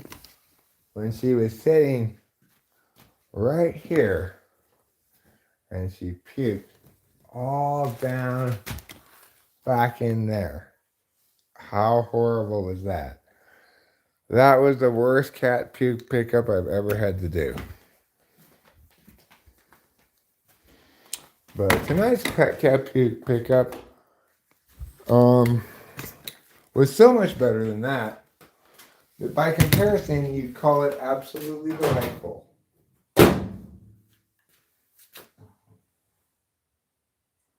Cat puke pickup, there's got to be a twist. Cat puke pickup's got such a simple wrist.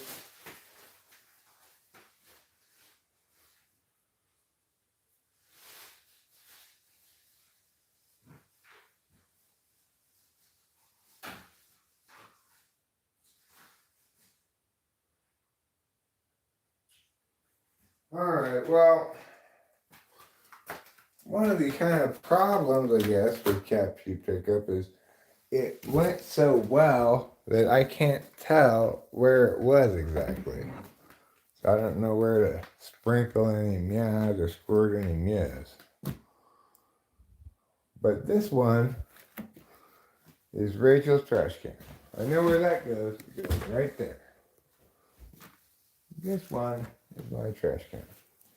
I know where it goes. It goes right here. So I do know a few things that are relevant to other things.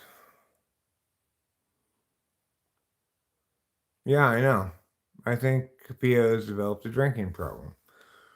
I don't have any other explanation for her constant puking unless she has bulimia, perhaps, or maybe she's kicking heroin.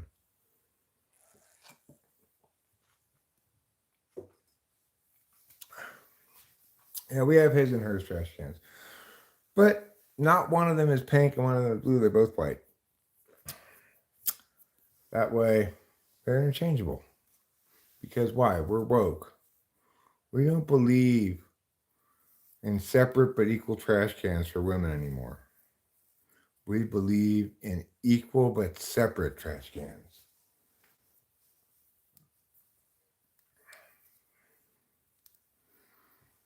Big difference. It really is a big difference whether the separate comes before or after.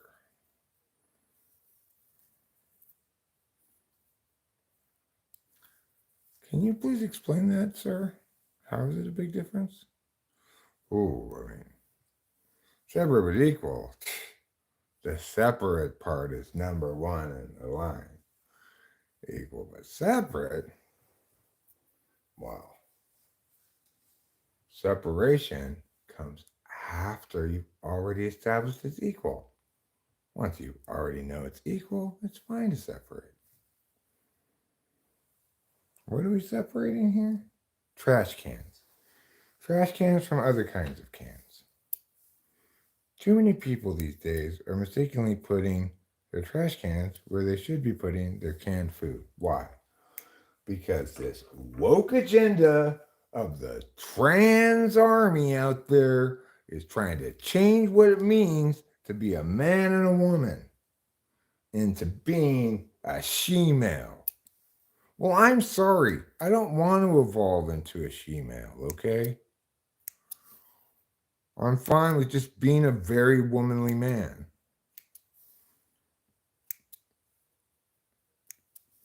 So those darn fat cats down in Washington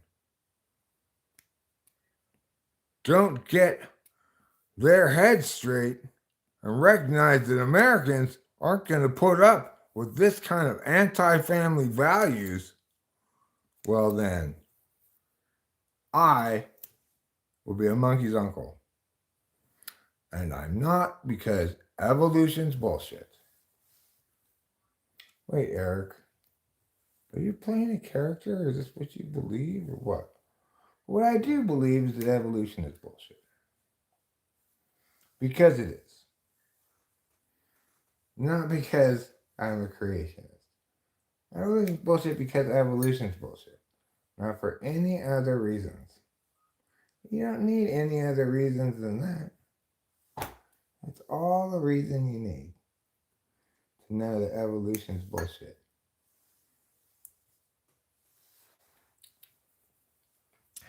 It completely fails to do its job. What else could it possibly be?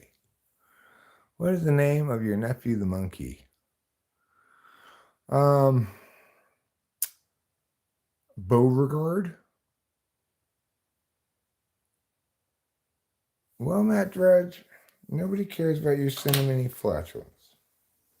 Okay?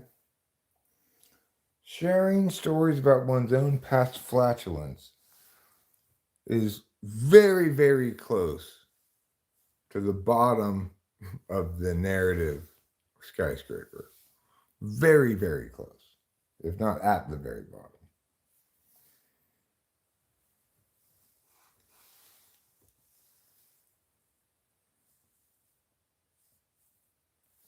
Try to, in general, avoid things that might make third graders laugh. Some of them are funny, but usually you're probably barking up the fart tree. Well, I mean, it's a combination of consensus, intuition, insight, etc. Just because we can't establish exactly what's been determined by whom doesn't change the fact that your fart jokes are dumb. I'm sorry. I'm just bringing the truth. Sometimes the truth comes as a feather, sometimes as a sledgehammer. Here, something in between.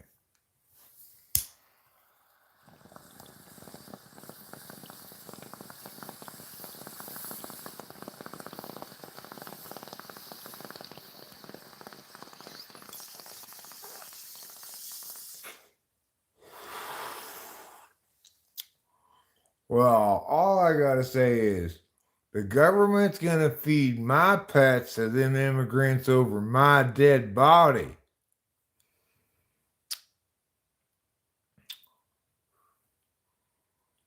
There's a narrative food pyramid, yeah. You need a lot of truth. A little bit, less, but still a lot of fantasy storytelling. A little bit less, but still a fair amount of like action movies and stuff.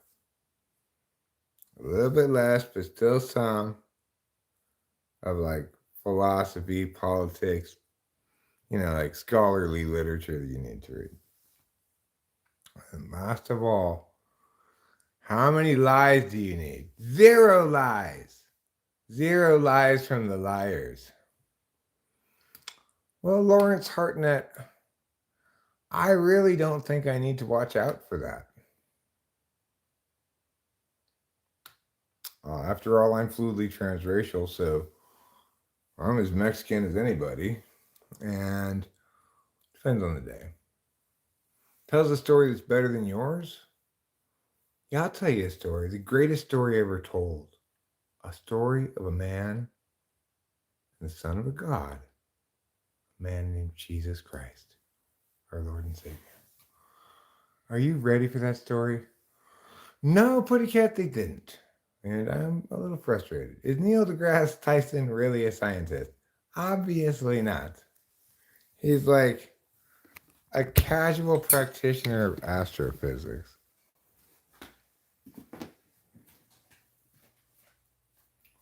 Something higher on the determination scale? Okay, I'll tell you a personal story that's better than that one. That's preferable, more desirable. Once upon a time, I was at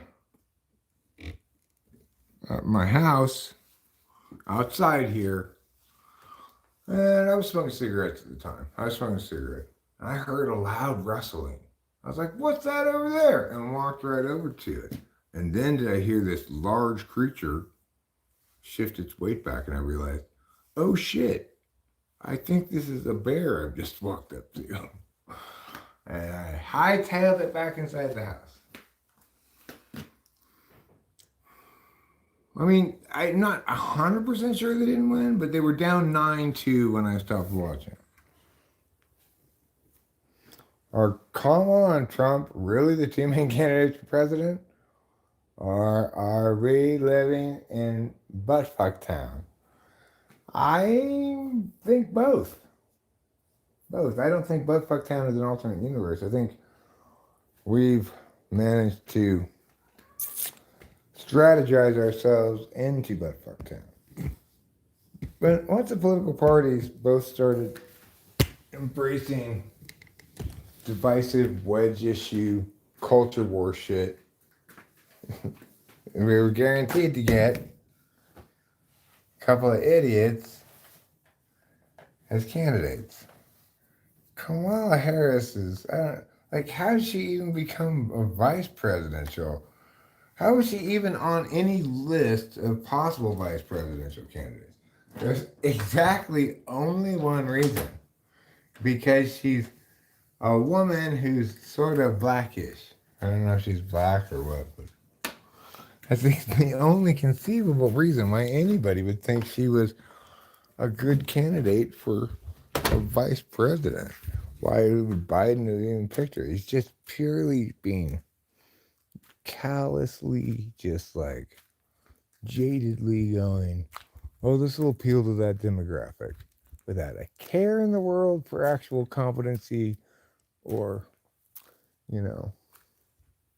qualification to do the job.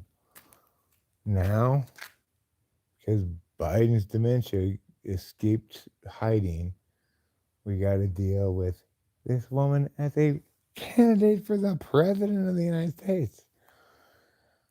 She has no intuition. She is not bright by any standard you want to use, okay? I am sorry. That woman is not bright.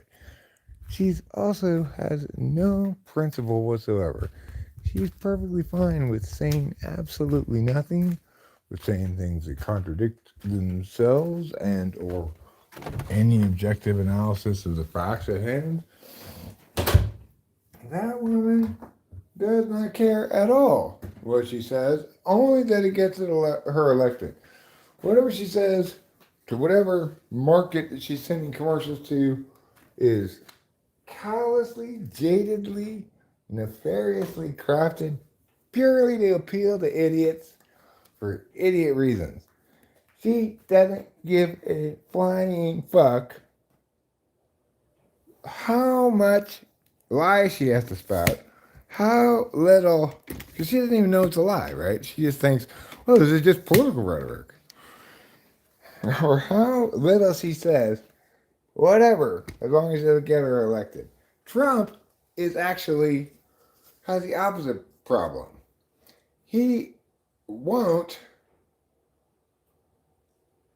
stop saying truths in particularly unpleasant ways, things that he views as the truth, even though they're super divisive and not good strategy.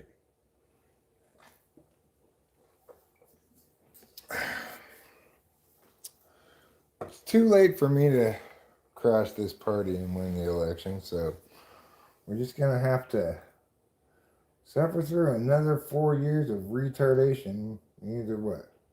And I honestly, I don't know what kind of retardation I want.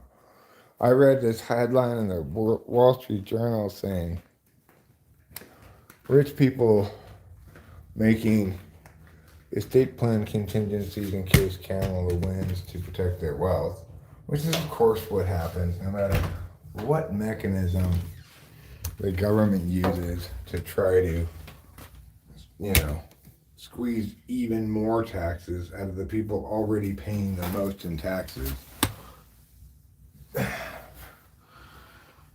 Smart, empowered people avoid those taxes.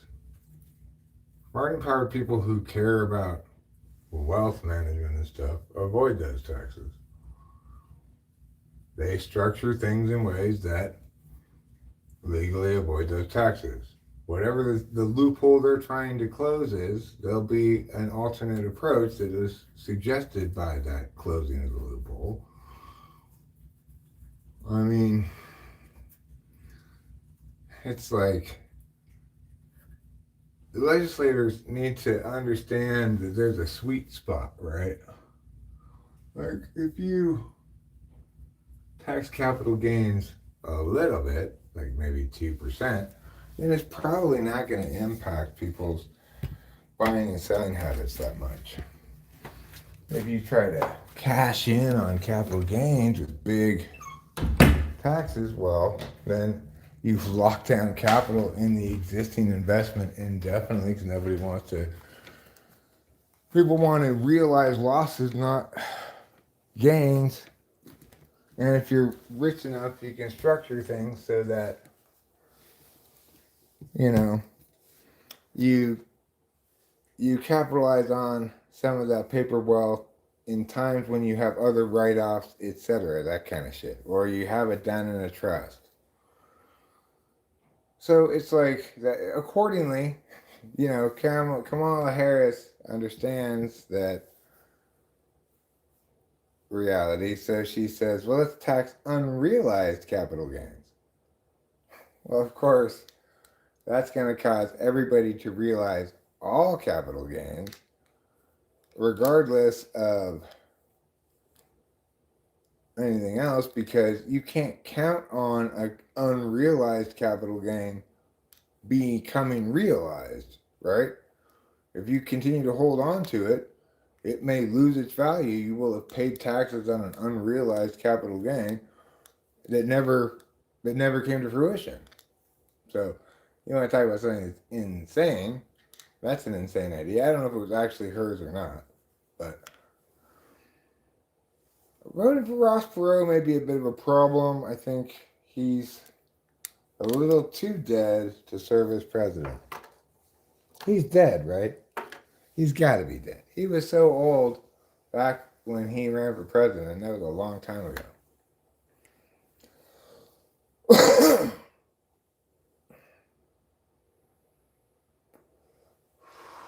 I don't want Bloomberg or Bezos. I don't want any CEO of a big successful corporation to come in and show us how it's done in the private sector. The job of President of the United States is not a private sector job. It is a public sector job. It is a unique job that has a unique set of actual requirements for you to be qualified to do the job. Yeah, I mean, anybody who comes into the presidency with the desire to raise taxes is ignoring the elephant in the room, has no intuition. The U.S. federal government already has $4 trillion to perform an enumerated set of powers.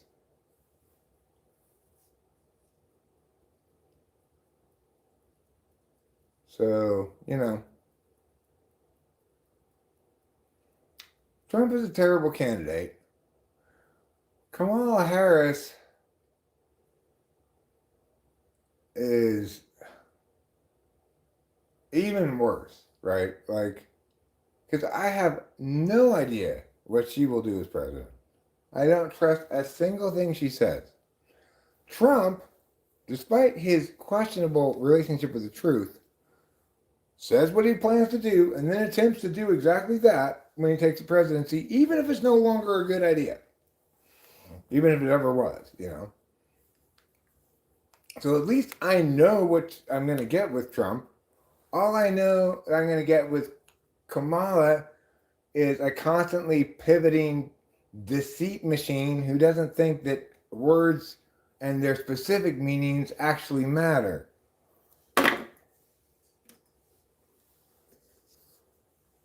I mean, I don't even care about that. I'm talking about their relationship with words. Which one can you trust to use words well? Neither of them.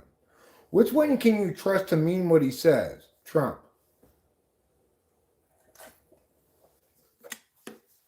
I don't think Kamala Harris has meant anything she said for decades. as she's done this career politician track of first being a prosecutor, which now doesn't play so well as it did when she took this track in the first place, you know.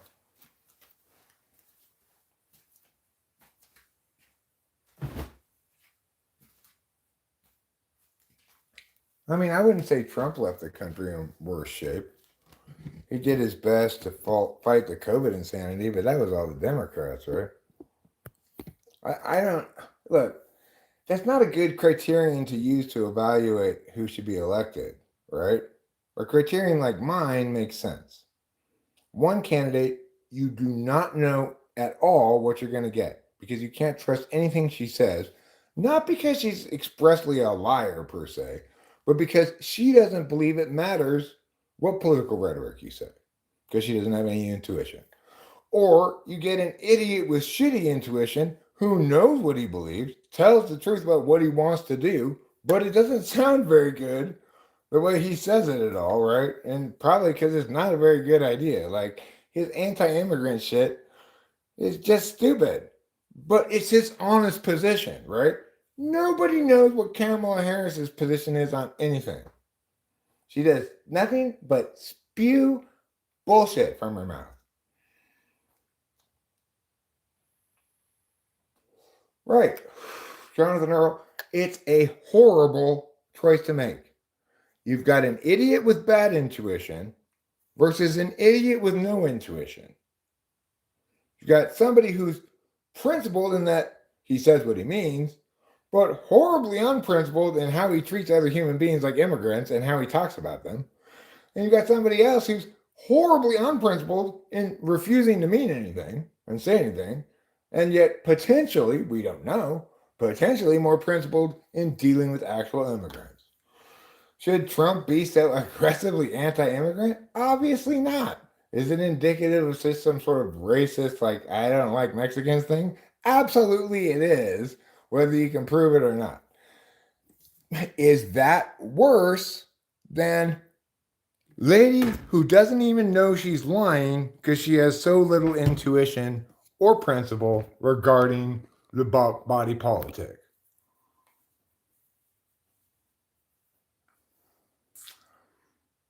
Well, I mean, unfortunately, he couldn't disband all of the pandemic alarmists because we would have been way better off if he had a good reason why we shouldn't behave like this, right? If he had said, look, there's an order of questions. The first thing is, what is the individual's right? Does the individual have the right to potentially make themselves get sick, to catch a cold? Do they have the right to infect others on purpose? Do they have the right to infect others accidentally? These questions have all long been answered, okay? The onus is on you to protect yourself however much you want. Put on as many masks as you want, stay home as much as you want, put yourself in a boy in a bubble suit as much as you want. The onus is on you if you feel as though the health conditions are too dangerous for you, then the onus is on you to make those accommodations. You might be able to make the argument that it's acceptable to quarantine people who you already know are sick, right? But the idea that everybody has to wear a mask because if they don't, they might get sick and then they might get somebody else sick is pure fucking insanity. And somehow nobody saw how insane that was, right? So we know for sure that centralized decision making is almost always a more poor kind of decision making than decentralized decision making, because localities best know what they need for their localities in general. However, in this instance, we should have prioritized what ought to have been prioritized, which is constitutionality. The government has no constitutional right to tell you what to put on your fucking face. I'm sorry. It is unconstitutional on every imaginable consideration. The government is expressly forbidden from making laws inhibiting the freedom of assembly. Note the lack of an asterisk saying unless there's a virus. So all we have to do is apply the same principle of understandings of law and order and onus of responsibility, etc., that we've had for decades, instead of just abandoning them en masse because someone's afraid of a fucking virus. You know, it's like, well, we're afraid, so let's throw the Japanese people in internment camps. Well, we're afraid, so let's toss aside the freedom of assembly. No, fucktards. No. We do things right or disaster ensues. We listen to Eric, who's correct about it, or disaster ensues. And now we're incurring the disaster. The inflationary crunch has been devastating the world's wealth. The world's economy is teetering on the brink of another global recession. And why? Because fear-mongering retards prioritize their alarmist agendas and ahead of well-established, well-proved principles that have preserved this nation's well-being for centuries now.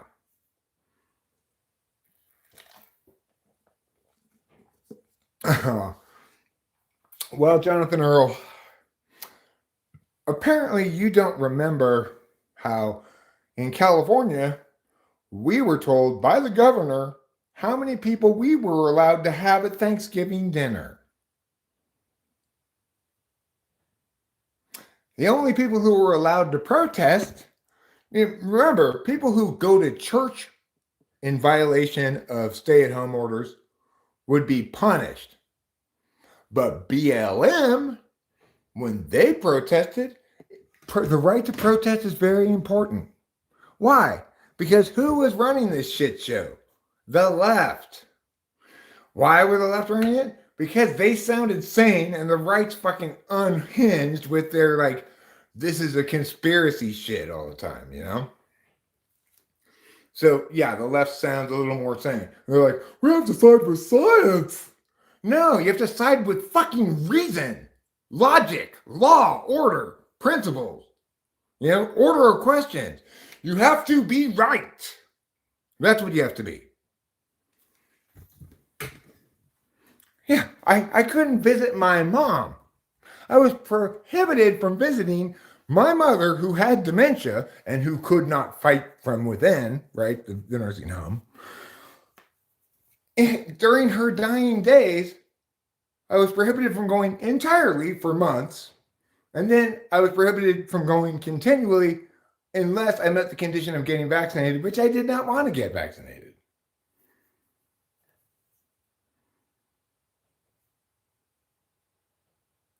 So the thing is, what we should all agree with, no matter what else we might think, is that the harms of those COVID lockdowns and the COVID policies that we all accepted like sheep, the harms greatly outweighed the benefits of purported lives saved, which can't even be established empirically. After all, there's a very good chance that people who would have gotten the virus right away if they had let it run its course would have been younger then, survived it, built up some antibodies. Instead, they were shielded from the virus for a long time, got older, then inevitably the breakdown of the lockdowns and the promises, false promises of vaccines that are going to make this problem go away, etc. After all that bullshit happened, then they get the disease, and it's much worse because they're older and sicker. Like my dad. This is what happens when centralized fucks think they know best for everybody rather than listening to the person who's correct, me. I was correct from the outset about it. I was correct about just about every single element of it. I was shockingly correct, shockingly early, and in the shocking absence of compatriots of correctness. I had people wrong on the right of me, wrong on the left of me, and none of you fucks listened to me. And every last one of you should have. So check yourself before you wreck yourself, okay? First, fuck yourself in the ass with the pineapple of wrongness that you so richly grew and deserve to harvest. Then come talk to me about COVID.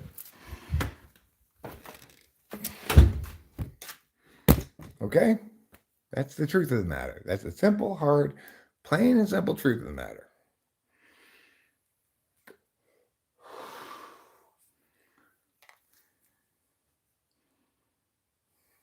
I hate it when people are like, no, it was the right who did this. And then, I have to correct you. Actually, it was the left who was behind this fucking clusterfuck of a global catastrophe. But regardless, let's not pick sides. Let's just, all of y'all admit that you were fucking stupid and wrong and you should have listened to Eric. Because I didn't see really anybody else who was perfectly correct about it at the time. Really anybody else. I was the only person who was advocating against COVID alarmist bullshit who didn't get censored by YouTube. Because I wasn't spewing misinformation. I was correcting it.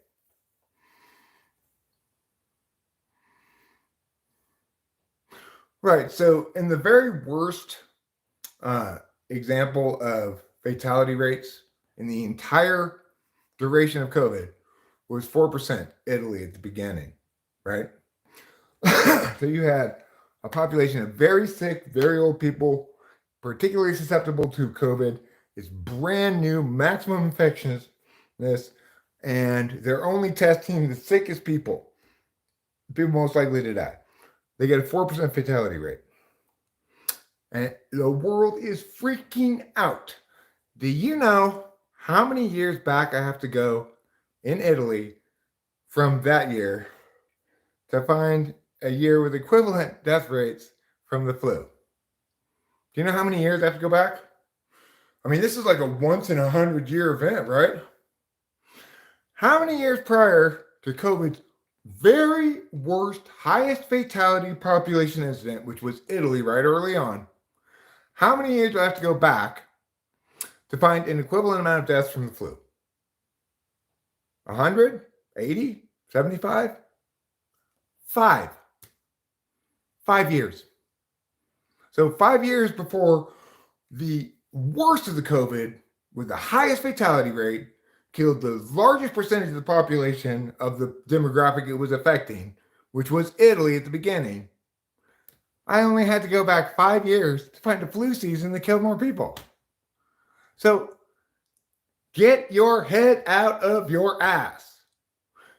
You're trying to say that you're comparing death numbers as proof of how many lives were saved. But you're pointing out higher death numbers with COVID, right? How are you establishing what the lives were saved? You're showing that more lives were lost with COVID. Not more lives were saved. You're not empirically establishing what you think you're establishing, right?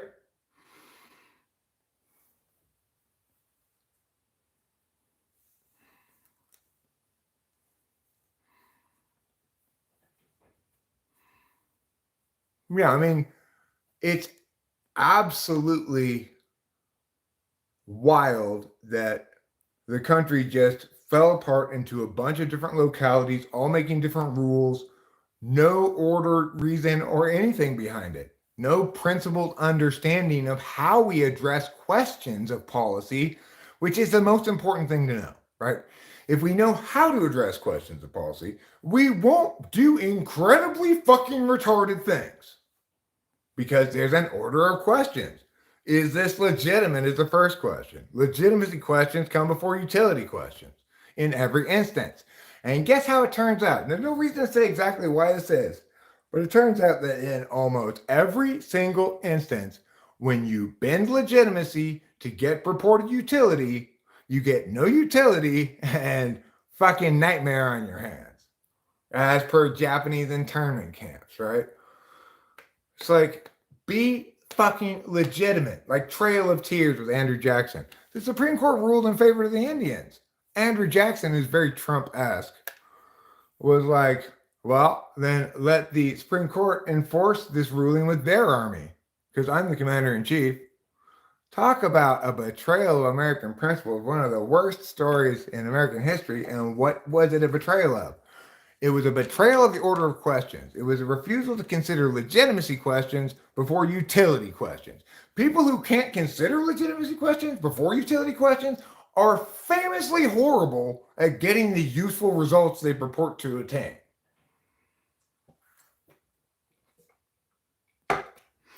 I know that I don't like what I get with Trump, some of it, and I'm okay with some of it. I know that I'm not gonna like some of what I get with Kamala, but I don't know what it's gonna be. And I know what I really don't like is her dishonesty, which is even worse than Trump's kind of dishonesty. Her dishonesty is the dishonesty of dissembling, of saying nothing, of shifting ground, of moving around like a little squirrely bitch. I hate that shit. Say what you mean, bitch. Mean what you say.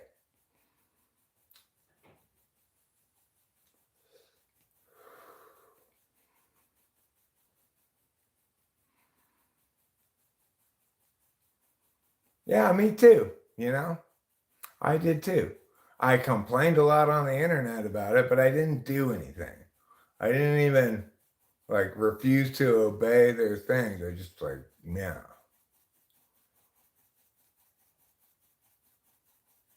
Yeah. First it was flatten the curve. Then it was save lives.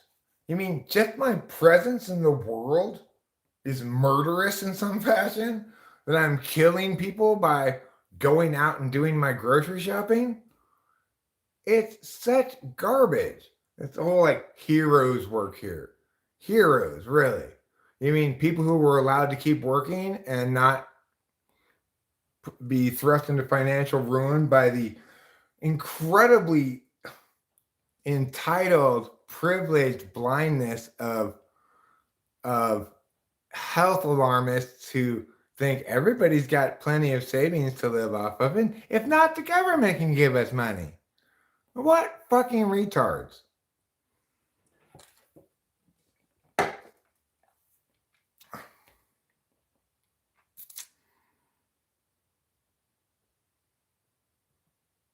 Oh yeah, Putty Cat, you don't gotta convince me that that woman has no center. I already know that there's not. Her only principle is whatever political discourse works. I don't care. Doesn't have anything to do with actually being president, which is something you'd think if you don't really think that you're working for the American people, you know, and that you owe them an actual explanation.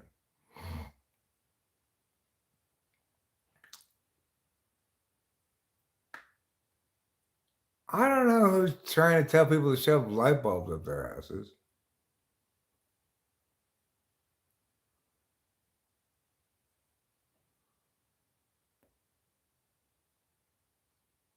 Okay.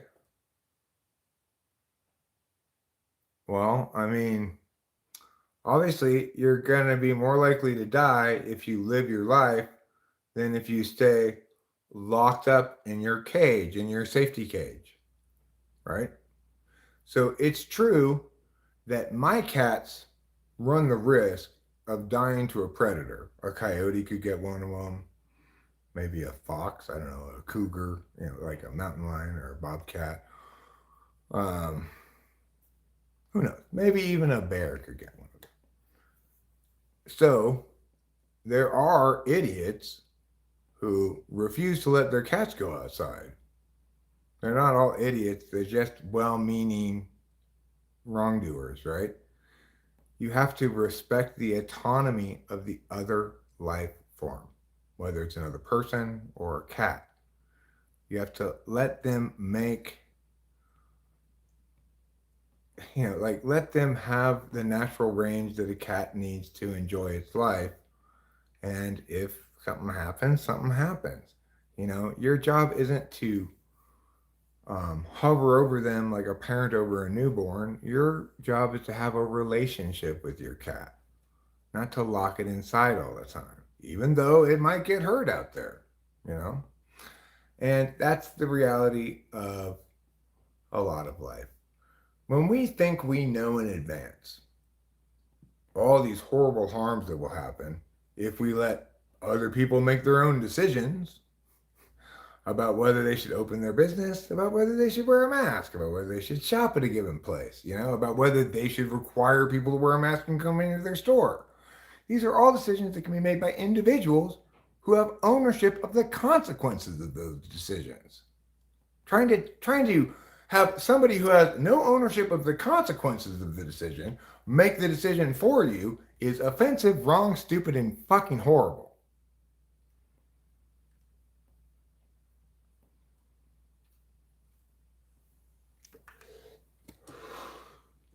I mean, don't think you know anything at all about Kamala Harris because she's a Democrat.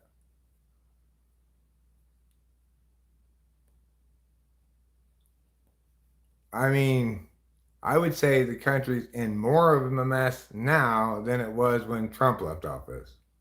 And I am not a Trump fan. Remember this. I despise Trump. I think I borderline prefer demented Biden over Trump.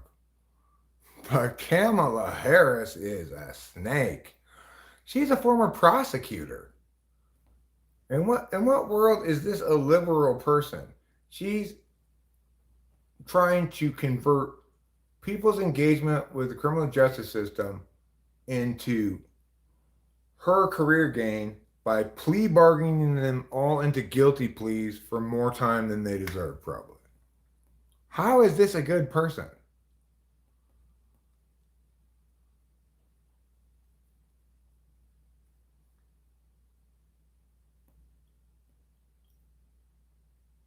Oh no, don't lie to yourself, Jonathan Earl. We had businesses who tried to open in LA County in defiance of county health orders that are extra legal for unelected officials, right? And faced criminal consequences and or civil consequences, and some of those lawsuits are still going through the courts. They were forcibly shut down when they tried to defy the orders. Don't lie to yourself. It was a nightmare. Different parts of the country were more nightmarish than others. Thank God we didn't live in Australia. It was a nightmare of wrongness predicated on the following single wrong notion. It's my job as some official to make sure that after it's over, other people don't say about me, he didn't do enough. So when you've got that kind of relationship with responsibility and liability, even if it's only liability in the public opinion, well, nothing good will ever happen, right? You have to have somebody who insists on what is correct, not what is popular in the moment, not what appeases the fear of the most people, but what is correct and why it must be determinate in this fashion, in this manner, in this matter, right? Regarding well,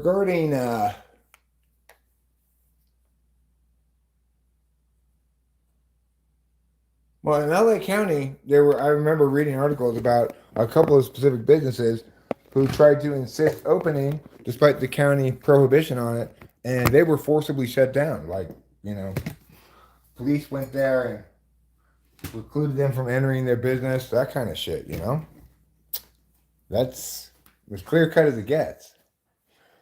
Well, I mean, sure, it's easy for us as consumers to break and bend these rules, right? Because it's like, if I can get away with it in the store without the mask, great. I can bend and break that rule. It's a lot harder for this restaurant, who's a business and is treated differently than an individual, but whose family full of individuals are all dependent on earning from this restaurant to survive. That business does not get the choice to open or not. They have to face an abrupt and sudden onslaught of new health codes written arbitrarily by unelected officials, and in the failure to do so, they get shut down by the cops. That is the reality of it. That's why there were people who were necessary people who could go to their jobs, and people like me who were unnecessary and couldn't go to their jobs. It wasn't necessary for me to coach this tournament of champions tournament at the end of the debate coaching year that year, it wasn't necessary. So the TOC had to cancel. And that was canceled. That whole work I had planned for that time of the year was canceled. It wasn't canceled because the option was left open. Let's run it for those people who feel comfortable running it. And for those people who feel comfortable coming, we'll just run a miniature version of it. That was not considered an option. That would be correct because then the onus would be properly placed in the right place, in the hands of the people who are actually have to live with the consequences of this horrible policy. Right?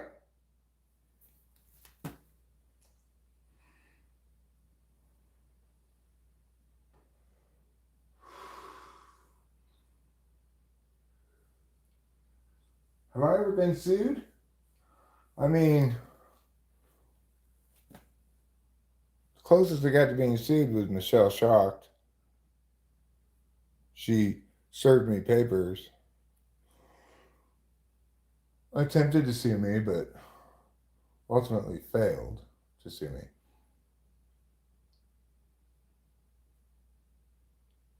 Well, unfortunately, I got on topic of politics a bit. Jonathan Arnold wants to make this a Democrat-Republican thing, but he's not being honest about COVID. I don't like making anything Democrat-Republican thing, and I get it. You hate Trump. That's not a good reason to like Kamala. But the bottom line is everything I've said about the pandemic, the policies, and which kind of people sided with which kind of policies. Don't get me wrong. People on the right were spouting crazy nonsense. So I don't blame people for not taking them seriously, right? But people on the left were driving the engine of this catastrophically, historically bad policy that infected the world to much worse effect than the actual disease itself.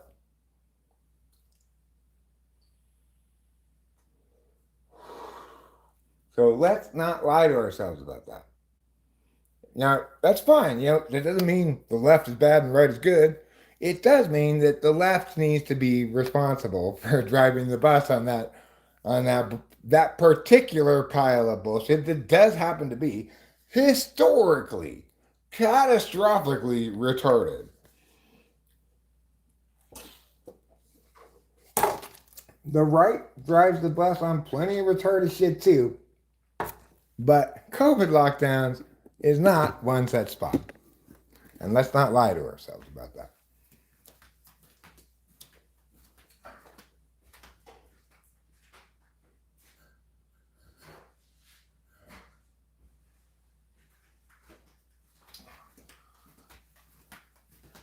Prior to the COVID lockdowns, the average American had only $400 cushion of savings or whatever in case of some kind of an emergency.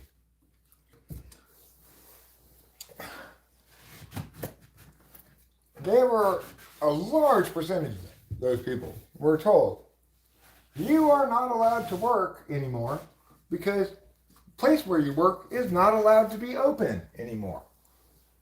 Well, like for a week? No, for like 2 full years. Now, you might not care that those people are homeless now. You might think, good job, we saved lives. It doesn't matter how many we ruined.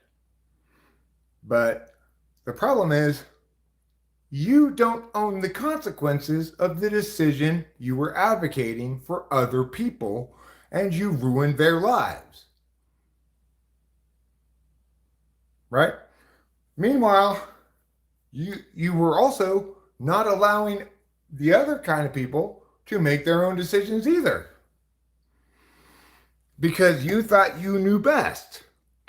And you were wrong. And you ruined lots of lives. Not just you and myriad other people who didn't care at all about unintended consequences, who didn't care at all about quality of life, only about sanctity of life, who didn't consider the fact that when quality of life goes down too much, people start killing themselves or having serious psychiatric problems or incurring trauma from isolation that takes them years to get over. The long-term health impacts are myriad and totally unconcerned the pro-lockdown people. My dad could no longer communicate once COVID happened because he needed to read lips. He was deaf, mostly deaf, you know. Now he couldn't read anybody's lips. My father was prevented from visiting his dying wife in the nursing home for months because he might have COVID and might bring it into the nursing home, which might kill a bunch of old people who are gonna die soon anyway. Can you believe how appalling? Talk about a human rights violation. You know, this man had spent decades with this woman, and now, Jonathan Earl, you're just shifting ground. I'm not talking politics with you, Trump Kamala. I don't give a fuck about either of those tarts. I'm talking about being honest about COVID. Okay? The people on the right weren't correct. That's why no one listened to them. They're spouting a bunch of crazy nonsense, crazy conspiracies. But the people on the left were worse because they weren't caring about what mattered at all. They were completely unprincipled, and they sounded kind of sane. So you need to take ownership of that.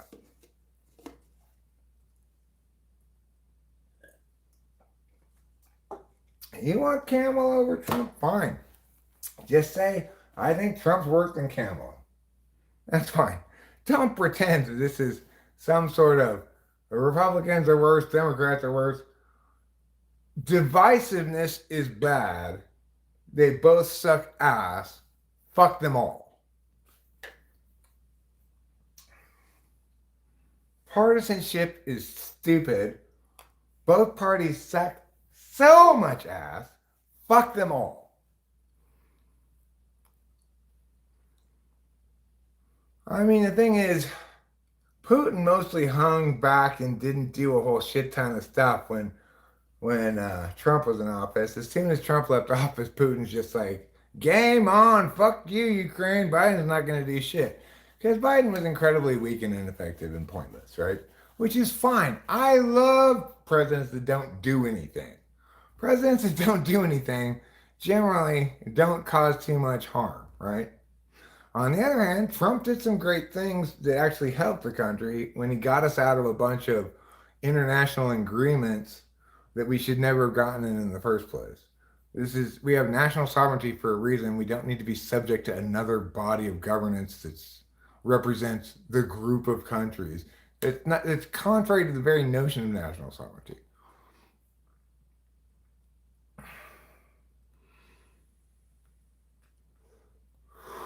Look, I also hate Trump.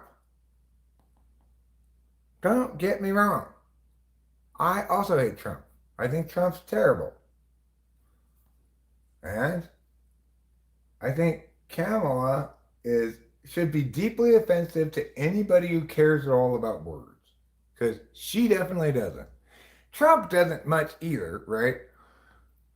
You know, he's got his bad NI and polar TI, and he's just married to what he kind of subjectively feels is right, plus weak NI knows is right, and just goes with that.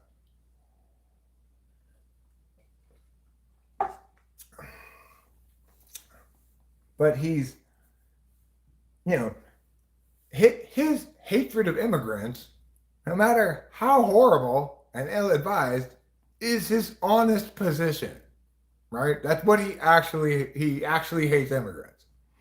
And he actually thinks we should stop all the Mexicans from coming to the country. And he's probably fine with Canadians and has no cognitive dissonance over the hypocrisy. That's the kind of guy he is, right? But he's telling the truth about how he feels about this. He's not lying about it. He's not saying what he thinks is going to sell this population. He's not afraid to offend people because he's saying what he actually thinks. In contrast, Kamala Harris doesn't even have a thing she actually thinks, except words are just whatever I use to convince people to vote for me.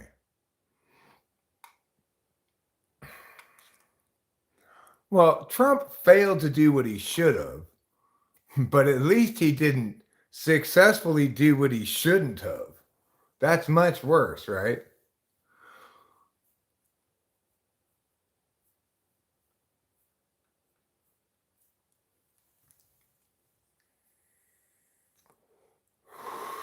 Okay, Jonathan Earl, I'm sure he did plenty of horrible things. I can count some of them too during his presidency. I was prone to reeling off a laundry list of them at the end of his term. I thought anything's got to be better than this fucking guy.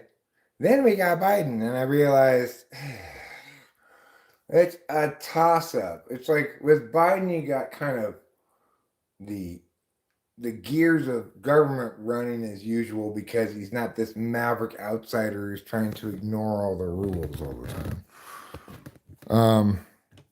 But Biden was so incredibly weak that the rest of the world just felt like America was on a 4-year introspection hiatus.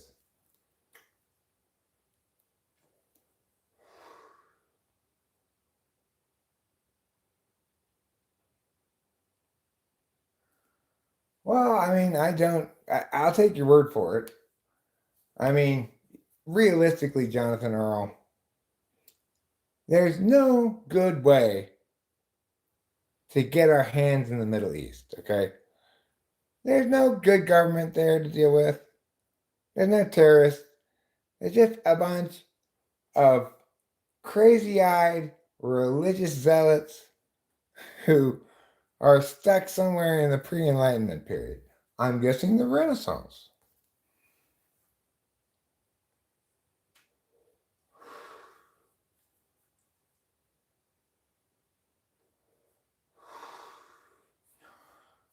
Well, I agree your nomination process was odd. I agree it could be framed like that, but let's all agree that something had to be done. Biden had dementia.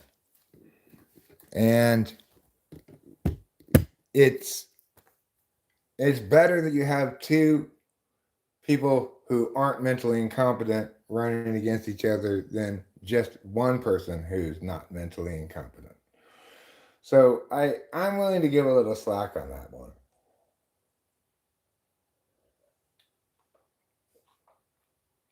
I don't think Trump thinks Kim Jong-un is a real good guy. Remember when he called him Rocket Man? Trump did something that I thought was a terrible idea when he did it, okay? I thought a couple of things were terrible ideas when he did it. Number one, I thought his instigated trade war with China thing was insane. What is he possibly doing? But you know what? It actually turned out pretty well for the U.S. And then I thought, when he's taunting and provoking Kim Jong-un and not allowing Kim Jong-un to have any face, he's really not understanding Asian cultures. This may very well push this fucker to actually fire a rocket just to save face, you know? Again, it actually turned out quite well for the U.S., and I was wrong about that one. But then, of course, Trump did the worst thing in his presidency, I think. He assassinated an Iranian general on Iraqi soil in complete defiance of any justification for use of force. You can't just go kill people you don't like. No, he definitely had dementia. I could spot. My mom had dementia, so I could spot it at the beginning of his first term, even when he wasn't showing a lot of signs of it. You can see some subtle cues that are indicative of somebody in the earlier stages of dementia. And I called it right at the beginning. It wasn't a reason to attack him, right? I didn't have any inherent reason to attack him. If he hadn't had dementia, I would have been incredibly grateful to have some actually experienced adult politician, even one as goopy as Biden, instead of Trump. For sure, I would have been way in favor of that. But it was clear to me, as somebody who's watched the whole process, that yeah, Biden was starting to have dementia at the beginning of his term.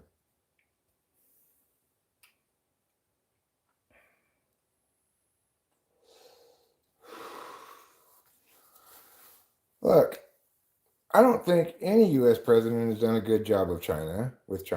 If I were president, I would say, listen up, China. Taiwan is not yours. Your one China policy can go fuck itself, unless you want the one China to be ruled by the Taiwanese government, not the PRC. I've been to both places.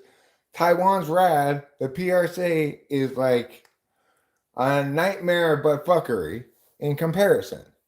And most importantly, you have not won the argument, China, as to why you should have claim over Taiwan. You shouldn't have claim over Taiwan. Taiwan was originally in the UN and the PRC was not. And when the UN decided to admit the PRC, which was ill advised in my opinion, Taiwan stormed out in protest. Never a good idea. Nevertheless, the U.S. is Taiwan's ally, and we will not let, under a Trump presidency, the Chinese militarily conquer, otherwise corrupt the political system, or interfere with Taiwan. We will no longer be referring to it as Chinese Taipei. It will be referred to as the independent nation of Taiwan, henceforth. And fuck you, China, if you don't like it.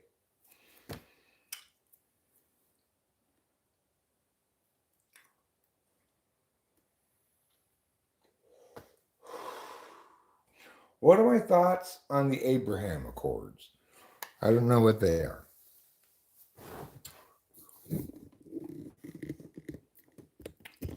Is it a rule that says everybody whose first name is Abraham, from now on, their middle name must be Lincoln?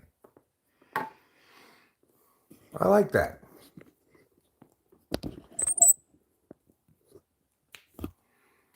Well, I don't doubt that it can fuck with your mental faculties bad, my dude. My point would be nobody didn't get COVID. Everybody got it.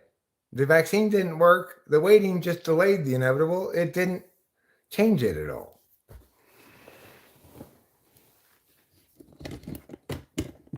Remember, like me, Rachel, and my dad all got vaccinated so we could go see my mom after months of not having any opportunity to do so, regardless of what happens. And we all got COVID. Who didn't get COVID? My mom. I don't know. I just know that vaccines prevent people from getting the disease.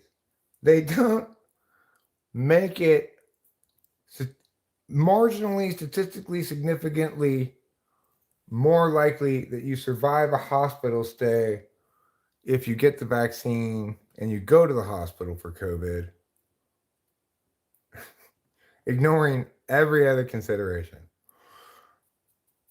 Supposedly. And then a later study comes out and says, well, that's actually only for this period of time, after which it's actually worse.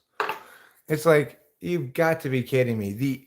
The amount of straw grasping for the COVID vaccine people to continue to advocate in favor of the COVID vaccine, even though it definitely didn't work, is just mind-boggling, right? It boggles the mind. And the thing Jonathan Earl is probably making you suspicious about the dementia is sometimes he's lucid, sometimes he's not, right? So you'll see one instance where he seems perfectly fine, and then another instance where he seems totally like he's losing it. Well, that's how dementia works, unfortunately. You'll get periods of greater lucidity and then periods of loss, and then gradually it's all loss. It's a sad, sad disease. I wouldn't wish it on my worst enemy.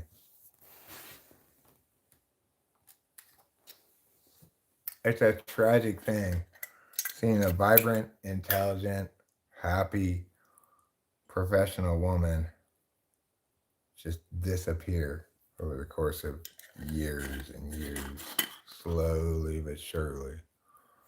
Ugh. What a horrible disease. Nobody should get that disease. If somebody says, hey, I've got dementia herpes, would you mind kissing me? Saying, no, I will not. I don't want to catch dementia herpes. Don't go to any countries where they have a mosquito disease vector, mosquito-borne dementia. Don't visit those countries.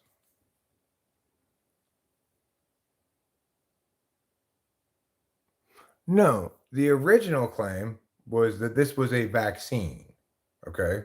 That they had come up with a new technology to circumvent the inherent qualities of the coronavirus that prevent us from making vaccines for it. That they had come up with a new delivery mechanism involving mRNA, and that this was going to be the answer. This was the vaccine. It was going to make it so that once you got the vaccine, you didn't have to worry about it anymore. Their story changed, right? It changed as it changed from the very beginning. At first, we were there to flatten the curve. Then we were there to save lives. Then we were waiting for the vaccine. Then we were waiting for everyone to get vaccinated. You know, vaccine-born homosexuality. Well, they had a variety of different takes on it, right? But each of those vaccines was initially a promised vaccine that would prevent you from getting COVID. You might need a booster shot to stay prevented because, of course, coronavirus adapts much too quickly for vaccines to work. And so now essentially we've redefined the word vaccine to include anything that might make you get something less bad. Even if it's just the tiniest amount of statistical significance.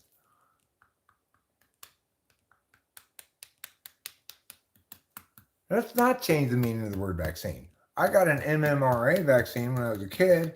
I have never gotten any measles, mumps, rubella, or whatever the A stands for. Ass death.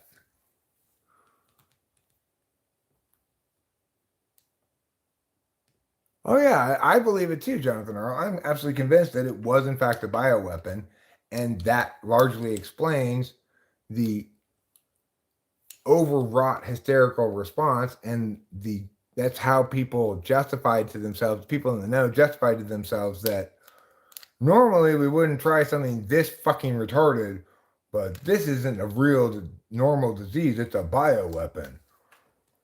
Designed to thin the population in the most humane way possible. This is what I speculate, okay? I can't establish this for sure, but nobody can. But it makes the most sense, right? Wait, why? How is it all of a sudden that there's a new virus out? It's a novel virus that's contagious with a 2-week incubation period, and just because some old people died in Italy, they're canceling March Madness. What the fuck is going on? It makes a lot more sense if certain people in the know with, the right pulpits, cause the world to react as though it were reacting to a released bioweapon designed to thin the population rather than a novel virus.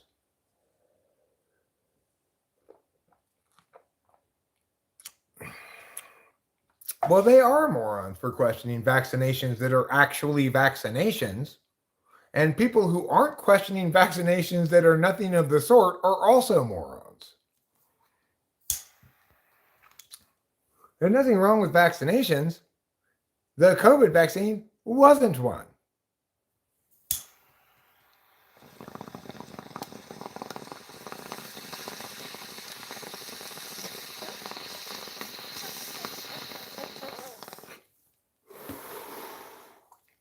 I mean, literally everybody I know who was vaccinated got COVID.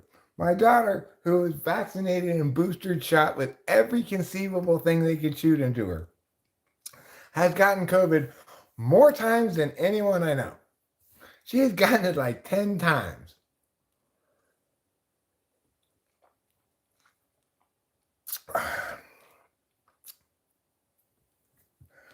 They don't seem to need a vaccine for AIDS because it doesn't seem like people die from it anymore. But they do have a drug, apparently. I see it in the commercials that if you have AIDS, you can take it and it makes you non transmittable to another person. I wouldn't know if I would trust that if I was the other person, but I have heard about that drug. Everybody forgets that Trump did that, and now the Middle East is more unstable than ever. Okay, let's lay blame where blame it should be laid. At the foot of George W. Bush, Dick Cheney et al., who insisted on creating an Arab Spring called endless volatility, horrible theocracy, terrorism, non-state paramilitary organizations, ISIS, and everything else. Okay? Not Obama, not Trump, not Biden has been able to do a goddamn thing about it because George W. Bush fucked that place up, the whole region, beyond all conceivable recognition. Now it's like, well, do we drone strike to death these people who understandably now despise us and create even more animosity and blowback? Or do we let them train to kill us all because they so obviously despise us for very good reason? You know, there's no good way to deal with that shit.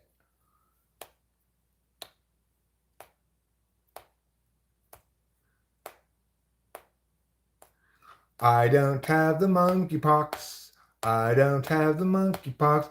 Obama didn't do a goddamn thing to make the situation any better. Not a goddamn thing. He couldn't even close Guantanamo Bay, that fucking weak piece of shit.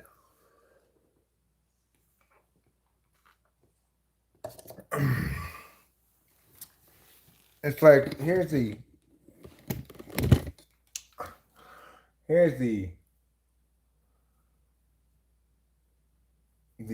back and forth between Republican and Democrat presidencies. Hey, I'm ham-fisted and brutal and stupid. Hey, I'm incredibly wrong about what things will do.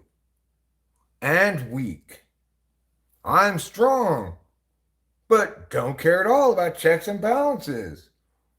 Tell lies that inflate me at every opportunity. Like, there were 10 billion people at my rally the other day. I'm Donald Trump. Like, that shit, right? Like, strong and retarded.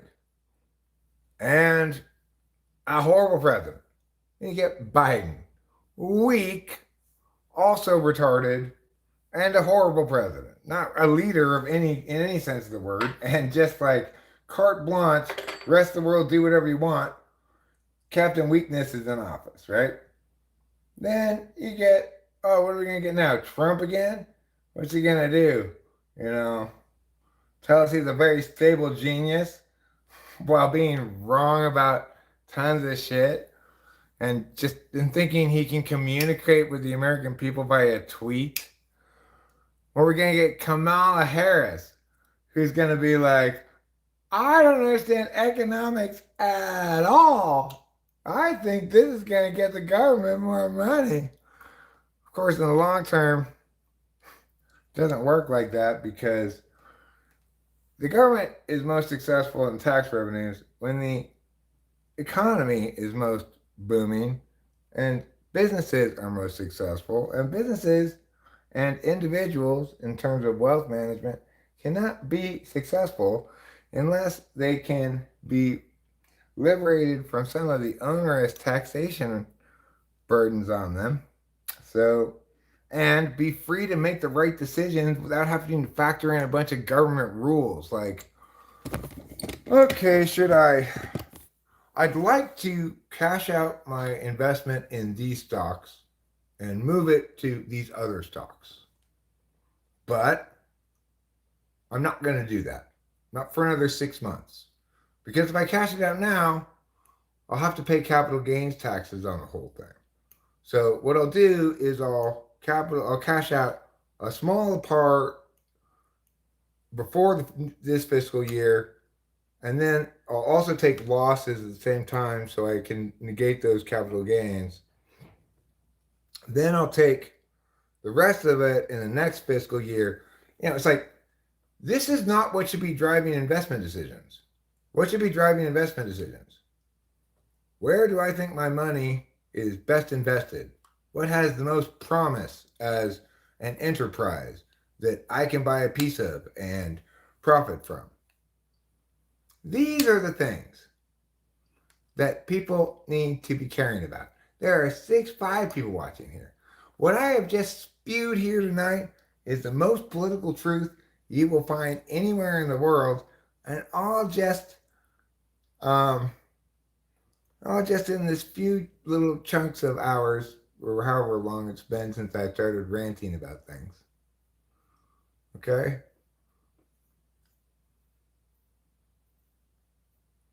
If y'all were just watching silently, y'all are the best mods of any channel.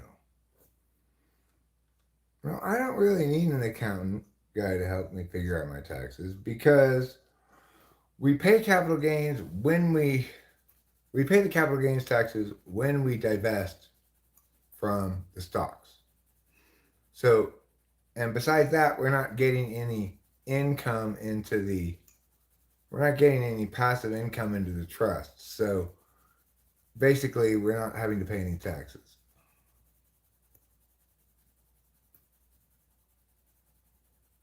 Presidency, dancing for president. You think if I dance, it would be fine? I could become president? So how do you feel about the insider trading problems if we attempt to try to stop congressmen and women from owning stocks? I mean, I'm not sure how big the insider trading problem is, really.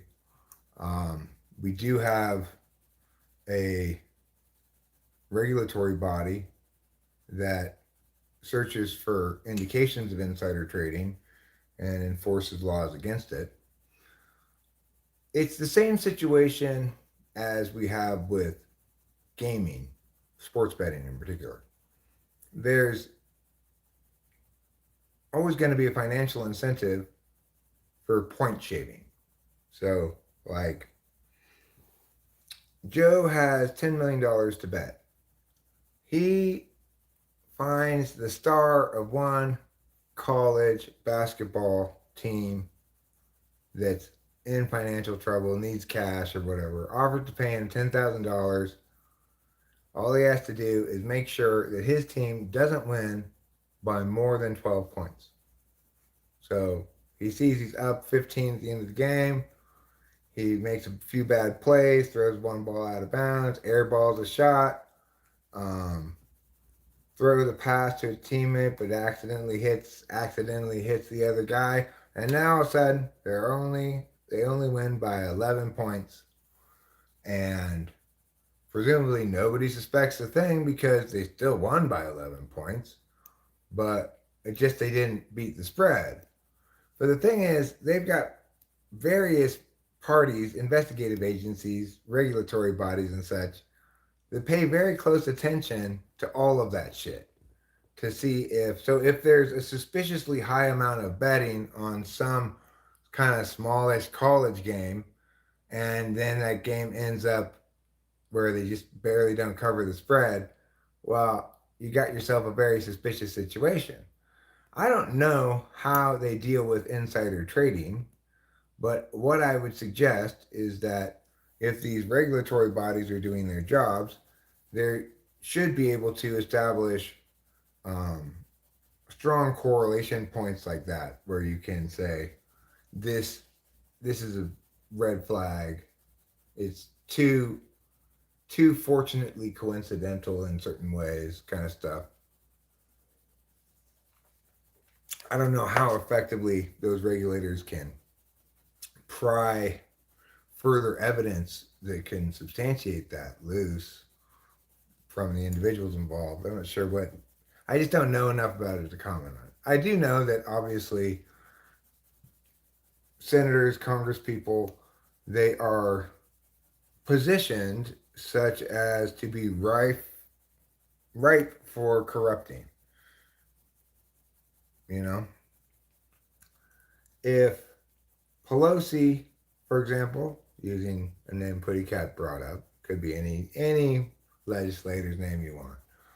But if Pelosi, for example, understands coming down the grapevine, this bill that's going to benefit company Nya is likely to be passed by Congress and the Senate, signed by the president, because it's got the support of these powerful lobbyists and well, it makes sense that she's going to buy that stock and think this is a great investment bet. And once this law passes, I mean, take something like the SEC rulings on Ripple as to whether it is a commodity or a what's the other thing? Whether it's like a commodity or a like a stock offering. So if you have like an initial coin offering, that's what Bitcoin doesn't have. It didn't have an initial coin offering. It had this mining mechanism that anybody could mine Bitcoin at the beginning. And at the beginning, you didn't have to mine very much to get a fair amount of Bitcoin. So if you're saying that congressmen and senators have an unfair advantage in terms of investing in stocks because they might have insider information, not about the company necessarily, but about legislation that will benefit or not benefit the company and whether or not that's going to pass or not. Now, I don't know if that qualifies as insider trading. Do I have a problem with Congress people investing in the stock market and making money? No, I don't have a problem with any success, right? The problem is never that the successful people need to be less successful. The problem is always that it's not that I have privilege, it's that they don't have any privilege. That's the problem. That's always the case, right? It's never, the problem is never, we need to make the successful people less successful. That never helps anybody. The government doesn't get proportionally more success for unsuccessful people for the amount of success they take away from successful people at all. The government's notoriously bad at converting resources into outcomes, and that doesn't mean they should never attempt to do so, but they have a horrible track record of just it. I mean, there's implicit costs in when government has money to spend. There's an immediate of collecting all the taxes, paying all the IRS people and stuff like that. There's the immediate cost of that money having like what you call spoilage because of the various budgetary things for the department that's spending the money needs to spend internally, right? And then the money gets actually spent, but it's not spent close to 1-to-1 like it is in the private sector, where I'm going to get 10 pounds of potatoes for my $2.50 at the store. If I give them the $2.50, they'll give me the 10 pounds of potatoes, right?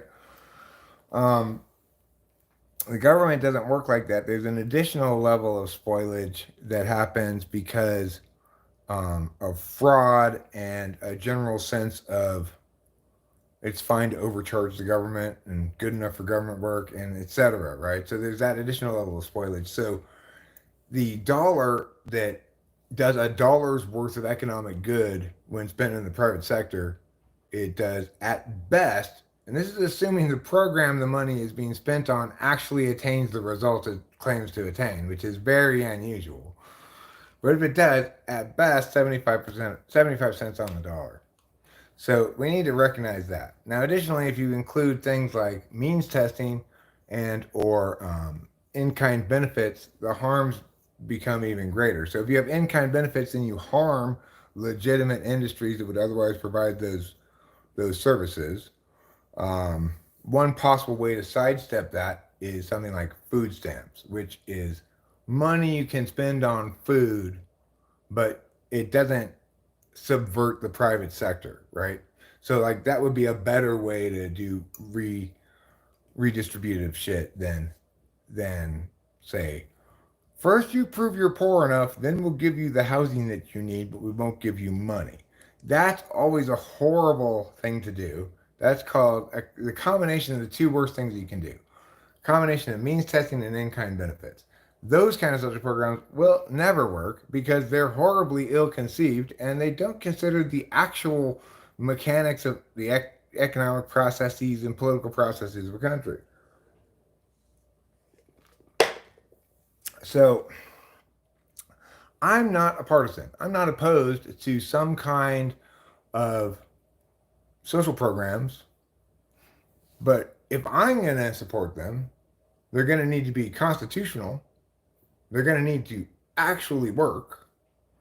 And they're going to need to avoid both means testing and in-kind benefits in full. When we avoid those things, when we avoid, say, means testing and just means testing, well, then that means that whatever the thing is that's being given out, everybody gets it equally. Now, not everybody was taken from equally. So rich people may get $100,000 taken from them in taxes, okay? But they'll still get the $10,000 check that every other American gets. For them, that $10,000 check is 1/10 of what they paid. For the poor person, it might be more than they paid in taxes, certainly in federal taxes. Everybody's going to get stuck with sales taxes and fucking car registration fees and meagity meow and meagity meow. That's right. That's right, Putty Cat. Every once in a while, I need to take everybody to the woodshed and say, listen up, everybody else. At best, you're a little more wrong than me. And I've had it.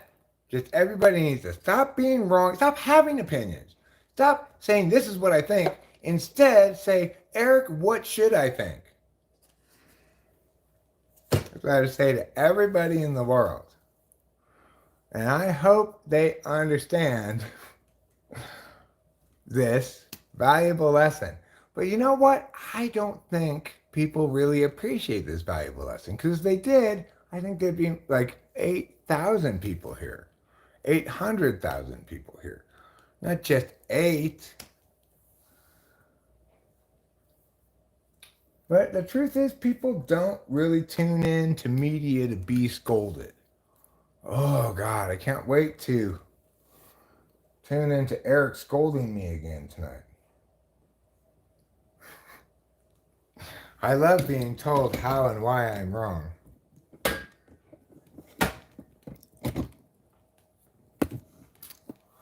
And I just think Eric's so humble about his own role in this whole thing. All he does is think he's exclusively right of all people in the entire world, and that everybody in the entire world, every single other person in the entire world, all however many billions of them there are, is at least a little more wrong than Eric is. Does Eric actually truly believe this crazy statement he just made? Yes, I do. I believe it with all my heart.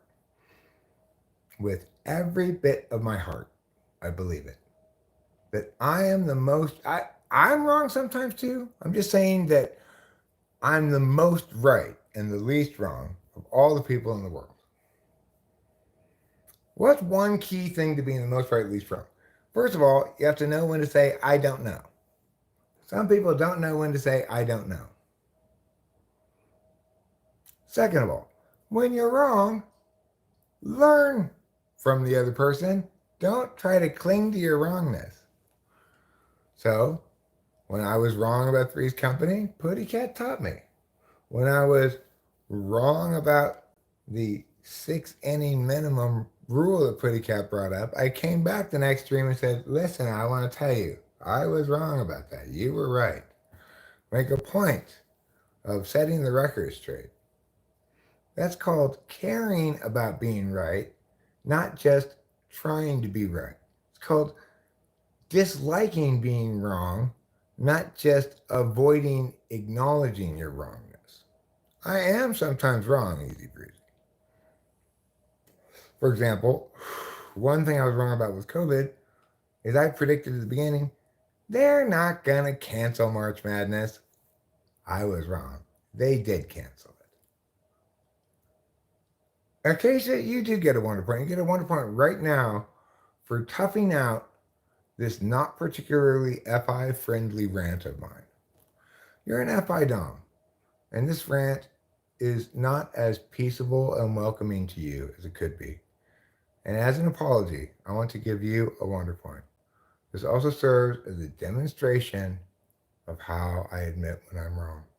I was wrong to Acacia. I was wrong to subject her to this battery of TI, this assaultive black and white thinking, which denies the most important part of a human, the part that's uniquely you. You can't spell human without you. That's right. You also can't spell unique without you. Think about that. That's pretty special, huh? We are not in Sleepy Week. We are at the exact opposite of Sleepy Week. We're at day 1 of launching time. I took a half a clonny earlier, but I'm still not even getting heavy eyelids. You can't spell human without maw. You also can't spell human without H, but that's not so relevant. Eric, sing Stop This Train for us. I do love that song. I think it's a brilliant song. I also think it's very hard to play, but I will try. I think it's got a complicated chord structure. If I remember, having looked it up at one point, I think. Stop This Train, Chords and Lyrics.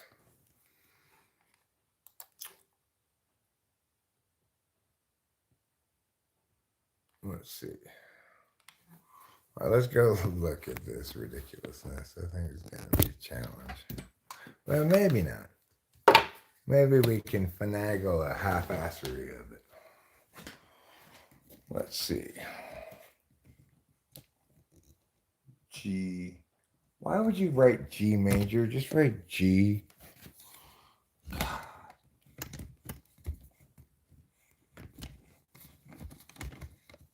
G is G major, okay? You don't need to write the mage after it.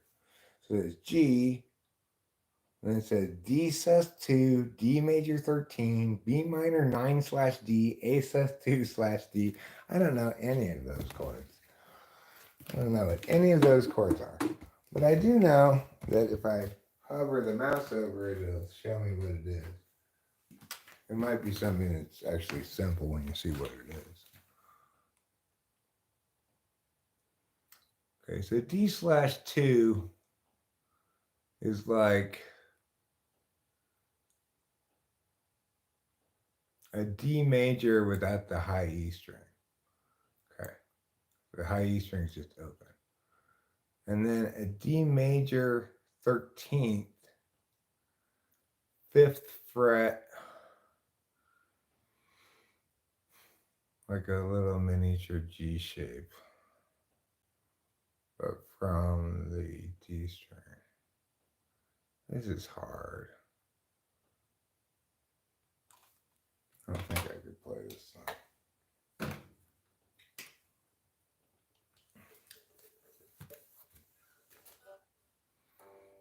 I'm not colorblind.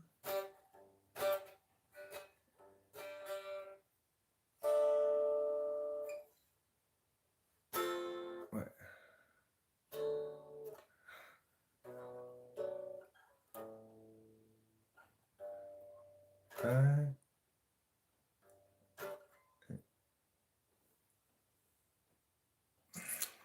Believe it or not, I might be able to kind of get the hang of this in a second.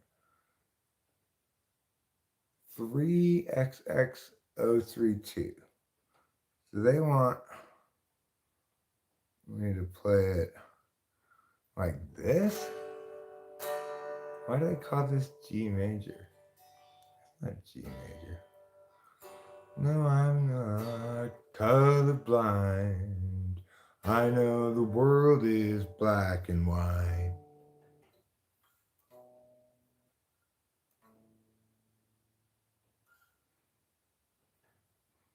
Try to keep an open mind, but I can't sleep on this tonight.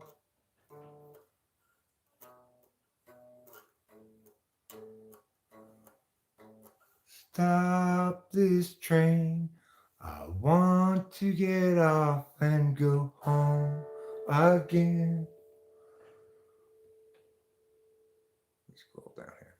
I can't take the speed it's moving in. I know I can't, but honestly, won't someone stop this train?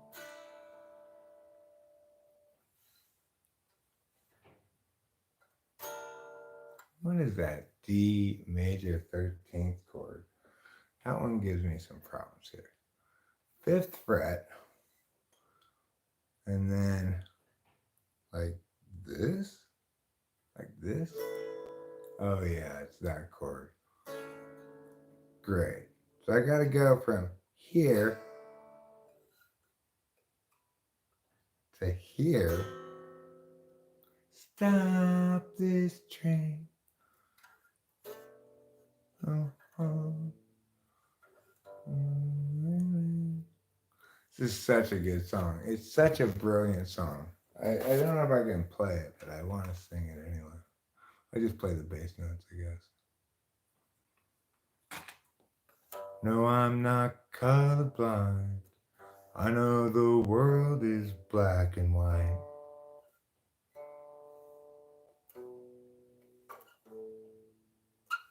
Try to keep an open mind. I just can't sleep on this tonight.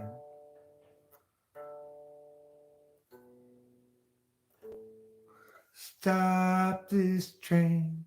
I want to get off and go home again. I can't take the speed it's moving in. I know I can't, but honestly, won't someone stop this?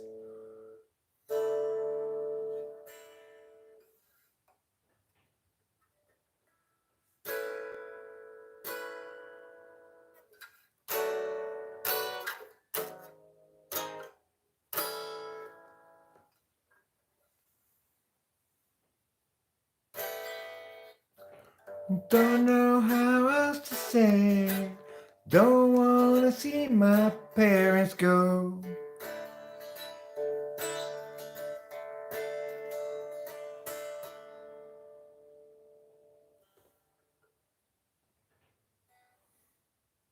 One generation's length away from fighting life out on my own. You just leave it on this T if you wanted to. Stop this train. I want to get off and go home again. I can't take the speed it's moving in. But honestly, won't someone stop this train? Or you just play that D, really. Or you could just probably play this D would be better. Maybe not like this one.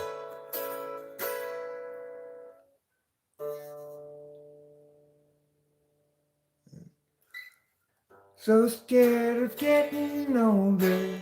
I'm only good at being young.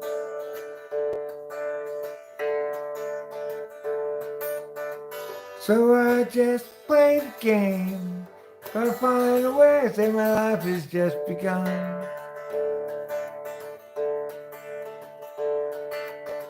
Had a talk with my old man that helped you understand. And turn 68, you'll renegotiate. Stop this train. Don't for a moment change the place you're in. Don't think I could ever understand. I tried my hand, just honestly, we'll never stop this train.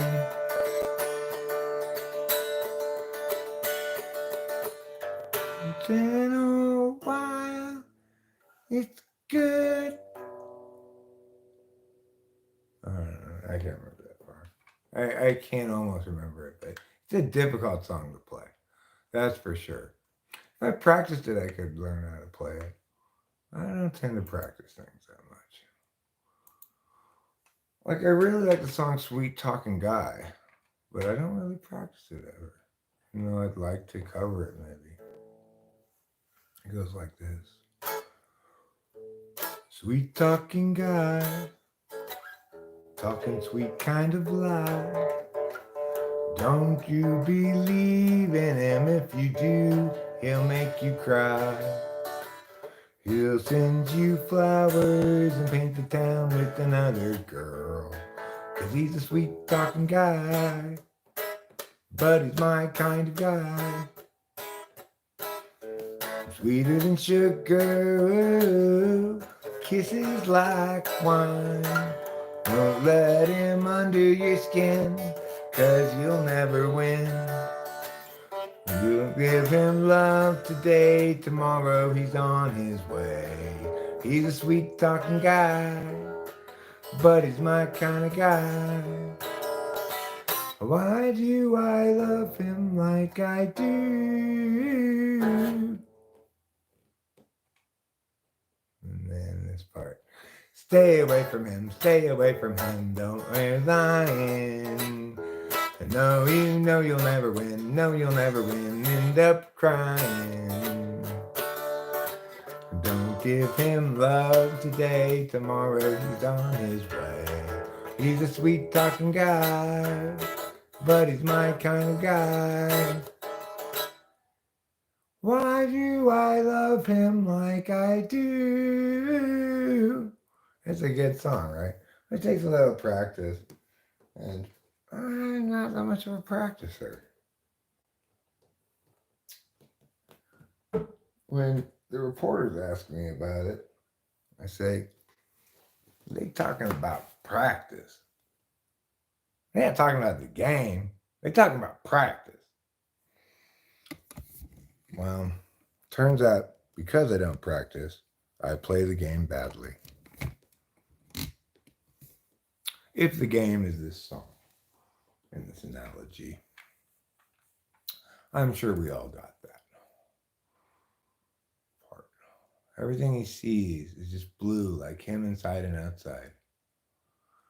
My shirt's not always blue. It's blue today because I wanted to wear a great shirt, and this is a great shirt, you know. It's super cool and hip without being too hipster, you know. You gotta manage, you gotta walk a very careful line. Be a super cool, hip old guy who's not trying too hard. It's a tricky line to walk, you know. So anyway, thank you all very much as well. And I wish I could have played a better Easy Breezy Cheesy Lemon Squeezy. It's such a genius song. It deserves a better rendition than that. Stop this train. Wanna get off and go home again. Bam, bam, bam, bam, bam, bam, bam, bam, bam, bam, bam, bam. Won't someone. It's tricky melody, right? But it's a brilliant song. It's a brilliant composition. It's incredibly, it gives you the existential shivers, you know? So, okay, I'm going to wrap this up. What's this? There's a link here for us. Let's see what it's a link to. Hopefully, we didn't just get rickrolled. Never gonna give you up. Never gonna let you down. Because nobody's gonna remember. This is great. I love this. I'm glad you reminded me of this.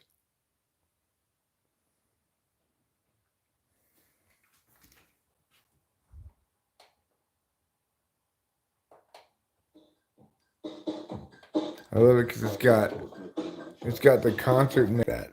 I like this track. I want to put it on Shabby Tracks for a moment here. It won't stay on Shabby Tracks, obviously. It's a little too gimmicky, but I kind of want to dance to it in the car. At least on one occasion, so. And the video is just spectacular. And indisputably spectacular. Anybody thinks this video is not spectacular does not know anything about videos. Okay? If somebody tells you this video is a bad video, they don't understand music videos at all. This is a great music video.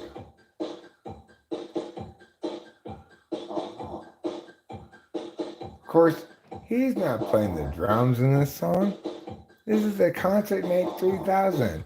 Just push a button and it plays that. You don't need a drummer to play that beat. In fact, no drummer could play a beat that sounded that distinctively like Concert Mate. And what's this guy doing back here? This is what you got to know.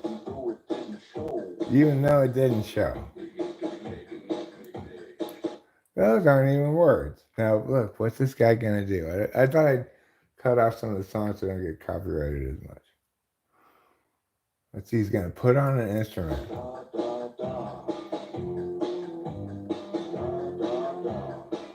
And then he just played that little guitar like.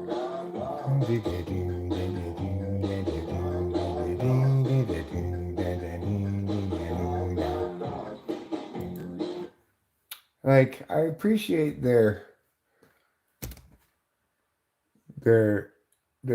vision here, you know. We're not gonna get things all super complicated. We're just gonna push this thing, let somebody play the guitar, and I'll just say some random shit. I like that. I when it works, you know, it's great. It's like, how wonderful that you didn't do too much with this thing. You just did the right amount. It was very little. Of course, it has to go just right.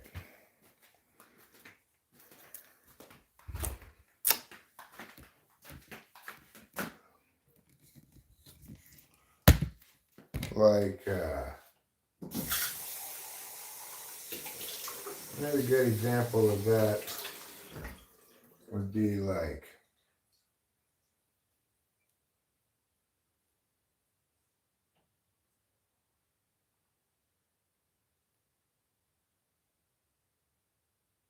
Sweet Jane. You know, it doesn't do much of the song, but it's a great song. It's by the Velvet Underground. Poorly produced, minimalist as hell.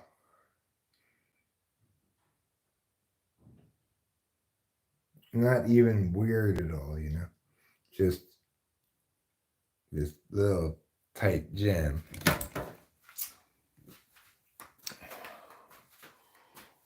A little tight gem. Those are really the best kind of tracks. Tight little gems. People who understand the editing process. There are some people who can get away with not editing as much as I would have expected them to have needed to edit. And those people are geniuses. Almost never can you accomplish anything by being self-indulgent demanding more patience of your listener. But some people are so good at what they're doing, they can spend 6 minutes completing their vision. It'll feel a complete whole, like it needed all the parts to it, and that it's not overwrought or self-indulgent.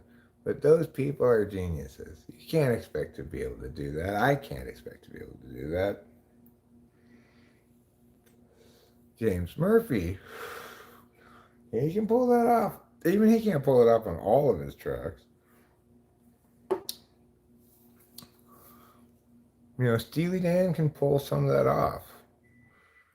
Nobody else who even goes near the idea of like proggy fusion jazz rock has a future in store. It involves anything more than horrible, cringy, terrible failure. But Steely Dan somehow pulls it off.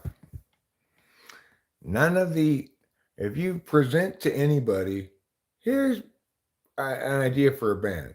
It's basically like a jazz rock fusion band that has, like really chopsy studio musicians recording parts to it. I would say no. Okay. Go back to the blackboard, destroy it, run over with a truck somewhere, then grind all the remaining parts of that blackboard into dust and start completely over from scratch, rejecting everything you just said because those are terrible ideas. But Steely Dan, I'm glad they didn't run their idea by me. I would have crushed it in its infancy as inherently unfixably terrible. But you know what? Donald Fagen is more of a genius than me. That's why he can pull it off.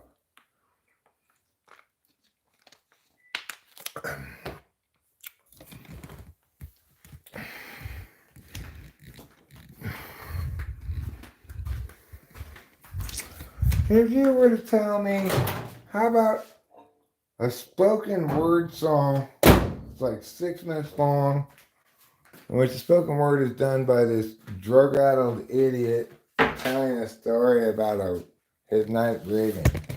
I'd say, terrible idea. Terrible idea. I would be wrong. Eat, Sleep, Rave, Repeat is a wonderful track. You don't need to get caught up in the narrative of it that much. It's just like the beat thumping. And the core message of it is eat, sleep, rave, repeat. It's an anthem. It deserves its 6 minutes. I like the lighting. I like it in here. I like your waitress. I think she's pretty hot.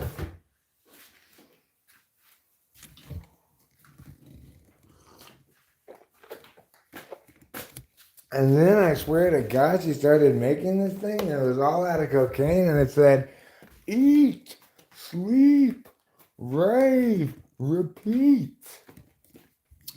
This has all the spirit of the partying man within its bosom, doesn't it? It really does, that song.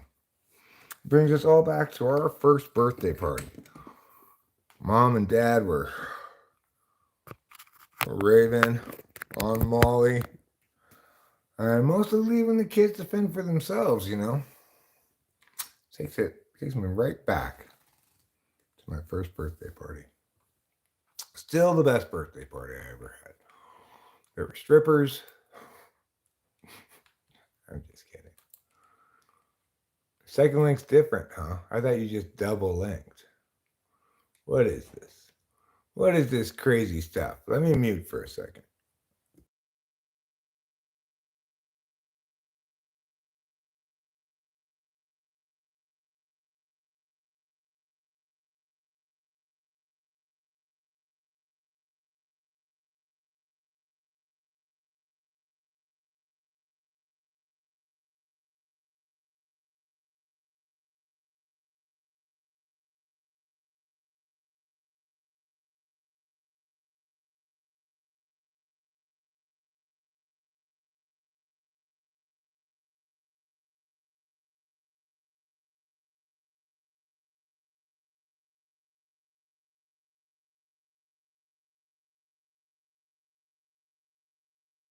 That's a silly song. I like it. I'm gonna put it on the Chappy Tracks list for now. Again, probably won't stay on there. It's a little too maybe gimmicky, but I like it, you know. It has 213,000 views in 7 months. It's garnering some buzz. I wouldn't be surprised if Hot Chip got a substantial chunk of their 76,000 subs from this song. Do it, do it, do it. I like the beat. The beat's great. Or just listen to a little bit of it.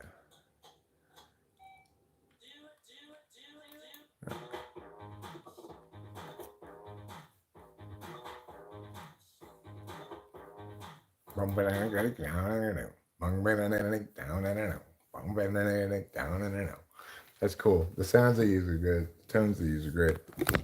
The singers, a little Depeche Mode for me, maybe.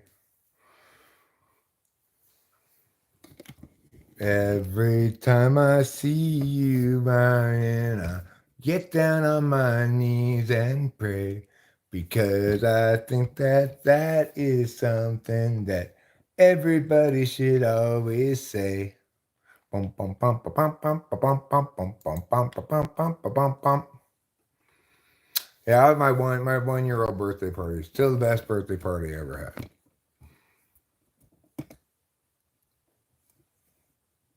What am I listening to? I was listening to a great little track or a great little beat that reminds me of that Depeche Mode beat.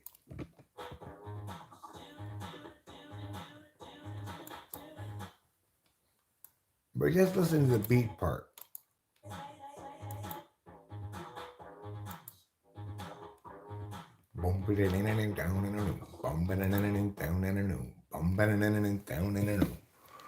Kind of reminds me of the Depeche Mode song a little bit. I think that's Depeche Mode. Every time I see you falling, I get down on my knees and pray. I'm meow meow meow meow meow meow meow meow and meow meow meow meow meow meow meow. Bong bong bong bong bong bong bong. What song was that? That was the second one that Acacia put. I'll put the link here. It's called Hot Chip. I think it's pretty hot as well. I put it on the Chappy Tracks list.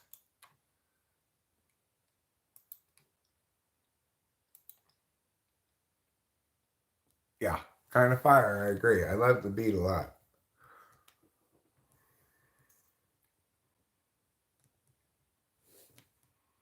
But it does remind me of that Depeche Mode song.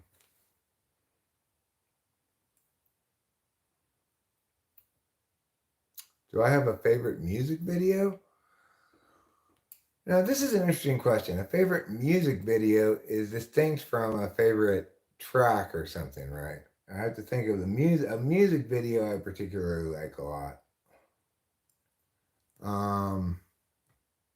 Without considering the music. That's kind of a tricky one. I like the Kendrick Lamar video for King Kunta. I think that's a really good video.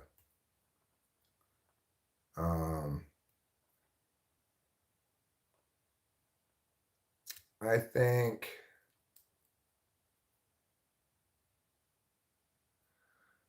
I like a couple of Johnny videos. I like the video for Anything That You Want. I think that's.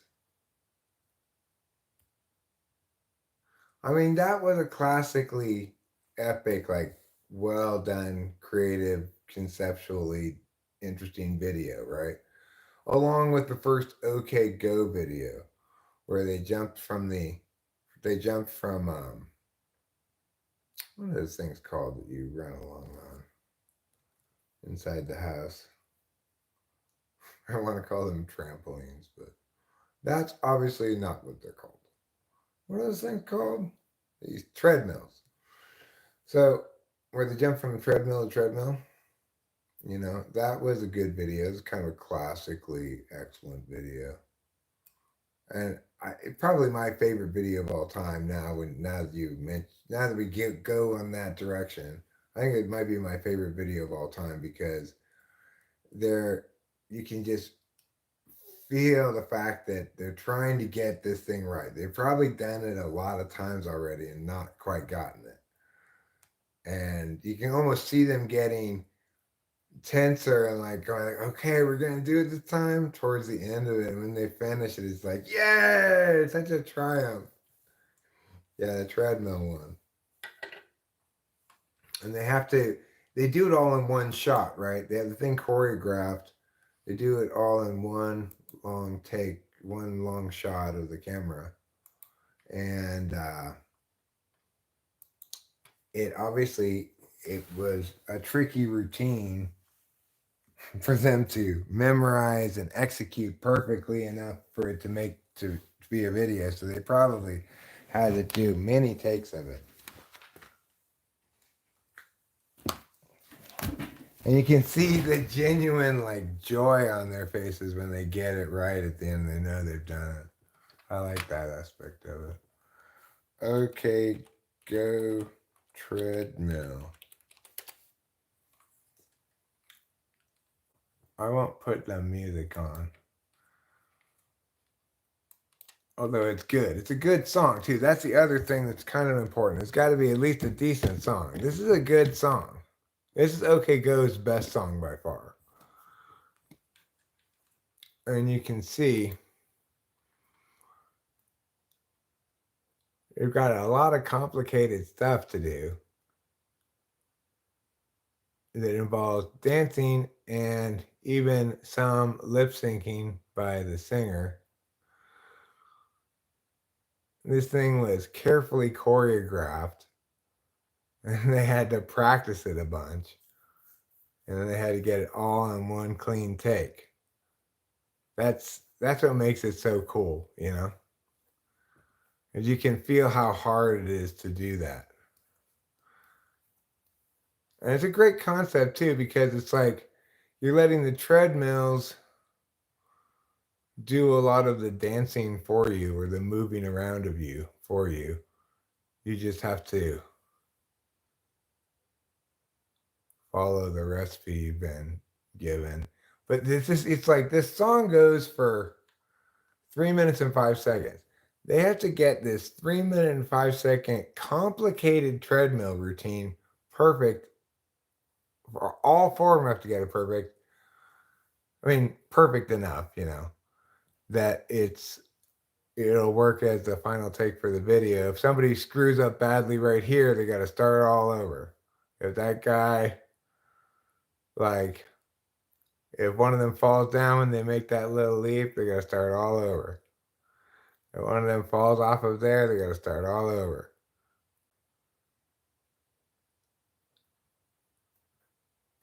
Or like they forget the salute part, they got to start all over. And then this is the hard part where they go under each other's legs. Like this has got to be, they probably had to restart many times on this part coming up here.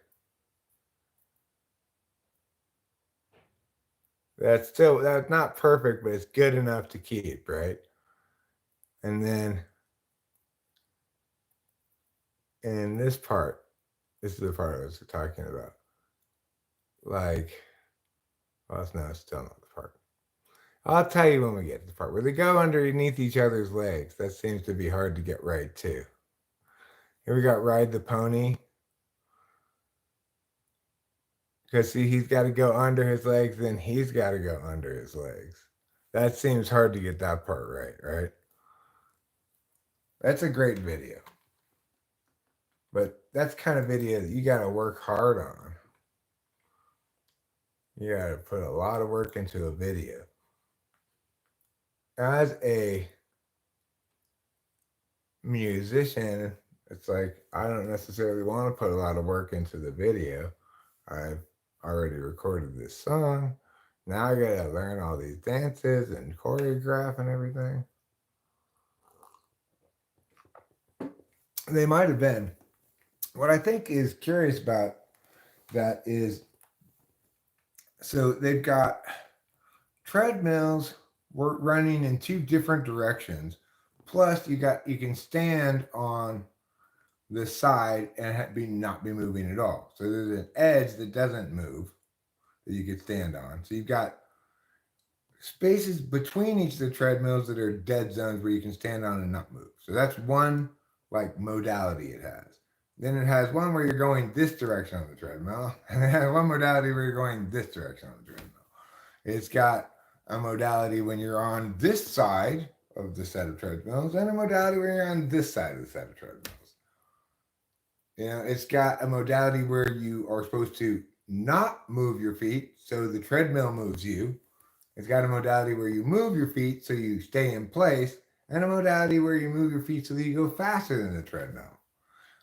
Combining all these different things into that video was very complicated.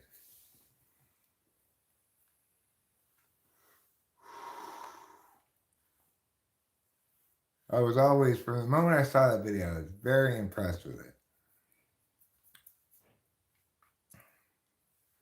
But another one of my favorite videos of all times is also kind of an impressive choreography thing. It's, I'm going to find it here. It's called,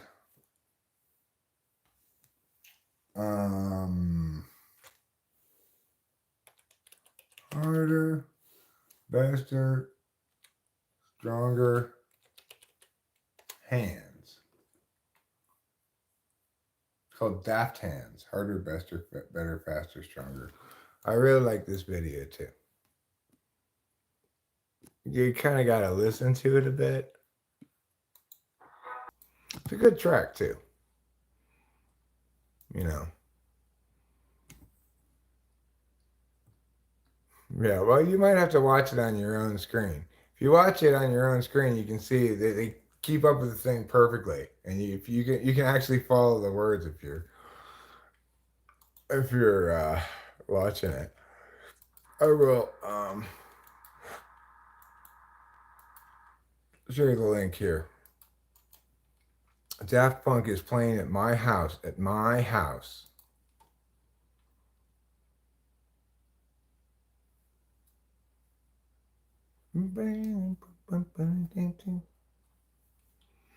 Hi, Natasha. ACG stands for Agricultural Commission Girl. Because you're the main girl of the Agricultural Commission.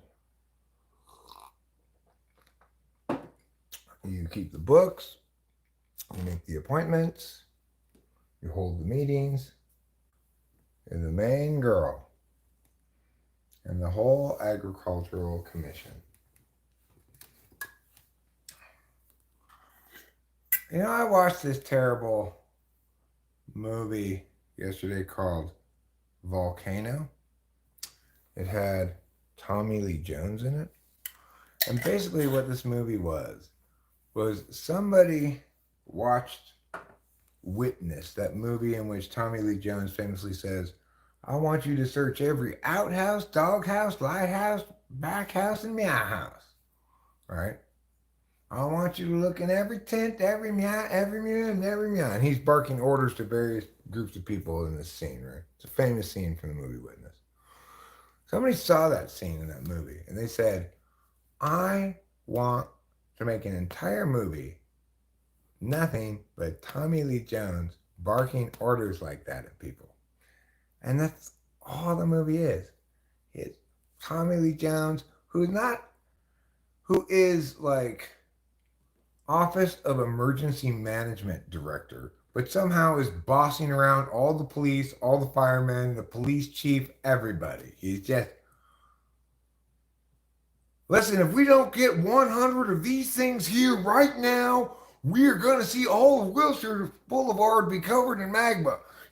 I need 42 firemen over there stat. I need some hang gliders. Bring me some hot air balloons. It's the whole movie. The whole movie. I'm not pregnant. Can somebody get me that geologist down here before the entire city erupts? You, go get me some coffee.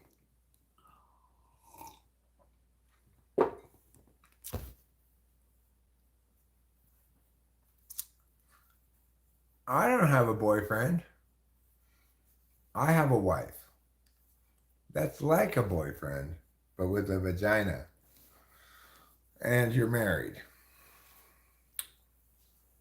Jonathan Earl, I don't care if you are innocent. My job is to bring you in here. Now, you guys, get over there and cuff Harrison Ford. You guys, go knock his legs down from the back. You guys, bring the helicopter over here. You.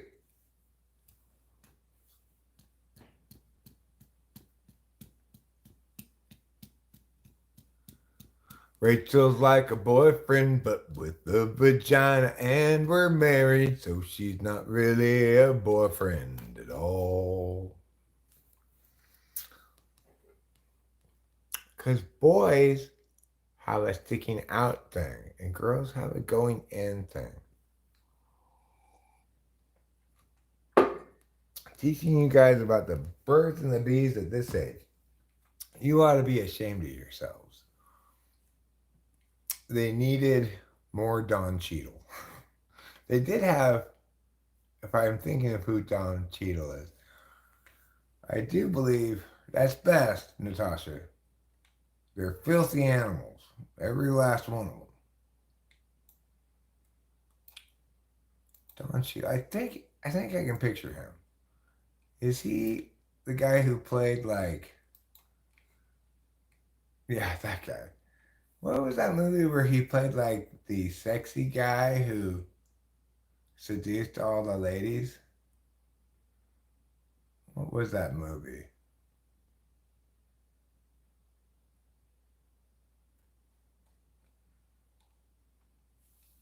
Don Cheadle Gigolo movie. Gigolo movie.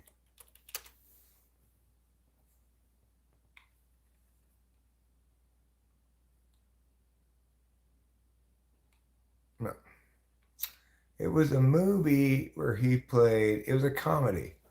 Don Cheadle comedy movie where he plays a lady killer. You know,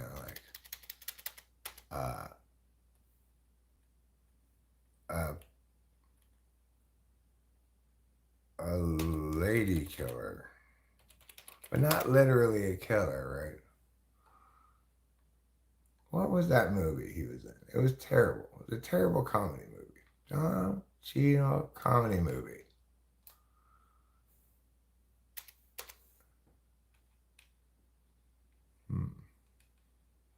Can I identify this movie that I'm thinking of? I know it must exist.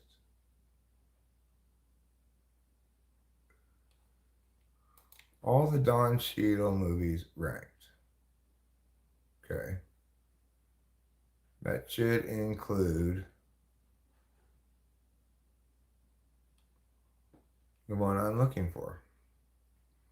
Not Avengers Endgame, it's not The Guard, it's not Out of Sight, it's not Boogie Nights, it's not Traffic, not No Sudden Move, not Devil in a Blue Dress, not Hotel Rwanda, it's not Captain America or Rosewood or Avengers or Ocean's 11 or Talk to Me. Not any of these movies.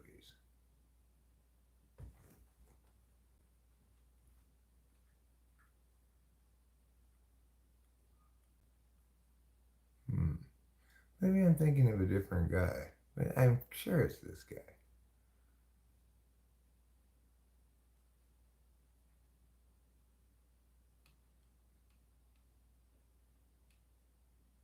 Huh. Space Jam: A New Legacy. Hi, Beauty. I'm my beauty kitty. It must have been some other guy who played that. The guy I'm thinking of. It was kind of like Deuce Bigelow, Male Gigolo, but he played like a good-hearted, like black lady killer guy who um who seduced all the white neighborhood wives, and it was a comedy. I think I only like Cats and Rachel and Eric and Shatters here. You don't want any non-shatters? Waiting disagree, Jesus was I. Yeah, no men for you, Natasha. Stay away from them. They're filthy animals. Yeah, let's smoke some fat bong. That's fine. Hi, cameraman Titan. Do you remember this movie I'm trying to think of? It featured a guy who looks like Don Cheadle, who kind of talks with a lisp, and like maybe maybe it's positioned as like he's helping everybody loosen up a little bit or something. I don't know. I don't know what exactly it's positioning itself as. I don't think it knows. It's kind of a schizophrenic movie. Does anybody know what I'm talking about?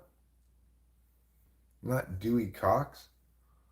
The main character in it is a dark-skinned black guy who I think was on Saturday Night Live for a while, sometime back. But I'm not sure about that. Natasha, I will smoke bong rips with you right now. I'm not going to leave you hanging on these bong rips. They need to be smoked. I need to smoke them. You need to smoke them. It's time for us to be responsible. So let's smoke.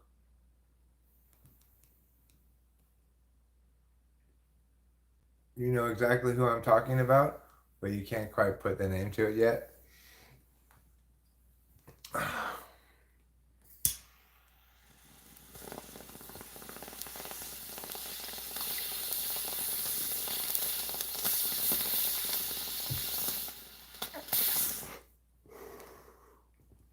And he kind of talks with a lisp, like, now let's not get too excited about everything. When people call him out on his shit or whatever. Am I talking about Tim Meadows? I might be. Let me see. Tim Meadows comedy movie.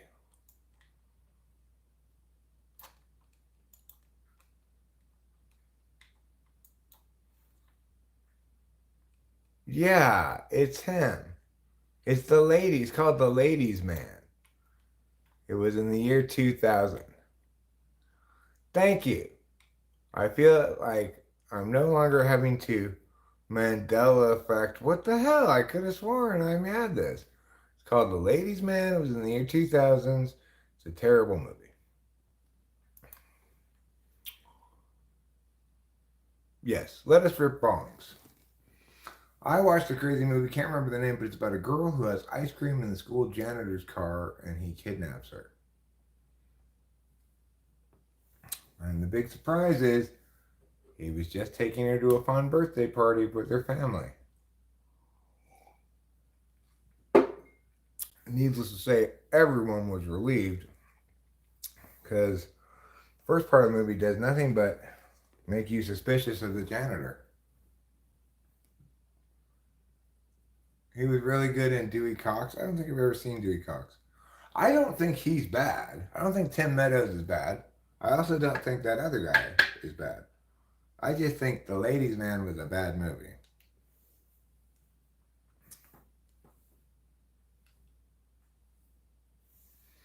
There was no ice cream, and then the little girl kills everybody. That sounds about right for a horror movie. And then they all have to go to Pinata Island.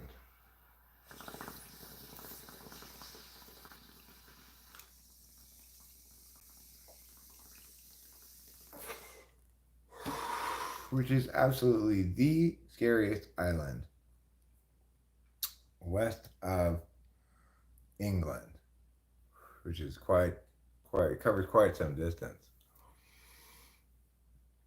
I'm enjoying myself here with my few internet friends that are chilling. You know, I don't feel like I'm really lamenting a lack of numbers or whatever. But I do feel as though my time streaming may be winding down anyway, regardless of that. My back's starting to hurt. Should probably lie down, rest some before I get more cramps in my back. What are you guys doing? You don't want to do this. It's marijuana. Was it fun?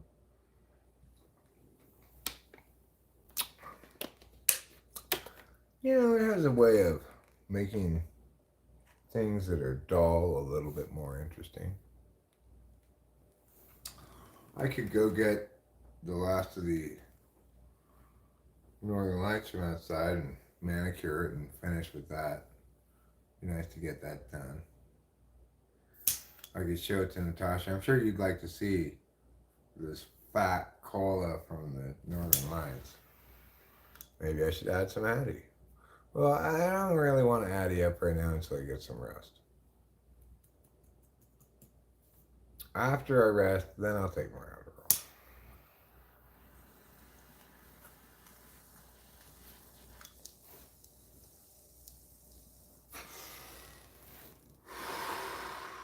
Yeah, I should stretch sometime. So let's stretch by going to get the last big branch from the Northern Lights. And then this upcoming weekend, Saturday, Sunday, something like that, we'll probably start to harvest the Gorilla Glue. So I'm going to get this flashlight. I'm going to get a scissors. I'm going to stretch like I was suggested to.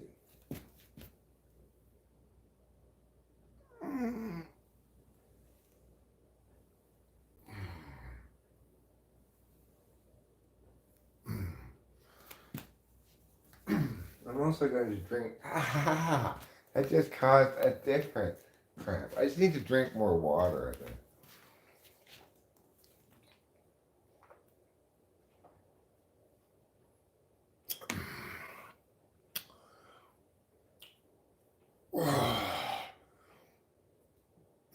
You have good self-control and you're wise.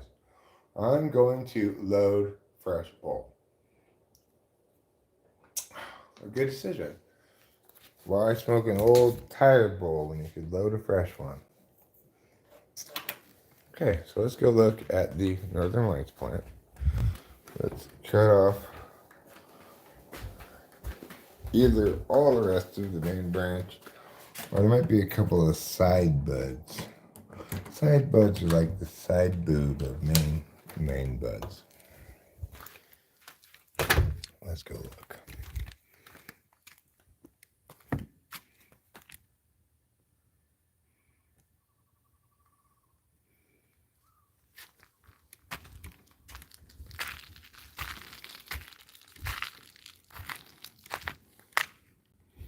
Help me make I'm after fun and pleasure. Everybody wants to rule the world. The whole world? You guys, be careful. You're gonna hurt yourself falling down like that. I see it's pointed this way. That's the problem. Well, I think I will just get all the rest of this. Yeah, good enough. Let's go.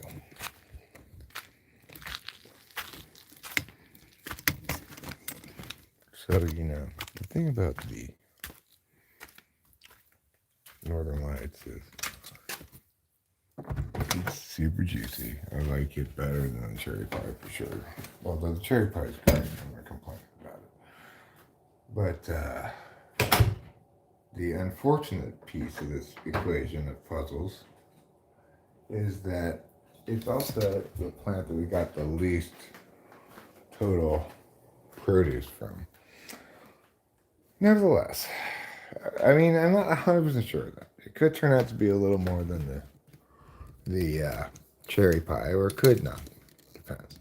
So, what we have here is the main koala bud from the Northern Lights plant. And if you look at it, well, let me zoom in a little bit. See if we can get a good shot of these crystals. Very, very crystally. You can see it pretty well there.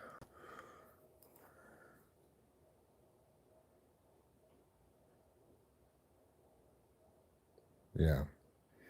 So it's juicy like a big bottle of juice. That's how juicy it is. So juicy as a whole gallon full of actual juice.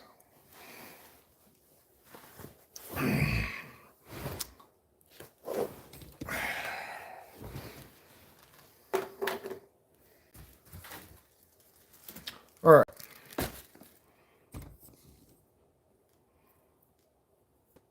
Now I'm going to turn this around, and I'm going to include you in the manicuring process.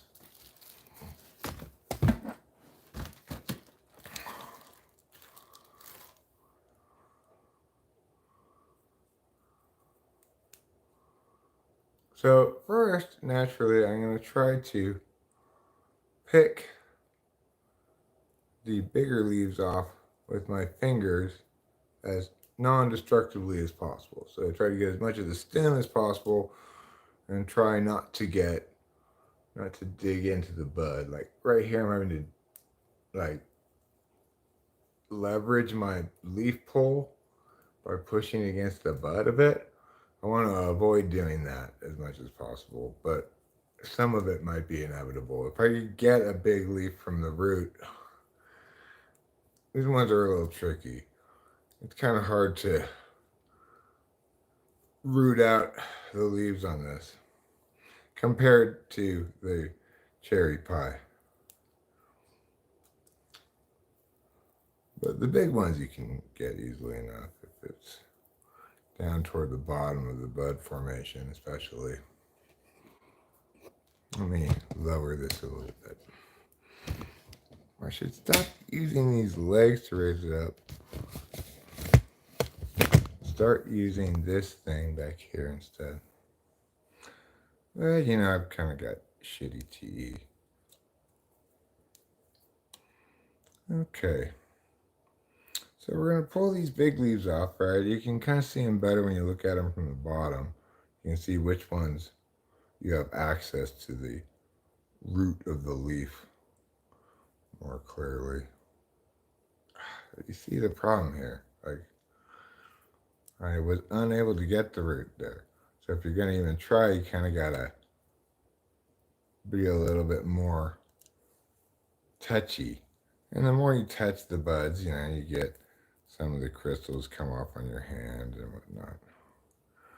It's kind of a tough decision. Do I want to get the whole leaf out with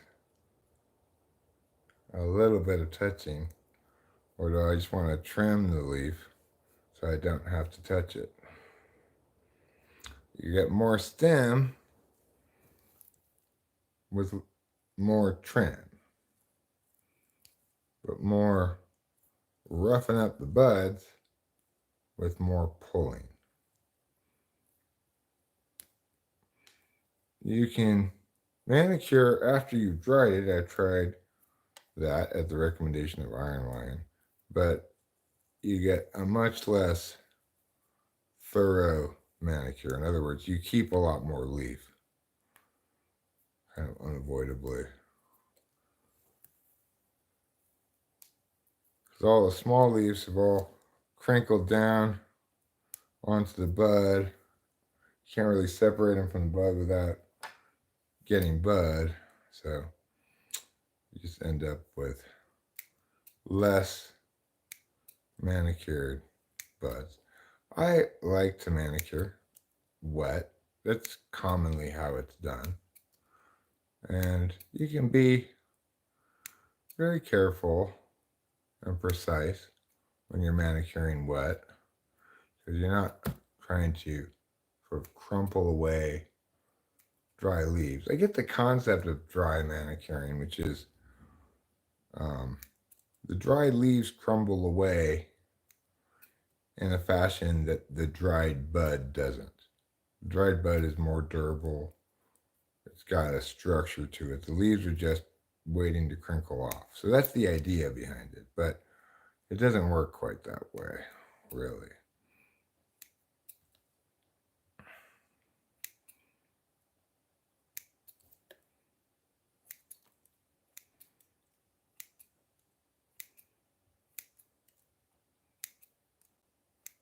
But I'm glad I tried it out with the branch.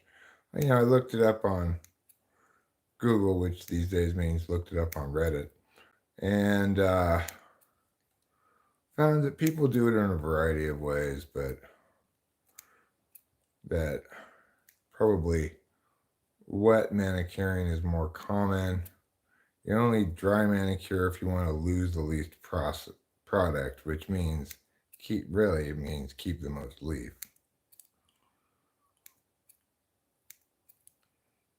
And still look manicured, I guess. Well, this is all for my head, so I don't want to keep the leaves. I want to keep more leaf in my buds. No, I want less leaf.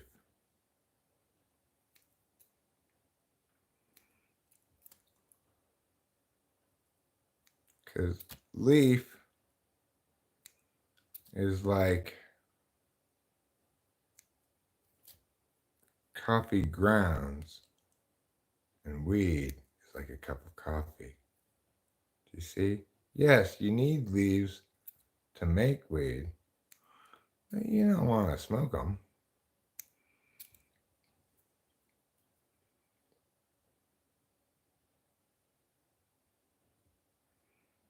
Yeah, I'm not that careful. Rachel's a more careful manicurer than I am. She does a more meticulous job.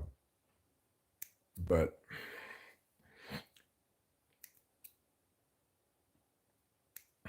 I can already tell you that this weed and the cherry pie is quite phenomenal, really. It's great. Of course, that's because right now it's at the peak of freshness. And as I've said many times before, the thing people don't remember or think about with weed is it's the opposite of wine. In no way, shape, or form does it get better as it gets older. It's best at a certain point of peak freshness, and it only gets worse from there. You can delay that point. Like, for example, I have some things that I've jarred more or less wet, figuring they'll cure in the jar partially. They're not wet. They dried for at least 24 hours, 36 hours or something, but they didn't do the full 3-day dry that would be required for them to be properly dried for smoking. Because, they're in these nice airtight canning jars that I have, which are good for preserving jams and stuff. And they're airtight. More or less, it's like the closest thing to vacuum sealing without actually vacuum sealing. So I'm going to put them in a dark place as well, so the light doesn't get them. But I'm not going to put them in either the fridge or the freezer, because both of those approaches actually degrade your product more than just in a jar on a dark shelf, put away. The weed's not going to get moldy or spoil or anything. It's just going to get drier gradually. You might even want to stick a piece of lettuce in there to revive it occasionally, because the drier parts will soak up some of the moisture from the lettuce.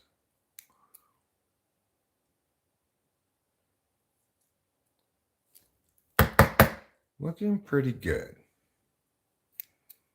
Doesn't need to be perfect. but I do want it to look pretty clean. It's a nice bud. Kind of I wouldn't call these the best buds of the plant. There's one branch that the buds on that one branch were just somehow fatter. The crystals were fatter. It was like exactly this weed in its optimal branch. That one branch we've already cut, it's drying. But this is the cola, the main branch that's supposed to be the best branch on a given plant. And I did not top this plant, which is another reason why we've got comparatively low produce to a couple of the other plants, because it just has one main stem instead of budding up in full two main stems, which is what you do if you topped it, or four if you topped it twice. If you top it early, you get it topped twice, potentially even three times if you start it inside for long enough before it goes outside.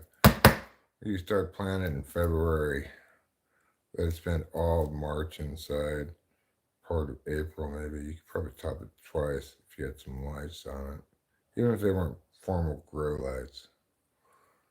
If you just moved it inside, outside, keeping it under some lights when it's inside, keeping it outside when it's warm enough, you could probably top it twice. Get four main colas out of a plant. You can't top it again once it started to bud, obviously.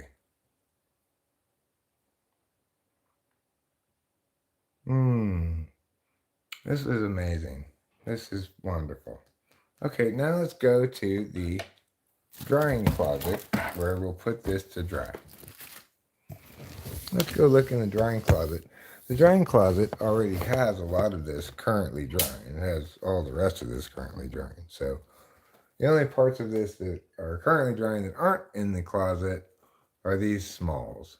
This is a little jar of smalls of this that, like, the buds are just not fat enough to bother. Just cut it off the bottom of this, little popcorn buds. So we just put the smalls in there. Now, let's look and smell. Oh my gosh, it smells so good in here. It smells so wholesome and natural and good. I approve of this smell.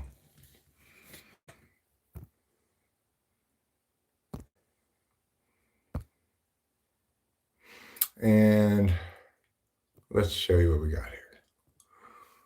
We've got branches of northern lights in different spots of drying, but some of them, we're not too far apart from each other. Like the oldest one of these is drying. It's probably 4 to 8 hours ago. So within a couple of days, we got this whole thing harvested. And it's kind of nicer to have it like that so that you get the full, you get to see exactly how much total meow you got out of it, right? The way we harvested the cherry pie, I harvested some of it and smoked that for a while before I did the main harvest. So it's hard to say exactly how much we got out of it. This will be much easier to determine. And I'm measuring the weed we get in units of jars. I don't know how much weed is in a jar, but I'll show you the cherry pie we have here. So I was hoping, being engaged in a little wishful thinking maybe, that we would get 8 full jars of cherry pie. This is what I was hoping. We get 8 full jars of cherry pie. Instead, we only get 7. But that's pretty good. This one started to get it a little bit emptied now because I've been pulling buds out of it to smoke. Basically, I'm just smoking the cherry pie as my table wine, you might say. And I'm waiting for the Northern Lights to come due, in which case I'll smoke some cherry pie and then I'll treat myself with some Northern Lights. I've yet to smoke the Northern Lights properly dried. Like, I smoked some here that smoked, but it's still too wet. So you can't really tell exactly how good it is. When it's perfectly dried, just right now, perfectly dried, then that's its moment of peak wellness. I'd be a little jelly too. I mean, this is a lot of good weed, you know.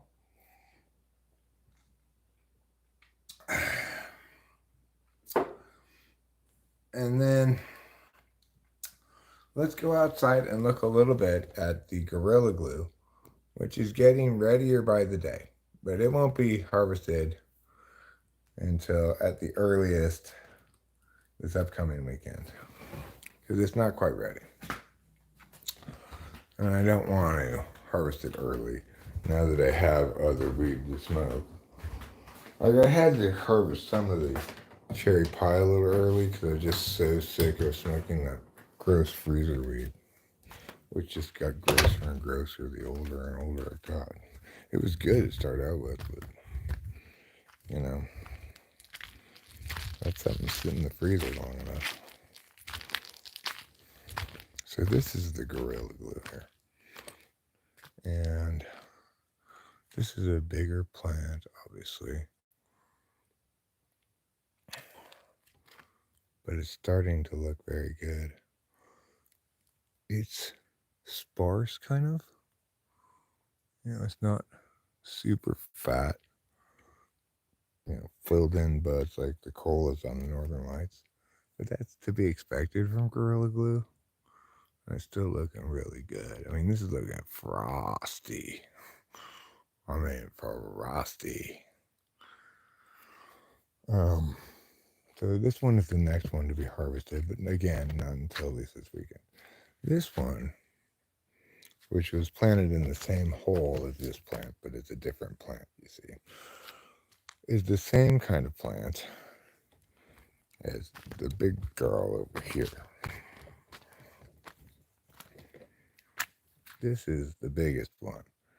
This one, we might get as much as a full pound out of this. Maybe a little less.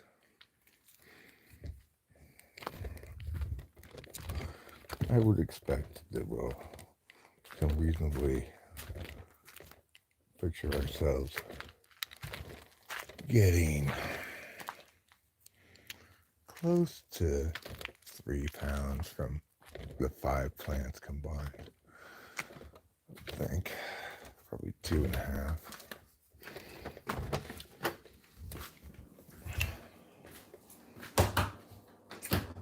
That should be enough to last until next year's harvest.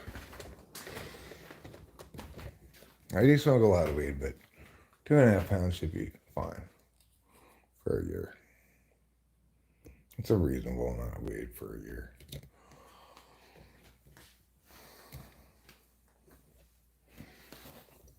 Because, you know, I don't want to buy weed.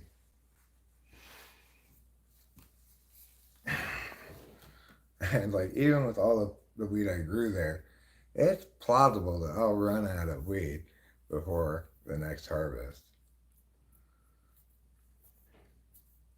I mean, I do have some leftover freezer weed, if worse comes to worse. Or more likely, I just say, I know I don't need to buy weed, but it's been a while, I think I'm going to buy some, like, you know, supposedly fancy weed or something. It's never any different than any other weed, really. But, you know, it might taste better. If you get something really unique, it might have an interesting high. Like Gorilla Glue number 4 is like that. When I first tried it, I was like, oh my God, it's like, I've never really smoked any weed like this exactly before. It's just so different. And great too, you know. And you can tell by looking at it how different it is. It's such a super light colored green plant. Plant almost looks yellow. It, instead of being dominated by brown hairs or partially brown hairs, it's all white and super light green. The cherry pie, which I should go show you that too. Because what I did is I left one of the, unlike the normal lights, I left one of the buds, the top cola on the cherry pie. I just left it there to continue growing. I figured, you know, let's just see what happens. We'll just leave that there and harvest it in like a month. What will it be like then? Will it be worse? Will it be better? One normally doesn't, leave things to harvest way late just to see what happens. So I thought, let's try it. So this is the top cola of the cherry pie. And the cherry pie was very lollipoppy. So it didn't have super big fat buds. It had good fat thick buds that are like this though, Like this is one.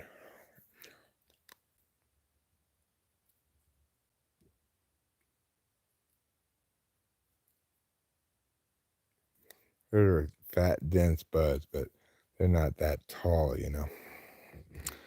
So I left this up here to see what happens with it if I don't do anything to it.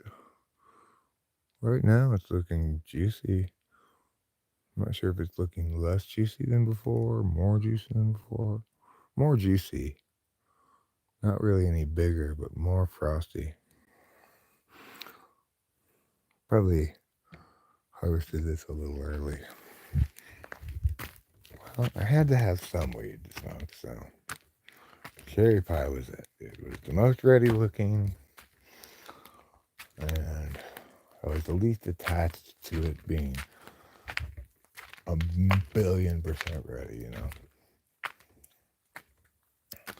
because I prefer the other strains.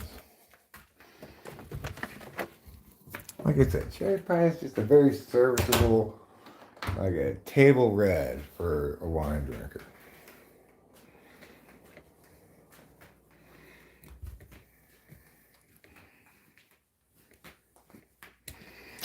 Yeah, so the totality of strains we have here: Jack Herrera, Northern Lights, Cherry Pie, and Gorilla Glue. We're supposed to have 5 different plants come up because I planted 6, but one of them didn't come up.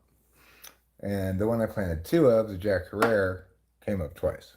So we've got 5 different plants. Yeah, you do your thing, Natasha. I don't expect replies from you. I'm clearly just talking to an imagined audience more than a specific one here. Everybody's interested in what I'm saying now, is my probably faulty assumption that precedes this undertaking I call a live stream.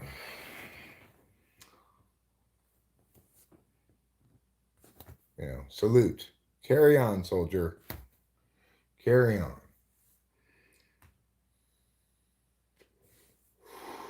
Where do you live anyway, Natasha? And now I know you're lurking now, but do you live close to me at all? Oh, you come over, we could kick you down or something. But if you live super far away, then forget it. That's going to be too much of a hassle.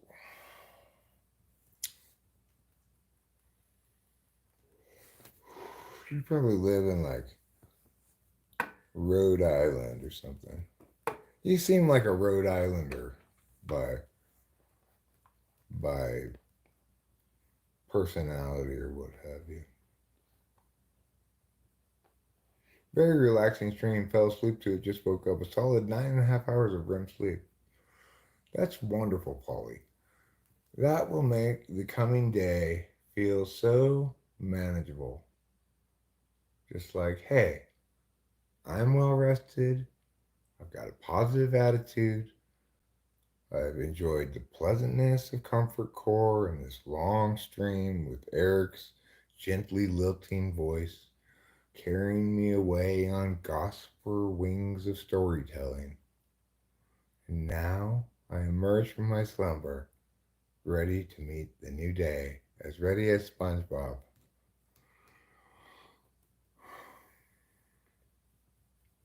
Canada, that's very far away. That's a whole nother country. Just forget it. It's like borders, there's customs, there's long distances. Your Canadian dollars, you can't even spend them here in America. We don't accept them. It's way too much of a hassle.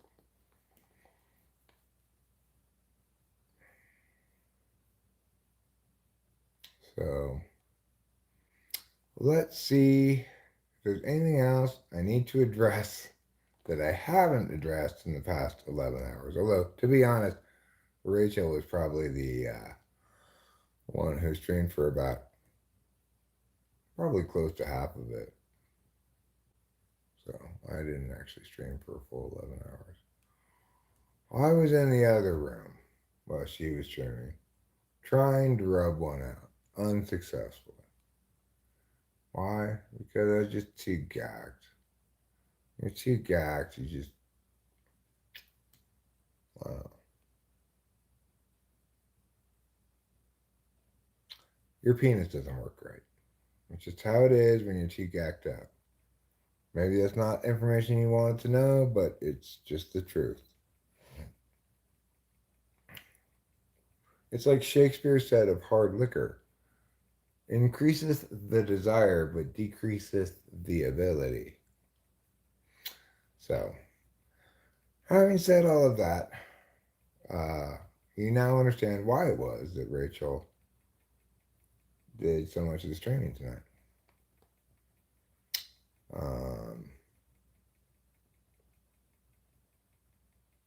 Anyway, I am going to end this stream right now because this very moment is, in fact, the perfect moment to end the stream.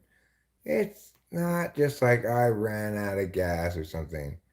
I've been building to this culmination, 11 hours in, this here, the great climax of the live stream, the thrilling finale of the live stream. And you can see now when you look back, it kind of reinvents your relationship with everything you've seen before, as you realize, oh my God, this was all part of Eric's masterfully put together 11-hour piece of masterwork. I had no idea he was that subtle and sophisticated in his stream crafting, but now I do. So with that thought, I'm sure you've got plenty to think about in the coming day. And I'm going to let you do that in the privacy of your own thoughts without my voice interfering, as I bid you all a very fond and well-wishing filled adieu.